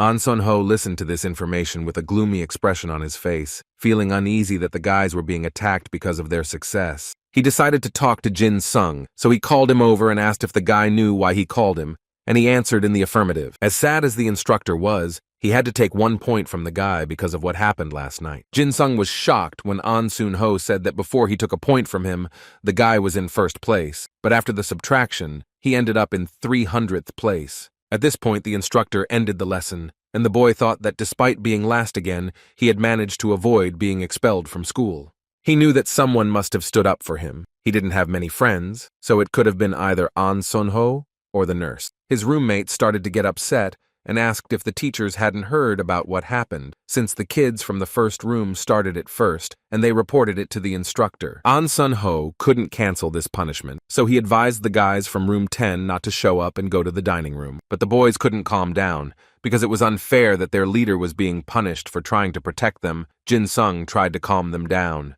The instructor added menacingly that if the boys did not quiet down, they would all receive penalty points for refusing to follow the order. But these words also did not have the desired effect, because the student said that he had had enough of such injustice. He tore off his badge with his ranking number and said that no matter how hard they tried, they were still doormats for everyone else. Such rebellious behavior greatly surprised the instructor, since he had not encountered open resistance and discontent among his subordinates for a long time. But then Jin Sung intervened, and after that all his friends fell silent, giving the leader the floor. An Sun Ho turned towards him and was already prepared for him to start getting indignant too.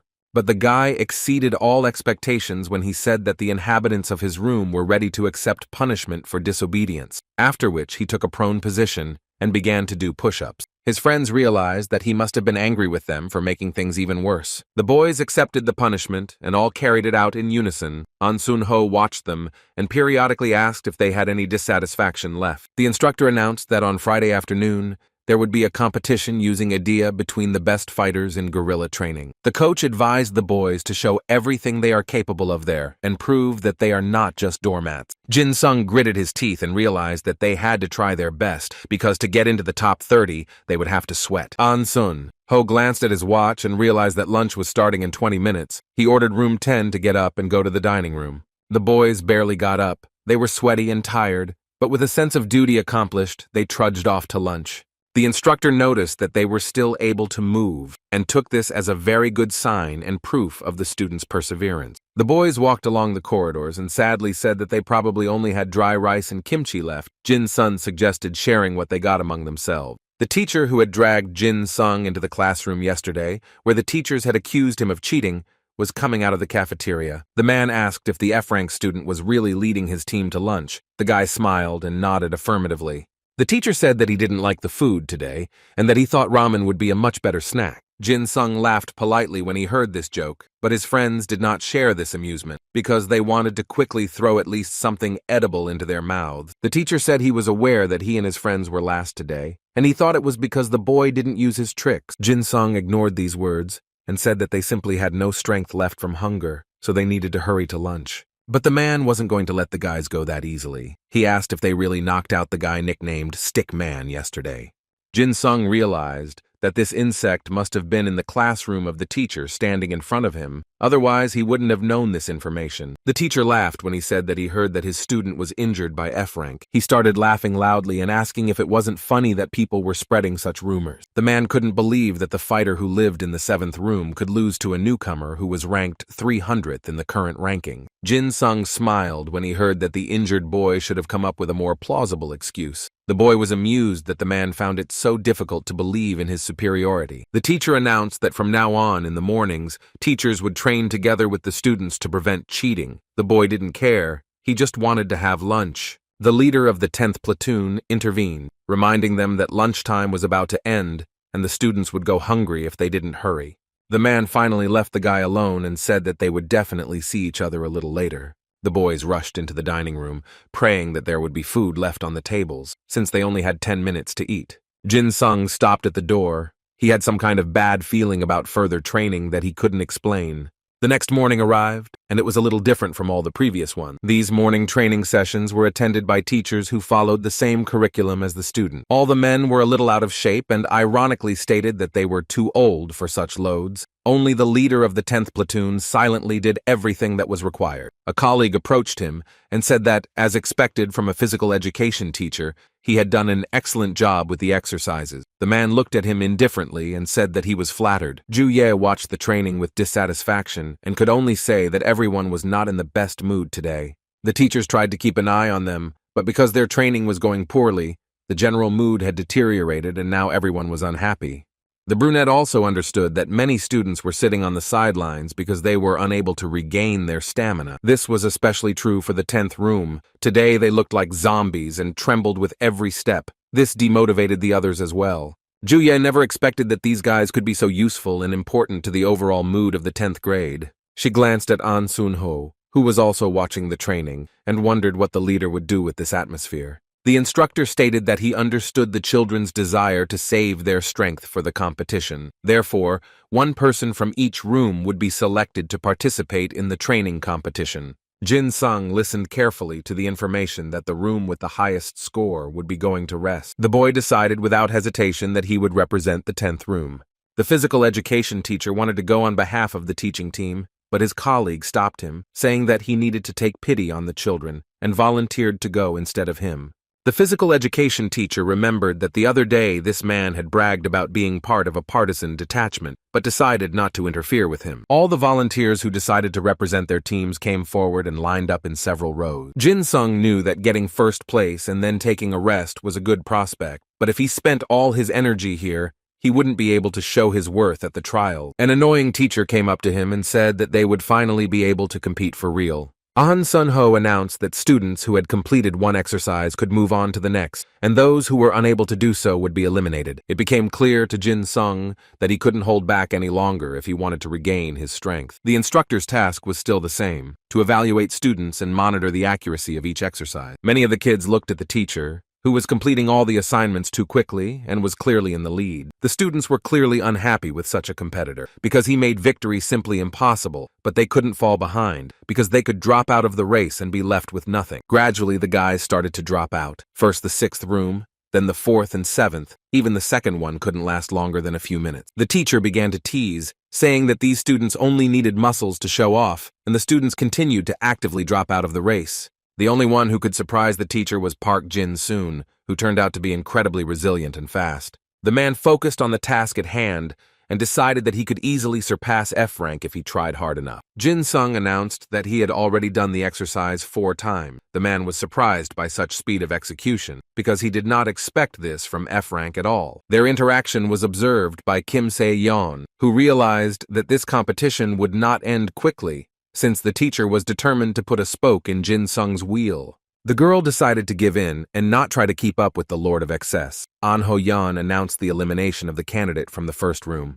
The man and the boy were standing in a plank position. The teacher was watching his opponent tensely and decided that he couldn't lose to some F-rank. Jin Sung was confidently overtaking his opponent and looked clearly more alive than the teacher, who was already barely breathing. When they did squat, the man had already lowered his head and hoped not to fall without strength, because his legs were already giving way. The next exercise seemed like real torture to the teacher, because he could no longer feel his limbs, but Jin Sun felt very good. With the last of his strength, the man shouted that he couldn't allow Jin Sung's room to rest. The boy thought that this rude teacher was worthless. The competition went on for what seemed like an eternity, with neither boy nor man willing to let go of their desire to win. The teacher was so exhausted that sweat was dripping onto the ground and running down his forehead. In the end, the teacher couldn't take it anymore and fell to the ground. He said that Jin Sun was just a monster for being able to withstand such stress. An Sun-ho announced that Room 10 had won, which meant that the boys could go into the shade and rest until the end of the training. When Jin Sung approached his friends, they asked how he was feeling. The boy said that the teacher lasted a little longer than he expected. The instructor advised the children to relax their muscles, as this would help them restore their energy. After some time, the guys were gathered in the hall to announce the start of the competition. The instructors announced that they and their students had reached the final stage of guerrilla training, which was called the idea competition. They said that some students would be unhappy with the outcome because they had nothing special. An Sun-ho emphasized that there would always be surprises on the battlefield, and the students could only guess what that meant. The instructor expressed his hope that the students would be able to pull themselves together and find the strength to get rid of their shortcomings. The guy wanted to tell his charges about the details of the competition, but he was unceremoniously interrupted. The principal walked onto the stage, surrounded by teachers, and the head of the school thanked An Sun-ho and said that he had done a great job. The man announced that since this was the final stage of preparation, he, as the battalion commander, wished to personally attend the competition. An Sun-ho bowed his head respectfully and said that he was glad to see the director at such an important event. But still, the guy reminded the head of the school that he had said that he completely trusted the partisan training to him. The principal of Hyundai High School said that he hadn't interfered with the training anyway, but since he was the battalion commander, he decided that he should at least come to the final stage. The guy looked at his assistant Ju Ye with disappointment and asked her to give him the necessary documents. He handed them to the director and said that these papers contained a plan for the competition and a schedule. The man was glad that all the work was done for him. The head of the high school looked through the document, and when he saw how clearly everything was executed, he realized that it was not in vain that he entrusted this matter to An Sun-ho, because he was so diligent. But the man decided not to act according to this complex and confusing plan that the 11th grader had drawn up, but to do everything much simpler and more reliably. The principal's deafening voice came from the speakers hanging on the walls, saying that every student had done a good job. Jin-sung realized that the director's voice was a bad sign, but he listened carefully as he said that the final stage of preparation had been opened. The man walked leisurely around the stage and said that he would now begin a short briefing before the competition. He announced that the competition would be held both with and without idea, and that the boys must strictly follow the instructions of the battalion commander, that is him. There were several rules. Fighters who take even a step beyond the battlefield are eliminated. Those who raise both hands are also eliminated. Those who are even more unlucky and lose consciousness during the competition are also eliminated. At this point, the briefing ended, and the director said that he wanted to see what the students had learned during their partisan training. An Sun-ho listened attentively to the instructions and had a question. The guy asked on what principle the director was going to divide the students. The head of the school cleared his throat and picked up the microphone again. His voice sounded in the speakers, and the man announced that he forgot to say something important. The principal said that all 10th grade students would take part in the competition, 300 students at a time. The guys listened in surprise as each participant would be assigned their own rating in the royal battle. The man added in an ominous tone that the longer the participants last, the more points they will earn, and if someone helps eliminate their opponents, they will also receive points. Dr. Ayon recalled that the headmaster had not mentioned the safety bracelets, and the rule that applied to those who broke them. The man announced that each school child would receive a bracelet from the nurse, which was designed in such a way that it could absorb damage, after which it would break. Normally, breaking the bracelet meant defeat, but this time, if the student wanted to continue fighting, the principal was willing to let the student show his perseverance. Ah-yeon was shocked by this new development, because it was too dangerous. Ju-ye was beside herself with anger, because all the plans of the squad leader were shifted to the side for the sake of stupid ideas. Jin-sung knew he had no choice but to hold out as long as possible and gain enough points to get into the top. He admitted that in his current state, it might be difficult for him to contain his idea, even though he had her under control yesterday. The principal laughed and said that the students looked too surprised. He said that the children should learn to remain calm in any situation. The clock read 13 hours 58 minutes. The director said that this was the perfect time to begin the battle. The man exclaimed that the first competition would involve the use of idea. The boys began to get indignant, saying that the head of the school wouldn't even give them a little time to get used to the dirt they had gotten themselves into. With such rules, they were simply doomed. Jin-sung looked at instructor An Sun-ho, and from his displeased face, he realized that everything was not going according to plan. The 11th grader pretended that everything was fine, but in reality he was simply seething with anger at the principal, who decided to arrange a dangerous fight for the school children. At exactly 14 o'clock, the signal sounded, which announced that the students were to begin the competition. Real chaos began on the battlefield. The guys split up and began to neutralize each other, paying attention to the most vulnerable classmates. One of the groups decided to attack the unarmed Byung-gi-yong, but the blonde heard this insidious plan in time and was already ready to fight off the attack. But this did not help him much, because there were more opponents and they planned to attack as a whole crowd. The guy decided to flee. The red-haired classmate promised that he would deal with Gi-yong before he found an object for Idea to use. The guy realized that he needed to come up with some more cunning plan, because he was too vulnerable against a whole crowd. He touched his hand to the stonework that was embedded in the wall, and it began to glow under the power of his idea. The blonde smiled slyly and asked his opponents if they were blinded by his power. He began to tear off this masonry and ask who in this company decided that they could look down on his idea. The guys realized that they should run away before it was too late, because Guy Young was known for his hot-tempered nature, which could destroy someone. The blonde finally tore off the rocky masonry and used it as a weapon. He decided that there would be no forgiveness for anyone if they decided to laugh at him. Kim Sa-yeon watched this fierce battle with interest. She asked the other guys if they wanted to join Gi-yeon and the others. She wanted to know if her classmates were planning to keep her trapped until the end of Idea's competition. When the girl did not hear a clear answer to her question, she realized that she needed to start acting. She activated Idea, and a small white goblin horn appeared on her forehead. The blonde jumped up and shouted cheerfully that if the guys wanted to trap her, they should try to catch her first. Jin-sun stood and listened to the questions of his confused comrades. They did not know what to do, because the director did not like people with unusual abilities. He understood that An Sun-ho would first give them time to get used to the territory, then divide the competition according to the format, and then assign each student a score based on their skills. He was going to score a lot of points in the competition without idea thanks to the guys in his room, and then he would keep up the good work in the rest of the challenges. It was clear that the students with the advanced idea would simply draw attention to themselves. The guy was distracted from these thoughts by the shout of his comrades, who were pointing at something nearby. Some guys approached them and said that the 10th room should leave before the competition without idea. Jin's son prepared for the fight. The guy took out his dagger and called on his comrades to also take out their weapons, because now they would have to defend themselves. The opponents rushed to attack them, shouting that they needed to take the guys out before the competition with idea ended. Jin Sung shouted to his team that they had to do everything they could to hold out until the competition started without idea. The principal watched all this chaos with a chuckle. It was funny for him to see how the students turned into predators and did well on the battlefield. An Sun-ho became nervous, so he told the headmaster that the boys hadn't even warmed up yet, which was giving the owners of idea too much of an advantage. But the teacher approached the boy and told him to keep his mouth shut. Even if he was an instructor, he had no right to give orders to the battalion commander. The director told the leader of the 6th platoon not to worry, because An Sun-ho had worked hard to prepare for the competition, so now he had the right to express his thoughts. The teacher began to suck up to the head of the school and say that he was absolutely right in his argument. The man thought about giving the students extra time because Sun-ho's words made sense. He picked up the microphone and announced that in 30 seconds they would move on to the competition without idea. This statement brought some comfort to Jin Sung, who was barely able to fend off the attacks of his numerous opponents. Sweat was dripping from his face, but he found the strength to shout to his comrades that they only had to hold out for 30 seconds. Meanwhile, Kim Se-yeon was having fun in her own way, surrounded by about 30 people, trying to encircle her and not allow her to use force. She smiled ominously and asked the boys if they understood that now they couldn't just up and leave of their own free will.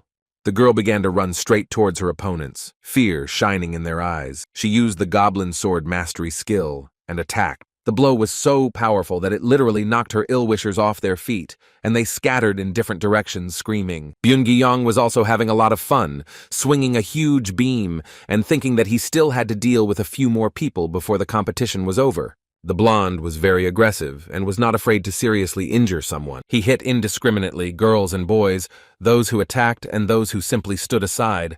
The director stood and admired how Se-yeon handled her problems so well, and he said in delight that he wanted to watch the competitions using Idea for longer. An Sun-ho wasn't used to competitions being treated as some kind of contest. He wanted to express his dissatisfaction, but the man interrupted him.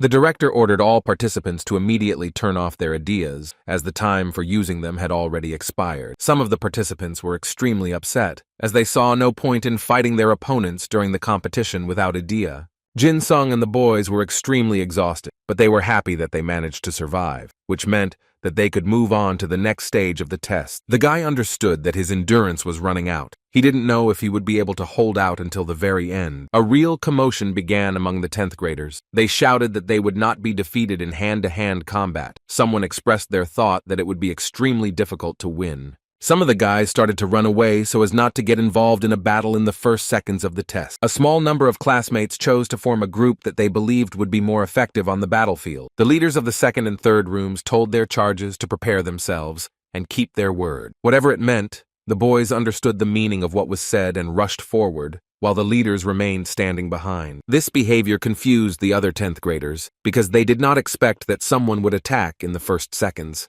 A fight broke out. Someone had already been thrown at with mud, and one of the guys was indignant about how one could go against his own comrades. The room leaders stood and grinned. They talked among themselves about how they first needed to get rid of the competitors. The guys said loudly that while everyone was sleeping, they had managed to come to an agreement with the other room. One boy said that he never even thought that all the 10th graders would be drawn into a huge brawl. This word was an accurate description of what was happening, because the students were already fighting and even drowning their competitors in the mud. The guys from the 10th room anxiously asked their leader what to do next, because the competition had already begun without idea. Jin's son understood that his guys' bodies were already at their limit, and if they started competing with idea again, they wouldn't be able to hold out for long. The guy began to think hard about what he could do to hold out a little longer. His team members noticed that the leader was deep in thought, but they did not panic and waited patiently. But suddenly, one of the guys screamed loudly and began to call the leader of the 10th room. His voice was full of fear, but there was also determination and courage heard there. The boys told him that they knew he was wasting his stamina because of them, but there was only one thing their squad could do now. Jin-sung didn't understand what his boys meant, so they said that the leader must prove everyone around them wrong about their ability. They began to encourage each other and say that their zombie squad could not take a single step back. Their classmates began to look at them with interest, because it was generally accepted that these guys had no powers and did not pose a threat. But the guys from Room 10 exceeded all expectations. They rushed at their enemies like crazy, shouting that they were tired of holding back their forces. They grabbed their classmates and pulled them out of the crowd. They ran away in horror, screaming that even the look of these guys was uncontrollable. They understood that if they were caught, they would not escape their grip. And so it was. The guys were terrifying. They advanced on their enemies with crazy smiles and were determined to win.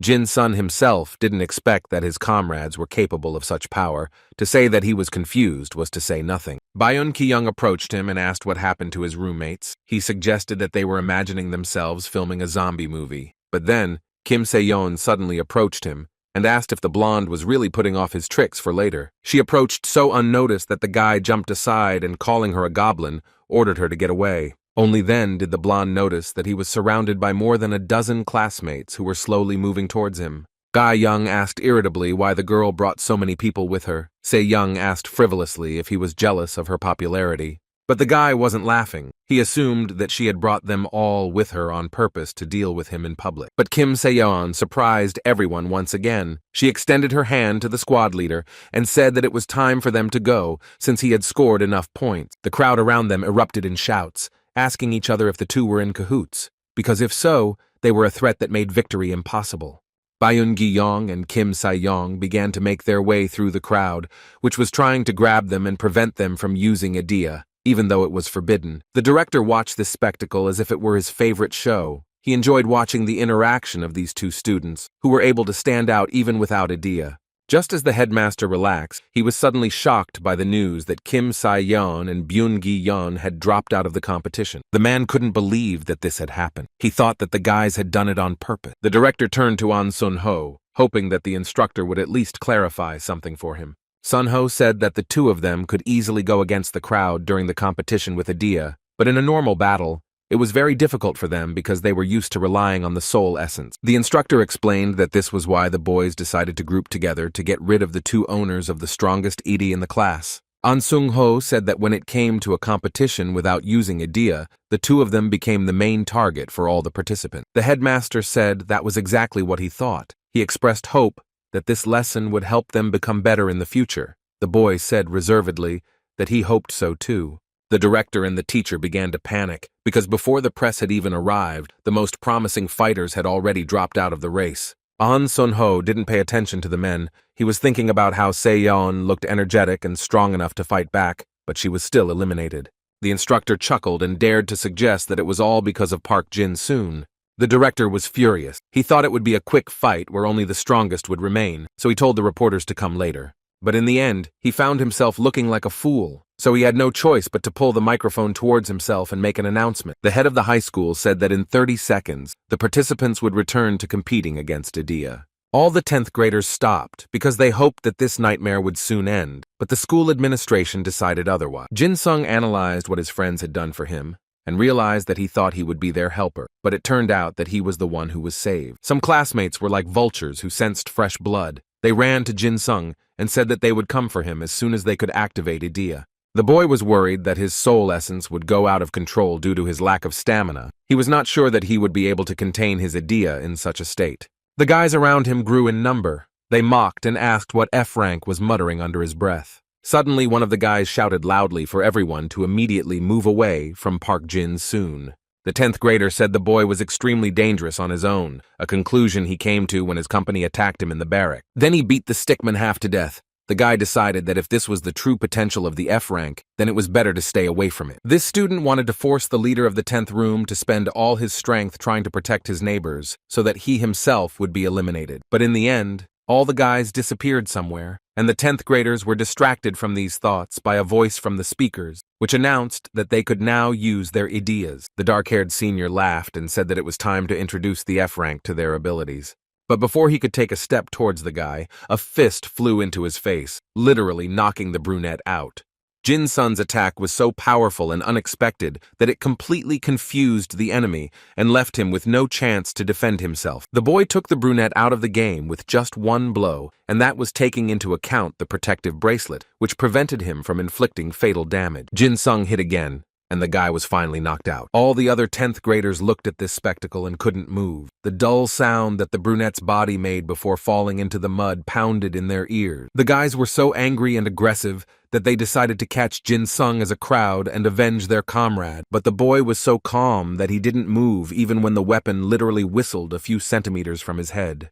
Attacks rained down on him one after another, but he masterfully dodged each of them, leaving his opponents with nothing. When his opponent stopped attacking him and stood still, he was very surprised that not a single one of his blows hit the target.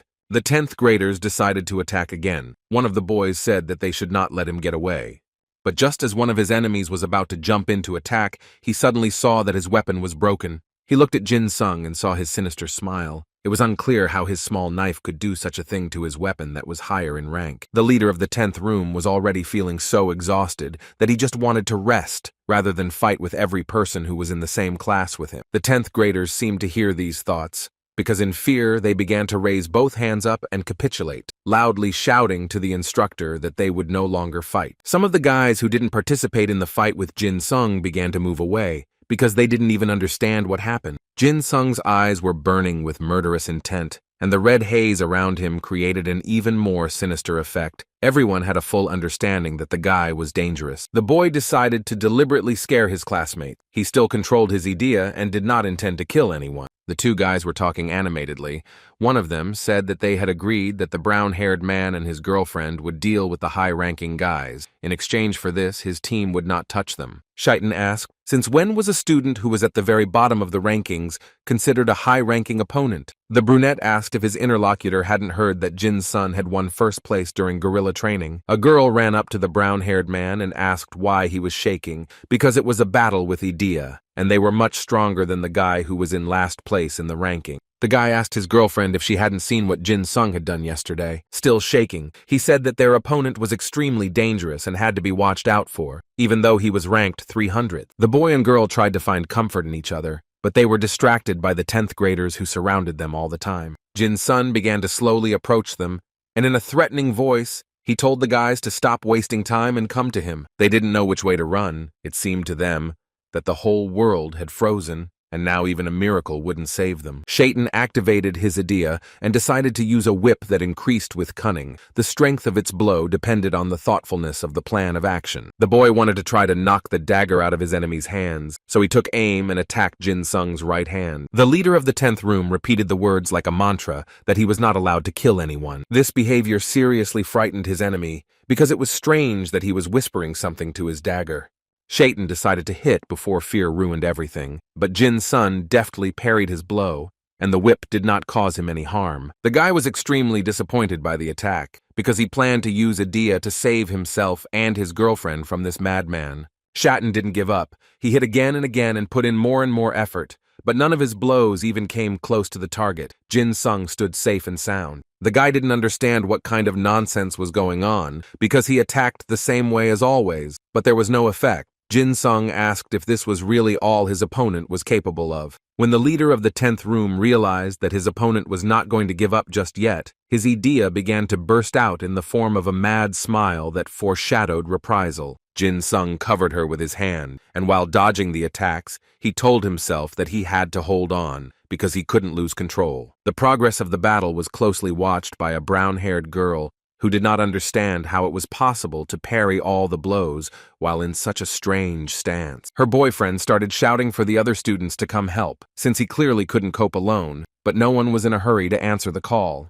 The director watched this spectacle and tried to remember the name of the guy who fought with Jin Sung. He only remembered that he was ranked 5th in the current ranking. Ju Ye couldn't help but admire the F-rank disciple, because just yesterday he was chaotically hitting the cobblestone, and now he was perfectly dodging the whip. The brunette noticed that the squad leader was not at all surprised that Jin Sung had grown so much in his skills. Meanwhile, F-rank continued the battle and managed to make jokes and ask his opponent why he was waving his whip to the side. Jin Sun decided to take the initiative into his own hands and approach the brown-haired man himself, since he did not plan to approach at a distance acceptable for hand-to-hand combat. But suddenly, a brown-haired girl jumped forward, who wanted to protect her lover. She activated the Shield of Love, which increased strength when protecting the objects of affection.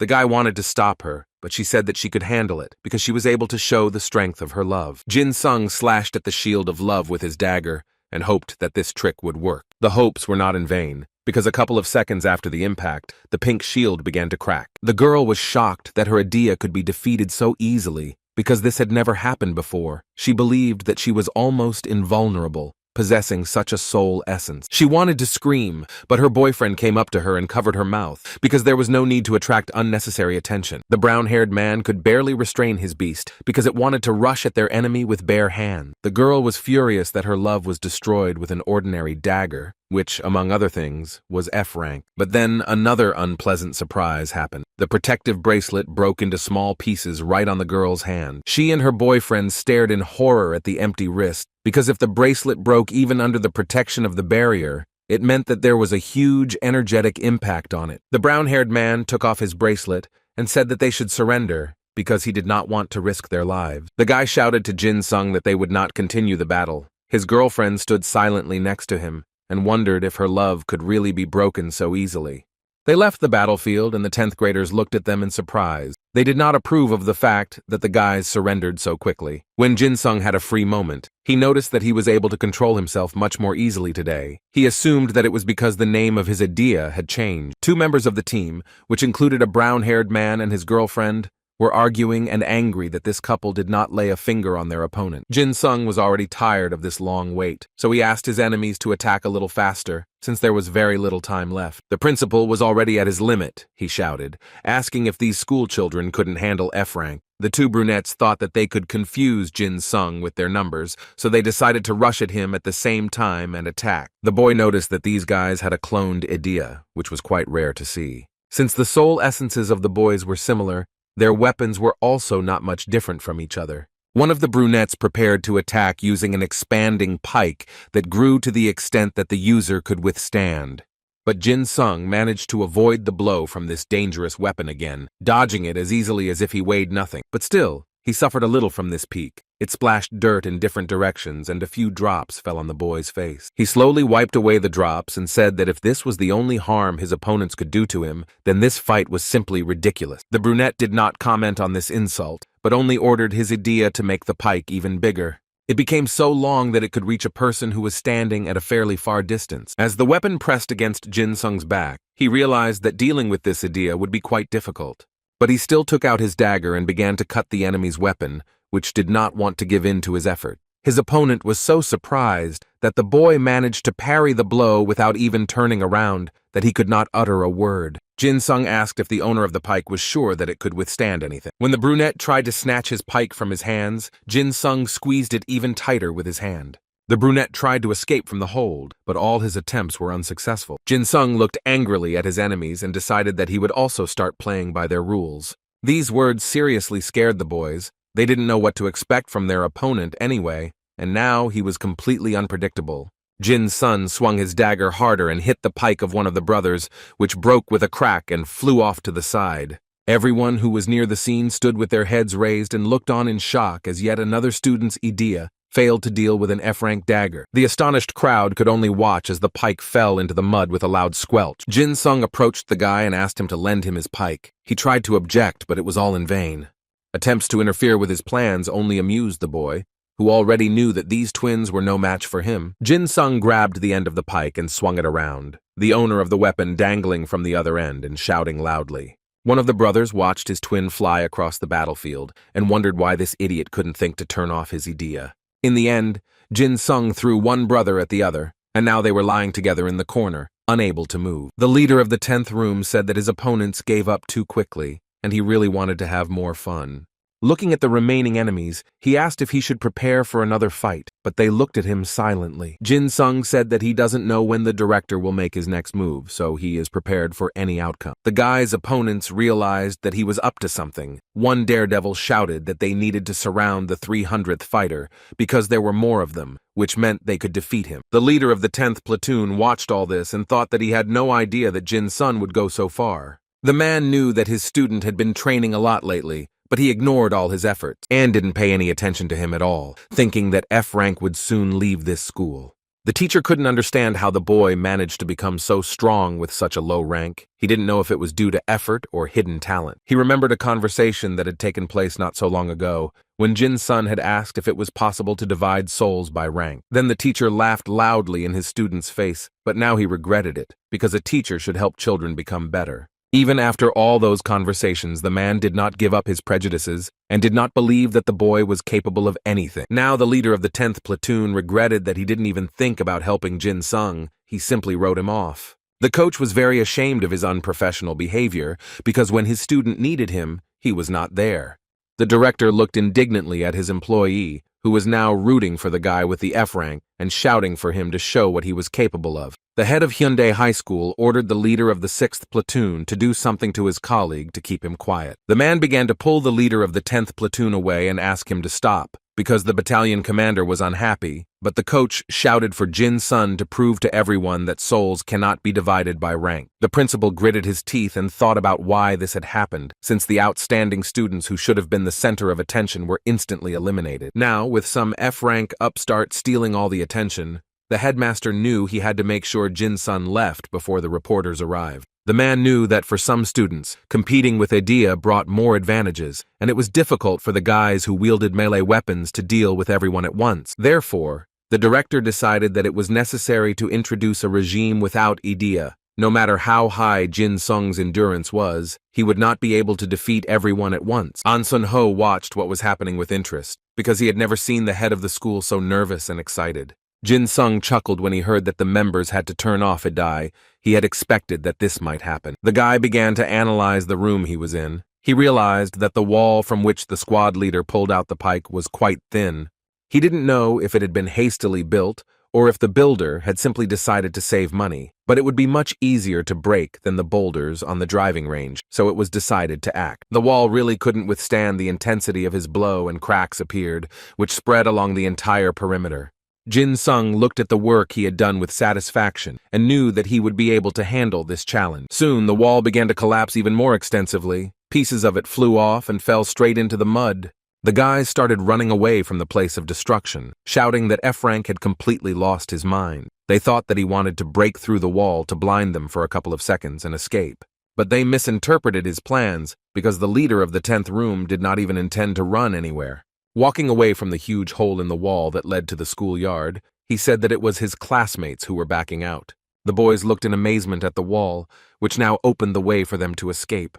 A few seconds later, inexplicable things began to happen. The 10th graders began to be sucked into a hole in the wall, as if into some kind of funnel. Ju Ye wasn't even surprised by what was happening anymore. She watched indifferently as the building that had just been built collapsed due to the students' strength. During the competition, 104 students who had good abilities and could have lasted longer had already left the battlefield. But instead of them, there was still an F-rank guy on the battlefield who managed to resist not only his classmates, but also the effects of the various ideas that they possessed. He began to advance on the remaining opponents, who decided to gather together in order to immobilize the enemy. But just as they were about to rush into the attack, many of them realized that they literally could not lift their feet because their shoes were full of water.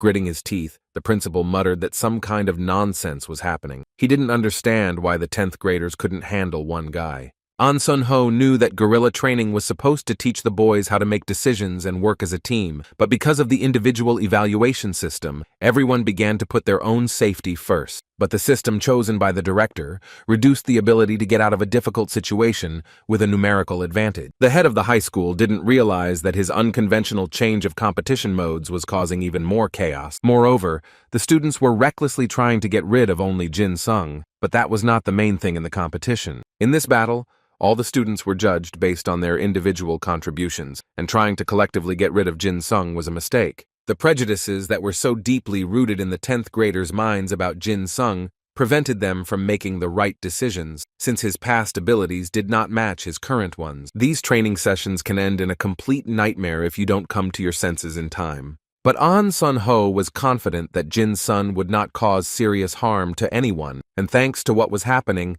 the 10th graders would be able to learn an important lesson. At this time, the students could not decide who would be the first to attack the guy, because none of them wanted to take a decisive step. Jin Sung already felt like his stamina was running out, as his vision suddenly became blurred, and he almost fainted. The guys noticed that their enemy had lost his vigilance, and decided that there was simply no better time to attack. They pounced on the guy as a crowd, so that this time he would definitely not be able to escape from them. One of the students noticed that Jin Sung was barely able to stand, and he suggested that he should push even harder to put an end to F-Rank's game. The boy was still holding on despite the fact that he was supporting the weight of 5 people, and this despite the fact that his idea was inactive. His classmates didn't want to accept that Jin Sung had outdone them, so they started calling on the other students for help. The crowd grew larger and larger, and it was simply inexplicable how the boy could bear the weight. The principal laughed joyfully, because he thought that the 10th graders had finally gathered their courage and defeated the common enemy. Then he received a call from the editor-in-chief of IDEA, who had already arrived at the school to film a report. The man was upset that Jin Sun had not yet dropped out, but he was sure that he would not last long in this state. The headmaster thought about whether to answer the editor and let him into the school, but then decided that the boy would still lose before the journalists arrived, and answered the call. He said that reporters can come in and freely film everything that happens at the competition. The journalist said that it would be more effective if the guys use IDEA. The principal turned off his cell phone and ordered the students to turn on IDEA and use their ability. The man said over the loudspeaker that from now on they would begin the second part. He expected amazing results from the remaining student, but the guys didn't pay any attention to the voice coming from the speakers. The director was very embarrassed by such a dismissive attitude towards what he was saying. One of the students shouted that they needed more people. Someone suggested that their opponent had held out until the start of the competition with IDEA. But no one listened to the gray-haired guy who was shouting for help. The crowd became so enraged that they were ready to destroy him along with Jin Sung. The leader of the 10th room, in turn, did not lose his vigilance and noticed that the attacking guys had loosened their grip. He understood that if the enemies were as friendly as his zombie squad, he would have been out long ago. Someone shouted that Jin Sung needed to be held tighter because he was about to rise. The guy thought that the strength of his right hand alone would not be enough for him. So he decided to activate his idea more strongly, and at that moment, black smoke began to billow around his hand. He felt more strength and energy inside himself, and was finally able to escape from the captivity of his enemies. Jin Sung knew that he had to be very careful, because if he couldn't control himself, there could be serious consequences, since he was being closely watched. He gripped the dagger tighter, and told his classmates that they were just a bunch of trash. When the director saw that Jin Sung was able to escape, he literally boiled with anger, because no one can fight so many opponents alone.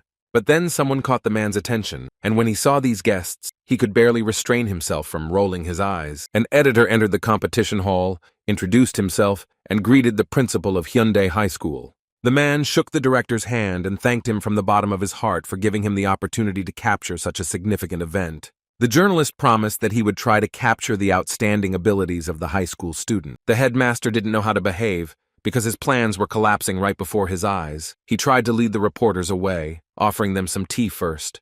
But the journalist saw how many people dropped out of the test and ran to film the material. He wanted to film the event from the very beginning, but then he realized that the students would be distracted by the camera. The editor admired how selective the principal was with his students. The head of the school smiled awkwardly, and the journalist enthusiastically told his assistants that they must film every moment of the second part of the competition.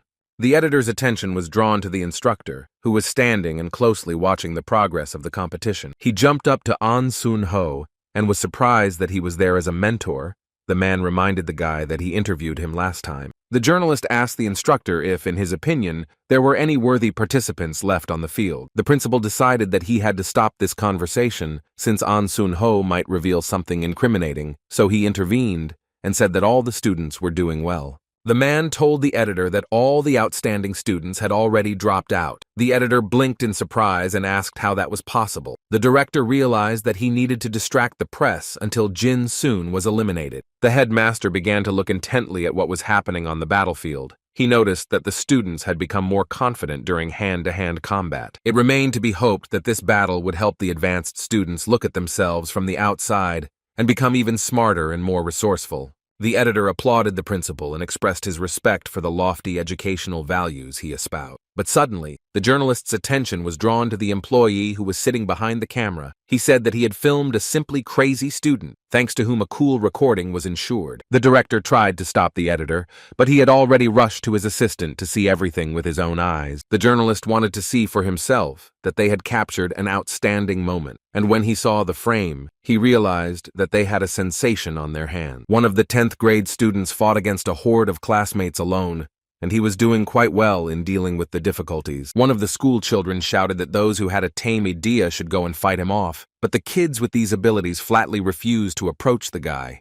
The journalist's eyes sparkled when he realized that he was dealing with a new star. He asked the director what rank the boy was. He guessed that Jin Sung was a B rank. The headmaster laughed sheepishly when he heard this guess. He didn't know how to formulate the answer, but the leader of the 10th platoon came to his aid, who said that Jin Sung was F rank. The editor thought the teacher was trying to make fun of him, but he said it was not a joke at all.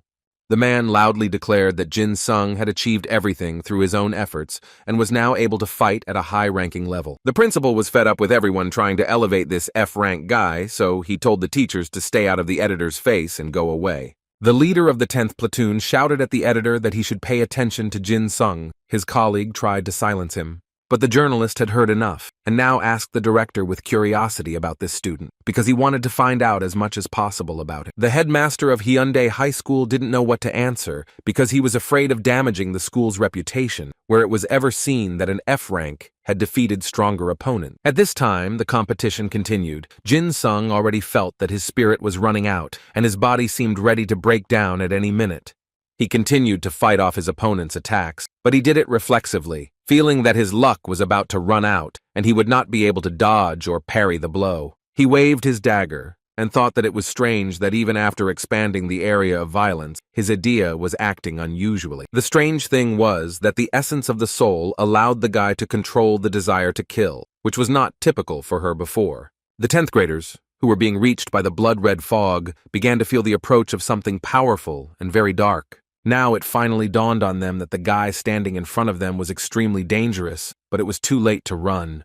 Jin Sung smiled and with a hint of madness in his voice, asked where his so-called friends were going. Suddenly, the guy felt a slight tingling in the hand that held the dagger. It seemed like new energy was flowing there. The weapon glowed bright red and began to burn his hand so that it was impossible to hold it, but the guy did not let it go. Everything ended as suddenly as it began. When the light went out, the guy saw that the dagger had transformed. Now it could absorb the victim's blood and move her body. These skills were D rank. Jin Sung chuckled as he realized that if his body's stats met the minimum requirements, he could use this skill an infinite number of times. He threw his head back and laughed loudly, because he was able to not only take control of his idea but also become stronger. He finally succeeded in it. His classmates looked at the boy in surprise and did not understand why he was standing in the middle of the field and laughing like crazy. An Sun-ho understood what had happened, so he smiled slightly and began to watch the competition with even greater interest. Se-yeon also guessed that her friend had finally managed to take control of another aspect of his power. She was proud and happy for the guy. The girl could wish only one thing to the Lord of Excess: to finish off all her enemies and emerge victorious from the competition. Jin Sun looked at the girl, and as if hearing what she said, he smiled and promised to deal with all the ill-wishers. He moved around the field with incredible speed and agility. The first seconds, the guy did not attack, but only assessed the situation. After he understood what to do and what strategy to use, Jin Sung smiled and took action. The students didn't even have time to blink before the protective bracelets on their hands crumbled into a multitude of small pieces. The boys looked in shock at the remains of this defense and could not believe that it was so easy to destroy. They saw a small trickle of blood running down their wrists. The 10th graders understood that if they were wounded even with bracelets on their hands, they had to give up because they couldn't cope. Amidst the shouts of his classmates, Jin Sung thought about how he now had such a suitable idea.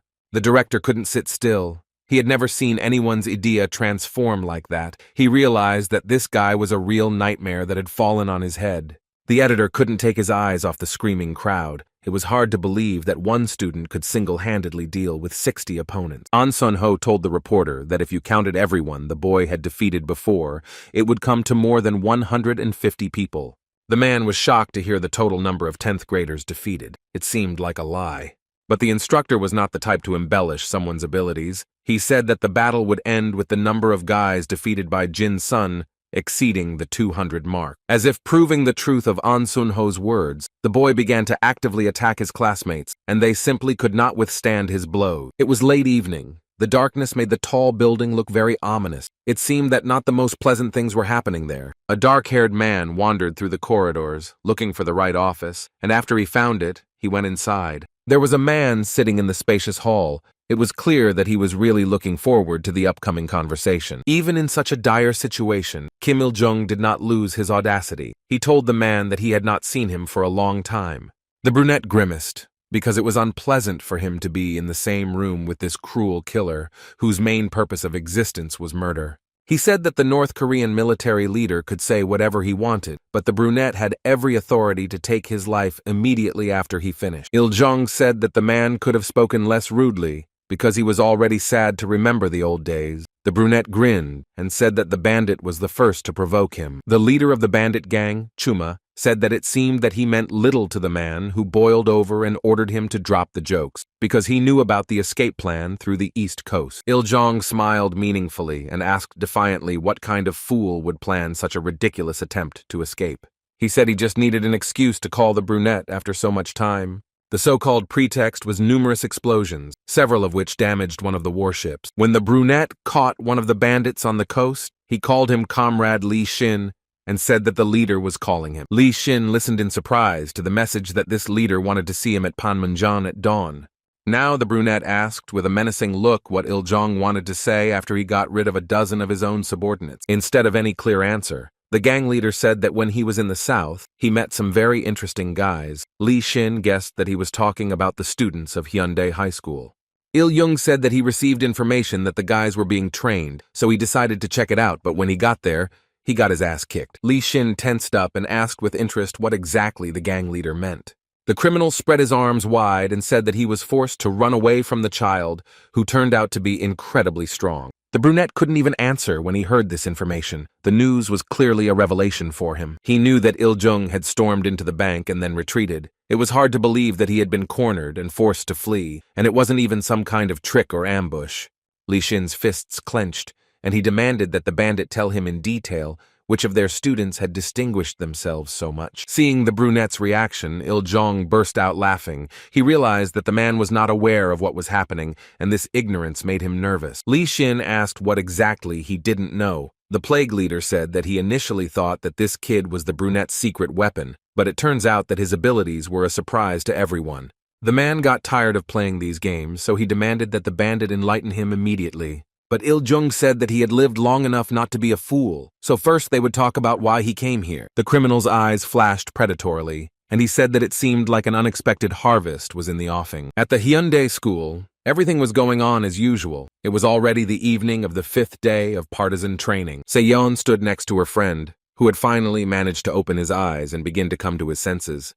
Jin-sung lay on the girl's lap and listened to her request that next time he should warn her about how long he was going to sleep. The guy tried to grasp the meaning of these words, but his aching head simply refused to perceive anything. He touched the blonde's cheek and tried to understand if this was still a dream or a return to reality. Se-young didn't know how to react to her friend tugging at her cheek and telling her that it was too soft. The girl grimaced, but did not scold her friend, who had been through too much lately.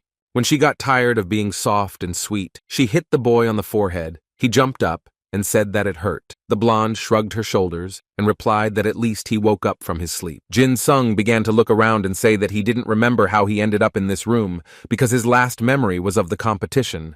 The girl said that after he dealt with all the opponents, he looked at her and said that he had succeeded and then began to jump. The guy narrowed his eyes and said that he himself remembered that moment very well. Se-young said he passed out right after it was over. She tugged his cheek and asked how he was going to get married if he was such a softie. Jin-sung began to complain about the fact that he had just woken up and the blonde was already making fun of him, but his friend did not stop pulling his cheeks. The guy started to brush her off and say that he wasn't going to marry anyone, Se-young laughed and said that he would have a happy life with her. Jin-sung replied that it would only happen over his dead body. The blonde laughed even louder, then asked if he now believed that he was no longer sleeping. Jin-sung didn't immediately find an answer, because he realized that Se-yeon was very beautiful even in her sleep. He dreamed that she would stop making fun of him. The girl extended her hand to him and said that since he was awake, he should receive his rank, after which she gave him a chevron. The boy literally beamed with happiness, because he couldn't even believe that he had finally received a rank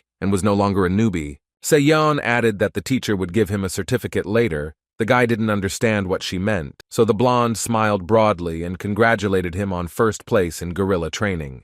Jin-sung didn't know how to react to all this. His friend noticed his strange behavior and asked why he was acting so indifferent. The guy started looking at his chevron and was outraged that he was a private and not a corporal. Se-yeon wanted to think that her friend was upset because he was promoted only 2 ranks, but the guy said that he had an argument with the teacher. The blonde looked at him with interest. Jin-sung said that if he and the zombie squad got high scores, the teacher promised to make them corporals. The girl asked if they really broke up because of a deal. The guy said yes and wanted to explain everything, but the girl irritably slapped him on the hand. After that, Se-yeon said that the guy didn't have to worry. The teacher made everyone corporals except him. Jin-sung couldn't believe what he heard. It was just the height of injustice. Se-young said that because of him, the nurse had a lot of work. She reminded him to thank Ah-young for her work. The guy realized that he hadn't thought about the nurse at all, because it was probably hard for her to sort all this out. The blonde said that they could thank the woman a little later, but Jin-sung said that he wanted to go to Ah-yeon alone and thank her himself. Se-yeon tried to hint that she wanted to go with him, since she mentioned going to the infirmary together. But the guy stood his ground. He said that his girlfriend had done nothing wrong. He just wanted to go alone. The blonde was incredibly stubborn. She started tugging at his cheeks, trying to annoy him so much that he would let her go with him. Jin-sung asked her what was the matter. His friend angrily asked why he didn't want to spend time with her. The guy saw the situation differently and didn't understand why they had to go to the medical center together. But the boys weren't the most interesting characters today, because a high-ranking guest arrived at the school, who was met by the leader of the 10th platoon, since the battalion commander had withdrawn. The bald man in the military uniform clicked his tongue and said that it seemed the rank system was not yet fully organized. The teacher dared to ask what he meant. He said that the commander of another battalion contacted the Hyundai school, but for some reason the lieutenant answered. The teacher said that he was very sorry, but he was the only one on shift today. The guest laughed discontentedly.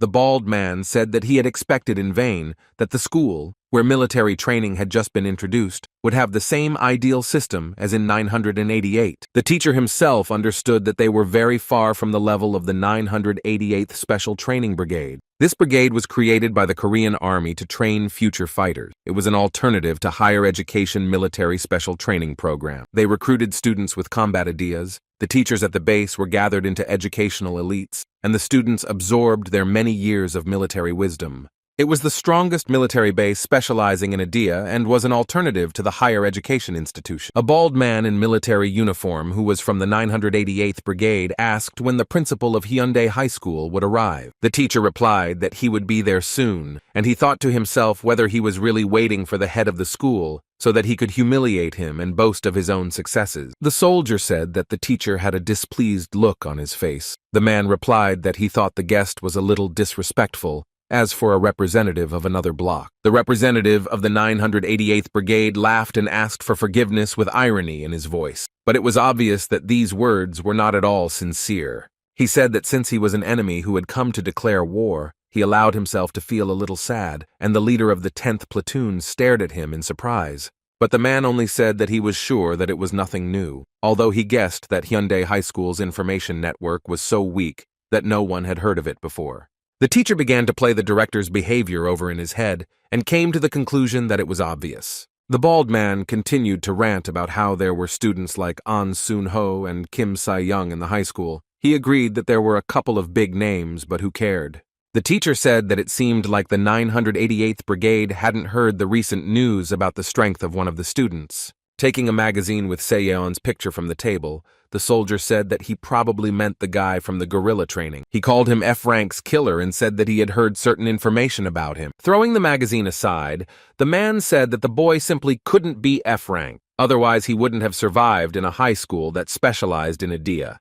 The teacher listened in surprise to the advice that it was better not to overdo it with details if you wanted the story to look believable. It seemed that the 988th team had not received detailed information. Before the teacher could answer, the director returned to the office, apologized for being late, and smiled broadly at the guest. The soldier immediately jumped up and said that everything was fine. The teacher was surprised that he called the director the battalion commander, although he had not shown any respect before. The teacher walked out the door and leaned his back against it. He felt tired because it seemed that the main troubles were only just approaching. What he saw shifted his attention, and for a second he put thoughts about the coming war for later. From the window, he saw that the second recruitment for the team was taking place. The man was surprised that this was happening today. It was already getting dark outside, and lights were burning in many windows, but the students' meeting was not over yet. The 10th graders stood in the middle of the hall and breathed heavily. It was obvious how tired and exhausted they were. Jin-sung approached An Soon-ho and asked how well he thought they had done today.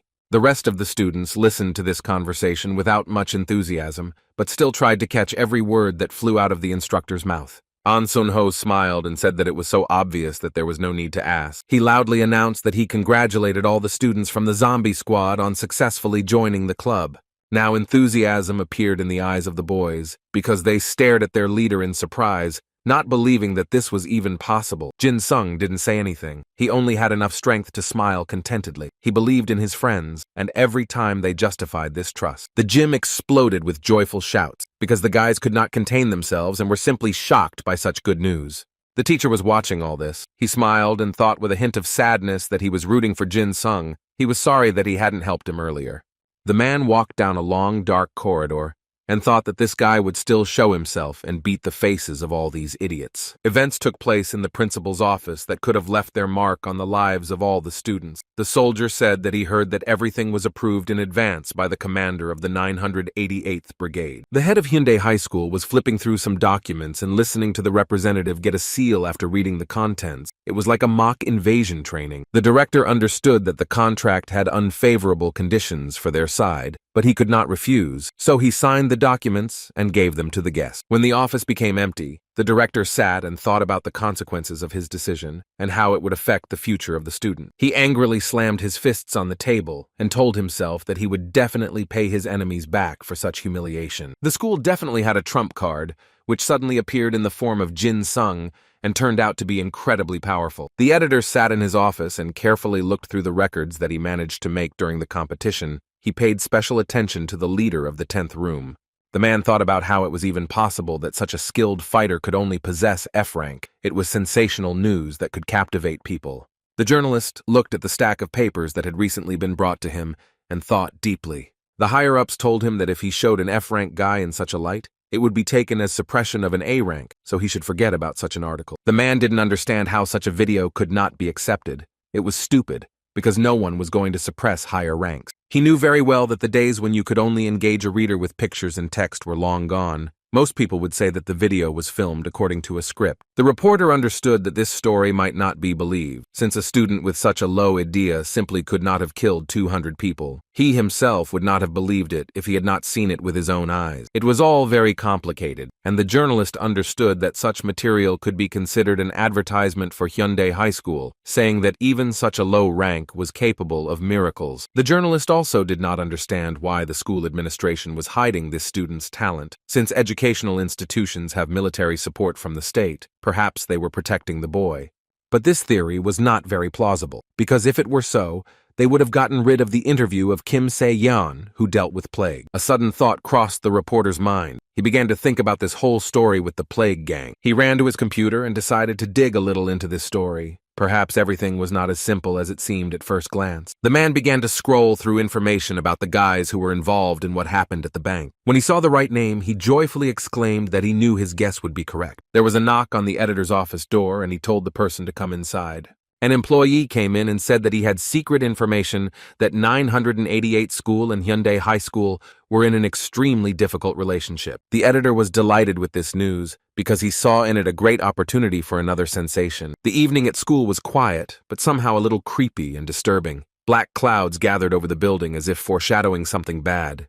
The boys were returning to their room after training. Jin-sung told his friends that they did a great job today, as always. The guys replied that their leader was no slouch either. They were glad that now no one bullied them because of their rank of corporal. The guys thought that it was all thanks to their boss. One of the guys asked Jin Sung if their training with An Sun Ho continued when they left. The leader of the 10th room said that all they were doing was just warming up. One of the guys said that he hadn't seen the favorite during training today. At first, Jin Sung didn't understand who they were talking about, but then he began to guess. His friend confirmed these guesses, saying that Se Young claimed that if Jin Soon was the boss, then she was his favorite.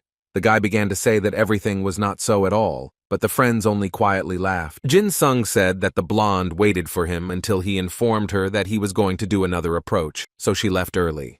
The guy started saying that he shouldn't behave like that with his beloved. Some admired the girl's beauty, and some asked if they were going on a date. Jin Sung grabbed his head and didn't know what to do because explaining to the guys that this was all untrue seemed like a stupid decision. He sat down on the ground and tried not to listen to his friends, but when he opened his eyes, he saw a man standing next to him. The boy immediately rose to his feet and saw a handsome brunette in front of him who asked if it was Private Park Jin Soon standing in front of him. The leader of the 10th room and his friends were extremely embarrassed that this man knew who they were. Li Xin noticed that the students were very surprised by his sudden appearance, so he smiled amiably and apologized for the intrusion. Jin Sung said that everything was fine. He tried to speak as respectfully as possible, because it was Aide Li Xin himself standing in front of him. Chuckling, the brunette said that he was glad that the guy recognized him. Jin Sung replied that someone who did not know him could be considered a spy, although in his opinion, a spy should know a man better than anyone. Li Xin said the guy was very funny. He asked if the guys behind him were his friends. One of the boys proudly said that Jin Sung was the leader of their room. The boy was a little embarrassed that they exalted him so much. He felt very awkward when the guys started praising him in front of such a respected person. Li Xin said that he needed to talk to their leader, so he asked the guys to step aside for a while, and they obediently agreed. The man also asked them all to keep quiet about the fact that they saw him within the school grounds today. The boys nodded their heads in agreement, and the brunette couldn't help but notice that they were very smart young men. As they ran away, he decided that a bright future awaited them. Li Xin thought that it would be more convenient to move to a more closed space for conversation. When he and Jin Sung were alone, the brunette apologized once again for appearing so suddenly, and the guy asked what business such a respected person could have with the schoolboy. The man explained that he had come to look at him after watching the recordings of the competition. The boy sheepishly said that it was strange that such a busy man decided to look at an ordinary student. Li Xin began to wonder whether the guy was really that humble, or if he was just pretending to hide his true strength. Then the man decided to ask a question that meant a lot. He was interested in how the guy thought it was possible to divide souls by rank. This question made Jin Sung quite worried, because the answer to it was very important, so it was strange that such a high-ranking person decided to ask him about it. Seeing the boy's confusion, the man said that it was just a random question. He preferred to return to the point, saying that it was he who chose this school to carry out military training. He knew it was cruel, but he had hope that students like Jin Sun could become stronger even in the most difficult conditions. The man had placed his hopes on An Sun Ho, but things didn't go as planned. The boy objected, saying that if it weren't for the instructor, his team wouldn't be here now. The brunette laughed and said that the guy misunderstood him. He hoped that the students would start working even harder, looking at An Sun Ho's efforts. But now it was clear that it was Jin Sun who had lured them in, proving time and time again that even with a low rank, one could rise in the ranking. Li Xin was pleased that students like him were finally starting to come out into the world and show off their abilities. He was glad that his naive assumptions were confirmed after meeting Jin Sung in person. While the boy was saying that he felt awkward, the man was thinking that in front of him stood the very secret weapon that Il Jung had spoken of, and all this time, he had not even suspected of its existence. The brunette understood that by looking at the students and their aspirations, one could understand whether they would become stronger, and this guy was exactly what he was looking for. Li Xin hadn't felt such a strong energy for a long time, which made him shudder when he came into contact with the guy. Seeing that the high-ranking guest was acting a little strained, Jin Sung asked if he was okay. The man immediately pulled his hand away and apologized for going off topic. The man wondered if Il Jung was trying to outsmart him or if this was another plan of the bandit, but he couldn't figure it out yet. Li Xin said that he was finished, then thanked the student for his time, who replied that it was all nonsense. The guest turned around and began to quickly walk towards the exit of the school, saying that he asked to be excused. He turned around and said at the end that it would be great if the guy won. Jin Sung didn't understand the meaning of this phrase at all, because it was unclear who and when he should defeat. Hearing these questions, the man laughed loudly and said that everything would soon become known. He told the guy to be careful on the way home. Jin Sung stood in the middle of the schoolyard and thought about what this strange guest meant, and how to perceive his words about some kind of victory. But with the arrival of this man, nothing changed in the life of the school. Everything went on as usual, especially in the training hall. An Sun-ho, as always, was working out with a barbell. It was important for him to maintain his personal fitness, because keeping himself in good shape was necessary for discipline and the correct use of force. He looked at the time and saw that it was only 11 o'clock. When he was studying, time flew by completely unnoticed. The squad leader realized that he began to fulfill his daily physical activity requirement much faster. He reached for his shirt and thought that it was most likely all thanks to Jin Sung and his zombie squad. The intensity of his training increased significantly. The guy's muscles had not been in such excellent condition for a long time. An Sun-ho chuckled and thought that he was very lucky to meet such an amazing person like Jin Soon. The boy left school and finally went home. It was already dark outside, and he had to go through more than one poorly lit alley. He was thinking that he should train even more if he wanted to be an example to others, when suddenly he was distracted by someone screaming for help. Sun-ho started walking towards the sound, and soon heard a group of guys brazenly asking someone to play with them. They pestered a defenseless, trembling girl who clearly needed help. The scoundrels said that she was being too dramatic, and no one was going to kill her. The man came closer to her and pressed her against the wall, saying that he just wanted to play a little. An Sun-ho decided that he needed to act quickly, so he came out of the shadows and told them to stop immediately and let the girl go. After the scoundrels did not react in any way, the guy said that he advised them to get out of there immediately, otherwise they would answer for their behavior. He said that he was giving the guys a final warning, after which there would be no turning back for them. The man chuckled nervously and asked if he was really protecting the girl just because they were from the same school. The bandit thought that he was some kind of hero who was protecting everyone. Sun-ho's patience was running out, so he began to activate his idea. He found himself next to the bandit a second later, and grabbing his hands, he decided that he would no longer allow them to touch anyone against their will. The man was amazed by the speed of approach. It was like teleportation, and he was seriously scared. An Sun-ho squeezed the scoundrel's hand tighter and tighter. He was literally hanging. Only the wrist that the guy was squeezing was holding him. Finally, the girl came to her senses a little and recognized her savior as Sergeant An Sun-ho. He turned his head in her direction and said that he would deal with these idiots, and that she should take care of herself and go to a crowded place. The girl started running as fast as she could. She thanked the sergeant and kept looking back as she left the alley. But then another man arrived and tried to grab the schoolgirl by the hand. He began asking where she was going. An Sun-ho decided that these scoundrels had absolutely no common sense, because they had not yet realized that they would have to answer for such behavior. The rest of the bandits began to come to this noise, and told the sergeant that he would not get away with such impudent behavior. But the guy didn't care at all about their word. He grabbed the two men and said that he warned them about the consequences, but they chose not to listen. Sun-ho used his strength and began to swing his opponents with all his might, then threw them like a bag of bone. The guy looked at the result of his work and was pleased, because now these vile men were lying in a common pile and mumbling something incoherently. In such a state, they would not hurt anyone. Sun-ho told the men to stop their nonsense, as he had guessed that they had originally just intended to lure him into this alley. When he finished speaking, several shadows began to emerge from the gateway and move towards the guy. One of the men, who was half hidden in the shadows, asked if the sergeant had found out about their plan. Another guy came out after him and said that Sun-ho didn't even bother to hide his idea. The sergeant immediately realized who was standing in front of him. He called this guy by the name of Kang Jin-no and noted that they had not seen each other for a very long time. Finally, two guys came out of the shadows completely. One of them was smiling broadly and was pumped up and tall. The second was plump and looked quite downtrodden and unsure of himself. An Sun-ho noticed that now there were only the three of them left in the alley. All the other men had simply disappeared. The one named Kang Jin-no looked Sun-ho up and down and said that the boy had grown a little since their last meeting. The instructor asked his old friend why he was going so far to cause trouble. He smiled broadly and said that he didn't understand what the guy was saying. He was just walking with his friends and chatting with a pretty schoolgirl. Sun-ho remembered that this acquaintance belonged to the 988th Brigade. It was clear that Jin-no was surprised that his friend knew such details. He said that the sergeant had become very smart, and then asked how Sun-ho was able to tell. The squad leader said that firstly, that student was from the 10th grade. She was wearing the Hyundai school uniform, but she called him sergeant.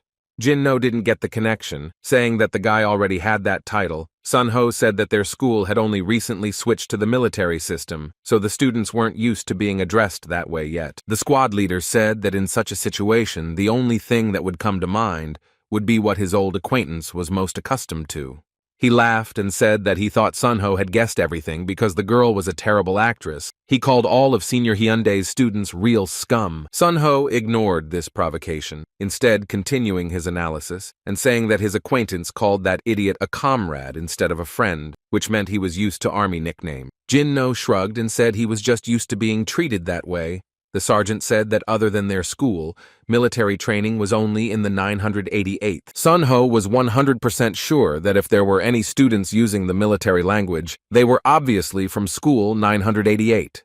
Jin No ran his hand through his hair and said that his acquaintance was indeed quite good at his guesses and was also quite insightful for someone who crawled around in middle school. After that, the guy said that Sun Ho was still annoying and he wanted to flatten him again like he did before. But then his plump friend intervened in the conversation, asking with delight in his voice if it was really An Sun Ho in front of him. The sergeant nodded affirmatively and asked who was talking to him. The boy beamed and was about to introduce himself, but his so-called friend harshly cut off this attempt. Jin No said that his friend should be called by the nickname Heek Heek, but the guy still managed to say that his name was Yuk Dong Ho and that he was very happy to meet him. Sun Ho politely asked how the friendly guy was doing, and he smiled even wider and said that everything was fine. After that, Dong Ho said that he would feel even better after he punched the squad leader. Jin No was clearly glad that he didn't have to get his hands dirty himself, and he told his comrade to deal with Sun Ho. After the chubby guy said that his opponent couldn't handle him, Sun Ho narrowed his eyes and realized that he was clearly being underestimated. Jin No said that the guy would never defeat this big guy. Dong Ho was indignant, saying that he was not the only one gaining weight.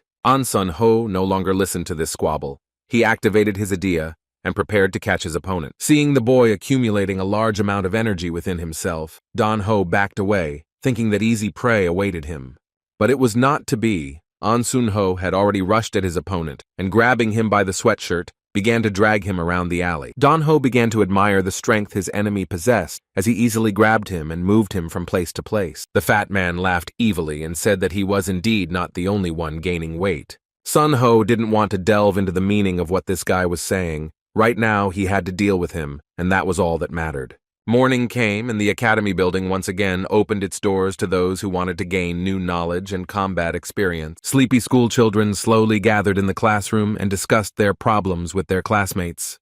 Jin Sung entered the classroom and immediately noticed that there was a strange, tense atmosphere in it. The guy sat down in his seat and asked Se-yeon what happened. The girl looked at him strangely and asked if he hadn't seen anything. When the guy looked at her with even more confusion, the blonde said that she assumed that he already knew everything, because the news channels simply exploded with this news. The girl called her classmate who was sitting in front and asked her to show Jin Sung what they had recently watched. The classmate also looked at the guy in surprise and asked how he could not know, since he goes to An Sun Ho's classes. Jin Sun didn't understand what was going on here and what his mentor had to do with it. The blonde said that now he would see everything for himself. The guy took the tablet from her hands and began to wait impatiently for something that would open his eyes to what was happening. On the screen was a recording of his coach fighting in some alley with two strange guys. An Sun Ho attacked the bigger guy and grabbed him, moving him around the alley. When he wanted to throw him over his shoulder, he could not do it, because the stranger's weight was too enormous. But An Sun Ho didn't give up and activated his idea at full power,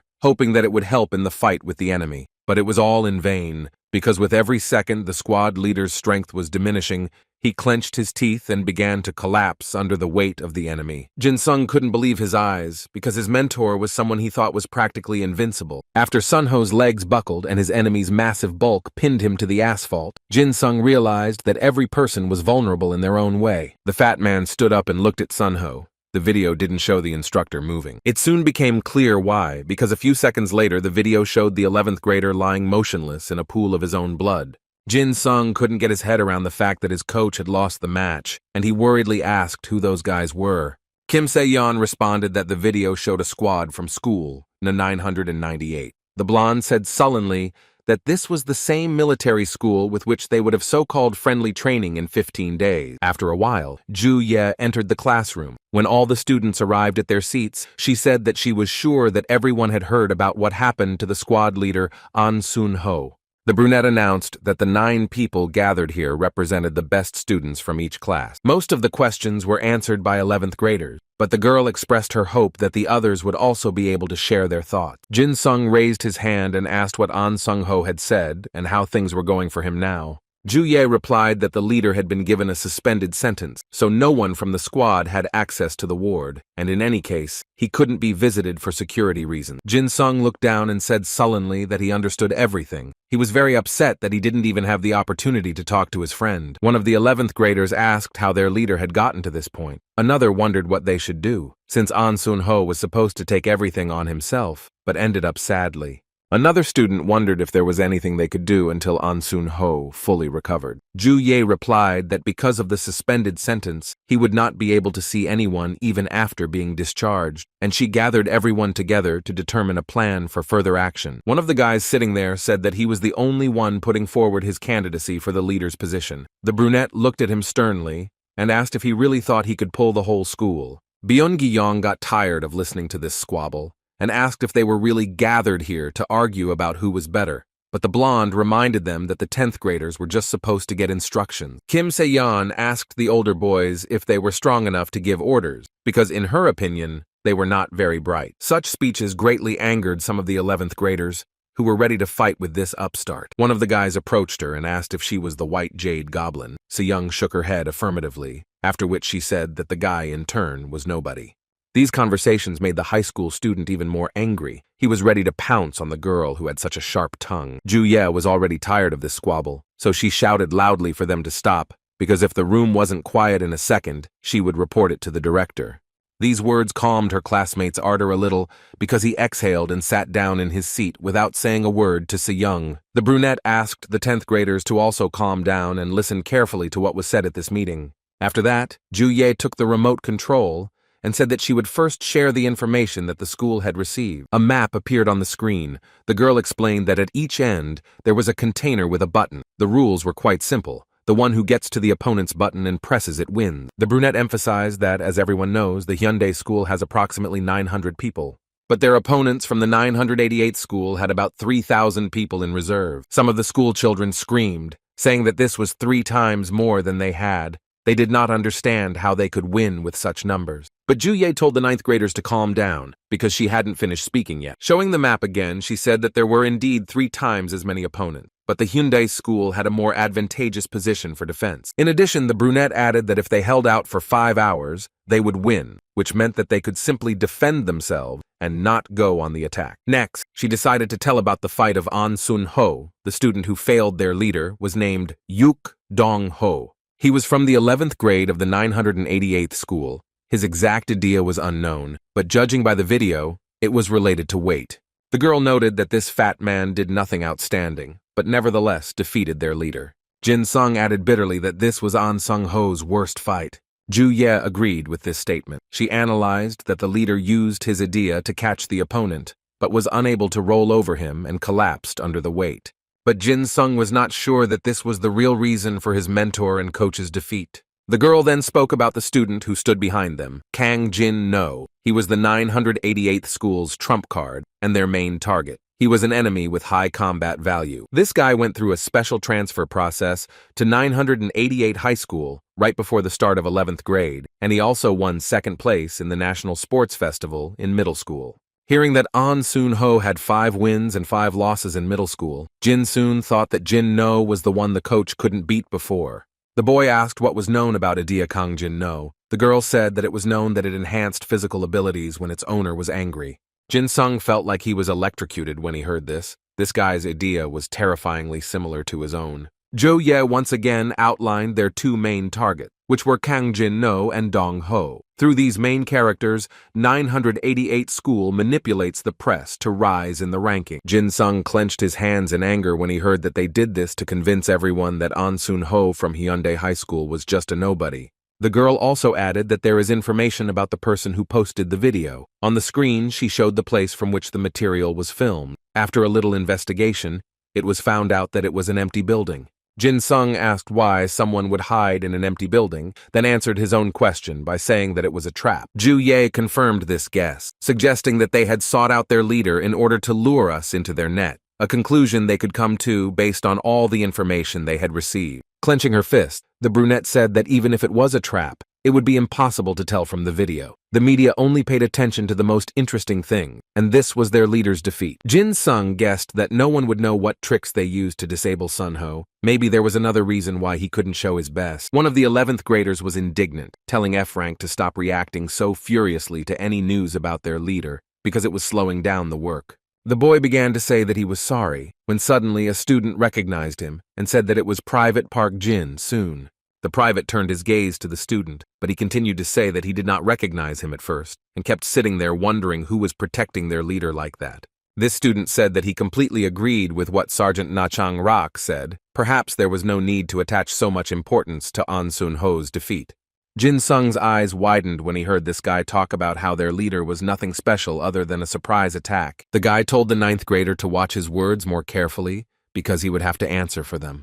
The 9th grader laughed loudly, and expressed his opinion that the leader's strength was only in his ability to block a blow. He believed that they all overestimated Sun Ho. Jin Sung insistently repeated his request to watch his words, but the guy told him that he was just a private and couldn't tell him what to do. The 9th grader proudly said that he was a corporal of B rank, so he saw no point in listening to students like Jin Sung. The guy looked gloomily at this upstart and asked the 9th grader to introduce himself. The boy continued to mock, saying that it was strange that a private was allowed to address a corporal like that. He thought that he shouldn't do anything, since he was higher in rank. But Jin Sung stood his ground, demanding that the junior student introduce himself. The 9th grader finally stopped laughing and looked seriously at his opponent. Now he wasn't feeling very funny. Jin Sung was the epitome of cold anger, his eyes literally drilling a hole into the younger boy. He was so angry that he could barely contain himself. A red mist began to swirl around him as he repeated that the 9th grader needed to introduce himself, and Byun Ki-yong,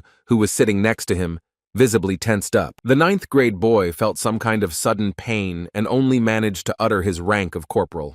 Jin Sung even found it funny that in such a state, the boy had enough pride to put rank above his name. The 10th grader approached Sergeant Na, saying that he felt like he had taken what happened to An Sun Ho too seriously. His face showed absolutely no emotion as he asked the sergeant to be understanding. The 11th grader did not notice this change in the guy's mood. He said that he did not consider his actions a serious offense because everyone makes mistakes. After these words, a heavy silence hung in the audience, which no one wanted to break. Jin Sung was the first to speak, asking Ju Ye if An Sun Ho had made any plans in advance. The girl said that there was a sketch of the layout. She brought the picture up on the screen and said that 3 people should be positioned in the middle, 1 on each side, but there were no details. What one of the students didn't like was heard, and he asked what they were going to do if the sides were pushed out. Jin Sung said that the sides were already in the middle. But the guy wasn't convinced. He said that the enemy could use the advantage in the middle to focus on the sides. Then the middle would be attacked from the flanks after the sidelines were pushed out.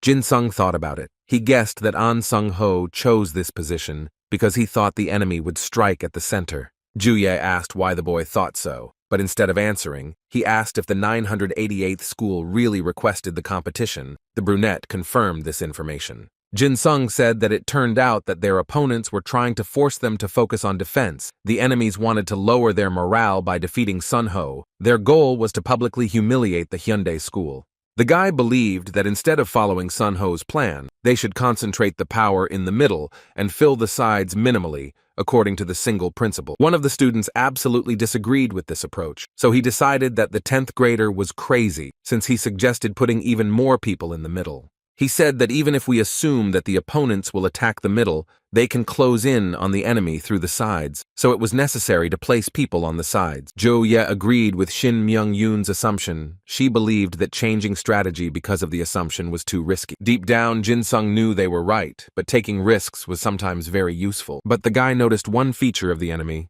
Judging by Idea Kang Jin No, he loved to destroy the enemy. He knew this because he himself had a similar soul essence, so it was clear that this guy was not guided by common sense. Jin Sung decided not to argue with the guys and expressed his hopes that An Sun Ho would stand at the back of the defense. Ju Ye was indignant, but the boy sitting next to her said that this was a good idea, because if the person who had disgraced the entire battalion were to lose on the front lines, then they would completely lose their fighting spirit.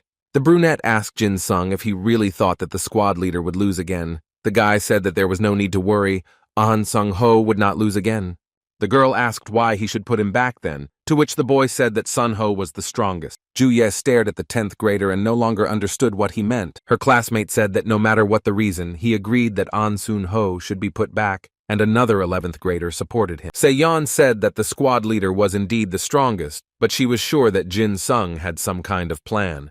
Ju-ye was clearly tired of listening to them all, so she said that today's task was completed. She had passed on the information, and the next time they would only gather to confirm the plan. She told the boys to share any ideas with her if they had any. The boys sighed, because they really didn't want to strain their brain. Jin-sung was already planning to leave the office, but he was stopped again by that 9th grader.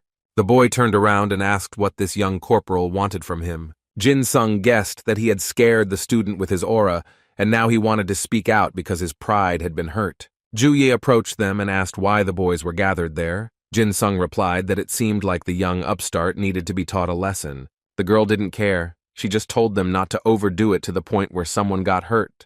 The 9th grader shouted that he would not allow himself to be looked down upon, especially by an ordinary private who did not shine with the abilities of his idea. The younger comrade declared that he would become the strongest in Hyundai High School. He was determined to surpass even Sergeant An Sun-ho and Corporal Kim Se-yeon. Jin-sung listened to this and could barely contain his anger. He understood that the boy was really asking to be taught a lesson. They went outside, and the 9th grader kept ranting about how, since he was a corporal and the best among his peers, he saw the difference in level. The boy laughed and said that he would make a noble gesture and let Jin-sung strike first. The 10th grader almost rolled his eyes when he heard these arrogant statements. The junior disciple used his idea, which consisted of focusing on a target within sight and determining kinetic energy, as well as determining the reserve of strength and accumulation potential.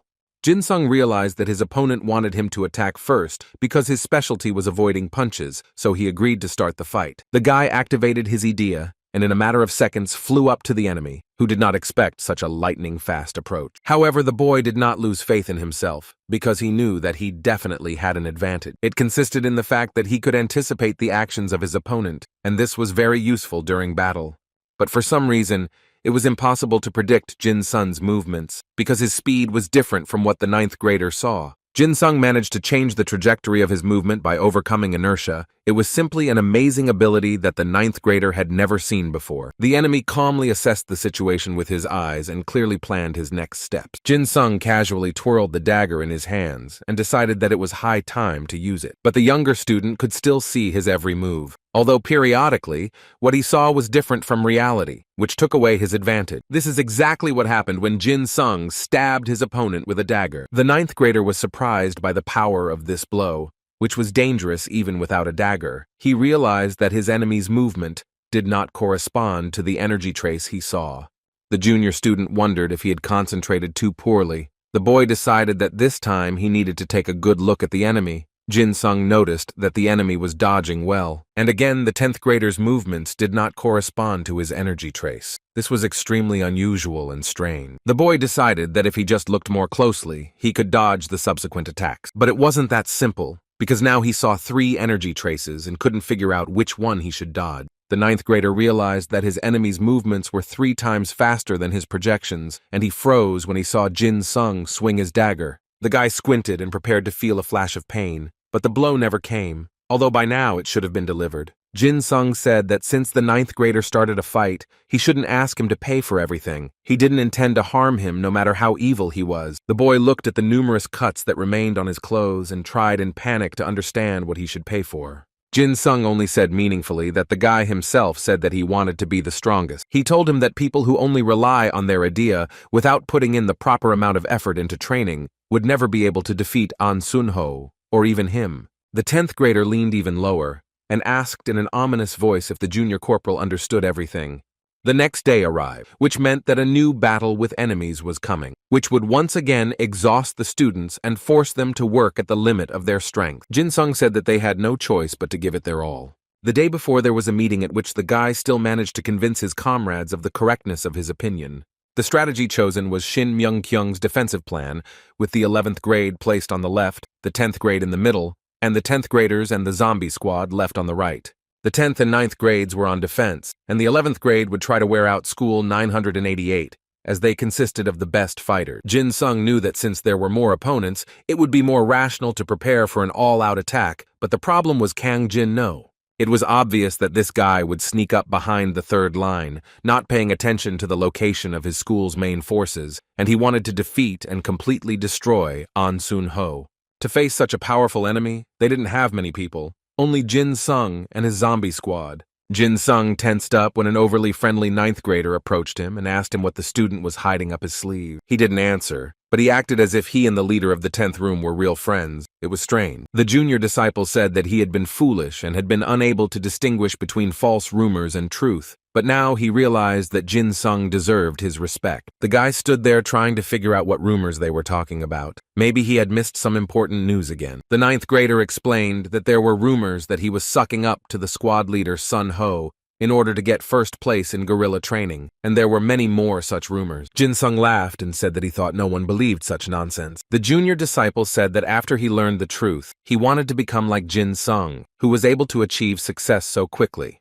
His friends started to come up to the guy and ask who this young corporal was trying to get into their zombie squad. When the ninth grader saw the other members of the squad, he began to greet them and say that he was glad to meet them. The guys started laughing and saying that now their team would also include ninth graders. They joked that it was all due to their boss's amazing charisma. Jin Sung really didn't want to deal with the new team member, so he didn't know what to do. He told the boy that if he wanted him as his boss, he would have to join the squad and visit An Sun-ho's club, which he despised so much. The boy said that he was still ashamed of those words and asked Jin Sung to guide him on the right path. Jin Sung had nowhere to go, so he told the boy to behave according to his instructions during training, and then they could work together. The boy said enthusiastically that as soon as the boss gave an order, he would immediately carry it out, as would the entire 9th grade that was under his control. The 10th grader patted the new recruit on the shoulder and said that it was all very good, so he was accepted as a temporary zombie into the squad. The guy's happiness knew no bounds. He said that he would try his best and would not disappoint his mentor.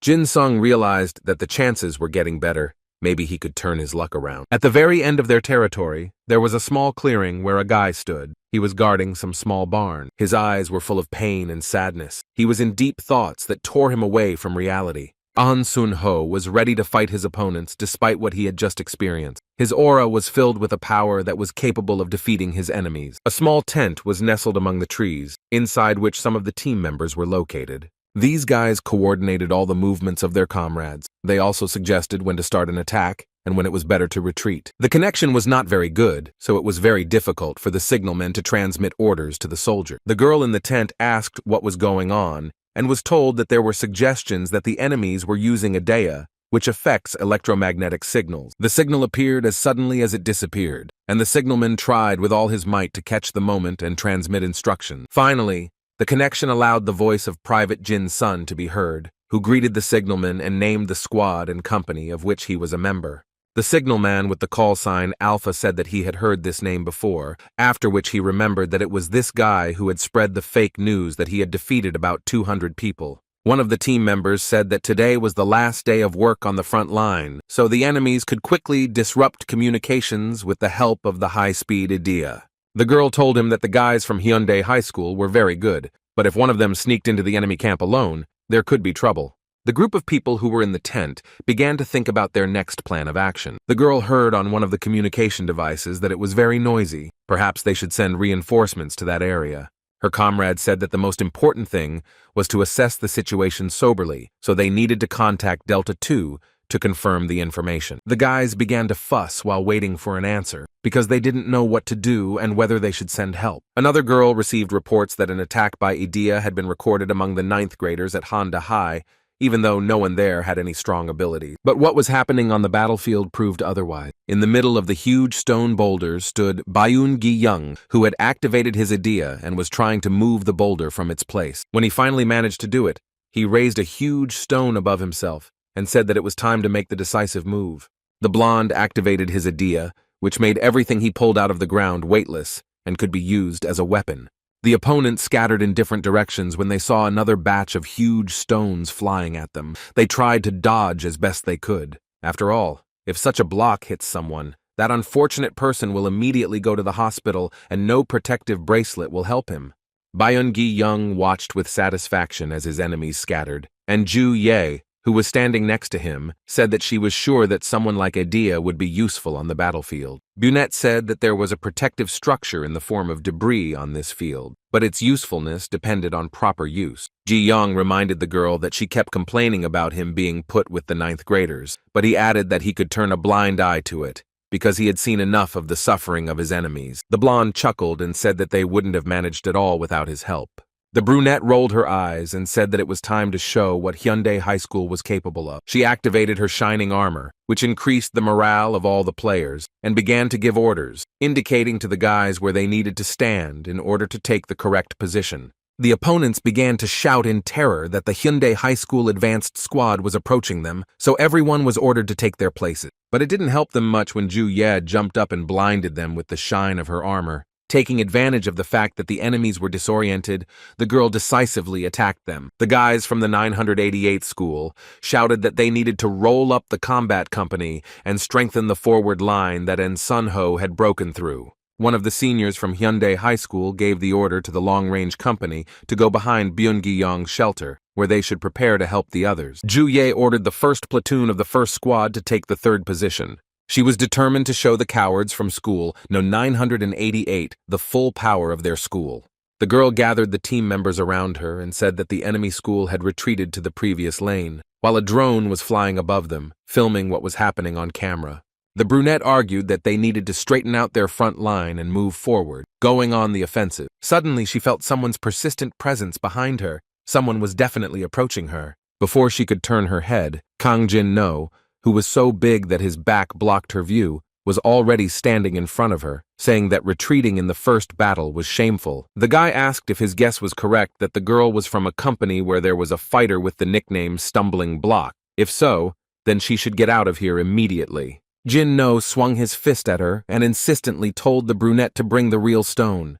The blow was so powerful that Ju Ye was sent flying back several meters, and she didn't even have the chance to try and block the blow. She hit her head hard on the rock and left a mark on it. Byung-gi-young worriedly asked if everything was okay, but the girl replied that this attack was nothing against her armor. Kang Jin-no noticed the blonde guy and realized that this was the one he was looking for. He laughed and thought that it would be interesting to compete with this guy. Ju Ye approached Jin-no and said that he was indeed as aggressive as the report said. The guy said that the girl was actually pretty if you look at her up close. He smiled charmingly and asked if such an attractive brunette had a boyfriend. Ju Ye felt like she was about to vomit from these words, so she said that she understood everything about the guy just from his conversation. Jin-no said that he shouldn't say that because he treats girls well, so he advised the brunette to think about his proposal. Ju Ye said that her ears would soon rot from these speeches. She firmly ordered all the fighters to take their positions because it was time to avenge the defeat of the squad leader. Jin-no said that since all these fighters are working for the Stumbling Block,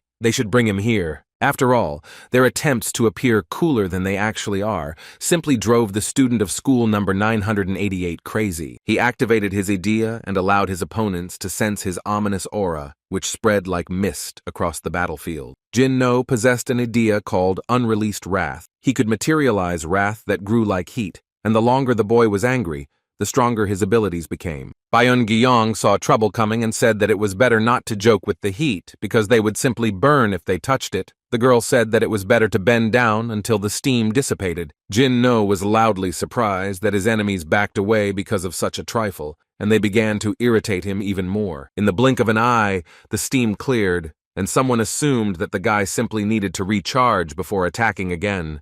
The classmates looked at each other, and an idea flashed in their eyes. They were clearly planning to do something unpredictable. Ju Ye shouted for everyone to stay in their places, as they needed to better assess the situation before acting. But the guys didn't listen to her. They said that the enemy needed time to recover, and if they attacked now, they could cause damage. But their behavior only caused a new wave of anger in Jin-no, and as we already know, this emotion also increased his strength. He grabbed his enemies and an electric charge ran through their bodies. So powerful was this guy's aura. The surrounding world exploded with bright fire. It became so hot that it was simply impossible to stand next to Jin-no. The brave men who rushed to attack the guy lay and quietly whimpered in pain, because such an attack did not pass without a trace for them. Ju Ye was shocked to realize that even the bracelet that absorbed pain shock could not save this pair of daredevils from fractures. It seemed that the enemy had accumulated the released steam in his hands and used it to attack. She watched as Jin No concentrated all his strength into his hands and walked closer to her comrades. She couldn't believe that he was going to do this. The girl, as if mad, began to run towards her friends and shout that all the company's soldiers should try to save the wounded. Ju Ye understood that the enemy didn't care whether you were wounded or eliminated. He would attack anyway. Jin No noticed the girl and asked with interest if she was really going to be a rescuer. When she didn't answer, the guy said that in that case, she should try her best if she wanted to see her friends safe and sound. A real nightmare began. Jin No shot steam from his hands at the girl, and she, in turn, tried to run through this minefield. As Ju Ye ran past him, the guy once again asked her if she wanted to become a couple with him. She rolled her eyes and asked if she really had to answer those dirty words. These words angered her opponent because, in his opinion, he pitied the brunette and did not fight her with full force. But the girl was no slouch either, so she activated her idea at full power and her armor began to shine. The light was so bright that she managed to temporarily blind her opponent. She ran to the wounded and said that they needed to be transported to the rear. Jin No's anger became more and more intense and all-consuming, especially after her opponent used such a vile attack. The girl understood that the enemy was now extremely dangerous because predators did not like it when victims fought back, but she did not consider herself a victim. When the guy finally opened his eyes, he smiled a wide, crazy smile and asked if his opponent wanted him to beat her to death. The battlefield shook from his blows, but the brunette steadfastly withstood them all, because the armor allowed her to create a barrier that did not let the enemy get close to her. But despite all the power of her idea, the girl felt that her strength was already running out. She was surprised at how strong and tough her enemy was. He didn't seem tired at all. Ju Ye understood that because of this cruel man, all members of her team were in great danger. She needed to hold out until the wounded were evacuated. Jin No aggressively asked how much longer the girl would block his blows. He threatened that if she didn't stop, he would bring An Sun Ho here. The brunette didn't remove her armor, but instead asked if he really thought their leader should mess with a freak like him. These words made the guy even more aggressive. He screamed, demanding that the girl close her mouth. After some time, Ju Ye was informed that the evacuation was complete. Now she could stop blocking the enemy's attacks. She removed the protective barrier and happily said that she would no longer have to look at that ugly face. She was no longer going to be near that madman. But as soon as the girl was about to run away, she realized that she simply physically could not do it. Her legs felt like they were being swallowed by the ground. The enemy laughed and asked if she really thought he would let her go just like that. Ju Ye felt like her legs were cramping, but she didn't pay any attention to it. Jin No asked with unusual joy in his voice what would happen to his opponent if he started to hit her. Ju Ye endured the blows steadfastly and did not lower her defensive barriers, but the attacks were so powerful that it was very difficult to withstand them. She understood that her feet were stuck in the ground, so her position was compromised, and the girl simply might not be able to withstand new attack. The 11th grader hoped that she could cope with this, but her barrier began to crack. Jin No noticed that he had finally managed to break through her defense. He saw how the barrier was slowly weakening. He brought his face close to his opponent's face and, looking into her eyes, said that everyone except her had run away. The guy looked like a madman when he asked Ju Ye if he thought she would die faster if she was buried in the ground, or if this barrier was broken. She couldn't find an answer because for the first time she was truly afraid of her opponent, who looked like a patient in a mental hospital. She remained silent for too long, and Jin No slammed his hand with all his might into the place where the cracks in the barrier were, saying that if she didn't answer him, he would get even more angry. He was so absorbed in his conversation with his opponent that he didn't even notice that a huge boulder was flying towards him. The guy barely managed to jump back and save his skin, because the stone block could have simply flattened him. Ju Ye heard a familiar voice telling her that she should leave while she had the chance. She looked back, but saw no one, only for the stone boulders to start flying towards their enemy, opening the way for her to escape. Jin No clicked his tongue in annoyance, as he had almost succeeded in pulling his opponent out of her defensive structures. But now she was in a hurry to escape, while stones of all sizes were flying at him. The clearing where this fight took place was already literally covered with cobblestone. Just a little more and Jin No would be crushed under them. Ju Ye ran up to Byun Gi-yeon, who had arranged this madness, and thanked him for the opportunity to escape. The blonde chuckled and asked where the courage of the 11th grade had gone. The girl noticed that the 10th grader was too tired. He said that he had thrown all the boulders that he had managed to find in the area onto the battlefield. Now he was in a lot of pain. The brunette looked at the boy strangely and said that he was the best she had ever met on this path, after which she told the boy to rest. Byun Ki-young didn't know how to respond to such praise, so he said that he did what he had to. Ju-ye quietly laughed and said that the guy needed to improve his character a little, and then he would simply be priceless. Other team members began to approach them, asking if the girl was okay.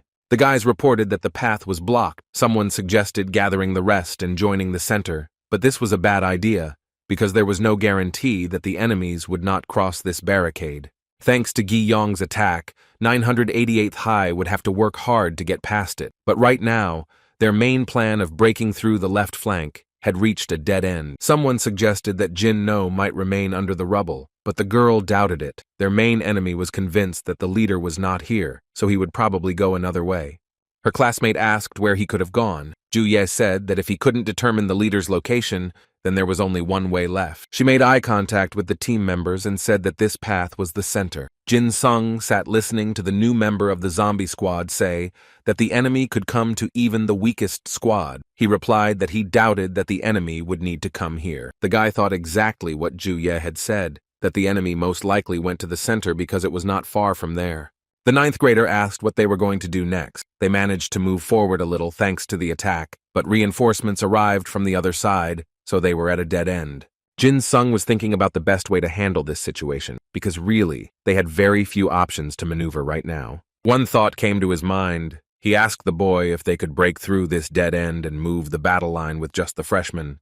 The guy wanted to take advantage of the fact that the support of the 988th school would head to the center and get out of the impasse. They will succeed only if the 9th graders withstand the onslaught. The leader of the 9th graders looked at his guys and began to think about whether they would be able to cope with the task at hand. He said he wanted to try and promised that he and his comrades would do everything they could to make the plan work. Jin-sung thought that if even this idiot was trying so hard, then he should also try his best. In another area that was entrusted to Hyundai School, Se-yeon listened in surprise to the story of Byun Gi-yeon's deed. It was hard for her to believe that the blonde knew what noble deeds were. She said that if the plan failed on the left path, then everything should work out in the center. In other words, they need to try hard. The blonde wanted her and the guys to defeat a bunch of enemies before Kang Jin-no arrived. The opponents clearly began to fuss and began to tell Don Ho to come up with some kind of plan that would allow him to disarm the girl. But the fat man said that this was too much for him. After all, he was already about to attack, but she changed her position and struck. Now the guy was afraid that if he used his idea, the blonde would use twice as much force and cut him into pieces. A student from school number 988 said that if they reported that the case was stuck on one person, Jin-no would simply kill them. The fat man understood that everything was exactly like that, but the situation was changed by the fact that this girl single-handedly destroyed 200 people. Activating her idea, Se-yeon revealed a white goblin, then said that their enemies were fighting the strongest student from Hyundai High. Don Ho even trembled when the girl spoke. He suggested retreating for a while and then attacking again, but this time together with Jin-no. Well then, as if out of nowhere, Jin-no appeared and menacingly asked the fat man where he was going. Se-yeon immediately noticed that the guy who came was the leader, which meant that the one in front of her was Jin-no. She thought it would take him a little longer to get here. The guy began to slowly approach the blonde and ask if she was really that famous white jade goblin. He smiled because he was looking forward to a fight with a stronger opponent. Jin-no decided to test and practice whether the girl was as strong as everyone said. He concentrated all his strength into his fist and said that he was infuriated by upstarts who called themselves the most dangerous. After that, he released his energy straight at the girl, striking with such intensity that the attack was impossible to parry. Se-yeon barely managed to stay on her feet. She thought she could block his blows, but in the end, she just flew to the side. After such an intense attack, she realized that this guy had A-rank combat ability. Se-yeon decided to resort to a method she didn't want to use because of the camera. She allowed the essence of her soul to come out and be embodied in armor that looked like the face of a white jade goblin. Jin-no barely refrained from rolling his eyes. Since this was already the second girl in armor today, he asked ironically, did all the students in their school have to wear armor? The guy said that he had just destroyed a girl in similar gear a few minutes ago. Se-yeon realized that he meant Ju-ye. She took off and ran so fast that dust rose up and stones flew behind her. The girl was about to attack the guy, saying that they might both be wearing armor, but she was on a completely different level. Jin-no said that her level meant nothing since her armor would still bend when he hit it. Se-yeon really wanted to bring this arrogant bastard down to earth, so she said that she warned the enemy about her ability. The enemy struck again, but the girl waved her cloak and blocked the attack, remaining safe and sound. When Jin-no's fist came into contact with the fabric of the girl's cloak, it was thrown aside by an unusually strong energy wave. Se-yeon took advantage of this moment and used the dagger. When her enemy landed on the ground, he said that it was very resourceful to fight back with the hood and then attack with the blade. But the blonde didn't need this bastard's praise. She said that she hadn't developed this technique to surprise him. The guy angrily clenched his teeth and said that the girl knew how to piss off everyone around her. He literally flared up with anger, saying that she made him so angry that he was ready to burn everything around him. He began throwing streams of fire at her, and ironically asking why she didn't try using her cape against such a blow. Se-yeon calmly assessed the situation. She realized that this attack was a large radius and released a steam cloud. If she was able to dodge it, the guys behind her would be hurt. She couldn't let that happen. So she straightened her cloak and decided that she could take the blow. The blonde herself was surprised when her trick worked, and she was able to stop the fire with the help of an ice wall. Se-yeon mockingly said that he could use such tricks to bully ninth graders, but it wouldn't work against her. The guy was already seething with anger. His jaw ached from the intensity with which he was clenching his teeth. He decided to try to rush at her and defeat her in hand-to-hand combat, so he swung his fist and ordered her not to irritate him. Jin-no was pouring out his energy, and clouds of smoke were rising around him and the girl. He was ordering the blonde to surrender. But Se-yeon didn't even think of doing that. She realized that his idea was powered by the energy of anger. If he kept that momentum, he would be able to attack without wasting his strength. It became clear to her that in such a case, there were only two ways to destroy the essence of his soul. She could try to stop his anger, or destroy the guy with one blow, and she liked the second option much more. Se-yeon activated the clone skill and attacked. Jin-no blinked in surprise, because he didn't understand why there were now three of his opponents. The girl used this tactic very wisely, so she managed to pacify her enemy a little. Se-yeon cheerfully said that her opponent was seeing triple because he was possessed by a goblin. Jin-no didn't understand how this girl managed to knock him down. His chubby friend ran up to him and started asking if everything was okay. The guy growled at him and asked how things were with the rest of the opponents. He replied that they needed to be dragged around a bit before attacking. These words sent Jin-no into a state of rage. He wanted his subordinates to immediately destroy the enemy team. The fat man realized that he had to comply with the demands or they would be fried, so he said that he needed to contact the ambush team, after which he would do everything possible. Hearing this conversation, Se-yeon was very surprised, because if they had a whole ambush team, it would make their situation very difficult. The girl understood that for a ranged team, the wall they were on was too far away, but if someone was sitting in ambush, it meant that they could be in serious trouble. The blonde guessed that their enemies were using the difference in the landscape, using a dia who could control nature so they could separate them from the center. The red-haired girl also realized this, so she shouted to the 10th graders that they needed to run and not let the enemies get to the rear. Se-yeon determined that the speed at which their enemies were descending was too great. If they sent all their forces to the rear, their team would run out of steam and they would end up in the red. Taking advantage of the blonde's deep thought, Jin-no attacked, asking what she was looking at, since he so wanted to be played with. The girl did not lose her composure. She immediately created clones that rushed to attack. Jin-no said that being distracted on the battlefield was a very careless act that could be regretted. The boy noticed that the enemy's attack was weaker than before. He smirked and assumed that the armor was absorbing too much power.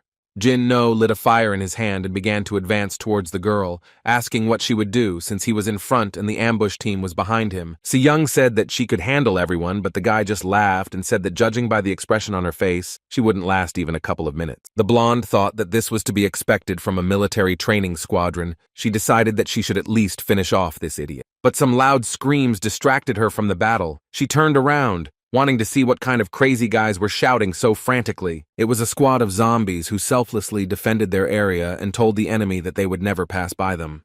Se-yeon smiled when she realized that the guys would really cope, and now it was just a small matter. Her opponent asked who these weaklings were. The blonde turned around and said angrily that the guy should be careful with his words, because these guys were her potential groom's friends from the front line.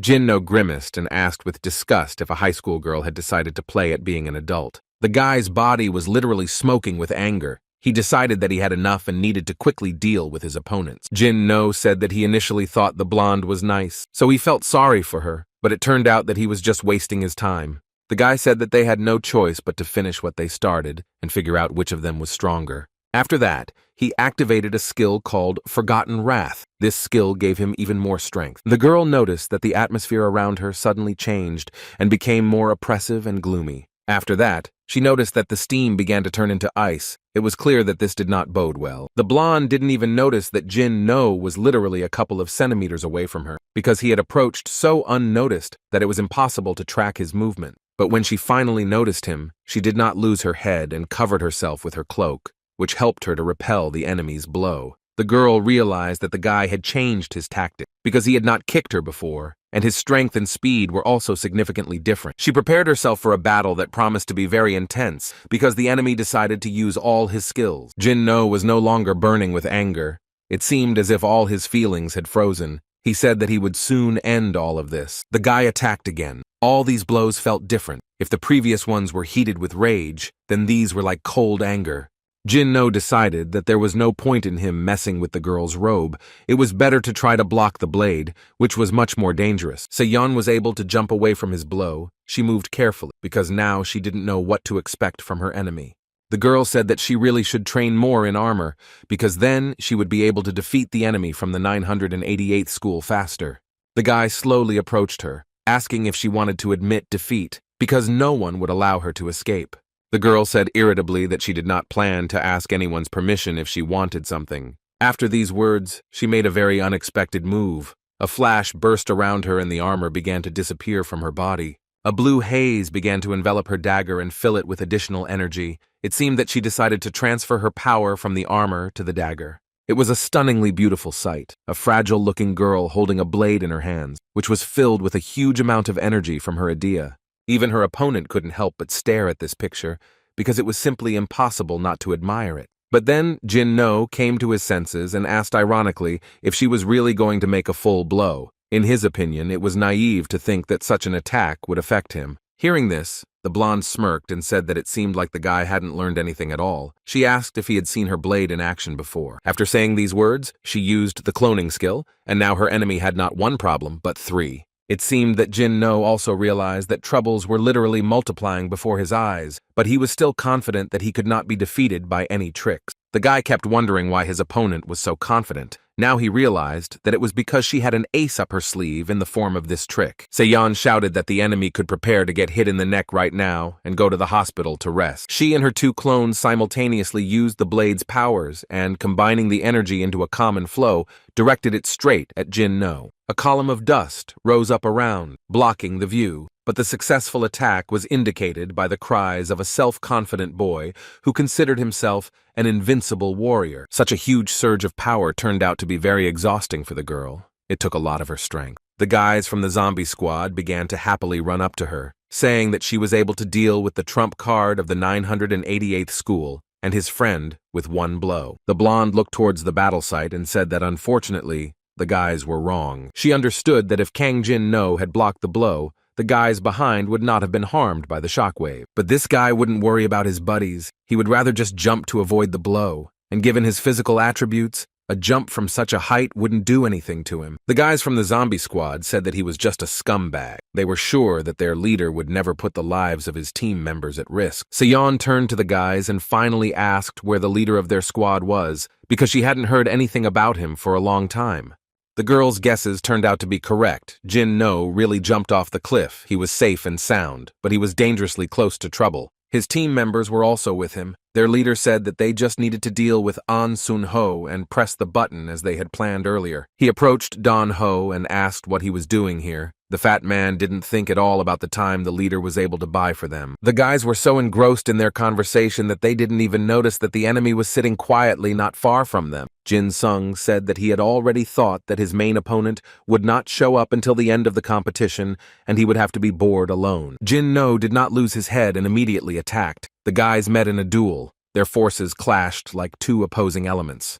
The boy from the 988th school asked in surprise if Jin Sung was the F-rank killer. He assumed that the enemy wanted to avenge his friends. Jin Sung smiled widely and said that his wishes would remain a secret, after which he took out his knife and prepared to attack. His opponent said that he was surprised that he was able to guess that his team was going to attack through the gourd. The opponent noted his good instincts.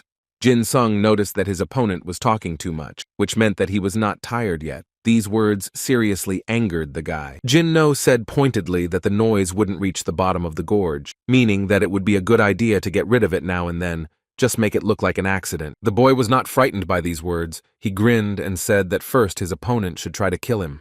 Jin-no smiled evilly and muttered that this was exactly what he wanted to do right now, since his hands were just begging to hit the guy. After saying these words, he concentrated his power in his hand and ran towards Jin-sung to finally deal with this source of trouble. The boy didn't even flinch from fear. He just raised his hand slightly and easily parried his opponent's blow, into which so much strength and energy had been invested. Jin-no didn't expect such a turn of events, so he couldn't dodge and ended up flying away from the guy a decent distance. But he quickly regained his balance and managed to dodge so that he was able to attack again, this time swinging his leg.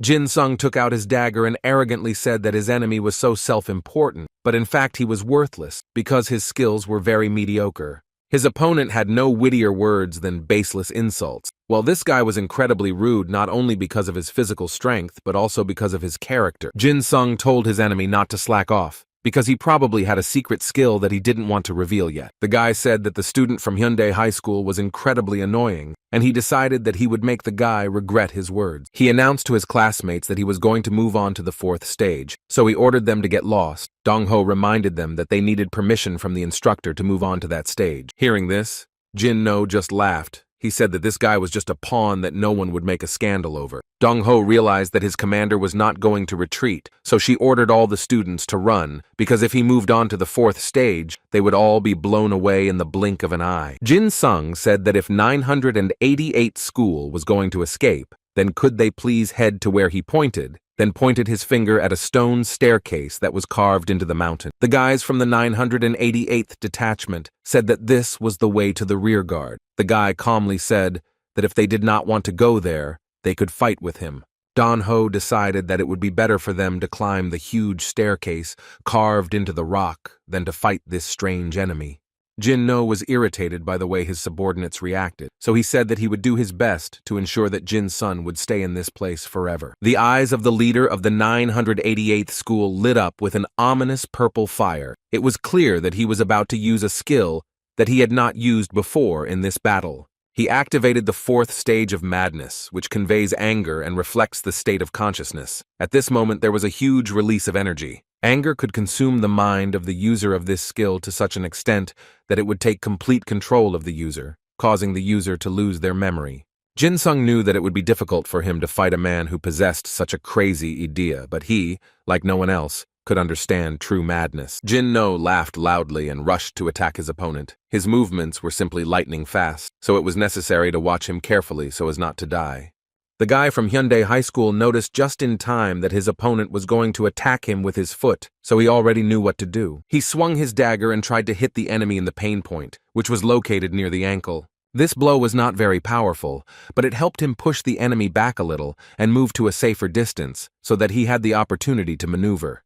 Jin-sung realized that his opponent's strike level had changed greatly, indicating that he had activated Idea more strongly and forced her to work at her full potential. Only a couple of seconds passed, and Jin-no already rushed into the next attack, not giving the guy time to even get up from the ground after landing. When Jin-sung saw his enemy begin to concentrate energy in his hands, he gripped his dagger tighter and hoped that he would be able to block the blow. The attack was so powerful that the battlefield shook with this unbridled force, leaving one to wonder who could survive under such circumstances. There was no need to guess for long, because a second later, Jin-sun emerged from the thick layer of raised dust, who, at first glance, was safe and sound. His enemy was also feeling just fine. He was smiling like crazy and was already choosing the right angle for a new attack. The dust settled, and it was clear that the two guys were not going to give in to each other, which meant that the battle was just beginning. The enemy forces caught up with Jin-sun and took him into a kind of capture, and he realized that he had fallen into a trap.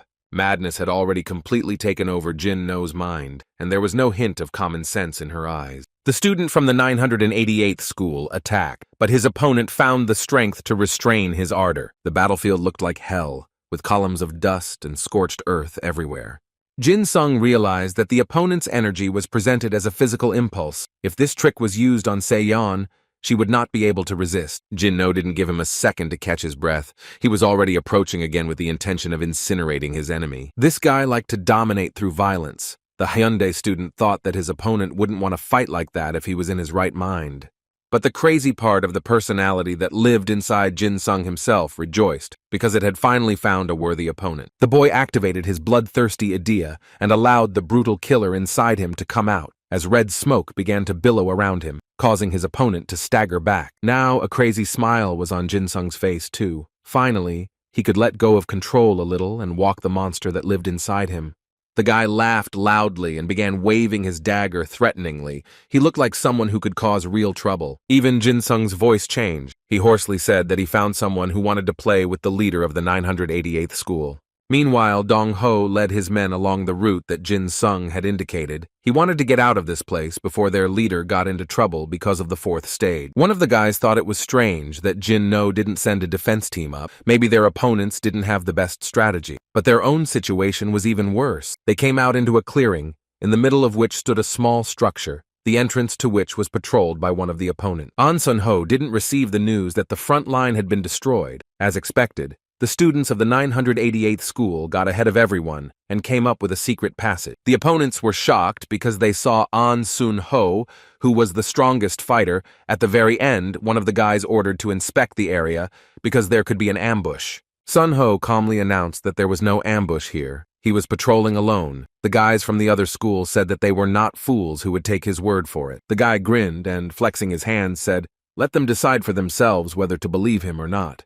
He added that he had been waiting for his dear opponent, whose name was Don Ho, for a long time, because retribution for what he had done was already awaiting him. At this time, one of Dong Ho's friends said that there really was no one in the area. The fat man said that then they had no problem at all, because An Sun Ho would not defeat him. The leader of Hyundai High School said that he was not going to win, but to catch his enemy, and after that, he would pay for everything he had done. An Sun Ho moved so quickly that Dong Ho's eyes simply didn't have time to catch how his body moved in space. The guy was determined to prove to everyone, and first of all to himself, that he was not so easy to defeat.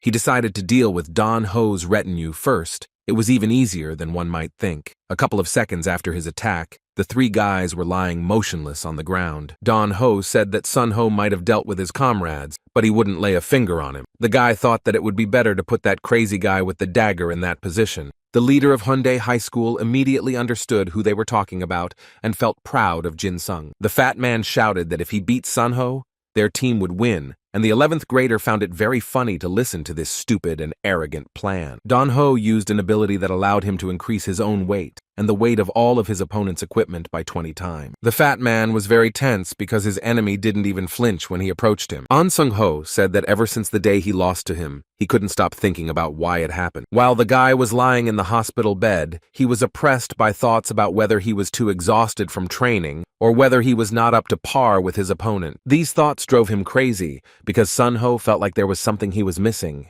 But then he realized that he was simply hoping to find an excuse for his own weakness, and now this mistake would not be repeated. After these words, the boy grabbed Don Ho, lifted his huge body above his head, and realized that now control over his power had returned to him again.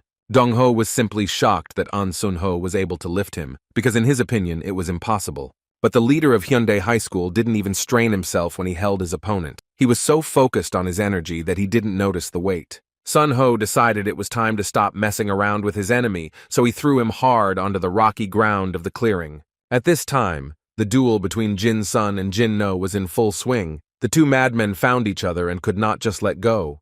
The 10th grader at Hyundai School knew that in this fight he could not restrain his inner killer because he was fighting with exactly the same bloodthirsty creature. He realized that even if he wanted to lock the crazy maniac somewhere inside himself, he couldn't do it. His eyes were already looking for a victim whose blood could be let. The boy saw his target and, not noticing the obstacles, rushed into the attack because his thirst for killing grew with every second. The two forces clashed, and the battlefield shook once again. It was good that there were no witnesses to this battle, because they simply would not have been able to withstand what they saw. Jin No gritted his teeth and was ready to howl from the anger that filled every vein in his body, and did not allow him to assess the situation sensibly. He couldn't hold back and screamed so loudly that it seemed like even the mountain was shaking. All the pent-up anger demanded that his master release him. Hearing this, Jin Sung only smiled even wider. He knew that he shouldn't hold back his bloodlust. After all, if he doesn't let his inner killer out for a walk, he won't be able to defeat such a strong opponent as Jin No.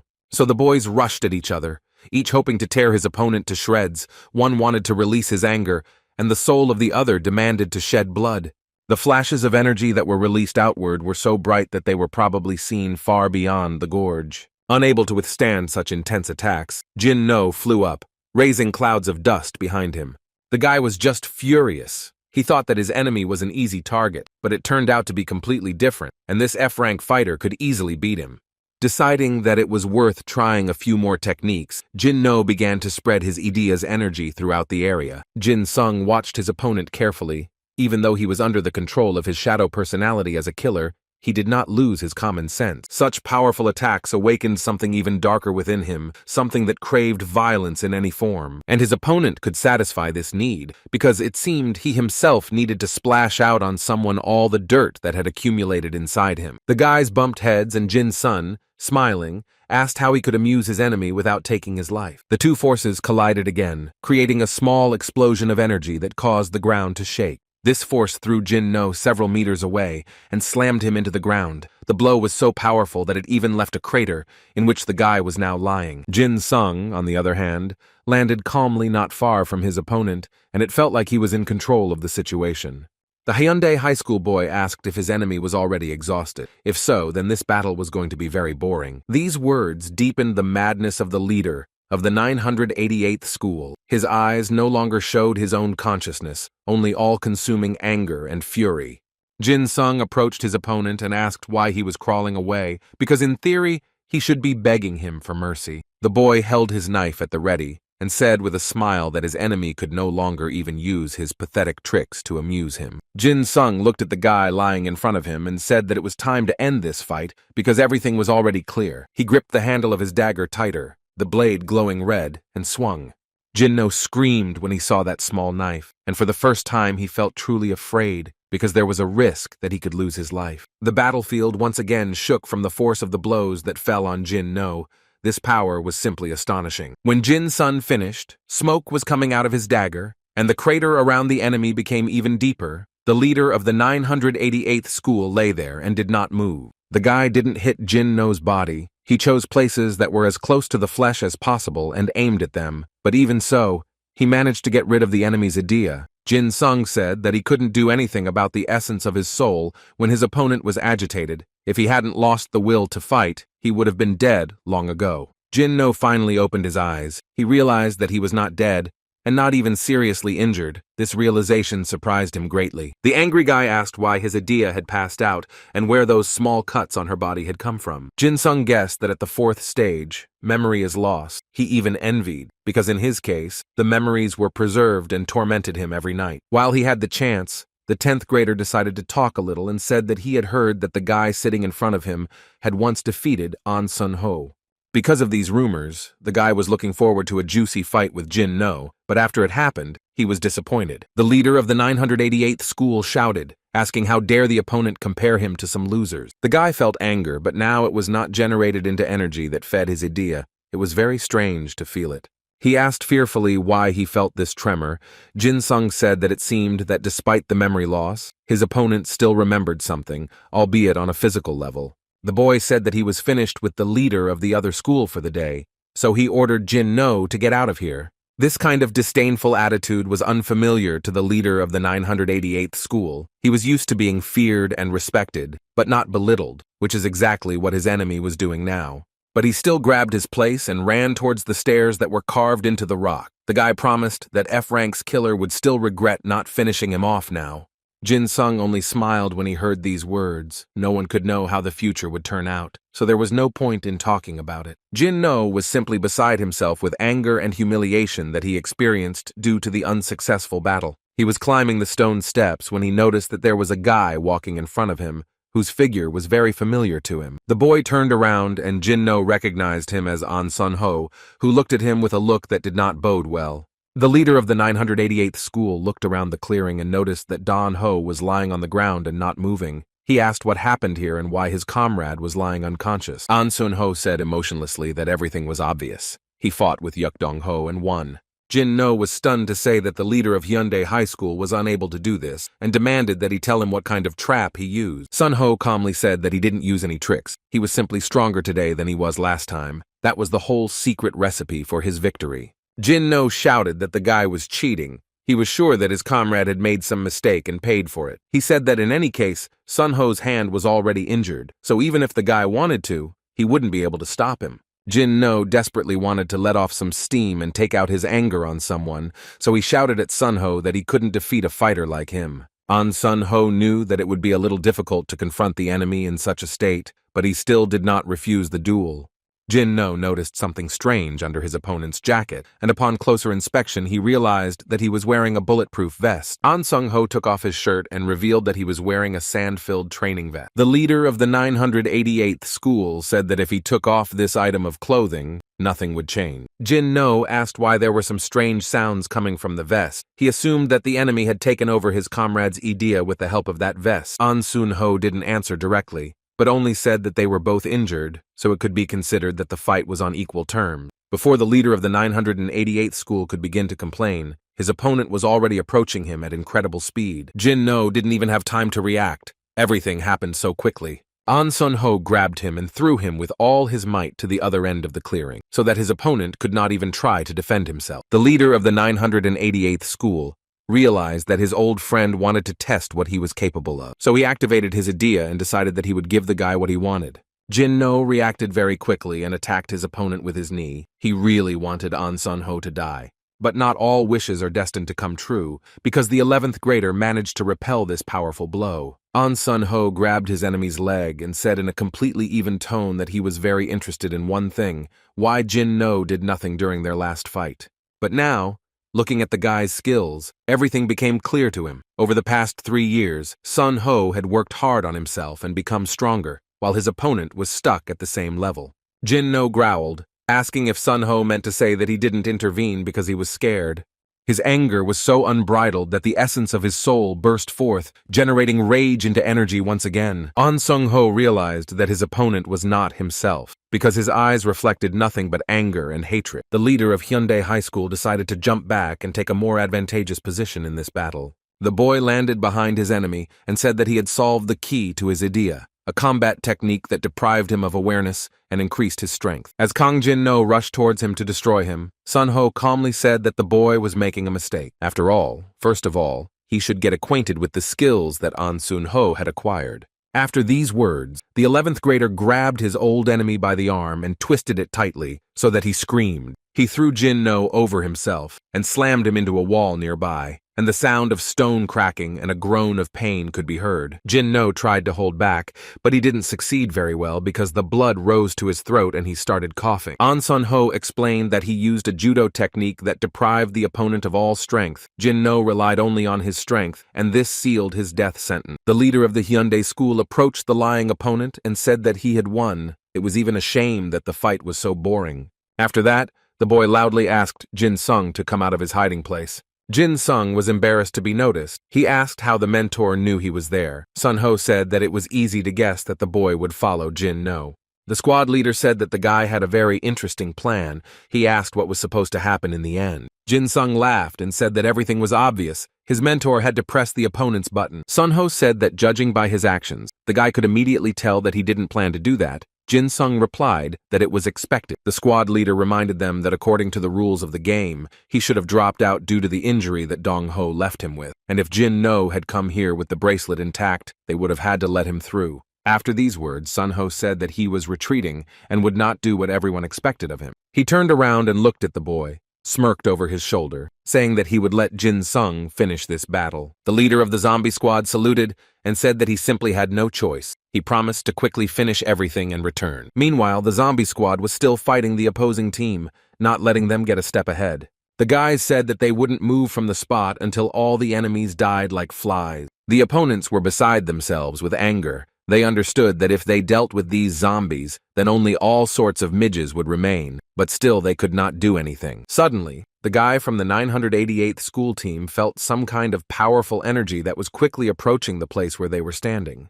It was none other than Jin-sung, who waved his dagger and announced that the small fly had arrived at its destination. The zombie squad beamed, glad that their boss had come to their rescue and not abandoned his fighters like the leader of the 988th school.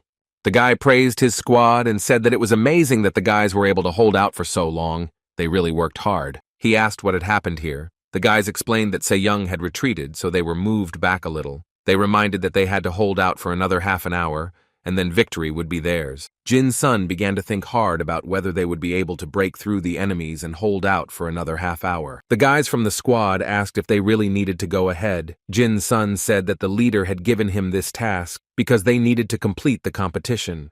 The guy felt sad to realize that if they had more time, everything would have worked out, but they only had half an hour left, so doubts crept into his heart. He understood that without a thirst for blood, nothing could be done, so he needed to think about what else he could do. Perhaps it was worth expanding the range of control, but the question remained whether it was necessary to speed up in doing so, or whether to use his left hand to increase the power of his strike. Jin-sung had to make a decision as soon as possible. The guy closed his eyes and focused on his own emotions. It seemed to help him understand what needed to be done now. Jin-sung realized that he needed eyes that could foresee the outcome of a battle. This skill would allow him to obtain information about the best way to defeat his opponent. Their enemies began to discuss why the Hyundai guys weren't moving, and one of the girls said that they would win if they just waited another 30 minutes. She also added that without the help of Jin-no and Dong-ho, they would lose, and since defeat was inevitable, they should at least try not to get hurt themselves. A student from school number 988 noticed that some crazy person was approaching them, running towards them as fast as he could. At first, they didn't recognize who it was. The only thing that caught the guy's eyes was that this guy was simply furious. While all sorts of madness was happening on the battlefield, two men sat in a quiet room, calmly drinking tea and reflecting on the events that were gaining momentum. The gray-haired old man took a sip of aromatic tea from his cup and asked his interlocutor what he thought of this talented young man. The young man sitting opposite replied that he was confident that he could win if it came to a fight.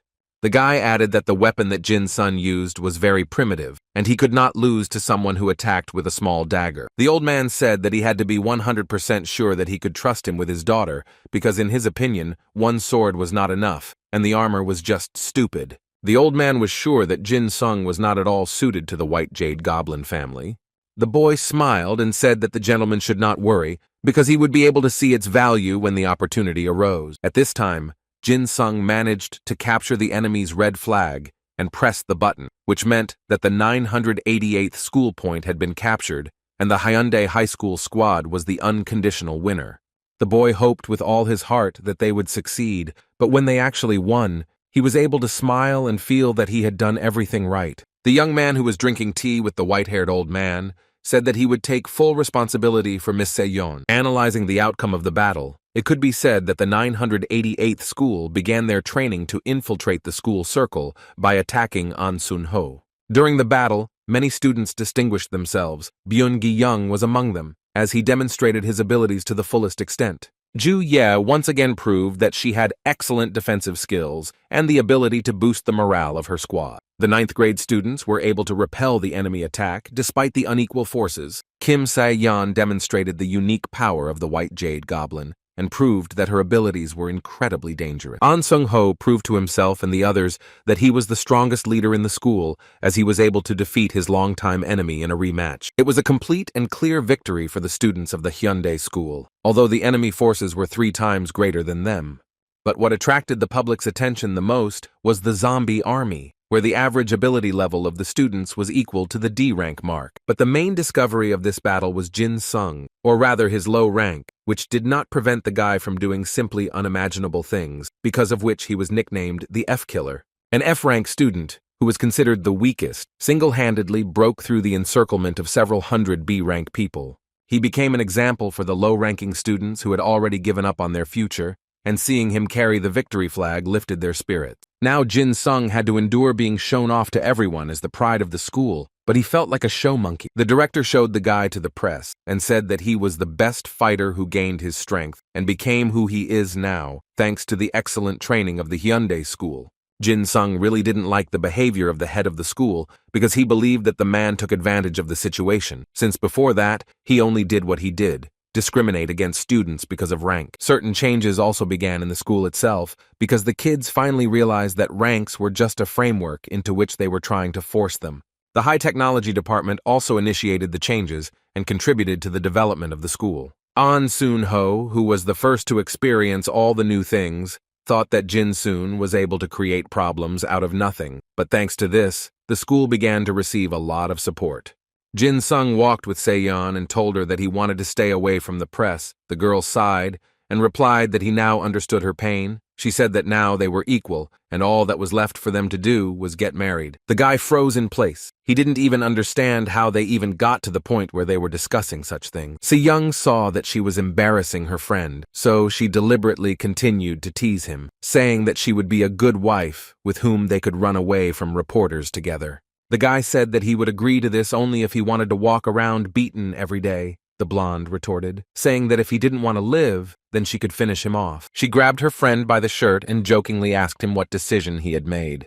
But this friendly squabble was interrupted by the school students, who began to shout that F-Killer and White Jade Goblin were standing in the yard. Jin Sung wanted to howl with irritation. Seeing the boy's reaction, Se-young laughed and decided to finish off her friend with the phrase that her hubby had become too popular. A couple of guys approached Jin Sung, and he asked them if he had taken the exam.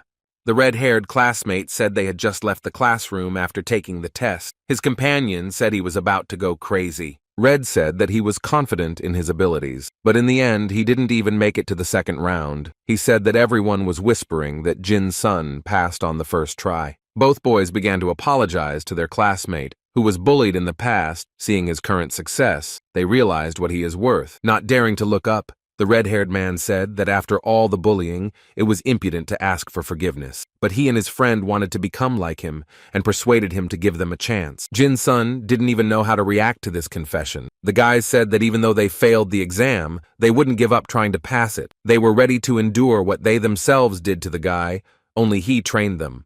The zombie squad leader said that he understood the intentions of his classmates, and they raised their heads and looked at Jin Sung with hope. The guy made a decision. Smiling, he announced that he would personally watch how these guys train. He suggested that they try to reach a new level together. For some reason, the guys' faces did not reflect joy, but some strange anxiety, as if they had seen something terrible. They started apologizing for making him angry and started running away, shouting that Jin Sung was smiling. The boy was in a stupor, because he didn't understand why his facial expression caused such a reaction. Se-young was just bursting with laughter. She said that in the end, only she was left next to him, so the guy needs to give in and become her husband. Jin Sung said that his girlfriend was the most annoying person on earth, but he was not allowed to finish because someone called the guy's name again. He saw a shy girl, who was slightly younger than him, approaching him. She asked what kind of relationship the guy had with Se-young, because it looked like they were dating. Se-yeon listened with displeasure as Jin Sun told this curious young girl that she was just joking and there was nothing between them. The girl was happy and said that she was glad of such an answer. The blonde regretted that she couldn't throw lightning with her eyes, because now she would gladly incinerate the girl. But this stranger did not cease to amaze. A moment later, she expressed her desire to start dating the guy. Jin Sung looked like he was about to faint. Se-young couldn't take it anymore, so she grabbed her friend and told the girl that they were very busy right now, and the guy couldn't give his answer. With tears in her eyes, the girl began to tell how she had been waiting for Jin Sung all day and was afraid to talk to him, because she wanted to tell him that she liked him. The blonde stared into space in shock. She certainly didn't expect to hear that. She let her friend go and decided that she would not interfere with him, because she realized that she was really trying to protect the guy from everyone in the world. The boy looked at her in confusion, but she didn't explain anything, but only said that the girl wanted to talk to him, so Se-young would leave him to deal with his problems on his own.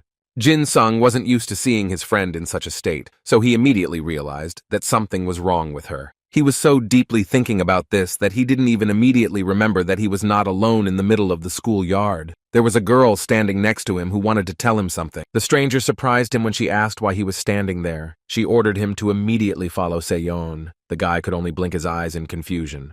Jin Sung didn't understand what these girls wanted from him. One told him to stay, the other told him to leave. He was completely confused. The girl was left alone, and sadly thought about how Jin Sung said that he was not dating Se-yeon, but he had such an expression on his face that she could not confess her feelings. All these love affairs faded into the background when classes began and it came to training.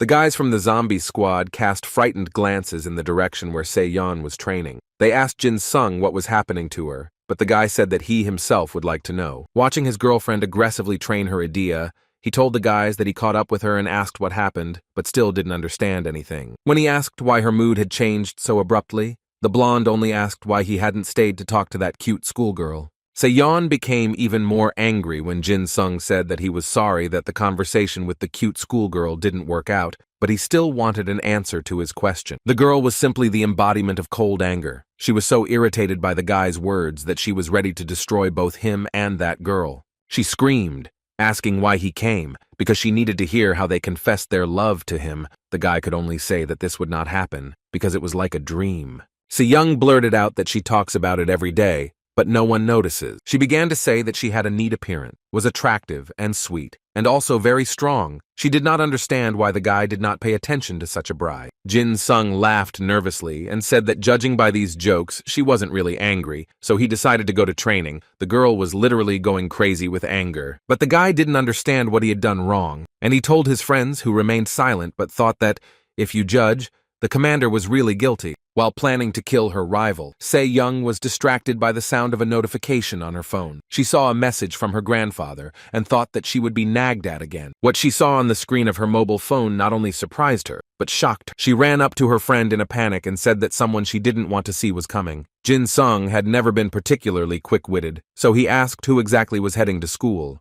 Se-young was so excited that she didn't answer, but only asked if she could stay with the guy for a while since she heard that he lived alone. After these words, there was a dead silence in the training hall. The guys from the zombie squad looked as if they had heard a confession to murder and not a request to live together. Jin-sung didn't take this offer as anything extraordinary. He just said that he only had one bed. After these words, the guys from his squad were not just amazed, they were shocked. One of them even dropped the barbell and almost lost his leg. Se-yeon asked her friend for help. She said that a strange man would come here soon and would be looking for someone. These words confused her friend even more. But then, the blonde heard a voice that she would prefer not to hear for the rest of her days. The guy asked what strange person she meant, because he could be offended. She instantly hid behind Jin-sung's back and said that the guy had misunderstood everything. The stranger asked if she really wanted to hide from him behind her classmate. The fair-haired boy, who had been talking to the blonde's grandfather the other day, asked if it was really Park Jin-soon in front of him. He said that he had come here for Se-yeon, so he considered it a real stroke of luck to meet him as well. The leader of the zombie squad was quite surprised that even strangers knew him. The stranger said his name was Bratislav Pate. He shared that he had heard a lot about the guy from the Jade Goblin family. Jin-sung felt strange knowing that he was the subject of discussion in the Se-yeon family. It was clear that this Bratislav Pate was not entirely friendly towards the guy. And partly it was true, because he said that he understood that it was impolite to say such a thing at the first meeting, but still asked if Jin-sung wanted to fight him.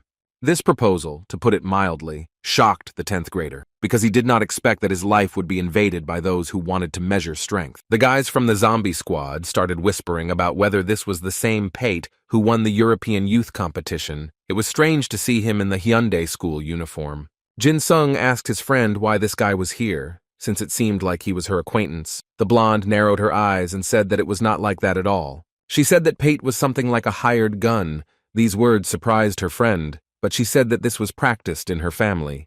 Jin-sun suggested his new acquaintance to calm down, because he didn't think that they had any reason to fight each other, especially since they could always try to resolve everything through conversation. Bratislav Pate said that he really did come for Miss Se-young, but he would like to take advantage of the opportunity to test his strength and fight with the F-killer himself. This noise brought An Sun-ho, who had no intention of allowing a fight to occur during training. It seemed like the leader of Hyundai High School recognized the new arrival. Perhaps he had heard of this young man somewhere. Bratislav stepped forward and introduced himself. He shook the instructor's hand and said that he came from Slovakia. Sun-ho said that he knew who was standing in front of him. The leader asked what the guest wanted, because it was obvious that he had something to say to the future leader of the training unit. Hearing these words, Jin-sun wanted to faint for several times today. Pate said that he would like to fight the guy, to which he received the answer that using idea inside the unit was prohibited. For this, it was necessary to obtain permission from the senior. The guy from Slovakia said that the elder was in that room hinting at An Sun-ho. The leader thought about it because the guest's words made sense, and theoretically, he could give permission for the duel. An idea flashed through his mind, so he grabbed Bratislava and Jin-sung's hands and said that they would do the following. Sun-ho announced that it would be a one-handed fight, which would be less dangerous and more fair. Their foreign friend laughed, saying that he never imagined that An Sun-ho thought so differently from the others. The leader of the high school said that he would consider both boys to agree to such conditions of the duel. Jin Sung looked anxiously at his mentor, who said menacingly that he had to win because the honor of their unit was at stake. The instructor grabbed the boy by the ear and said that a lot had been at stake in this fight, so he shouldn't screw up. Then the blonde decided to come up and whisper that her friend had to defeat this impudent Bratislava, who liked to come where he was not invited. Jin Sung grabbed his head and realized that he had a very bad feeling. This feeling became more acute when he saw his opponent's determined attitude. Bratislav Pate called Se-young, who clearly did not want to talk to him or even look at his side. He told the girl that he would definitely win for her sake, so he advised her to watch the progress of the battle carefully. These words really confused Se-young. She didn't want to have anything to do with this guy, but he was pushing his company too much on her. An Sung-ho said it was time to start this battle. He announced that there would be only one round. There were no other restrictions. Jin Sung didn't know what to expect from this fight, especially because of the strange glint in his opponent's eyes when he said he would show Se-young his abilities. The head of the high school opened the timer on his phone and prepared to start the countdown. When he gave the command to begin, Bratislav immediately began to think about what strategy to use in this battle. The unexpected guest decided to act rudely and sharply, so he immediately attacked and pushed back his opponent's hand. Jin Sung realized that his opponent was very serious because the blows were faster and unstoppable, which meant that their guest was not afraid to show his strength. Suddenly, Bratislav Pate asked a very unexpected question. He asked Jin Sung if he believed in the existence of ranks. The boy tried to brush the question off. Since it wasn't a topic he wanted to discuss with a stranger, Pate began to say that in the world there was such a thing as rank, even in a fight like this. The 10th grader asked in surprise if his opponent really thought that souls also had rank. Bratislav immediately said that he does not consider all those who have weak idea to be weak. But the guy also arrogantly added that one must not forget that the elite had their own special path. Jin Sung realized that after hearing such nonsense, he simply couldn't lose to this arrogant upstart. Bratislav noticed that his words had seriously angered his opponent, so he tried to calm the guy down, because he was already reaching out to him with his hand, in which powerful energy was gathering. Jin Sung didn't stop, but instead hit the talkative, arrogant man so hard that he blinked his eyes and flew back a few steps. The foreign guest was very surprised when he felt such power and unbridled strength that the enemy's blow transmitted. The 10th grader was already on edge. His idea was breaking out, demonstrating her cruel inclinations. He said that the enemy should not underestimate others. Bratislav asked if his opponent really owned such a dirty idea. Jin Sung said that if Pate did not surrender, his palm could fly into pieces. These words seriously angered the guest. He decided that he would never allow this F-rank with such a bloodthirsty soul essence to win. An Sung-ho realized that the experimental fight was starting to cross the line and could escalate into a real brawl, so he interrupted the fight. He explained that if the two of them overdid it, they could all end up in serious trouble, which he would have to solve. Bratislav asked Jin Sung if this incredible power was his idea. The boy had not yet fully recovered from the fight, and his inner monster had not fully returned to its cage, so he said nothing, but only smiled madly and flashed his eyes, in which red lights were visible. His new acquaintance thought further, saying that this dirty energy also belonged to the guy. He knew that Jin Sung was a difficult opponent, but he did not expect it to be so much. Pate understood that he didn't particularly want to absorb this energy, which was positively oozing with a thirst for murder and violence. The blonde boy turned around and said that they would finish today, after which he began to head towards the exit of the training hall. An Sun-ho called him and asked him to wait a little, since he still had something to say to their guest. The instructor asked Bratislava if he had a place to train in Korea. The guy winked and said no, but if the leader wanted to invite him to join his unit, he wouldn't be against it at all. Sun-ho said that if he had no place to train, he could use their exercise machines, after which he allowed him to come here at any time and train. Pate thanked him for his concern, but said that this behavior was strange, because he really looked like someone who needed training. The high school leader said that if Pate's grades were the only thing he was looking at, he was a genius who had incredible idea and combat sense, so he probably didn't need any training. However, school grades are not something you should pay too much attention to. After that, the leader said that even geniuses need to try, and he liked it when fighters did just that and strived to constantly improve their skills. As he left the classroom, Bratislav said that An Sun-ho was a very interesting person. After that, he smiled and added that he was now sure that it was definitely not in vain that he came to Korea. The next day arrived, which meant that the classrooms were already waiting for students who wanted to absorb new knowledge. The class was half empty, but Bratislav still chose to sit next to Seyon and pester her with questions. The girl wanted to disappear into the ground, but fortunately, Jin's son entered the room. The blonde immediately said that Peck should vacate the seat next to her because her friend was sitting there. Jin Sung was very embarrassed when the girl tried to use him to discourage Bratislava. He said that he was going to training, so he would not stay in the class. These words clearly did not please Si Young, and out of anger she hit the desk so hard that it cracked. Jin Sun realized that it was better not to anger his friend, so he asked Pet to vacate his seat. The foreign guest asked if he was not going to go to training. He replied that he really wanted to listen to the lecture.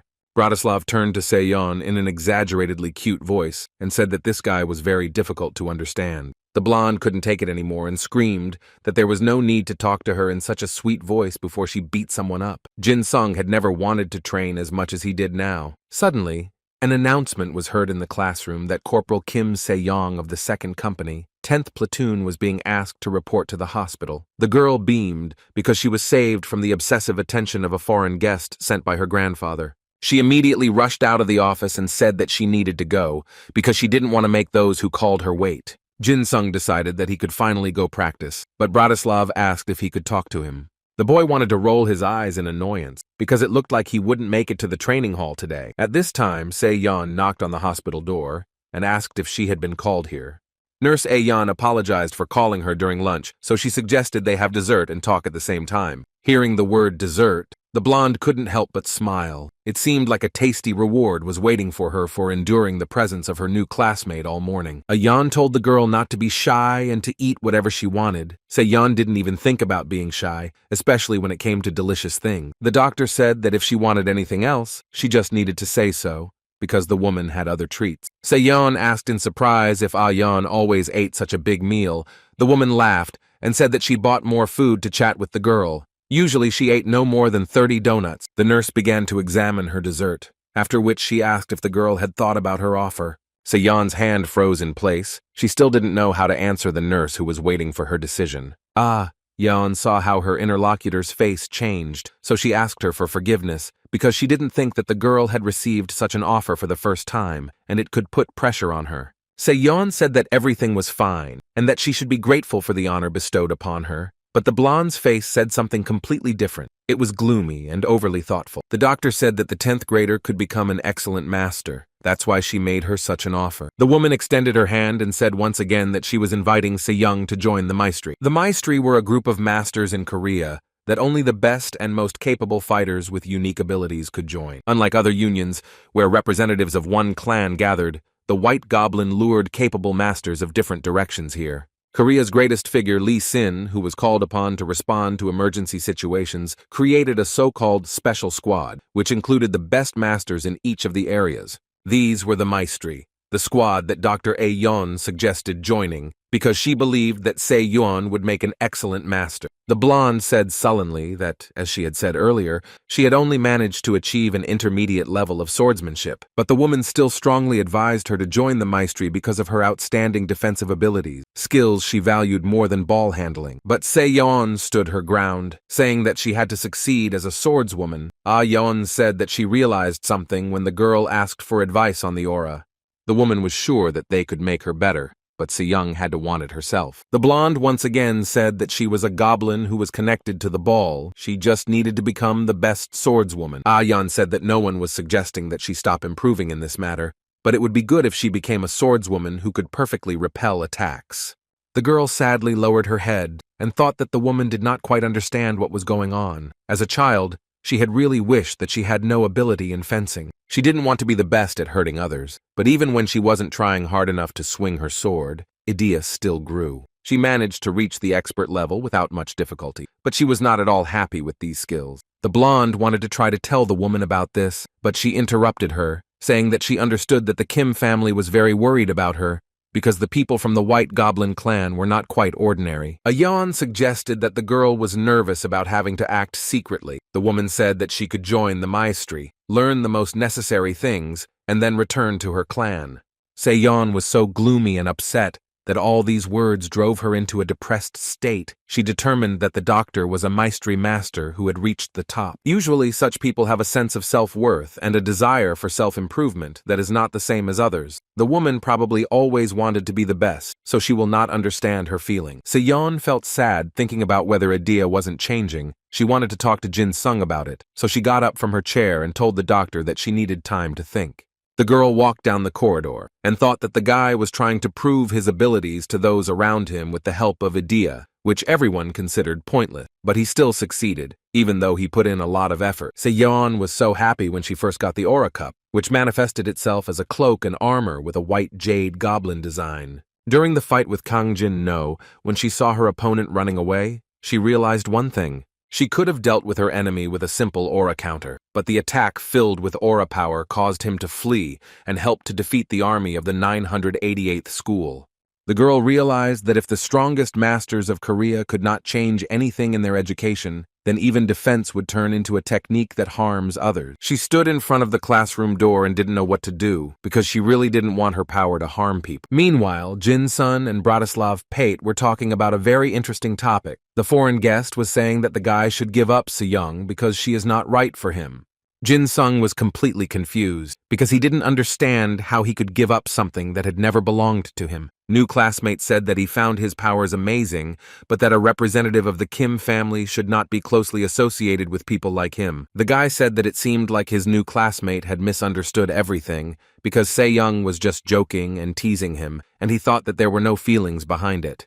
But these words did not convince his interlocutor. He repeated once again that the elite had its own special path. Bratislav said that Jin-sung wouldn't be able to make the girl happy, but he didn't even think about all the things that his interlocutor talked about. Jin-sun began to roughly understand what Bratislav meant. He said that he should have guessed about it earlier, back when he started talking about abilities. He looked at the blonde guy again and realized that his instincts had not failed him. For Pet, it was not the person who was more important, but his skills. For Jin-sun, it was always the person who came first, not her abilities. The guy decided to ask a very important question. He asked Bratislav what he thought. Do souls have ranks? The blonde, without hesitation, said that they do. Then Jin-sun asked how a person of a lower rank should act. Should he really spend his entire life groveling before others? Pecht said that origin obliges one to act in a certain way, because behind high social status and power there are circumstances. He believed that it was necessary to take care of the elite, because they were the upper class of society, its backbone. Jin-sung thought completely differently. Being born into a rich and famous family was not enough to earn respect. The guy added that souls have no ranks, because how can a part of the rating system with a long name speak about a person's future? Bratislav said that Jin-sung, with such abilities, would never be able to get such a noble person as Miss Se-young. His interlocutor replied that there was no need to limit the possibilities of others. The boy was very angry. He didn't care what Pate Edie thought defined people, especially since it wasn't worth attributing or limiting individuals like Se-young. Jin-sung simply couldn't stand by while people like him and Se-young, who were trying to change on their own, were forced into a box or labeled with a rank. Bratislav said that the role of Se-young's boyfriend should be given to a person who has the same outstanding abilities and background as she does. Jin-sung asked in a threatening voice if it was really worth ignoring a person's own preferences with all this. Pate replied that the girl's aura achievements were simply amazing, but she shouldn't waste her energy on a person who was of a low rank. Jin-sung said that his friend has her own life. Whether she wants to become a swordswoman and use Idea or be a cook, it all depends only on Se-yeon herself. But Bratislav thought differently. He said that abilities are predetermined from birth, and the blonde was chosen to become the strongest swordswoman. Jin-sung turned around and started to walk away, saying at the end that he and the blonde thought completely differently. Pate said that he thought the same when he saw the guy in the video. These words made the boy turn around and say once again that souls have no ranks. The foreign guest asked if the schoolboy was speaking too rudely to him. Bratislav took a defensive stance and said that Jin-sung was very strong, but his strength was imperfect, as it would be difficult for him to reach the level of those with innate abilities. The boy activated his idea and took out a dagger. He didn't know what kind of idea his opponent had, but he was sure of one thing: it wasn't fully launched yet. The 10th grader understood perfectly well that his new acquaintance completely underestimated him and did not know what he was capable of. The guy decided not to think too long, but to immediately check the strength of the elite, about which the blonde had been jabbering all the time. Pecht did not expect such a sharp attack. Bratislav was extremely surprised and barely had time to react to repel the enemy's attack, but then he noticed that the guy was hitting with the handle of a dagger and not with a deadly blade. He put his hand forward and with just one palm stopped the blow that would have hit him straight in the shoulder. But still, it was obvious to the blonde that the enemy was not hitting with full force, so he asked where the guy's previous mood had gone. He wondered if Jin Sung thought he could defeat him using only half of his strength while tightly squeezing the boy's hand, not allowing him to escape from his grip. Then Bratislav pushed his opponent hard and he flew back a few steps. Jin Sung realized that Pate had thrown him away using only normal force, which was a very unexpected discovery for him. Bratislav said that since the guy tried to attack him with the hilt of the dagger, it seemed that he had not yet realized that he risked getting hurt if he did not use all his strength. Jin Sung replied that he didn't think his opponent's physical abilities were that developed, since he didn't look very athletic, and Pate shared that he never trained much. He thought that he didn't need it. Such words really irritated his opponent, but the arrogant blonde said that such was the difference in their skills. The boy understood perfectly well that his opponent was significantly superior to him in terms of physical ability, despite the fact that he trained for several hours every day. But this didn't stop Jin Sung from trying to attack again, so he took off and decided that he would take his opponent with speed. The boy told Pecht that if he was taken to the hospital, there was no need to complain, and he replied that it looked like they were finally going to have a real fight. Bratislav asked if a 10th grader was really trying to use D-rank power with abilities that barely reached B level. It seemed he was beginning to understand what attracted Se-yeon to the guy. Such arrogant, judgmental words were not at all pleasant to Jin Sung. The only thing they awakened in him was a thirst for reprisal. The boy said that the foreign guest need not worry, because after he beats him up, he will immediately take him to the hospital. Bratislava did not fall for this provocation and calmly replied that there was no need for this because he could stand up for himself. The blond boy said he waited, hoping to see the power that the 10th grader demonstrated in the hall. But it seemed like Jin Sung didn't intend to do that, so he suggested ending the fight with this one. On the field of Hyundai High School, a battle was once again taking place between the guys who wanted to find out whose strength was more impressive. Bratislav Pate hoped that his opponent would finally show all his power, but instead, he saw only part of his strength. He asked if a normal duel would not happen after all. Jin Sung silently assessed the enemy. He concluded that Pate was excellent at blocking attacks, and his attack tactics were perfect. This die-hard fan of Se-yeon said he was disappointed that the legendary F-killer didn't fight him for real. After these words, Bratislav swung his dagger and hit the guy with all his might, but he was able to jump back, not wanting to enter into a direct confrontation. Jin Sung did this because he realized that the enemy was copying his attack technique, and he was able to catch and immediately apply what he saw. Pate put his blade forward, and slowly approaching the guy said that he wanted to end this fight as soon as possible. Jin Sung ran his hand through his hair and realized that it would be nice to win with just a dagger. He was sorry that circumstances forced him to bring out the heavy artillery and use his bloodthirsty idea. Seeing some wild and slightly crazy gleam in the eyes of his opponent, Bratislav realized that from that second the jokes were over, and now there would be a real battle, which he wanted so much. The blond boy prepared for the fight he expected from such a famous F-killer. Jin Sung activated a skill called Partial Kill, a vicious aura that manifested the ability to kill in the user's eyes. Bratislav Pate realized that this aura was even more poisonous than the one he had seen last time. The guy with eyes that screamed with murderous lust said that the only poisonous one here was Pate, because he was the one trying to repeat other people's techniques. The foreign boy said that he thought that if he did just that, he could stir up his opponent and force him to use all his strength. Jin Sung asked if Bratislav thought he was too arrogant, but he said he didn't have that quality. After saying these words, he activated the skill Karaborg, which allowed him to use the magical sword of Fergus from Irish legend. It completely embodied the enemy's movements, but limited the range of action. Jin Sung realized that their skills were completely incompatible. He said that with such skills, the opponent could afford to be a little overconfident. Moreover, Pecht had such physical data that allowed him to control such a special skill. Bratislav looked at the guy in surprise and said that he spoke so confidently, as if he knew all the techniques in his arsenal. Jin Sung has actually seen through all of his tricks, especially the one where he can absorb the opponent's idea and make it his own.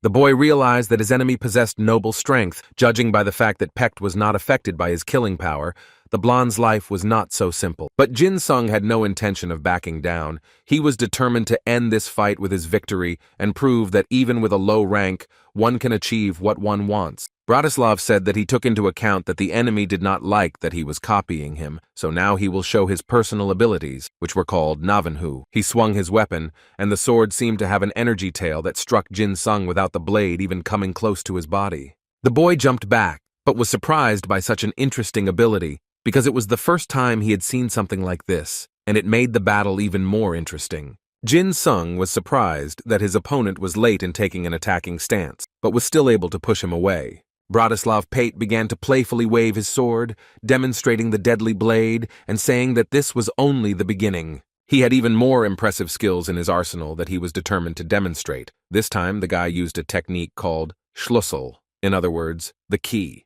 Jin Sung noted in his mind that the enemy had simply taken a different position, but the situation immediately changed. At first glance, he had taken a stance to strike with a sword, but he turned to lower the vulnerable area and took up a position to parry blows rather than deliver them. And the attack zone that Idea Peta showed was much narrower than usual. Jin Sung was amazed by this incredible ability. Bratislav asked why his opponent was hesitating to attack, because if the guy didn't attack, he would take the initiative into his own hand. When there was no answer, Pate decided that he was being provoked to attack first. He didn't mind at all, so he didn't hold back his impulse and struck first with his sword. Jin Sung expected this turn of events, so he managed to put out his dagger, which was able to hold back the enemy's onslaught. The boy didn't even have time to fight off one attack before a second one immediately followed. Pecht wasn't going to give him a break for even a second. Due to such speed, Jin Sung was unable to block his sword because he simply did not expect such maneuvers, so now he flew across the entire field and hoped that when he landed, he would not be finished off on the spot. The boy crashed into a brick wall and hit himself hard. It was hoped that all his bones were intact and at least partially unharmed. Bratislav slowly approached Jin Sung and asked in a strange voice what the guy was hiding. He was interested in why that nasty, crazy smile kept appearing on his opponent's face. But Jin Sung didn't enlighten his opponent about his idea. He only said that it was the first time he saw a person who was superior to him in all directions. Releasing his cruel, murderous soul essence, the guy said that he was even a little ashamed of himself for looking so impudent. Blood-red shadows began to swirl around him, wrapping themselves around his body like snakes. Jin Sung said that he thought he could handle it without using this power. But then he realized that he was far behind his enemy, so he had no choice but to let his inner monster out for a walk. He waved his dagger,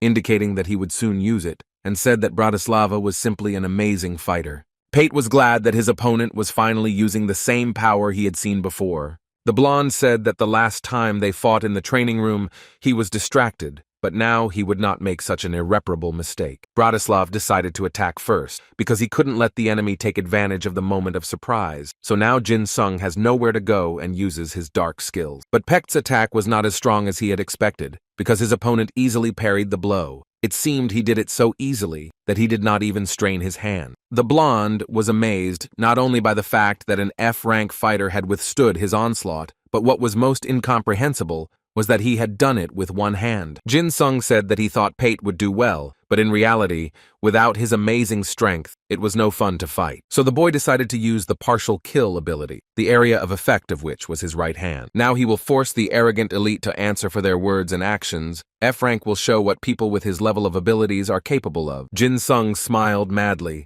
and said that he would give his opponent exactly what he really wanted when he first challenged him to a duel. Bratislav couldn't understand what was happening, because the guy continued to maintain his strength, but at the same time his right hand became stronger. He thought that the enemy's skill allowed him to focus on only one point. Jin Sung laughed when he heard this suggestion, of course. The elite representative always underestimated the lower status people. All Pecht could do was take a defensive position and wait for a new attack in order to at least roughly understand the range of the guy's strength. But when he saw that his opponent was too serious, anxiety began to scratch him from within, calling him to run away from this field. Jin Sung's body was glowing red, indicating that his aura was at its peak. The guy said that he was going to show something very interesting now. Despite the inner voice that told Bratislava to leave, he was not going to give in to fear. Instead, he resolutely stood up to the enemy, repelling his attack. He used a move called Navanhu, hoping that the energy tail would help him deal with such a strong attack. Jin Sung predicted that Schlüssel would pull off his trick next, so he didn't let him do it. He took the initiative and pointed the knife right at the face of the blonde guy who was so ardently proving that the elite to which he belonged was much stronger than everyone else. Now Pate looked at the tip of the sharp dagger and thought about how it happened that the boy who possessed F-rank was able to deal with him like that. Jin Sung used his skills, which allowed him to see the points for attack, which would once and for all incapacitate the enemy. He decided to show what he was capable of, so he attacked the blonde with such speed that he could not avoid the blow. But in the end, Jin Sun stopped because he did not intend to cause serious harm to Pecht, who asked how he managed to reach such speed and be able to stop before the blow itself. He considered it incredible. The boy smiled, but not a crazy smile, but his usual smile, and asked if Bratislav really wanted to repeat this trick. The blonde said that his opponent was much more capable than he thought. Pate asked if that fierce right hand was the basis of his idea. Jin Sung said that he could also imitate some of the dagger attack, but not as skillfully as his opponent. Bratislav said that he was amazed by his right-hand technique because it was impossible to keep up with. The boy became curious about something, so he asked the foreign guest if he hadn't swallowed his idea because she was dirty. Bratislav guessed that the guy had the ability to analyze the idea of other people. He apologized and said that he only eats real delicacies as nourishment for the essence of his soul. Jin Sung decided to lighten the mood and joked that if Bratislav ate his idea, he would be upset. But the boy's cheerful mood suddenly turned to surprise when he heard that the soul entities that Pate was supposed to absorb were already predetermined. The blonde added, completely seriously, that before he absorbed the idea he needed, he would definitely empty his stomach first. Something so evil flashed in his eyes that Jin Sung felt a little uneasy.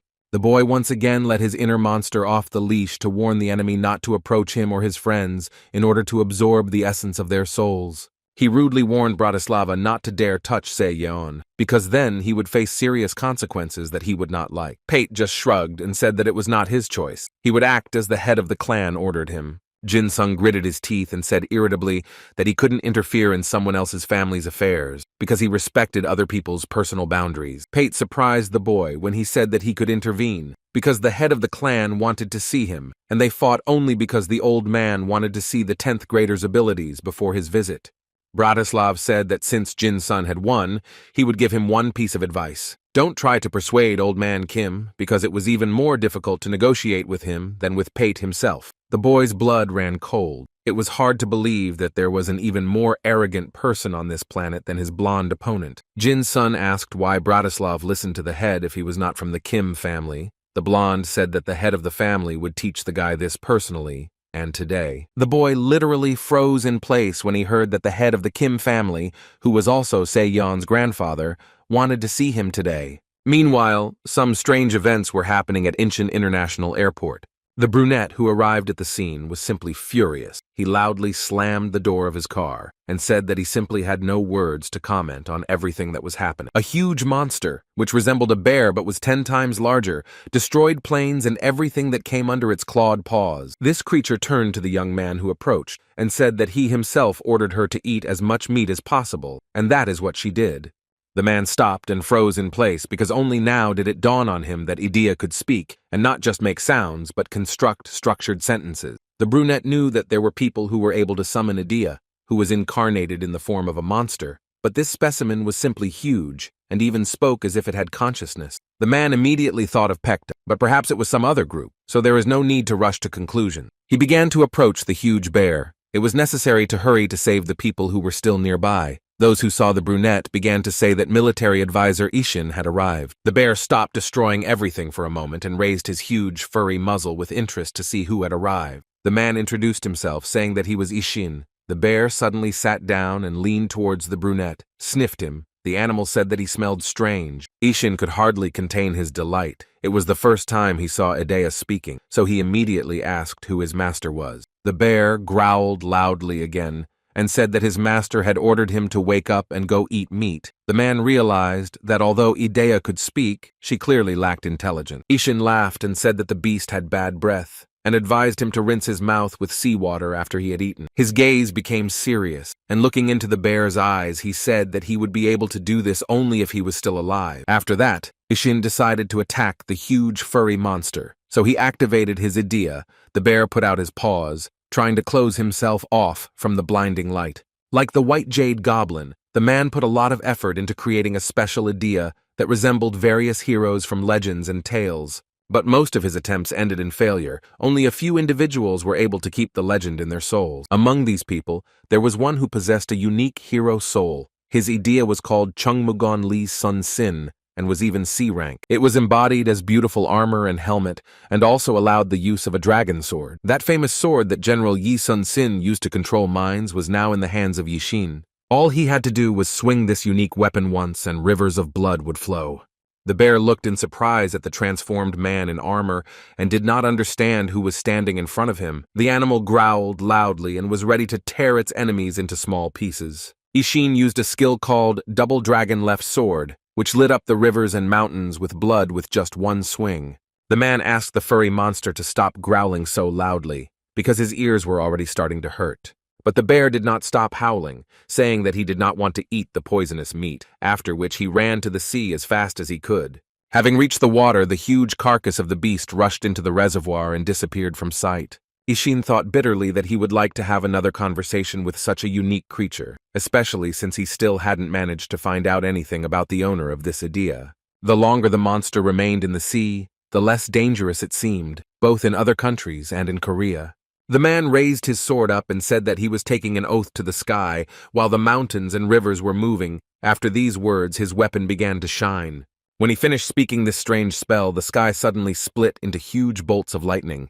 They brightly illuminated the space above the sea, and when they found their target, they struck the huge beast that was trying to hide in the depths of the sea. The sword allowed one to control the climate conditions, and it was this power that was right now incinerating Idea the bear, who was loudly screaming that he was hot and promised never to eat meat. But the beast did not die but suffered lightning strikes, so Yixin decided to go there and deal with the beast once and for all. His sword shone as if calling its owner to use it for its intended purpose and bathe it in the blood of enemies. The bear noticed that he had fallen into a whirlpool of water that was slowly pulling him to the bottom. He did not understand what it was or how to get out. The water around him was boiling, and the beast screamed even louder, because no one wanted to be boiled alive. It was very difficult for him to swim further, but he still tried. Yixin was amazed at the endurance of this wonderful creature, because according to all the laws of nature, he should have been dead long ago. He began to compare all the factors in his head: Idea's speaking and amazing endurance, the clumsy attack in the Korean Sea. All this did not give the man peace. He wanted to take the creature prisoner. But the man saw no point in fighting him any further, since the creature's fate had already been decided. He crossed his swords and summoned the Jeobukseon, the legendary ship that saved the Joseon dynasty from destruction in the past. This ship, the memory of which remained only in legends, appeared on the horizon. It was beautiful, shining with gold, and was ready to carry out the instructions of its captain. Following him, 12 more improved ships appeared with a turtle nose and a hard shell. At sea, they were simply invincible due to the fact that the turtle head spewed fire. The ships attacked and shot flames straight where Yixin pointed. The poor bear did not know how to protect himself from these painful attacks. He screamed and roared because he could not get rid of the annoying enemies that caused him so much suffering. He was hot, very hot. He was literally burning alive, but it was clear that his enemies would not stop until they destroyed him completely. Yixin looked at the beast and did not understand why it had not yet drowned in the sea. He was amazed by such endurance, because he had not met such opponents for a long time. The bear begged them to leave him alone. He shouted that he should live a long life and eat his favorite meat. Yixin said that he himself would decide when the beast would eat meat, but now it must disappear. The ship surrounded the bear, and the man used a skill called crane wing. Once the flotilla had formed the correct wing shape, the fire coming from the turtle heads increased tenfold. All the ships fired at the bear in unison. It was obvious that the poor fellow would hardly survive such an attack. The beast spun in a whirlpool of water, which grew stronger due to the explosions, and roared that it did not want to die.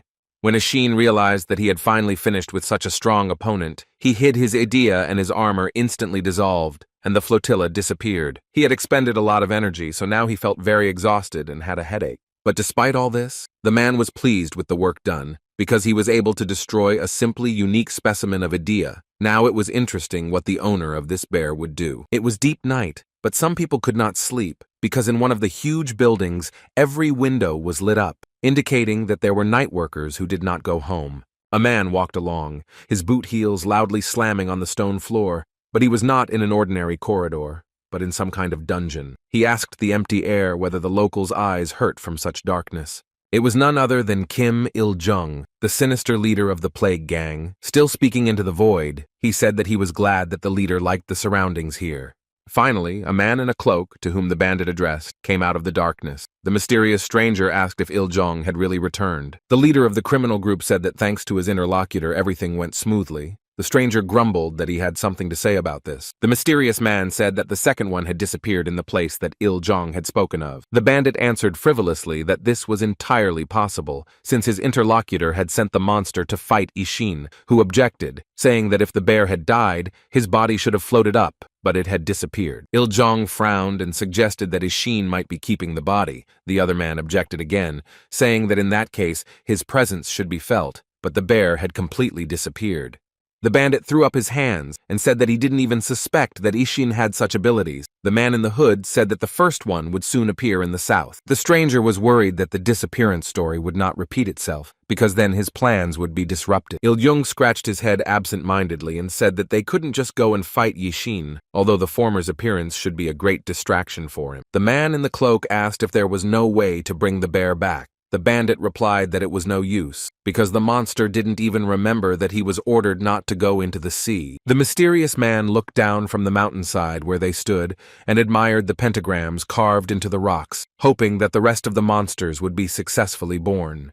Meanwhile, Jin Sung was about to faint from excitement after the battle with Bratislav. A man came in after him and took him to the head of the Kim family. Now they were standing at the door, and the guy was trying to force himself to go inside. But these were not just doors, but gates that led to some unimaginably luxurious mansions built in the national style. The guide led him through a beautiful, well-kept estate, but the boy could not force his heart to beat at a calmer rhythm. When they finally reached the building, the man who was leading him said into the darkness that he had escorted Jin Sung to his master. From the darkness came a commanding old voice, ordering them to go inside. The boy could barely suppress his trembling, but inside it turned out to be much more comfortable than Jin Sung had expected. Among other things, he noticed a generously laid table, at the head of which sat the head of the Kim family. If the atmosphere seemed friendly, old man Kim ruined the overall picture by telling the boy that he was a real fool for coming here so quickly. Jin Sung decided that perhaps the man had always had this manner of communication, so he decided not to jump to conclusions. He asked if he could sit closer, since they were too far apart.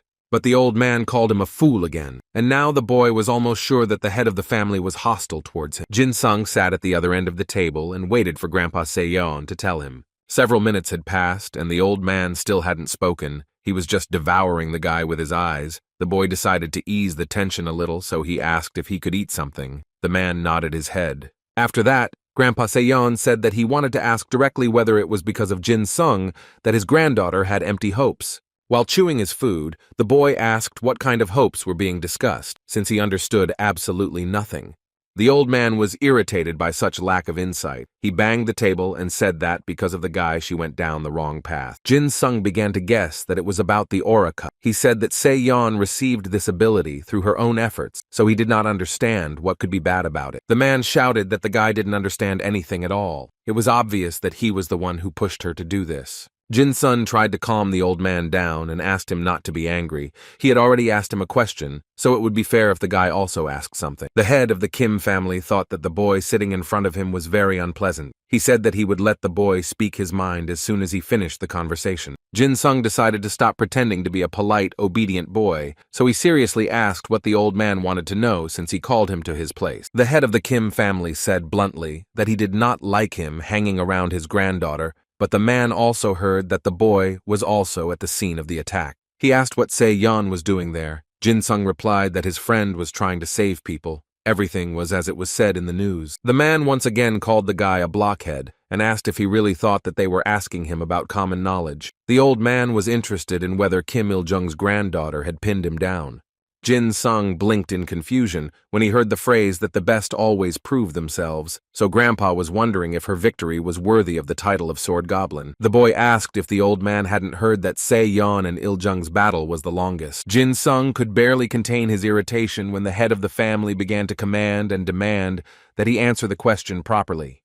He remembered that Se-yeon had indeed fought the bandit properly, and that the fight had been long, but only his friend Byung-gi-young and Lee Sun-hwa knew that he had defeated Il-jun. The guy understood that if he told the truth now, Se-young could have serious problems. So he said that the blonde drove away the leader of the plague crime group and saved him and everyone else from danger. The old man looked his interlocutor in the eyes for a long time, as if trying to recognize the lie, but then said that he understood everything. Jin-sung relaxed at first, and then almost opened his mouth in surprise when he heard that if the girl lost, the old man would no longer be able to call her his granddaughter. The boy asked if his grandfather's words were going too far, since his own family member could have died in that battle. Jin-sung indignantly reminded that even though Se-yeon possessed the A-rank idea, she was still a schoolgirl. Grandfather said that his granddaughter was not just a schoolgirl, she was a member of the strongest family and was different from other people. The guy could no longer contain his anger. He couldn't understand how a person could treat his own blood so disdainfully. The man reminded his interlocutor that the best are always and everywhere the strongest, no matter what the circumstance. Jin-sung couldn't believe that such a mature and seemingly wise man could think so absurdly. He asked if the old man would not have been affected in any way if Se-yeon had died in that fight with one of the strongest criminals. The head of the Kim family asked how the guy dared to say that his granddaughter could have died at the hands of some rabble. The man showed off his idea, who was incarnated as a huge white tiger, and told the boy to stop talking nonsense. The huge animal slowly walked across the table and approached Jin-sung, who froze in his place. This idea was beautiful and frightening at the same time. The white tiger came right up to the boy's face and growled with all his might. The boy thought that his heart would stop right that second, but his face showed absolutely no emotion. His composure could only be applauded when he told the tiger to move away, because he couldn't see his grandfather. The old man was very surprised, because his white tiger made the strongest warriors run away like little children. But this 10th grader did not even flinch. It was amazing to see how bravely this low-ranking guy acted. He was so young, but the old man clearly caught the pungent smell of blood from him. Jin-sung called the huge tiger a cat and asked him to move away from the table and give him a clear view of his interlocutor. The proud animal looked at its owner in confusion. It was the first time the tiger had behaved so strangely. The old man realized that his pet was afraid. Despite the fact that he had created him so steadfast and unbending to anyone, the man decided that this little guy was not bad. The tiger jumped and returned to his owner. Jin-sun asked if his grandfather was okay. When he looked at him with confusion, he explained that there were rumors about him that he was very annoying. The man replied that the boy's energy was not consistent with his age, but could he really have thought that he would scare the head of the Kim family? After these self-confident words, the guy's eyes became bloodshot, and his idea began to ask to get out. The old man grinned and asked why the boy was looking at him as if he was planning a murder. Jin-sung realized that the man possessed idea, which allowed him to bring any drawing to life, and the more detailed it was, the better the summoned creature would be.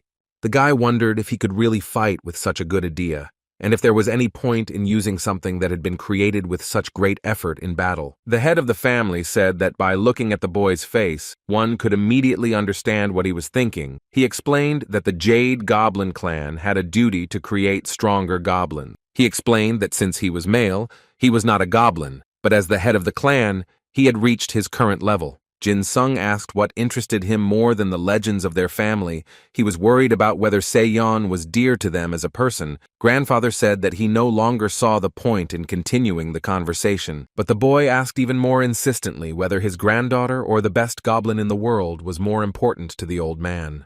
The man did not give a direct answer, but only said that his interlocutor was too sharp-tongued. Jin-sung continued his interrogation, asking if Se-yeon was not a sword goblin. Would the old man have loved an ordinary girl? The head of the clan said angrily that his family existed precisely to possess a creature called goblin. A stranger would never understand what had been accumulating for years.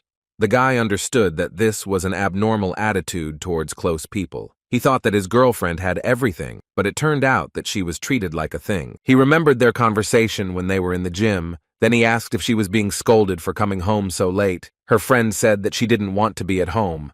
The old man noticed that Jin's son was funny. He offered to clash with him once. The boy said that he could arrange 2 or even 3 clashes. The man clearly liked this attitude. But first, he wanted to ask one more question to the head of the Kim clan. He asked why the man brought Bratislava Pate to Korea. It was unclear why a man from Slovakia was subordinate to the Kim clan. The old man laughed and said that his interlocutor was asking too many questions. He could not call Pecht's loyalty submission. The man showed the guy Edie his granddaughter and offered to marry her. Jin-sun knew that no one even asked his girlfriend's opinion. He asked why the choice fell on Bratislava. To make matters even stranger, There were rumors that in order to maintain the purity of the clan, the Jade Goblin clan does not accept outsiders. That's why the guy immediately remembered the capabilities of Idea Peta, who could absorb the essence of another person's soul. Jin Sun asked how long the old man would wait for Bratislav to use his idea. The clan leader laughed and asked if he knew about Pate's abilities. The man said in a calm voice that if his granddaughter did not reach the desired level before graduating, then he would feed Goblin Seyeon to the chosen groom, but there was still hope that she would be too much for him. Now the guy understood why his friend didn't want to return home. He asked if that was why his grandfather was so angry about the Aura Cup.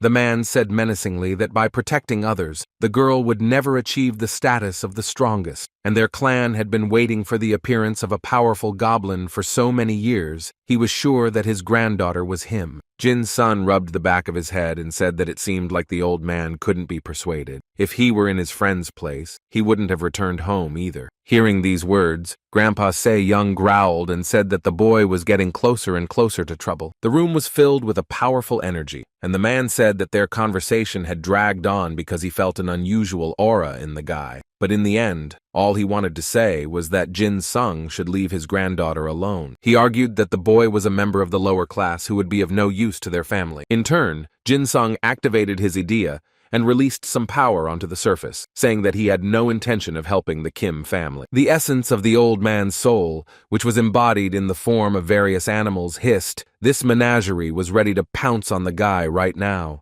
The man realized that the boy was now demonstrating idea, which he had not shown before. A pathetic kid with no abilities, with an incomprehensible origin and essence of the soul, was brazenly rude to him. Now the old man was even more convinced that this low-level commoner was not suitable for a girl like Se-yeon. He ordered one of his pets to pounce on the boy, so the huge snake was already rushing towards the 10th grader.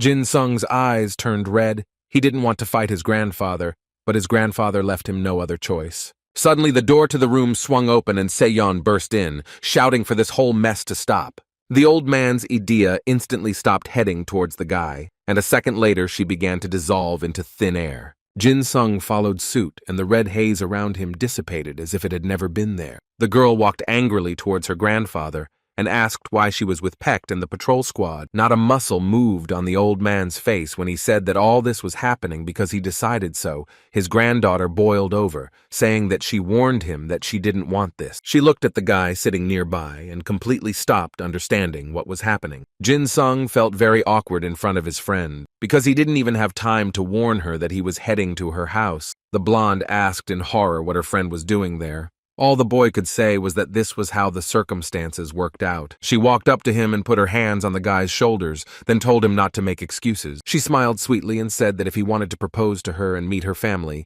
he should have taken his bride with him. The guy said that now was not the time for jokes. Se-young instantly became serious and told him not to be offended, because she would sort everything out now. The girl screamed loudly at her grandfather, saying that it was okay that he had forced Bratislava Pate on her, but why had he invited Jin Sun to their house? This scream was interrupted by the calm but harsh voice of a woman who had quietly crept up behind him. Such a powerful energy could be felt from her that the guy froze in place. The woman who came into the room told Se-yeon to stop being hysterical, because she was a next-generation goblin, so she had to remain noble in any situation. Se-yeon awkwardly greeted the woman she called her aunt. Jin Sung was surprised that the woman wasn't his friend's sister, as she didn't look a day over 20. The old man said that he had just finished a serious conversation with the two of them, and they only had to draw conclusions, so the man asked his daughter to take them out of the estate.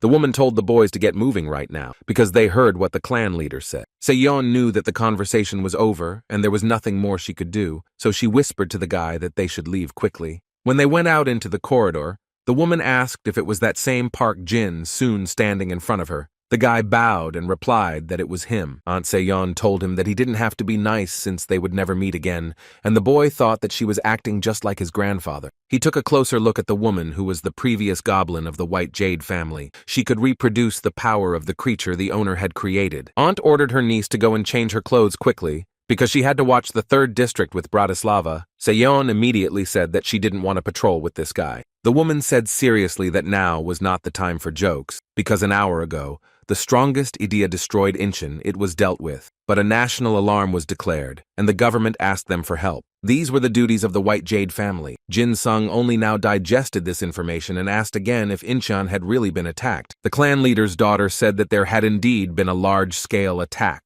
causing extensive damage and some people going missing, but the combat advisor had sorted everything out. Jin Sung listened that a psychiatric hospital was also destroyed, and some patients were still missing.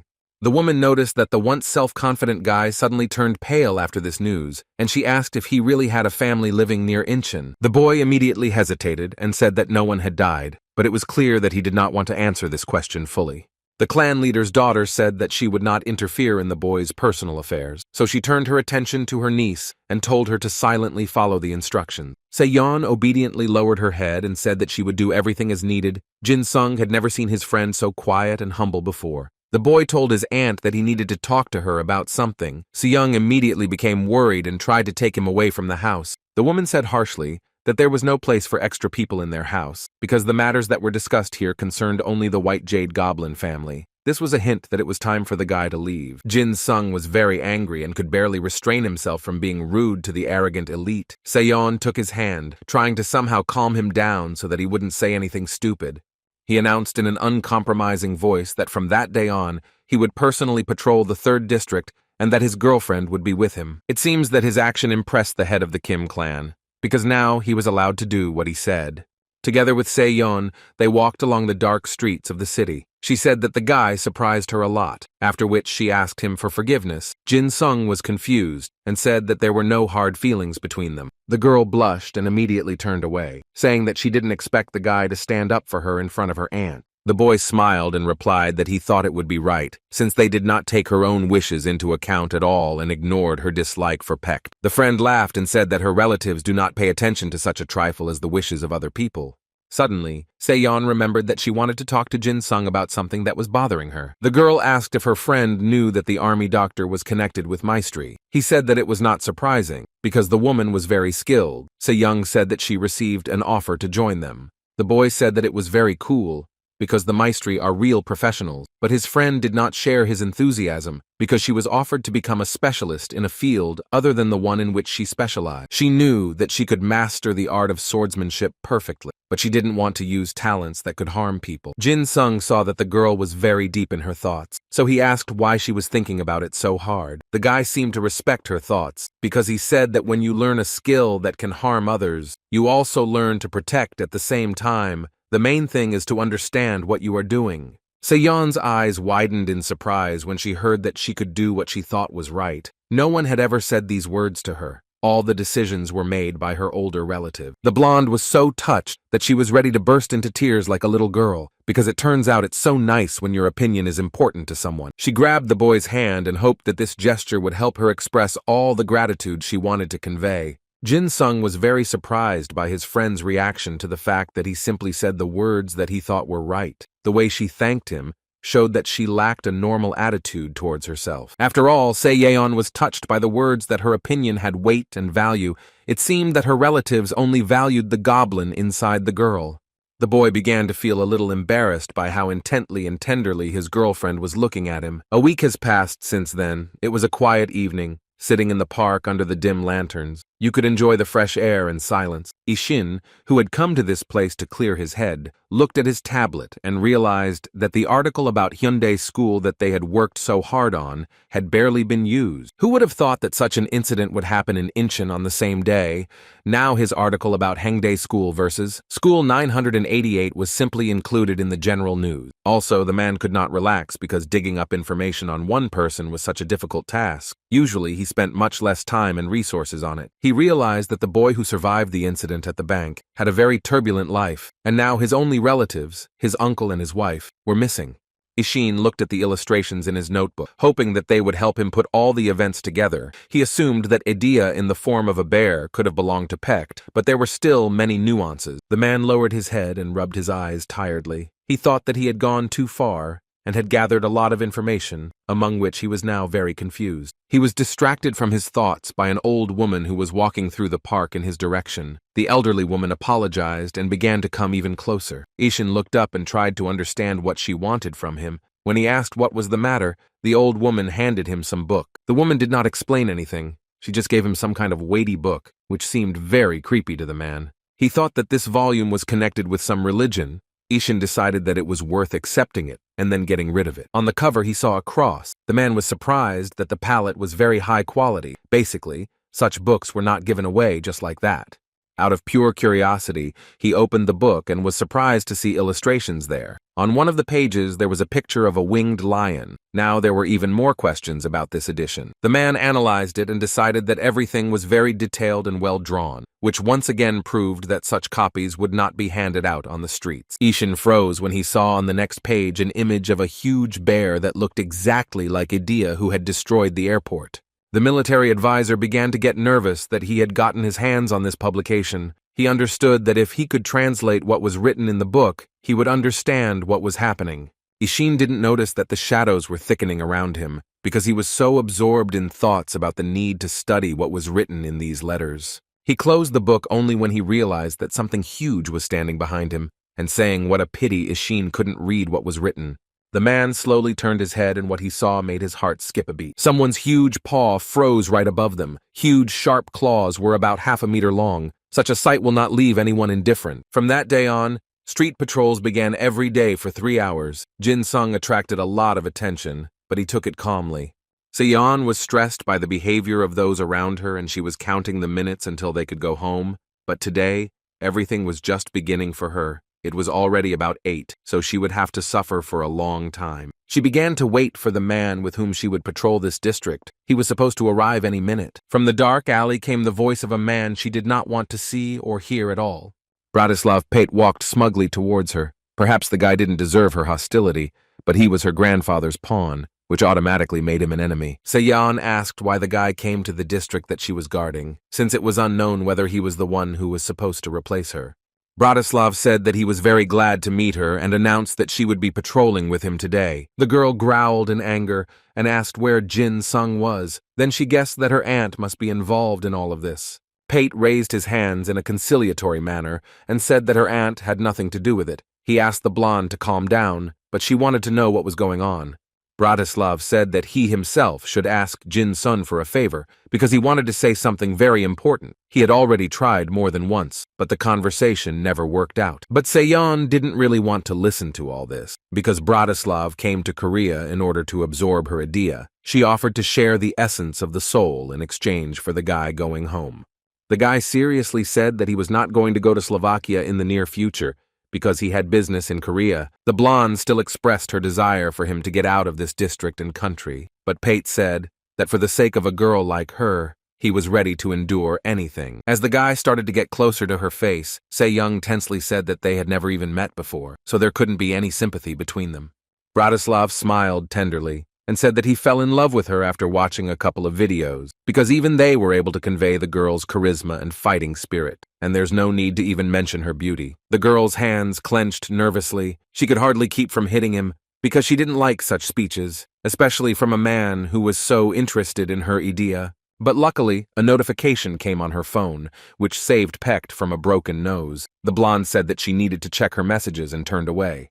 The guy also received a message. They looked at each other and read that there was an outbreak of terror in the city center. Everyone was ordered to immediately gather for further instructions. Bratislav said that they would reschedule their conversation for another time. The girl rolled her eyes and said that now was not the time to think about it. They jumped up and ran to where all the patrol members were supposed to be gathering. Meanwhile, at Hyundai High School, the students were busy with their usual activities, and the training hall was not empty as always. Jin Sung entered a familiar place that allowed him to unload his thoughts. Those who trained there said that they were glad to see the captain, because they had not met for a long time. When the guy entered the hall, all the members of the zombie squad began to bombard him with questions about how their dates with Se-yeon went, because who cared that they were just patrolling together? Jin Sung grimly replied that he was also glad to see everyone, but if anyone made even one more joke about it, he would add 10 repetitions. But the guys didn't even think about shutting up. They were interested in what it was like to hang out with the idol of all time, and the especially brave ones asked what they were doing so late at night. The boy said they were patrolling the city, and to dampen their interest a little,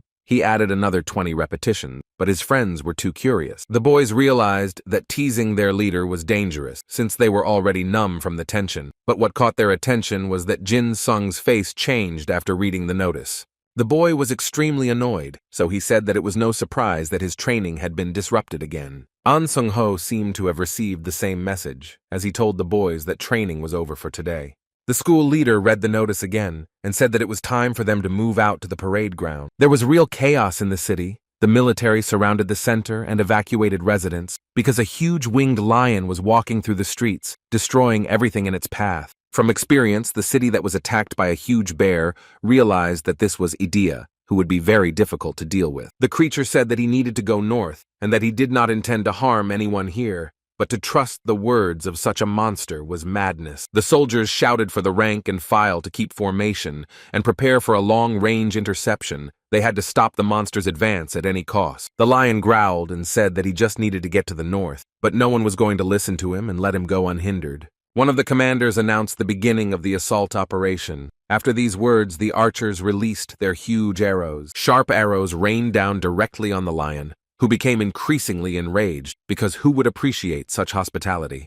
But the animal's skin was so tough that the weapon flew off it without causing any harm to the animal, and arrow fragments lay all over the central street. The lion stopped and thought, because if he was not at all welcome in this place, why should he restrain his cruelty? The creature looked at these little people who were in such a hurry to hurt him, and realized that he could respond to them in kind. His huge clawed paws began to land very close to the soldiers who were walking towards him with swords at the ready. The lion was intent on crushing his offenders like annoying flies. When the commanders announced the evacuation of the assault forces, elite units like the Maestri decided to take up the matter. They were ready to try to destroy this idea. The head of the Kim clan took direct part in the formation of the battalion that would go to fight the winged lion. He called his daughter, whose name was Se-jin, and she came over and was ready to carry out any instructions from her father and the clan leader.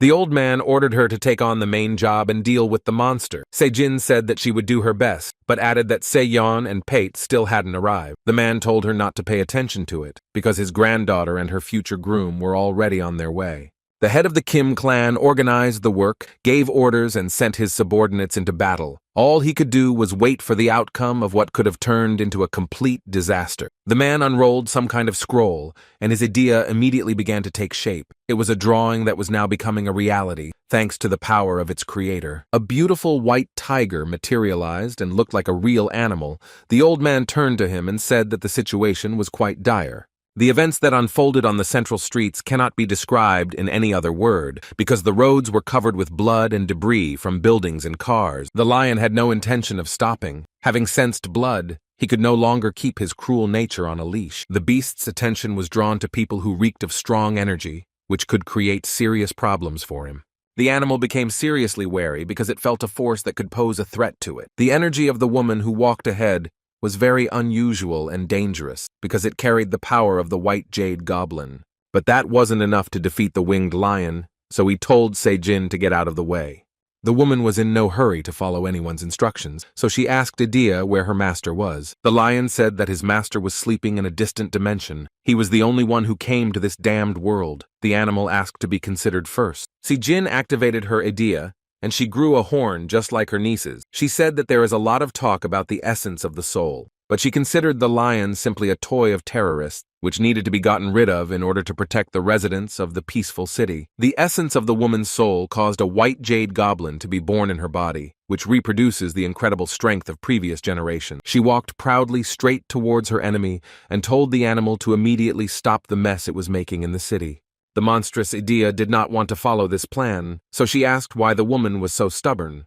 The lion growled, asking if she didn't understand him, since he would stop at nothing to achieve his goal. But Se-jin didn't listen to the monster. She shot up and decided not to wait another second, but to attack the monster, which was causing more and more destruction with each passing second. The animal was large and strong, but the warrior decided that without sight he was nothing, so she knew where to attack first. She got as close to his body as she could and jumped to reach his muzzle, then moved along the fluffy fur and ended up near his eyes, which were glowing yellow. The clan leader's daughter was surprised when the monster turned its head towards her right before it struck. She didn't understand how it managed to do that. The lion asked why the woman was so eager to inflict pain. Se-jin thought that this beast must have had its own wild instincts. Thinking that it would be more difficult to fight such an opponent than she thought, she again jumped up and began to choose a new angle for attack. She masterfully controlled her body and moved as if she were lighter than the wind. One could watch her movements endlessly, because it was impossible not to admire such skill. Thanks to the fact that the daughter of the head of the Kim clan was able to so deftly disappear from the beast's sight, he did not notice when she crept up on him from behind. The woman reached the monster's huge paw and decided that she could try to hit it there, because if he limped, he wouldn't be able to catch her deftly. But everything didn't go according to plan, because somehow the monster was able to determine the location of its opponent without looking at her. The woman hit her face hard and closed her eye, because fragments of some material had gotten into it. She realized that it would be extremely difficult to deal with the enemy alone. She decided to retreat a little to take a more advantageous position and come up with some kind of maneuver. But the lion struck, and now the woman was flying in free fall. She thought she would fall to her death, but suddenly, someone grabbed her by the clothes. Turning around, she saw a white tiger and realized that thanks to Idea, her father, she survived. The joy instantly disappeared when Se-jin saw that the huge paw of a winged lion was about to descend on her, which could easily crush her. The white tiger reacted earlier and was able to push the woman so that she flew to a safe distance from where the blow would fall. Se-jin watched in shock as a huge paw covered the white tiger's body with a disgusting slap. The lion said that he was very sad, but the tiger was unable to overtake him, and now the body of the beautiful animal lay motionless. The winged monster began to laugh and say that he was very sad that he killed such an unusual creature. It seemed that this animal was very good at mocking others. After this, the monster began to slowly advance towards the girl, who understood that she would hardly be able to escape. The head of the Kim family himself observed this scene and told the men standing next to him that the creature was too vain. He knew he needed to get even with him as soon as possible, so he told the masked man to help his daughter immediately. The man unrolled another huge scroll of drawings and said that it was time for his masterpieces to show their power and protect Se-jin. Ink flowed from the scroll in huge streams, preparing to transform into something more beautiful and alive, something that had a material embodiment. Seeing that a new attack was being prepared for him, the lion arrogantly asked if the old man really thought he could stop him with some animated drawing. The man shouted that all is fair in war, so it was worth trying even such creative methods of struggle as animated drawing. Various creatures slowly approached the lion, intending to attack him, but the winged beast did not attach too much importance to them because he considered them small fry. But still, one creature managed to impress him. A huge white jade goblin approached his face, whose mouth was so big that it could easily swallow even him. At this time, Maestri warriors managed to find Se-jin, who helped her get up and wanted to send her to the head of the family. The father asked his daughter if she was able to move. He seemed worried, but he was much more concerned about the family's image. The woman stood up and firmly said that she could walk and continue to fight for the interests of the family and the liberation of the city from the monster. The man said that he wanted to give her time to rest, but unfortunately, the situation was critical, and every warrior was worth his weight in gold. The head of the Kim family understood that if the lion was not stopped immediately, he would destroy half the city, if not more. The lion growled that his enemies were creatures of sincerity and tenacity, but for him this obsession was unattainable. After these words, the monster rushed to deal with his painted enemies, who came to life only to harm him. The drawings disappeared without a trace from the parchment on which they were drawn, and the old man realized that it was already difficult for him to resist this monster. Leo said that he was sorry to destroy such beauty, which could have become art, but its creator decided that it was created to fight him. The winged creature said that no matter what, he warned his opponents that he would never leave just like that. After these words, the speaking Idea rushed towards where the head of the Kim family stood. The man froze in place, expecting that he would be blown away by the force of the blow. The daughter saw that her father was in danger, so despite the fact that she could barely walk, she rushed with incredible speed to save him. The beast's heavy paw fell on the concrete surface and destroyed it, but the woman managed to jump up in time and save the old man. Throwing it aside, she assumed a fighting stance and decided that despite her condition, she would fight to the end. Her eye glowed with a blue light and she activated a skill called Jade Ascension. The winged lion watched with apprehension as the girl's Idea, who had incarnated as a blue dragon, approached him, growling angrily and heading straight for him.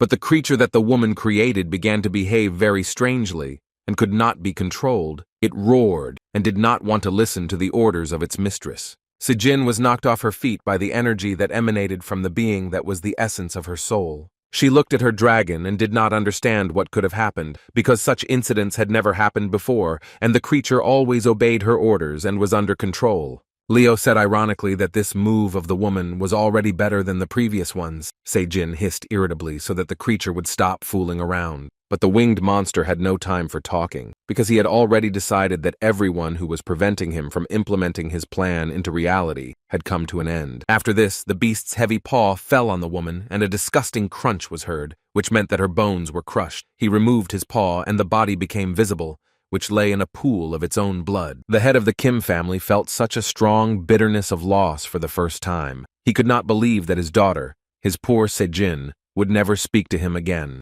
The man realized that there was nothing he could do, and that his child could not be saved. This was the end, a horror he could not even imagine. But from all these sad thoughts he was distracted by the cry of the beast, who was already raising his paw and saying that old man Kim would be next. But the man was not at all concerned about his own death. He could not get over the thought that his dear daughter was no longer there. Now she had turned into a flattened body from which more and more blood was flowing. Something still managed to attract the man's attention. He tore his gaze away from the lifeless body and looked at what was happening in shock. Someone's blue idea protected him from the blow of the winged lion with a bright flash. It seemed to be the last gift of his dead daughter. But no, it was Se Young and Bratislav Pate who arrived at the scene just in time and saved the old man from certain death. The blonde asked her grandfather if he was okay, because he looked like he was dying. Before the man could answer, the winged lion interrupted him and said that he was very sorry that young souls would die because of the head of the Kim house. The old man jumped up from his seat and told his granddaughter to get out of here as quickly as possible, because in front of them was a real monster that they could not defeat.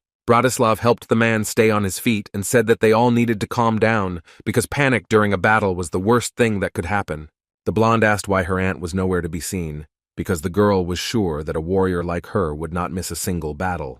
But instead of answering, the man told Peck to grab his granddaughter and go away. Because this was his last request, the guy did not argue with the head of the clan and said that he would do everything as needed. Seyon screamed that if they were to run away, they should all run together. But Bratislav grabbed her by the shoulder and said that they needed to leave first. The girl hissed irritably and activated her aura, which manifested itself as glowing armor. She raised her hand threateningly, hinting that it was better not to touch her. Seyoung asked if she looked like a stupid little girl who didn't understand what was going on. It was important to her that those around her learned to understand that she had the right to make her own choices. The old man looked at his granddaughter in shock. He couldn't believe that he was seeing with his own eyes the jade armor that was the embodiment of the girl's aura. He said that all his life he had treated helping others with disdain, and only the death of his daughter helped him understand that salvation is a truly beautiful force. And now, the only thing he can do to atone for his guilt is to confront the monster that could kill everyone else close to him.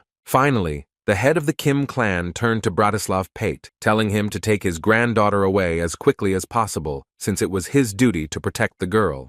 The guy really didn't want to leave the old man alone with the bloodthirsty monster, but he promised to fulfill his last request, so he had no other choice. Pate grabbed the screaming girl and started to run away. She screamed, asking the old man how he dared to do this to Sejin. These words hit the man painfully, who began to draw. Old man Kim looked up at the bloodthirsty monster and said that he would regret coming to this city and touching a member of his family. The lion's face stretched into a smile, and he asked if the head of the family really thought so, since there was nothing human in him, since he began to value someone only after he lost them.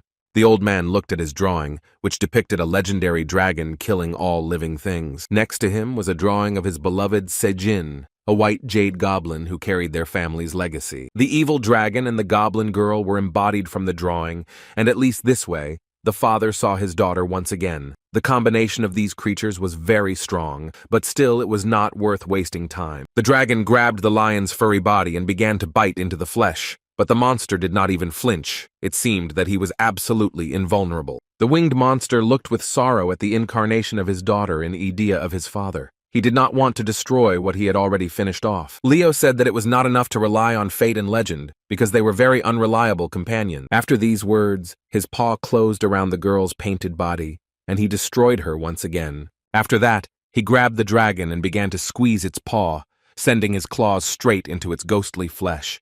The winged creature tore and threw everything that was in its path, without stopping for a second. The head of the Kim clan watched in amazement as the monster easily destroyed what he had created with such care and put a piece of his soul into. The brush in his hands trembled. All his life the man thought that he had reached the pinnacle of his skills, but now it turned out that he had not put in enough effort. Looking at the dejected old man, the lion told him not to despair, because now he would go to his deceased relatives. The man muttered under his breath that this rot that was someone's idea had too long a tongue and a talkative nature.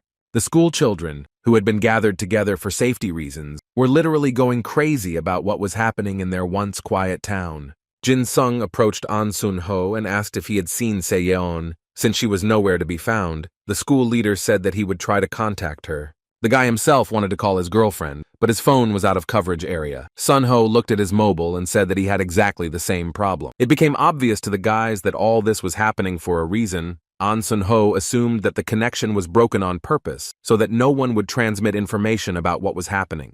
Jin Sun understood that it was quite possible that a battle had broken out somewhere. That was where the noise was coming from. Probably a battle was going on with some kind of monster. The guy noticed that Pecht was also not there. He knew that Se Young and Bratislav were some of the best fighters he had ever met. He understood it in his mind, but his heart couldn't stop worrying about the girl. The guy was worried that his girlfriend would not have enough strength, and because of this, something terrible could happen, and he would not be there to help. Seeing that Jin Sun was starting to fidget and couldn't sit still, Sun Ho reminded him that he should never leave his post. The guy wanted to object, because the situation was extraordinary. His girlfriend was in danger, and he couldn't help if he continued to waste time at his post. But the leader was adamant, saying that their unit was tasked with protecting the movement of civilians, and this was not an easy task. Jin Sung wanted to argue with his mentor, but when he looked at him, he realized that all these attempts would be useless, because Sun Ho was too responsible. The boy tried to prove that due to the disconnection of communications, several scouts were needed to help figure out what was going on. This task was also important. An Sun Ho understood that Jin Sun would not be able to carry out his missions calmly, so he said that he was well suited to the role of a scout and added that he would warn the higher-ups about his sortie into the city. The boy was immensely grateful to the leader for his understanding. He was ready to do anything, but all he was required to do was return and convey the information he learned. Jin Sung ran as fast as he could towards the city center. All he could do was hope that everything would be okay when he got there. Meanwhile, the winged lion did not stop his terror. He was interested in what was so special about Old Man Kim. If the young ones, one after another, were ready to sacrifice their lives for him. Bratislav Pecht did not keep us waiting. He returned here to settle accounts with the lion and do everything possible to save this city and its inhabitants. The guy understood that even experienced warriors could not pierce the skin of this monster, so he decided to try to use force to neutralize it and save the head of the clan. The old man shouted loudly, asking the boy what he was doing here, since he had been ordered to get away from here as far as possible.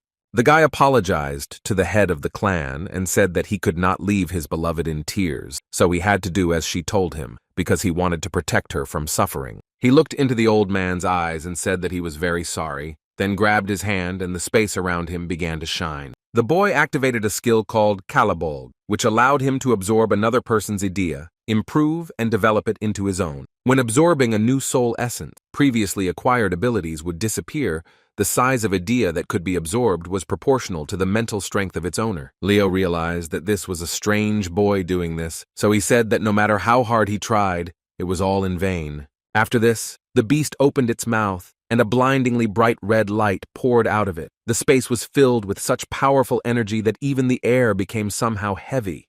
The winged creature spread its wings and rushed to attack. He did not want to leave his opponents a second to escape from him. Bratislav Pate could barely breathe. He didn't think that absorbing someone's idea would be so unbearably painful. His head was splitting in half, and he definitely couldn't think straight in such a state. Gritting his teeth, the boy nevertheless rose to his feet and told the lion that he did not deserve any respect, and he asked why, since it was the people who attacked him first. Bratislav told the beast not to talk nonsense, because his wings were given to him not only as decoration. Pate was sure that the lion had no intention of simply flying past. On the contrary, he had deliberately walked through the city, causing harm to people and destroying the central streets. The beast growled, saying that he understood the hearts of men, and that it was precisely his ability to sympathize that made him so deadly. Bratislav said that it was not like that at all. The lion did not show sympathy, but simply used it as an excuse. The beast had already planned to kill someone, but in order to whitewash his reputation, he decided to blame people. The winged creature laughed and said that thanks to the guy's fiery speeches, this city was isolated, and now no one would come to help, so they would all die here. Lev said that he would spare the boy, because he felt sympathy from him, but Pecht replied that he did not need any concession. He activated his new idea, which could now create weapons with just his imagination. These were the skills that the essence of the soul of the Kim clan leader had transformed into. The boy realized that his personal idea and the one he had absorbed were a perfect match. The only drawback was that it took a long time to assimilate, and it was limited to the right hand. The lion growled. For some reason, he didn't want to hurt this guy, so he asked him to leave and not give him a reason to kill. The guy decided to try out new skills. He visualized a weapon in his head, and a second later he felt it appear in his hand. He wanted to create a device that would be deadly for such a powerful enemy. The winged lion realized that the guy would not follow his advice and would not get away in order to save his life, so the monster, without thinking twice, attacked. But as soon as he raised his paw, Longinus's spear flew into it, piercing the flesh through and through, releasing a fountain of blood.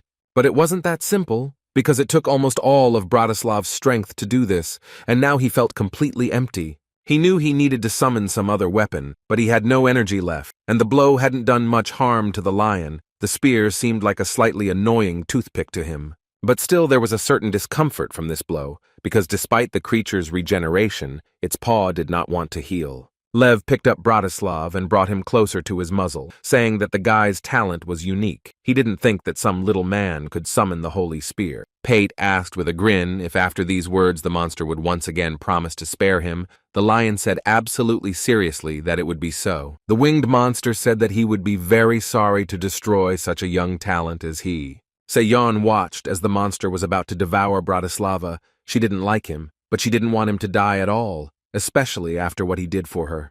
The girl thought hard about what she should do. Maybe she should run, but she would never leave her grandfather, so there was a chance that today they would all die right here on this spot. Tears involuntarily flowed from her eyes. Today she had already lost a loved one and was not going to lose a second one. She was very scared, but she could leave. Bratislav found the courage to look the monster in the eye and say that there was a person he would like to save instead of himself. The lion asked if it was really the one he had just looked at. The guy said that the monster understood everything correctly. He wanted to save Se-young instead of himself, and then there would be no more resistance from his side. The lion growled softly and asked if he really thought he was in a position to negotiate. Se-young was something the monster felt sympathy for, so he didn't want to spare her. Bratislav said that his idea was indeed ridiculous, so the guy decided to try his luck again with a new skill. He activated the new idea and began to pray to the higher powers to help him create a weapon that would be more powerful than the spear of Longinus and would help defeat the enemy. In the end, he ended up with a blood-sucking dagger in his hands, which was painfully similar to Jin Sung's small knife. The guy looked at the weapon in horror and thought that the universe had decided to play a joke on him by giving him such equipment. The lion brought him closer to his mouth and said that he recognized the guy as the owner of an extraordinary talent. Bratislav looked at the dagger and could not even imagine how it could be used against such a monster. The monster said that he would not take Pecht's life. He would only take away from him what was so important and valuable to him, namely his talents. After that, the guy saw nothing more. Through his clouded consciousness, he heard only the crunch of bones and felt how energy flowed out of him in a stream. Lev used a skill called Vanish on the guy. It took away the essence of a person's soul and left him without strength. Se-young couldn't bear to watch what that monster had done to Pate. He lay there writhing in pain so deep that she couldn't comprehend it. He only wanted to protect the girl, but in the end he paid for such a noble act and lost part of his talent. Tears streamed down the blonde's face. She couldn't believe that the man had given up a piece of his soul to save her. The lion mockingly said that Pate sympathized with her, and she couldn't respond in kind. It was painful for the girl to hear this, because the monster was partly right. She had felt deep hostility towards Bratislav until the very end, but his actions changed everything, and she never thanked him.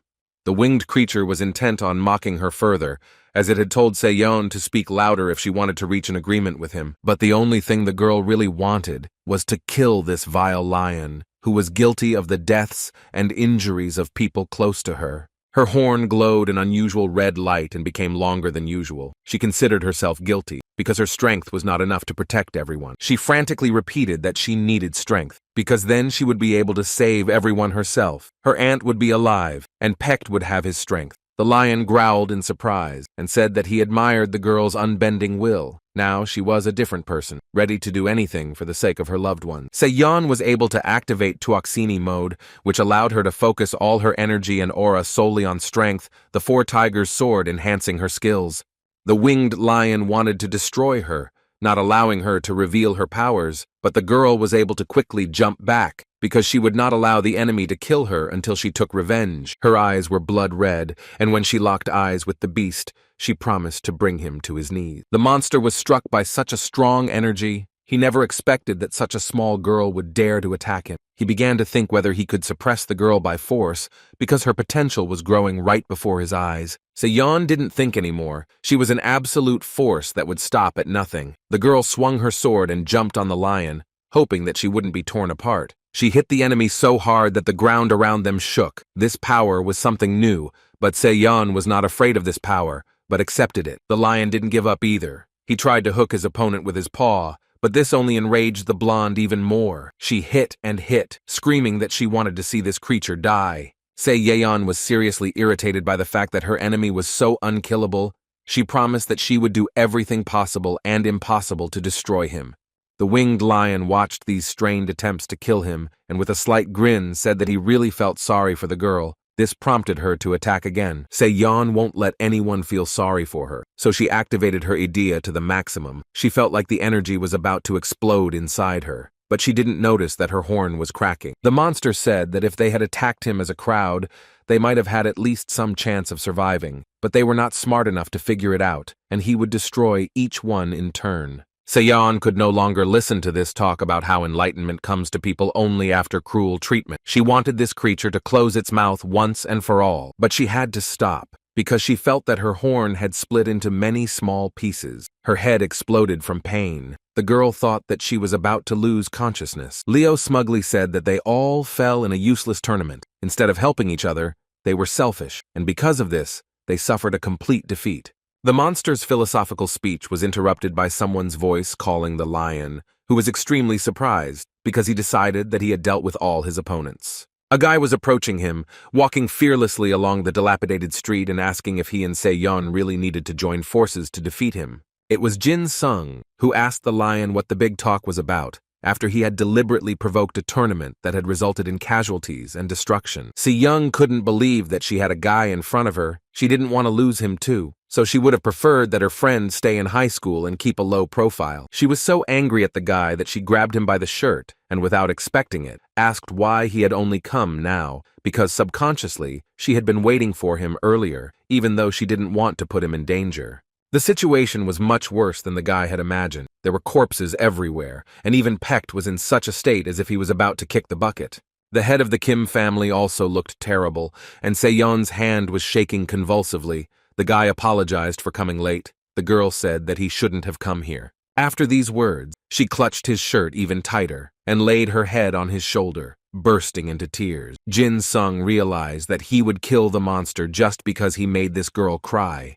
Lev watched this picture with interest. He said that the boy had a rather interesting smell. Jin Sun asked if all this destruction was really because of the monster. The winged monster said that he had merely given despair to those who could not sympathize. The boy said that he would answer for everything he had done. Jin Sung activated his idea and looked closely at the monster. First of all, it was necessary to understand who he was and what abilities he had. But it wasn't that easy. For the first time, the guy couldn't see Adia's abilities. He strained so much that blood started flowing from his eyes. Leo said that the scent of his enemy had become stronger, and Jin Sung finally saw that it was the beast from the Book of Daniel, but he could not see the ability. The terrifying creature asked what the boy was doing and why he smelled the same as them, referring to the soul entities. Jin Sung had failed to study Adia for the first time, so he started to be cheeky, saying that the monster smelled so bad that he didn't want to have the smell of it. Lev chuckled and retorted that a guy like his opponent had particularly strong breath, especially compared to other people. Jin Sung feigned insult, saying that he had brushed his teeth twice today. Se-yeon could barely stand on her feet at that time and quietly called out to her friend. When the boy turned his head towards his friend, he He saw a determined gleam in her eyes. Despite the fact that she was making an effort not to fall, the blonde told him to run away. Se-yeon made her decision and was determined to put her plan into action no matter what. She would protect her loved ones. Since her aunt was dead, she was now the chief jade goblin of the clan. But all her determination was undermined when Idea began to simply weaken critically and dissolve before her eyes. Her strength was leaving her, and she was only able to reach Jin's son and fall into his arms. The guy knew that this would happen because the girl looked very exhausted. He carefully laid his girlfriend down, leaning her against the car so that her head would not fall on the asphalt. Tears rolled down Se-yeon's cheeks. She felt extremely useless and weak because now she was only good for propping up someone's abandoned car. When her friend started walking towards the beast, she began to scream in panic for him not to go there, because he probably wouldn't be able to cope with such an enemy and would only add to the number of his victims. The boy activated his idea and materialized his dagger. He told the blonde that he would be okay. She just had to believe in him. He activated the partial kill skill and looked at the enemy with blood-red eyes, trying to find its most vulnerable spot where he could strike to finish off the monster. The boy concentrated Idea in his right hand and eyes. He did not dare to release his bloodthirsty insides completely, because then he would lose control over his own mind. The winged lion said that he was disappointed, for he had expected to see a more powerful weapon, and the man standing before him was of a lower level of power than those who had fallen before him. Jin-sung knew perfectly well that he would not be able to defeat the monster unless he risked revealing that cruel part of his soul that he had been hiding from the entire world. He knew he needed to open up his idea even more and release that powerful desire to kill that had been building up inside him for years. The guy was very angry that he still couldn't calculate all the information about his opponent, because without knowing his abilities, it would be difficult to find a weak spot. Jin-sung let his inner monster show his teeth, and now the desire to kill took over his right leg, left shoulder and stomach. As new body parts were absorbed, the guy was overcome with an unhealthy joy. The crazy smile that hadn't appeared on his face for so long appeared again, and now Jin-sung wasn't afraid of it, but accepted it as a part of himself. He didn't want to show this part of himself to Se-yeon, but if he had to choose between them all dying and her seeing his dark side, he would choose the latter without a second thought. The lust for murder consumed more and more parts of his body. Jin-sung was on the verge of going crazy, because now the inner monster controlled his entire body except for his heart and head. Leo said that the boy should let go of control. At that moment, Jin-sung saw a little more information about the creature. It was the beast from the Book of Daniel, who had a human heart capable of empathy. The boy held back with all his might so that he wouldn't be consumed by madness. He didn't want to lose himself because of monsters like the one that stood in front of him. The lion laughed and said that the guy should do what his soul asked, because he felt this strong thirst for murder that was bursting out of him. The boy laughed like a madman and asked if the beast really felt sorry for him, but what irritated him most was that he didn't see any way to kill the creature. The monster looked at the boy and decided that he would not kill him until he found out why he smelled like that and whether it was connected with the disappearance of his second brother. He raised his huge paw and kindly said that he would help the boy get rid of the last obsessive threads that were holding him back. Jin-sung said that the lion shouldn't do this because the consequences could be bad for all of them, including the animal. But the monster did not listen. He touched the guy with his claw, and a red haze began to spread around him, which indicated that the most dangerous stage of madness was close. The boy laughed cheerfully and said that the lion shouldn't have done this because retribution would not be long in coming. The lion from the Book of Daniel realized that he had never smelled such a strong odor from a person before. It literally paralyzed his sense of smell. Jin-sung's face looked more like the mask of an angel of vengeance. He said that he could hardly see anything, but added that this small nuance would not prevent him from killing the enemy. The monster laughed, confidently saying that the guy should be applauded for actually believing that he could kill such a superior being as the lion from the Book of Daniel. The monster watched its victim with curiosity. It wanted to play with him to its heart's content before sending him to the next world. It wasn't the lion that caught Jin-sung's attention, but Se-yeon, who was helping the injured man get to his feet so he could get to safety. There was a smile on the guy's face, like a real maniac, because now the desire to kill a person had awakened in him, and it was so strong that it was turning into an obsession. Leo watched as his opponent simply turned around and walked away without saying a word to him. The beast was shocked by such behavior. He asked in confusion where his enemy was going, because their battle had not even begun yet. The question was ignored, and the lion became seriously angry at such a dismissive attitude. He grabbed the nearest car and loudly squeezed it in his paw.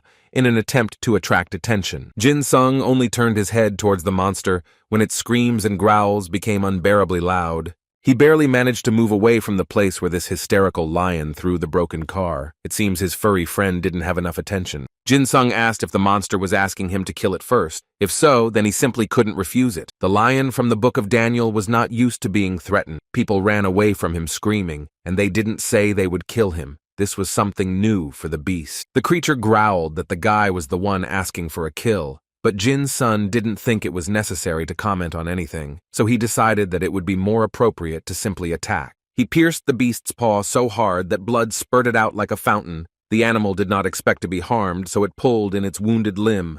The monster was surprised that its spite skill, which blocked attacks below A rank, was unable to hold back the D rank dagger. Jin Sung inhaled the scent of his enemy's blood with satisfaction. He liked it so much that the shadows around him swirled wildly, as if excited by this metallic aroma. He held the dagger dripping with blood to his face and said cheerfully that he thought stuffed animals didn't bleed, but it turned out they were like people. Leo was simply furious, and he was especially irritated by the fact that the smell of this boy was becoming even more intense. While the creature was thinking about this, it didn't even notice that Jin's son had gotten close to its muzzle and was ready to draw blood again. The boy's control was lost with each passing second. At times, his tongue was beyond his control, and then he asked if the beast knew what he had done to his uncle, who was ruining his life. Jin Sung decided to demonstrate this, so he began to repeatedly thrust his dagger into the monster's flesh, wanting to draw blood, the smell of which drove him crazy. Lev saw such people for the first time, because the guy was literally obsessed with murder.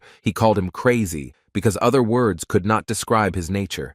But Jin's son was not upset, but on the contrary, was pleased by such words. He really liked the description of the madman in his current state, but the power had side effects. The guy's head was splitting and spinning. The thirst for death was overwhelming him, and there were so many thoughts that it was simply impossible to think clearly. The lion screamed, saying that under other circumstances, he would have even sympathized with the guy. But now he just wanted to tear the impudent fellow into small pieces. Jin's son asked the lion, who loved to sympathize with others, whether his aunt had cut his shoulders, but his uncle's wife had made him crawl on all fours like a dog. The boy asked if his opponent knew what happened next, because the story did not end with the image of the dog. Jin's son said that the woman then made sure to cut his hands from his wrists to his shoulders, and that's exactly what he did to his opponent, painfully cutting his huge paw. The boy asked the lion if he knew why this cruel woman did this, and when he didn't get an answer, he asked if the beast wanted to sympathize with his aunt too. The monster was at a loss for words, trying to concentrate on the boy and the bloody haze that was slowly consuming his body. Jin Sung screamed, saying that he wanted his opponent to thrash and suffer the pain that the boy had gone through as a child, day after day, month after month, year after year. The lion managed to throw the enemy back, and the boy flew away with such force that a crater formed at the place where he landed. Jin Sung managed to get up with difficulty, but even such a traumatic fall did not help to quench his thirst for blood and murder. When the beast saw that his opponent was still alive, and even smelled much stronger than before, he became frightened, but then reminded himself that no matter what, his enemy was an ordinary man with a mortal body.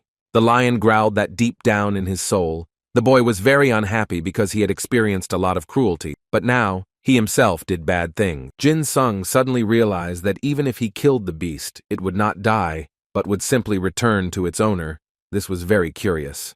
The beast observed a strange picture. The guy's silhouette was literally drowning in a black and red haze. He asked if Jin's son was interested in his true nature. The boy looked up, his eyes full of confusion, and the beast explained that usually the thirst for bloodshed is aimed at one specific person. Jin Sung's sanity gradually returned, and he said that he didn't want to hurt others. Lev said that the guy was not being completely honest with him or with himself, because at the moment he only cares about himself, no matter how selfish it sounds. The boy felt sick when he realized that this creature was partly telling the truth, because when he entered madness, the world around him lost its meaning. Memories of the past threatened to consume him. He remembered how he called his dog, which was brutally killed by his relatives. Back then, he still cared about others. Leo tried to influence Jin Sung's mind, persuading him to sympathize with him and not try to kill him. The beast told the boy, who had lost the line between the present and the past, the real and the imaginary, that he understood his feelings better than anyone else. He urged the boy to look at himself from the outside and understand what a bloodthirsty monster lives inside his soul. Jin Sung saw a vision. His dead dog, Poppy, was so real, as if it was lying right in front of him at that very second. He felt tears in his eyes again, that despair when he couldn't crawl to her, and all he could do was apologize for not being able to save her. His dead aunt and uncle laughed, saying that if it weren't for Jin's son, the dog wouldn't have died, although it wasn't the child's fault at all. But these cruel creatures who called themselves his relatives, the boy was so mired in these memories that blood began to flow from his eyes. It was painful, so painful that he could not describe it in words. He remembered all the horrible things that had been said to him. His aunt and uncle had loved to bully him, telling the little boy that he didn't deserve to live and that everyone would be better off without him. They wished death on him so often that the boy developed the self-destructive skill, which manifested itself as a desire to commit suicide as soon as he saw other people. Lev saw all this inside Jin Sung. He said that the guy was so mired in cruelty that there was no point in sympathizing with him. The boy did not listen at all to what his opponent was telling him. He looked attentively at his dagger, which seemed to be pushing him to use it against himself. Lev noticed this state. He did not want his opponent to commit suicide, so he called out to the guy, trying to bring him back to reality. Jin Sung blinked, and the illusion passed. He asked the beast if he was really going to kill him, otherwise the monster would die itself. Leo was already tired of these cat-and-mouse games. He wanted to say goodbye to this strange guy and turn him into a pile of bones. He attacked, but Jin Sung was able to deftly dodge the blow, leaving the enemy with nothing. The beast began to look out to see where the boy had gone. Sympathy no longer worked, and now nothing was holding him back from killing. The dust cleared after the impact and Jin Sung's silhouette appeared, moving so slowly that it seemed like he was simply testing the enemy's patience. Jin Sung himself didn't realize how he had used a new skill, and just as he was deciding what he would do to the enemy, a huge bony hand suddenly appeared from under the ground. The earth shook, and there was such a deafening sound as if 1,000 people were screaming at the same time. The bony hand pierced the lion's paw, and he screamed in pain. Jin Sung said that he would die and commit murder at the same time. It seemed like the guy had finally found some kind of strange peace, but that wasn't the case, because now he was incapable of thinking clearly. He rushed at his opponent and shouted that he was using a move called Killer Support, which would help him accomplish what he had planned. The skill the boy was planning to use was C-Rank, and created all the necessary conditions for murder. Anything that went beyond the owner's capabilities was not taken into account and had no significance. The lion began to panic. He could not believe that one of the people had a very real chance of killing him. When the web of bone shackles that belonged to the ghost lord covered the beast, he realized that this soul did not belong to the boy at all. After all, this skill was too strong. It allowed to bind all creatures except the owner, and the resistance of true monsters increased twofold. The lion began to ask the boy to kill him first before binding him with this terrible instrument of death. Jin Sung asked the lion in a completely calm voice why he suddenly became so angry and irritated. The beast began to talk the boy into talking, asking his name, which amused Jin Sung, since his name didn't matter now. The lion said that the desire to die and to kill are in conflict. If he said his name, the creature promised to help him direct his thoughts to the desire to die. The bone shackles pierced the lion's body more strongly, and he squealed. The guy said his name, but the monster also demanded the name of Idea. Jin Sung asked if the beast was planning to deceive him, since he felt that some kind of trick might await him. The lion no longer knew how to save himself. The shackles pierced his body and he suffered unbearable pain, so strong that tears began to flow from his eyes. The boy said that his uncle and aunt also once tried to deceive him, and they suffered a very serious punishment for it. The hand, which consisted of only bones, dug into the animal's head. He said that he did not understand what the guy meant at all and asked to spare him. Jin Sun jumped off his head and started to get away. The lion screamed, asking where his opponent was going. He was so eager to die, and now he was just leaving the strongest enemy. When the shackles tightened even more, the beast realized that his end would soon come, because clearly no one was going to let him go. The guy really didn't want to waste his time on this lion anymore. He told him to be quiet and accept his death calmly. Tears of pain flowed down the animal's furry face. He understood that if he managed to get out of here, it would be just a miracle. He needed to focus on the kill, and then this chance would become real. Jin Sung, who was still trapped in his mind, asked if his enemy knew what he once did to his uncle. Then the guy beamed with joy and said with delight that he had finally found what he was looking for, no matter what it was. He held in his hands a huge spine that belonged to the king of all ghosts and, if used as a weapon, could cause serious injury. Jin Sung admired the snow-white bone, which was so smooth and shiny, and also deadly sharp and strong. But simply hitting with a fragment of the spine was not all that the guy had in mind. He used his idea and the bone glowed red. The shackles that surrounded the lion's body began to bite into him even more. He screamed, asking what else his enemy had planned, and then decided that he did not want to know and asked to simply kill him. The events turned the city into a horror movie set. Buildings were destroyed, cracks and holes were visible in the asphalt, and huge bones of unknown origin were scattered everywhere. The members of the Maestri looked at all this in horror and did not understand who had the power to do such a thing, because they felt simply enormous power. Only the strongest of people, one whose powers were not subject to any laws, could raise ancient bones from the depths of the earth and use them for their own purposes. Jin Sung stood and admired the huge ribs that were now on the surface and not lying in the damp earth. The Maestri watched in horror as more and more bones appeared in the city, and they wanted to find the one who was committing such horror. The guy didn't waste any time and decided to use his huge ribs as a weapon. He pierced the lion's face, which barely found the strength to scream in pain.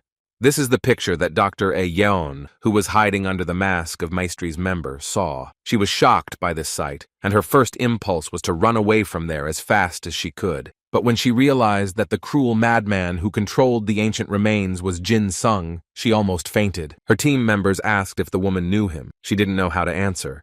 Even though there was a famous monster in front of them, it looked like it was the boy who had caused the mess. Who, by the way, was now torturing the lion from the Book of Daniel, trying to get an answer from him as to whether he wanted to die. He was jumping on the bones and laughing as if he had lost his mind. Ah-yeon wasn't sure if the guy was still himself, because what she saw said otherwise. Jin Sung noticed some people approaching and rushed towards them. He felt fresh blood and did not want to miss the opportunity to spill it. Ah-yeon knew that his mind was being controlled by a mad killer, so she shouted that she would help him. As soon as he got rid of the boy's idea, he would become himself again. But the student seemed to have completely lost touch with reality, because he rushed past, and the woman felt someone else's blood splash on her. Jin Sung laughed loudly and shouted that he would save Dr. Ah-yeon from his uncle. The woman did not understand the meaning of his words, but she realized that in front of her was not the 10th grader she knew. The past and present were mixed up in the boy's head. He saw things that weren't really there. For example, his dead uncle, who was now standing next to the doctor.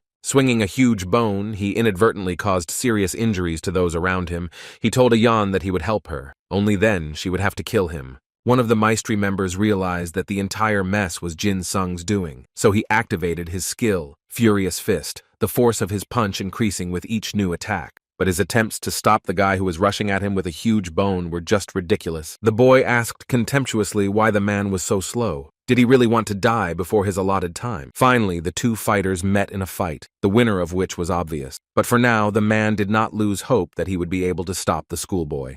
Jin Sung laughed and decided to try a new fighting tactic. He simply threw an ancient bone at his opponent because he was curious about what would come of it. Ah-yeon watched in shock as one of the Maestri members was crushed by the force of a blow from an ordinary 10th grader, but as events show, they were ordinary, but not Jin Sung. She didn't know how to react to all this. She needed to neutralize the guy because he was extremely dangerous, but it was still Jin Sung, who would never have harmed the others if he had been conscious. There was complete dissonance in the woman's head. She could not reconcile this killer, who reeked of the promise of death to all living things from a mile away, and the boy she knew. The only thing Ah-yeon knew for sure was that the squad needed to be rescued immediately, before something even worse happened. She activated the rebellion skill, which restored a person's body even after a crushing blow, and used it on her half-dead comrade from Maestri. If the heart or brain functioned at 70%, then any wound could be healed, but the owner of this skill lost a huge amount of energy. Her companion quickly recovered and was already rushing into a new attack. The woman wondered if he really didn't feel any pain after such injuries. The man tried to break through the bone that had been raised from the depths of the earth, but the guy simply covered himself with it like a shield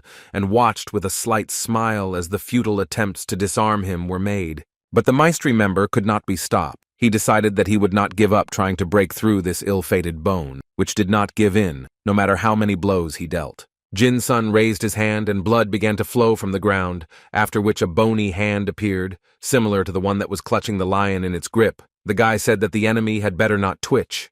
But the maestri member did not listen to this advice, and was now enveloped in a web of bone shackles that constrained all his movements. Jin Sung approached the shocked opponent, and asked if he had forgotten what he had once done. Swinging his fist, he explained that he had once dealt very well to his uncle, who fortunately had not survived his redemption.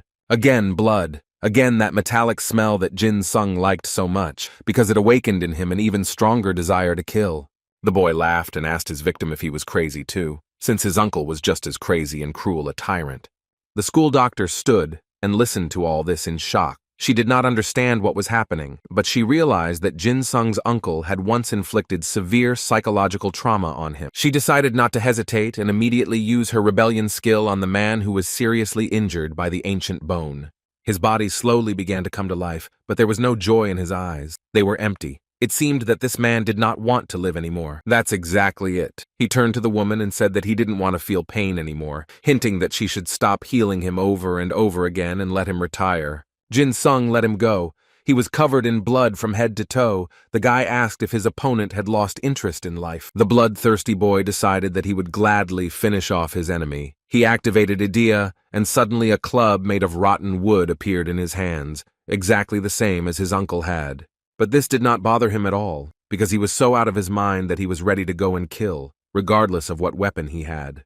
But when the guy finally realized what was in his hands, he fell to his knees, right into a pool of blood that flowed from the mutilated bodies of his enemies. Dr. Ayan realized that she had to act right away, so she followed the boy down on her knees and plunged her hands into the river of blood. Jin Sung stood up and began to walk towards the school nurse, not at all embarrassed by the fact that his feet were literally drowning in the red liquid. When he approached her and took her hand, the woman screamed, asking what the guy was even thinking about because he had just killed 2 people and didn't even blink an eye. But the boy didn't pay any attention to her words. He grabbed a yawn and dragged her towards the huge lion, which was still alive. The beast from ancient legends was barely breathing, but was still able to recognize the one who had caused him so much pain, and was now heading straight for him. The lion could hardly speak, because his entire body was bound by bones that pierced his flesh and bit into his inside, leaving no chance for escape. Seeing this picture, the woman froze in place. Such cruelty. It was difficult to even imagine. The beast said that judging by the fact that this miss did not have a scar, the guy treated her well. Not only was Ayan shocked to see the most ancient creature that she had only heard of in legends, but she was also amazed by the power of the student, who was holding back the strongest beast. Leo didn't know for what purpose the guy brought this woman, but he simply couldn't miss the opportunity to convince her to free him, because he no longer wanted to participate in these games. The beast from the Book of Daniel told Yuan that Jin's son was now planning to die by her hand. The doctor did not understand what all this meant and why she was brought to the lion. The animal said that if the woman wanted to live, then it would be better for her not to resist the guy's will, because he had done so by mistake, and now his condition was too deplorable. The creature lit up and calmly smiled, and said that he hoped that everything would work out for Ayan, after which the lion began to dissolve in this otherworldly light. After a couple of seconds, he disappeared as if he had never been there. It became clear that the cause of his death was the spine of the king of all ghosts, which did its job and destroyed the enemy. Jin Sung screamed in panic, because he was going to discuss with the beast the methods of his death. The woman anxiously asked why the guy had to die and what he had suddenly thought up. With a crazy smile, Jin Sung approached the teacher and said that he was just a crazy kid, then asked if the teacher could kill naughty students. Ayan simply couldn't look at the state the guy had gotten himself into, because there wasn't an ounce of common sense in him, not a trace of the former Jin Sung that she knew. It wasn't the boy standing in front of her, but his shell with empty eyes, which was frantically asking to be killed. Jin Sung decided that he was taking too long to get an answer to his question, so he grabbed the teacher by the throat and squeezed hard, intending to force her to give him what he wanted. She tried to say something, but the student lifted the woman by the throat, and her feet left the ground, making it impossible for her to say anything. He said that his aunt said that useless people are destined to die. The 10th grader smiled even wider and said that this was precisely why the teacher should take his life immediately. Suddenly, a familiar voice that Jin Sung recognized, even when his mind was consumed by madness, rang out. Se-yeon, sword in hand, was walking towards him, screaming for him to stop this nightmare. The guy was surprised to see this girl in front of him, who boldly approached him and told him to let the doctor go. Jin Sung noticed that the blonde sword blade had changed somehow, as if it was vibrating and emitting powerful energy. The boy happily threw the woman aside, because he realized that he had a chance to die from such a powerful weapon, so he met his girlfriend as a long-awaited executioner. Ayan began to scream at the blonde to run away, because her friend had lost touch with reality and had completely stopped thinking sensibly. He was driven by the thirst for murder, and nothing more. Se-yeon understood that her friend could easily neutralize her idea by cutting off her horns, but if she lost her soul essence, she would never get it back. But this was the only way out she found. The young goblin screamed, calling on her power, which made horns materialize on her head. The girl asked her friend to deal with her quickly. But the guy had other plans. He grabbed the blade of the sword with his bloody hand and pulled it towards himself. Jin-sung happily shouted that he had finally found a blade that would be perfect for a pleasant death. Se-yeon didn't understand what was happening to her friend and why he pointed the sword at himself. She tried to persuade her friend to let go of the sword, but he only tightened his grip on it and pulled it towards himself. The boy, with some strange delight, said that he would not be able to handle this sword, so he urged the girl to grab the handle more tightly and plunge the blade into his body. Hearing this, Se-yeon frightenedly kicked the guy with her foot to move him to a safer distance. When she realized that her friend wanted her to kill him, she asked if he had really gone crazy. The boy mockingly asked if it was really that hard for the commander to decide on such an action. He said that the blade was long enough to just stick it into him. He thought that his death would not have any significance. The blonde screamed, calling on her friend to come to his senses because it was time to stop this circus, which had dragged on for too long. But then, Se-yeon's attention was drawn to the members of the Maestri organization, who were getting closer and closer to them. She noticed that they had already managed to surround Jin-sung, intending to attack him together and incapacitate him. One of the men ran up to Ah-yeon and said that she had done a great job. He announced that Shin Lee would arrive soon, but for now they needed to try to gather more information. Seeing the boy talking to himself, the man from Maestri asked if this was their main target, and they needed to start the operation. The school doctor shouted that her friend should stay away from this schoolboy. He did not understand and asked again what exactly she meant. She wanted to answer that the guy was out of his mind, but Jin-sung attracted everyone's attention by loudly greeting everyone and waving his hand. He did not respond to the statement that he was surrounded and he should turn off idea. The boy said, offended, that his new friends greeted him too late, and he asked if they had decided to fight him again.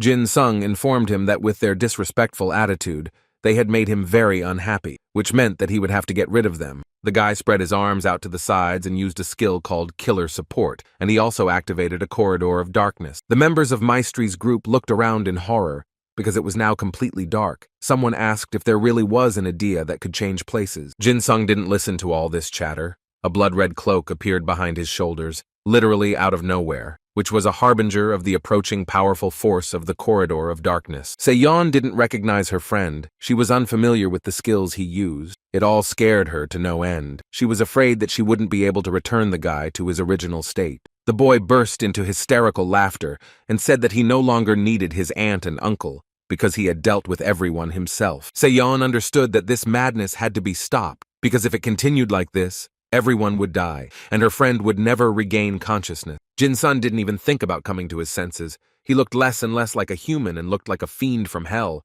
when he was covered in someone else's blood and screamed that all his enemies must die. He called on the Maestri members to come to him and play a survival game, but he didn't take into account that someone might come up behind him. Se-yeon plunged her blade into her friend's back.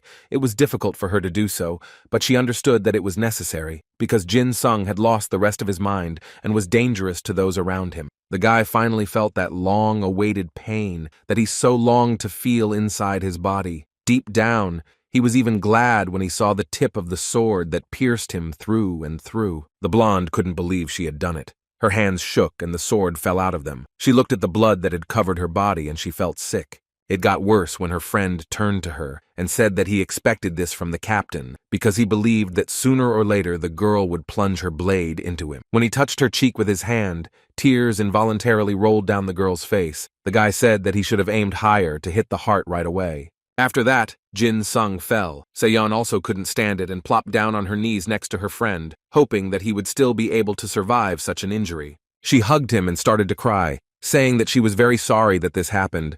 The blonde begged the guy to forgive her because she never wanted to hurt him. Se-yeon pulled her blade out of his body and couldn't look at the blade because it was covered in her friend's blood. She hugged him until her attention was drawn to the guy's cloak, which began to dissolve and turn into a shining haze. The darkness that Jin's son had created also began to dissipate, which meant only one thing. The guy's idea had become weaker, or had disappeared completely, signaling the death of its owner. Se-young was not going to believe that her friend was gone, so she grabbed his face with her hands and asked him how he was feeling. A couple of seconds after the question, the boy opened his eyes. His pupils were no longer blood red. He screamed, not understanding where he was and what was happening. The girl was beside herself with happiness. She began to stroke the boy's face and ask him to say at least something, but he only looked into her eyes and remained silent. He tried to get up, but he was too weak to do so. His legs began to tremble, and then he realized that this was not the end. The guy still had a skill called self-destruction that wasn't turned off. It could be turned off, but then other effects, including bloodlust, would be temporarily removed. He made the skill disappear, and after that, all the memories started to come back to him. His friend started to calm him down, saying that he only had to endure a little bit, but Jin Sung could only think about what he had done. Se-yeon understood that now Jin Sung needed her support more than ever. She tried to hug him, but the guy began to break free and scream that there was blood everywhere. Memories began to roll over him. The past and present mixed into one. Fragments from childhood began to emerge in his memory and haunt him. Blood. There was so much blood. The boy could no longer bear this torment, so he screamed that he never wanted to do all that had been done. But the past came back to him and showed that he was a real monster who feeds on other people's blood and fear, leaving no one around him alive. Se-yeon didn't know what her friend was going through, but nevertheless, she tried to show that she was there and wouldn't abandon him in such a difficult moment. She didn't give up trying to bring her friend back to reality. At this time, in the Sun Palace on Mount Gyeomsu, two people met to discuss very strange things. One of the men asked if the first ones had returned. The man in the hood said that everything was exactly like that. He personally made sure that the first one was there. The second man reported that he received information that their southern enemies had a hard time. One of the men was Il-jung, who, while drinking tea, said that the monster's attack was exactly in the place where he was sent last time for the purpose of robbery. The bandit got angry when he didn't get an answer to his question. He was indignant, because last time he was so humiliated, and in return he received such a dismissive attitude. The man in the hood apologized. He explained that it was necessary to distract attention while he was calling up the Book of Daniel. Il-jung began to become even more indignant, because now he was being exposed as some kind of distraction. The hooded man said that he had chosen the bandit because he had unique experience and abilities. Then he turned around and left, throwing in a parting shot that the descent of the third and fourth was confirmed. The bandit was pleasantly surprised by this news. His mysterious interlocutor said that soon their pets would show themselves in all their glory, and finally their era would come. Some were now rejoicing because the mysterious beast had been defeated, while others were lying in the hospital and could barely move their limbs. Jin Sung looked at the ceiling, and everything he had done during his life flashed through his mind. He couldn't stand such emotional stress, so he could only cry. He remembered Se-yeon's blade that had pierced him through, and regretted that he had ultimately remained alive. The guy closed his eyes and tried to push these thoughts away because if he survived, then it was necessary. But then the image of the lion appeared in his mind, showing him what a monster he really was, and how easily he could be driven to true madness. Then the image of Dr. Aeon appeared before him, whom he almost strangled because the woman did not want to follow the order and take his life. All this was spinning around in his head with such intensity that he couldn't stand it and screamed, and when he opened his eyes, he saw that it was already daytime, and the sun was shining on his face from the window of the hospital room. The boy was all wet from tears and sweat. His body was gripped by tension and the unbearable pain he felt every time his idea failed. When he calmed down a little, he realized that he was not alone in the room. He looked away from himself and was surprised to see the one who was sitting next to him.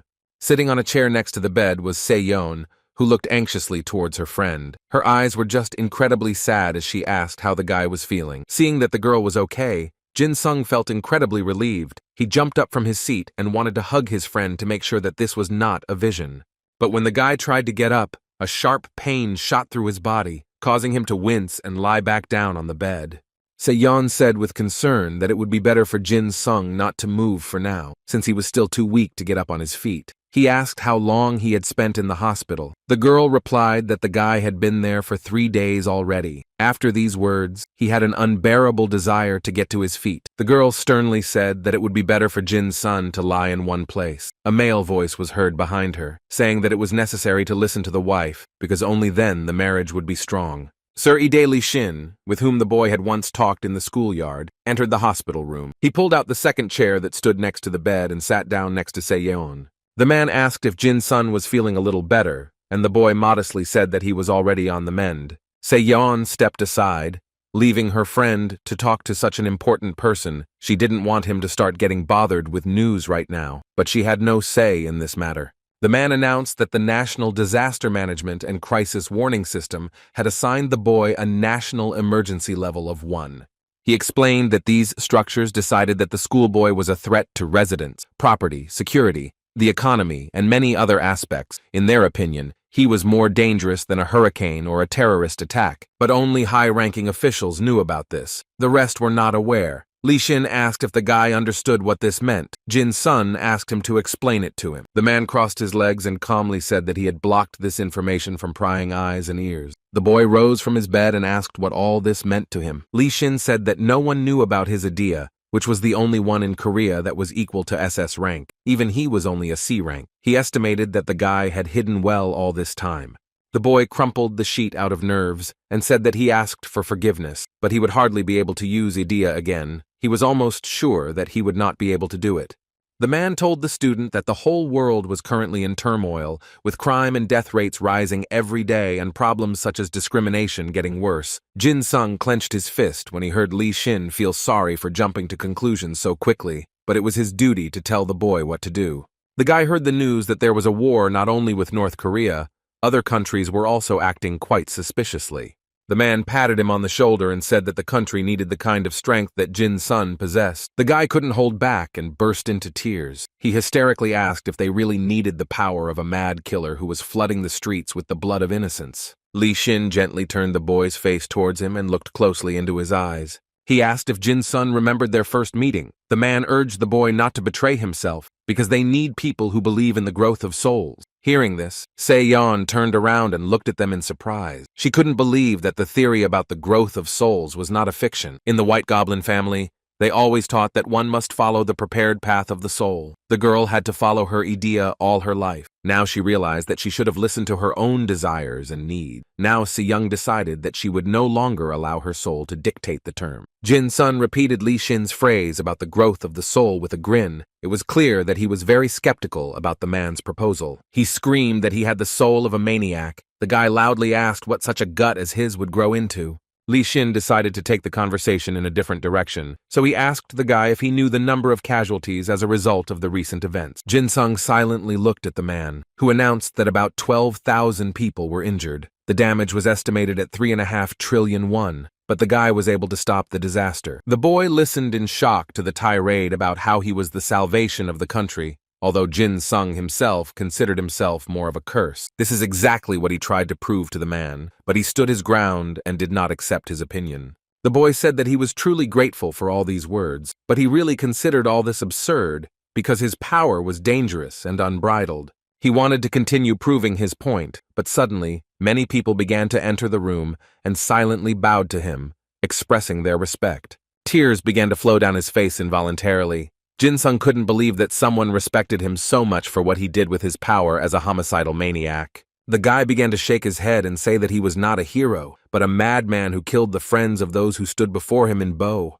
Li Xin once again reiterated that the boy's actions led to the city being saved from terrible destruction and the deaths of innocents. The man ordered the boy to stop blaming himself, because he literally saved everyone who lived within the city. Jin-sun didn't know how to react to these words. He was used to considering his idea as something dark and vile, something that in no way deserved an ounce of respect. All these people thanked him so sincerely that the guy did not know how to behave, because for the first time in his life, he was treated like that. He got out of bed and realized that thanking the one who killed your friends was incredibly difficult. But still, these people were now in his room. He could not close his eyes to the fact that despite the damage he had caused, these warriors extended their warm hands to him and were ready to show their respect for saving the city. The boy decided that he would not let the guilt break him. He would move on. But still, Jin-sung firmly told Li Xin that he did not intend to use his idea again. Seeing the man's surprised face, the boy explained that this did not mean that he would stop. His fight would continue for the sake of those people who were killed. Li Xin smiled and shook his hand, saying that Jin-sung was an amazingly strong person. He said that he already wanted to ask him not to use idea yet, because it was very difficult to stop her. The guy asked what would happen to him after what happened. Li Xin said that he wanted to send the guy abroad for a couple of months, so that the residents would forget about him and he could live on peacefully.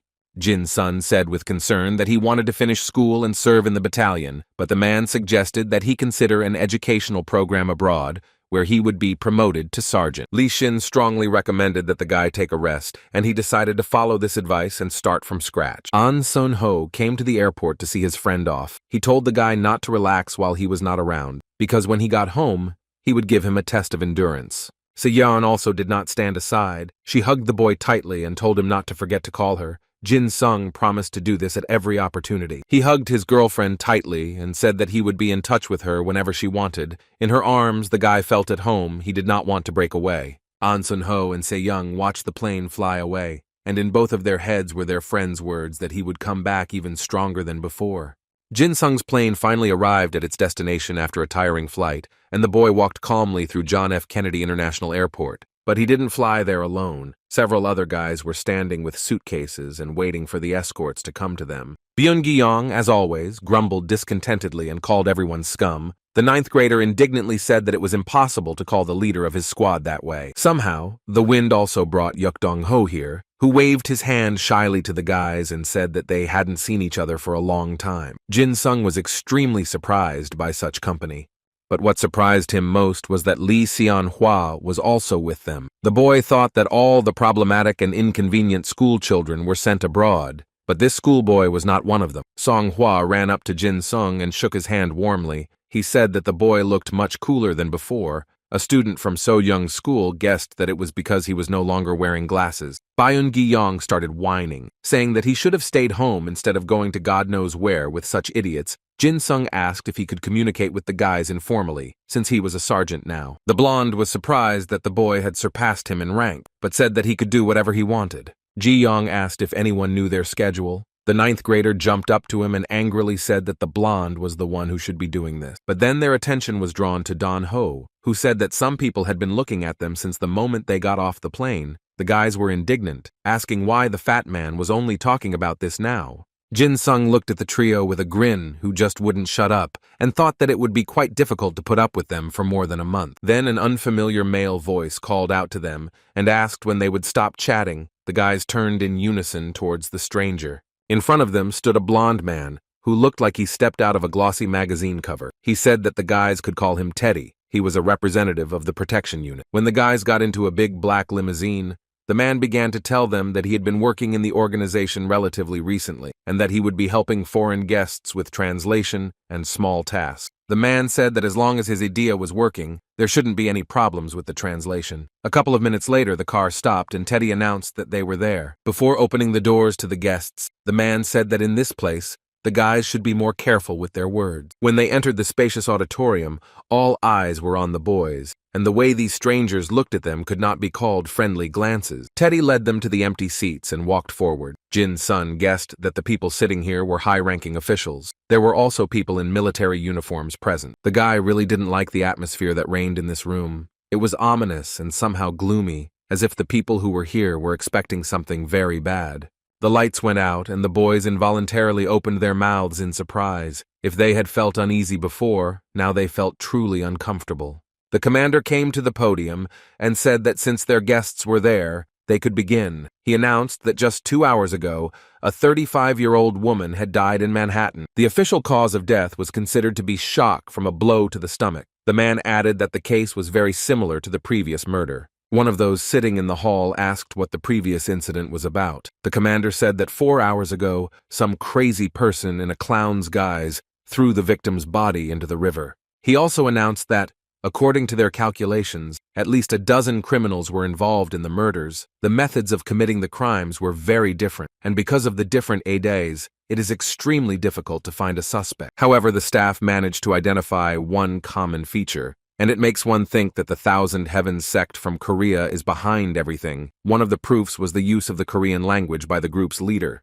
Lee Seon-hwa said that he heard that the leader of this sect was brainwashing the followers with idea. He thought that the White Goblin family had gotten rid of them a long time ago. Jin-sung was curious about why this cult was operating in another country. He made a mental note to ask the captain about it. The guy felt like these were not just crimes, but part of a ritual.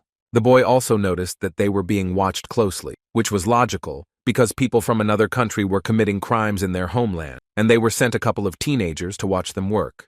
Noticing sidelong glances at the foreign guests, one of the commanders ordered an immediate stop to attacking the children. Some charismatic and rather pretty woman was giving orders to a room full of men. Seeing such a beauty, Dong-ho simply couldn't take his eyes off her. Jin-sung felt like he was about to start drooling.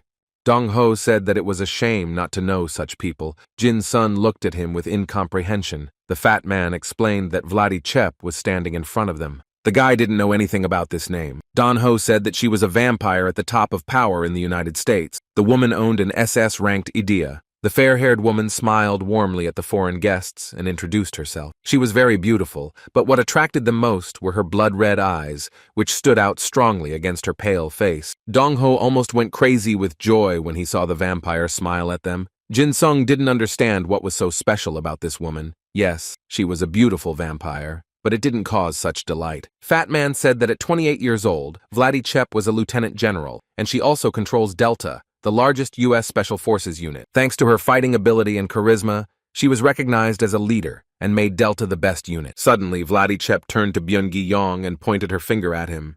The guy asked what the problem was. The woman replied that she didn't like his unhappy face. She said that he should understand what was what.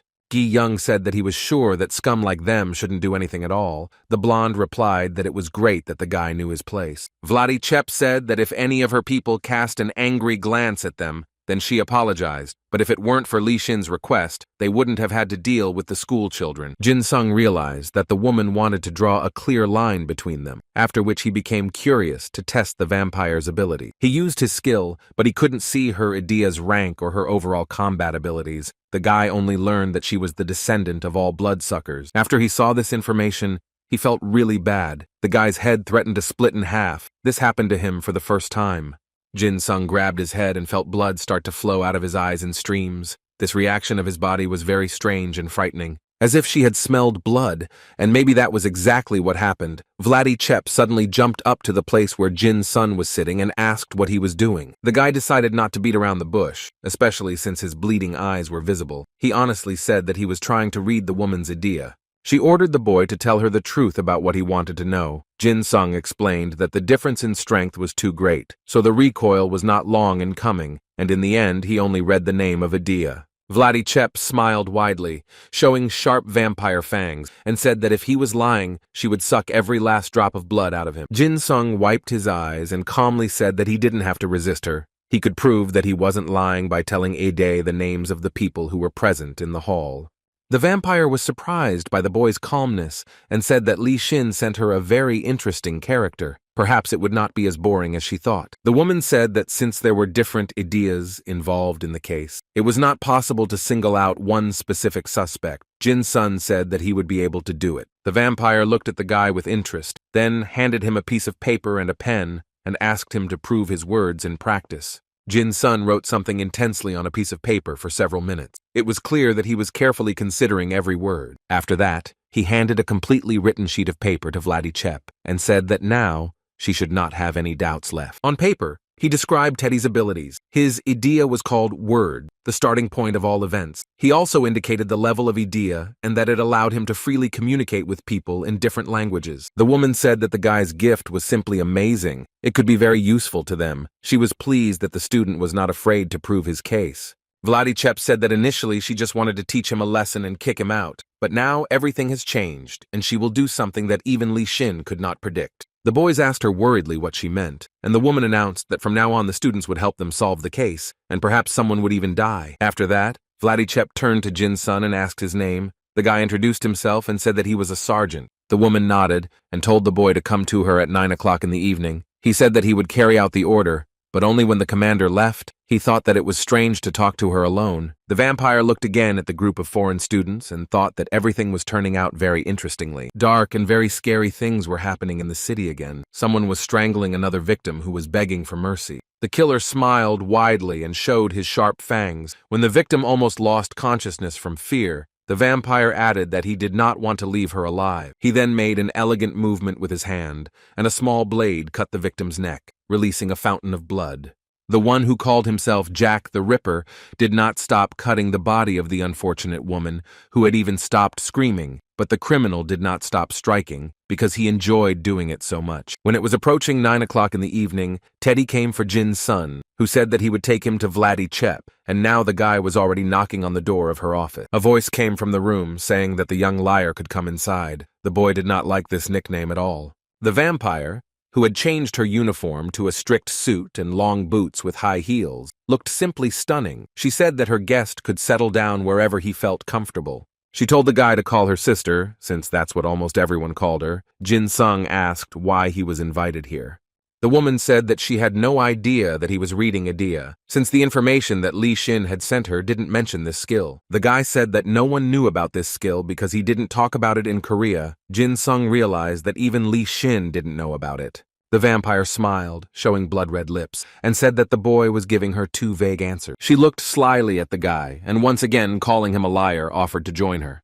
Jin Sung almost choked on the unexpectedness of this proposal. He asked if he had misheard. The woman said that she was inviting him to Delta. The boy replied that he had already been to Hyundai High School. Vladdy Chep said menacingly that she was the head of Delta and was not used to accepting refusals, so she advised the guy to think again before giving his answer. She thrust some documents into his hands and said that they could discuss the details in their free time, but now they needed to sort out urgent matters. The woman shared information that they had established that the John Wayne impersonator was operating at Kennedy Airport, while the Jack the Ripper impersonator was primarily operating in a brothel. The blonde said that the guy's task was to infiltrate the location and use his ability to identify suspicious EDs that resembled sharp blades. Meanwhile, Kennedy Airport was fairly quiet. People were walking leisurely to their flights, and the building was filled with the usual bustle before a long journey. Jin Sung couldn't remember how many days had passed since the start of their operation. His eyes were unbearably sore from the effort, but when he was offered to sleep,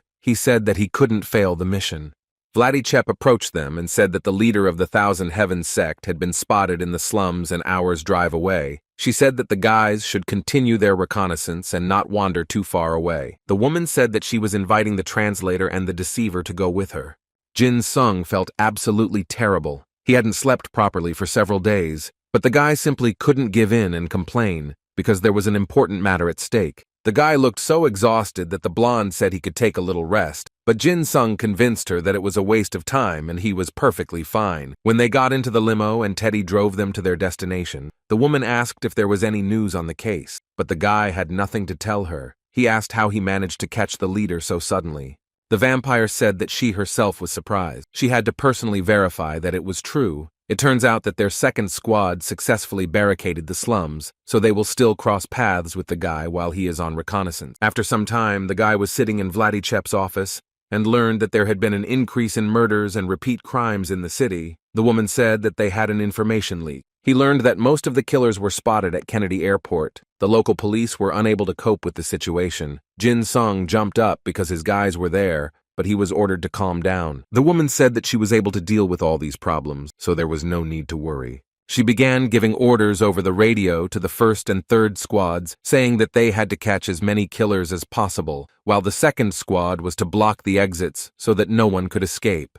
Jin Sung exchanged glances with the blonde and mentally asked her what to do, since his classmates were at the airport. The woman, as if reading his thoughts, brought the radio to her lips and said that she would be there soon. After that, she waved her delicate leg, and bats appeared from somewhere. Vladdy Chep said that this was the first time she had been stabbed in the back, so she preferred to work alone. Jin Sung jumped up from his seat and asked with a hint of fear in his voice where the bats came from. The vampire asked with displeasure if he really had something against these beautiful creatures. The boy embarrassedly said that he didn't mean that. The blonde said she was glad to hear it, because she personally had a weakness for these winged children of the night. She said that it was time for the hunt, and the deceiver must find the leader of the Thousand Heavens sect. The commander promised to send the fourth squad to him.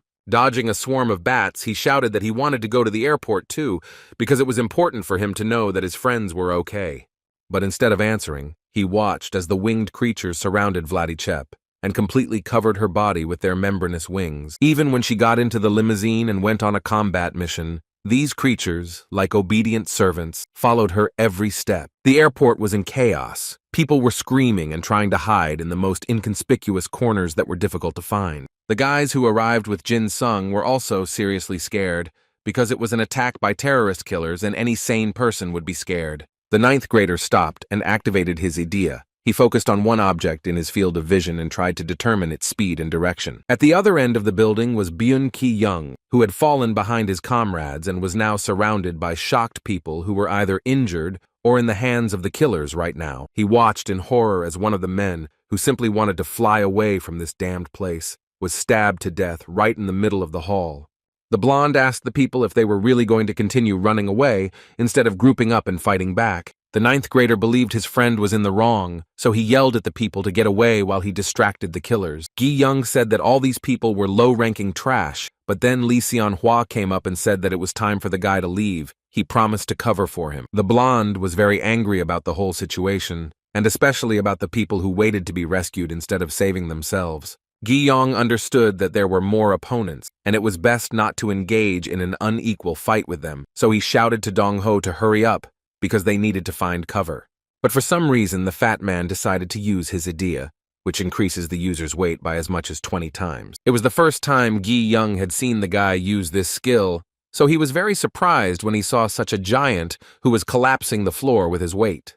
When the blonde saw the stones that appeared due to the actions of his fat friend, he realized what he had in mind. Without thinking twice, he used his idea, which allowed him to get anything out of the ground and use it as a weapon. Right in the middle of the airport building, boulders began to emerge, breaking through the floor, and could serve as good ammunition for an attack. But the enemies also had brains, because the guy noticed that they were heading in a direction he had not expected at all. One of the terrorists crept up on Byun Ki-young unnoticed and stuck some very sharp object into his stomach. The 9th grader noticed this only when he could no longer do anything about it. Gi-young growled in irritation. He was so angry that despite his injury, he found the strength to push the enemy as far away from him as possible. But still, the pain was so strong that the guy involuntarily stopped because he began to feel hot. He looked at his stomach and saw that there were scissors and a stationary knife sticking out of it.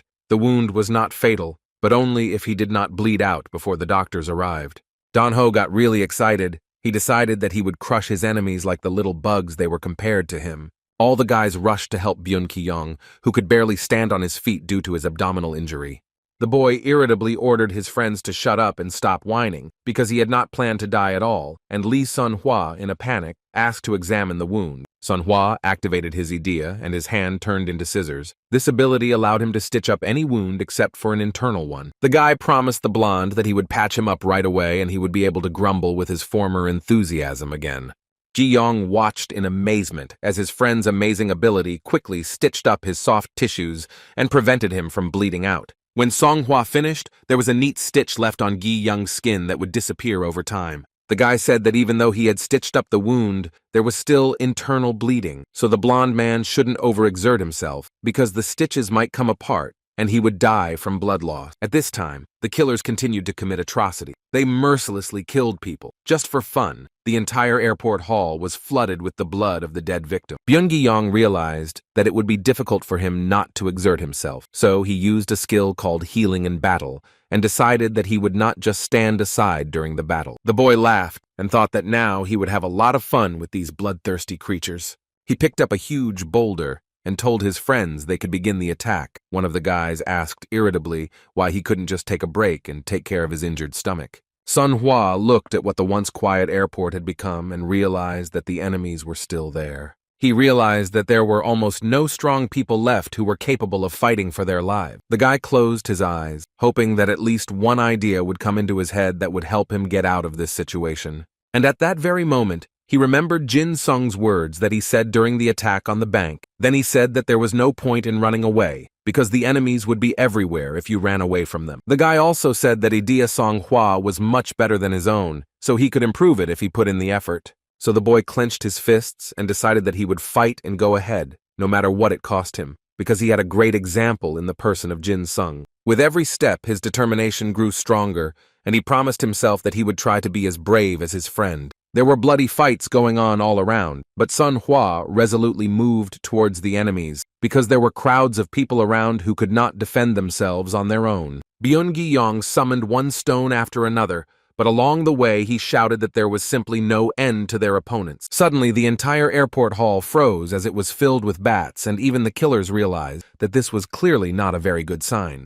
The locals, who were well aware of the Delta commander's abilities, began to joyfully shout that Vladdy Chep had come to their aid. A blonde vampire surrounded by bats appeared in the building, her specialty being a swarm of winged children of the night, fog and shadows that made up the true form of her body. She said she never imagined that brutal killers would walk under the cover of her shadows. The bloodthirsty criminals began to shout that the woman must be killed immediately because she was the main and most deadly threat to them. Vladdy Chep looked around the building and mentally determined that there were about 300 enemies. Well, that was a lot, but she thought with confidence that there was nothing that she couldn't handle. She sent her little winged friends at the enemies, and the grown men began to scream like little children as these mice bit into their flesh.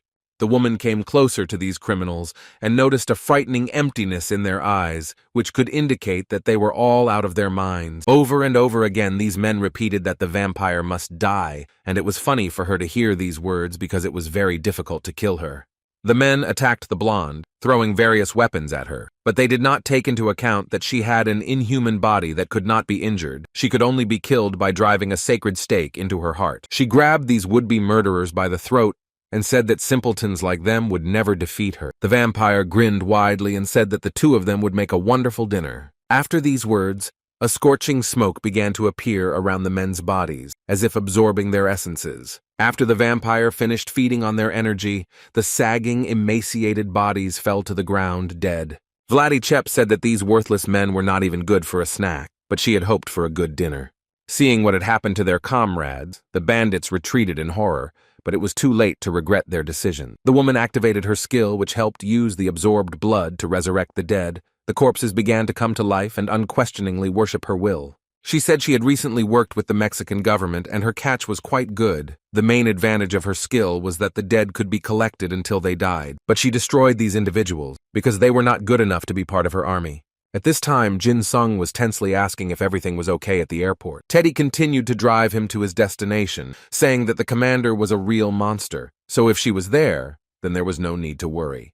The boy asked if they should join the fight, but the man replied that they should follow the instructions exactly. Jin Sung wasn't entirely relieved, but he realized that arguing wasn't an option, so he stared out the window and watched the city's landscape change. Something caught the guy's attention. He asked if the city was too quiet. Teddy said that he also thought it was strange. The radio picked up a radio signal and Delta Force 4 spoke up, saying that they had located the commander's vehicle and identified the target. The people on the radio said that we should get out of the car and move to the left, because there were only 30 seconds left. Jin Sung listened tensely as they were to meet at the location of the target that had been previously agreed upon.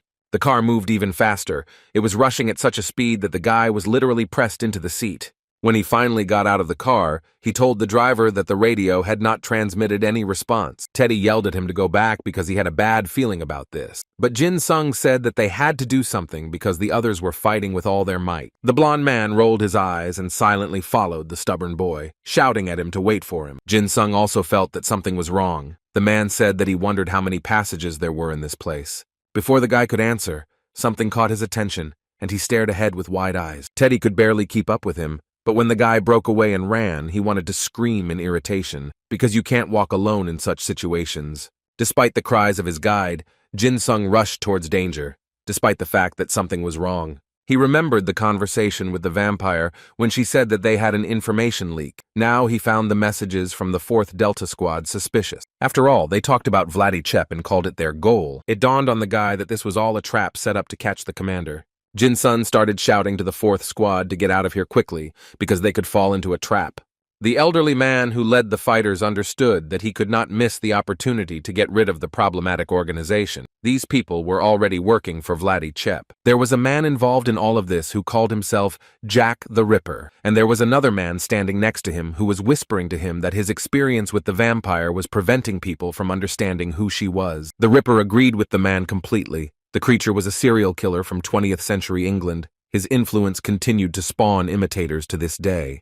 Jin Sun looked at all this and understood that the difference in strength was too great. Delta could not cope with it, and there were clearly many more enemies on the way. Seeing the Ripper appear on the battlefield, he realized it was time to retreat. The warriors of the 4th Squad fought bravely, but even they could not stand up to such opponents, because they could not even attack such a fast enemy. Jack the Ripper took advantage of his advantage and dealt mercilessly with the members of Delta. This killer turned out to be a girl who laughed and screamed that her enemies would die one by one. The warriors tried their best to inflict at least some harm on her, but it was all in vain. The killer laughed and said that she could see right through all the movements of her enemies. This was indeed the case, as it seemed that she could anticipate every move her opponents would make, giving her the ability to successfully repel their attacks. Jin Sung felt like he was in a horror movie, because there was only blood and screams everywhere. The guy realized that if this woman was emptying brothels, then even by rough estimates, she was stronger than 50 people combined, and if she began to absorb the powers of Delta members, she would become even stronger. He activated his idea and took out the blood dagger, which was capable of absorbing the blood from the victim's body and allowed the user to move their opponent. Seeing a dagger similar to hers in the guy's hands, the killer asked who he was, but the guy told the soldiers that there were more enemies on the way, so they needed to deal with them and their leader. The Delta members didn't understand why they were being ordered around by a young student. The guy understood that unknown reinforcements and their leader had arrived. They were the ones who had committed hundreds of murders, and he needed to report everything to the captain. The Delta members shouted that they were retreating immediately to regroup. Jin Sung realized that it was a good thing, since the worst outcome had been avoided. Now his #1 target was this strange woman who possessed unimaginable power. When she screamed, she activated the power and placed all the people under some kind of energy dome. The men began to cough and choke. With each kill, the woman's physical strength increased, which meant that if she killed everyone, she would become unrealistically strong. She saw that Jin Sung was still alive and smiled slyly, as if saying that she would fix it now. The boy said coldly that he had not planned to die today, and he thought to himself that it would be better not to delay the reprisal against her. A man was hiding in the shadows and watching the squabble between the woman and the Asian boy who had gotten in the way of all their plans. Jin Sun felt someone's gaze on her and turned in that direction. He saw a man in a cloak standing nearby, looking at him with interest. The old man said that he had seen many maniacs, but this was the first time he had encountered one as bloodthirsty as Jin Sun. He shouted that he would kill him, and activated his skill called 10 Commandments Reversal, which contradicted one of the commandments that called for not killing. This power could put people who were dissatisfied with society or all of humanity into a trance. Those who were completely in a trance were under the complete control of the deadly Idea man. The boy wondered what these people had done to develop the essence of their souls so much. But he decided that he needed to deal with the woman first, so he jumped away from the old man and rushed towards the Ripper. Their identical daggers touched and a shiver ran through his body, and it seemed the woman felt the same. He attacked, but his opponent dodged every blow, giving her no opportunity to maneuver. She spun around him like an acrobat, and when she began attacking him with her legs, he almost rolled his eyes in irritation. But she didn't just hit him, she threw the guy back with such force that he thought he had a concussion. Before he had time to land on the ground, he noticed that his opponent was already running towards him to finish off her victim. Jin Sung had barely risen to his shaky legs when a strange old man approached him and asked how he was feeling. The madman laughed and asked if the old enthusiasm had been lost, after which he activated his skill, which put people into a trance.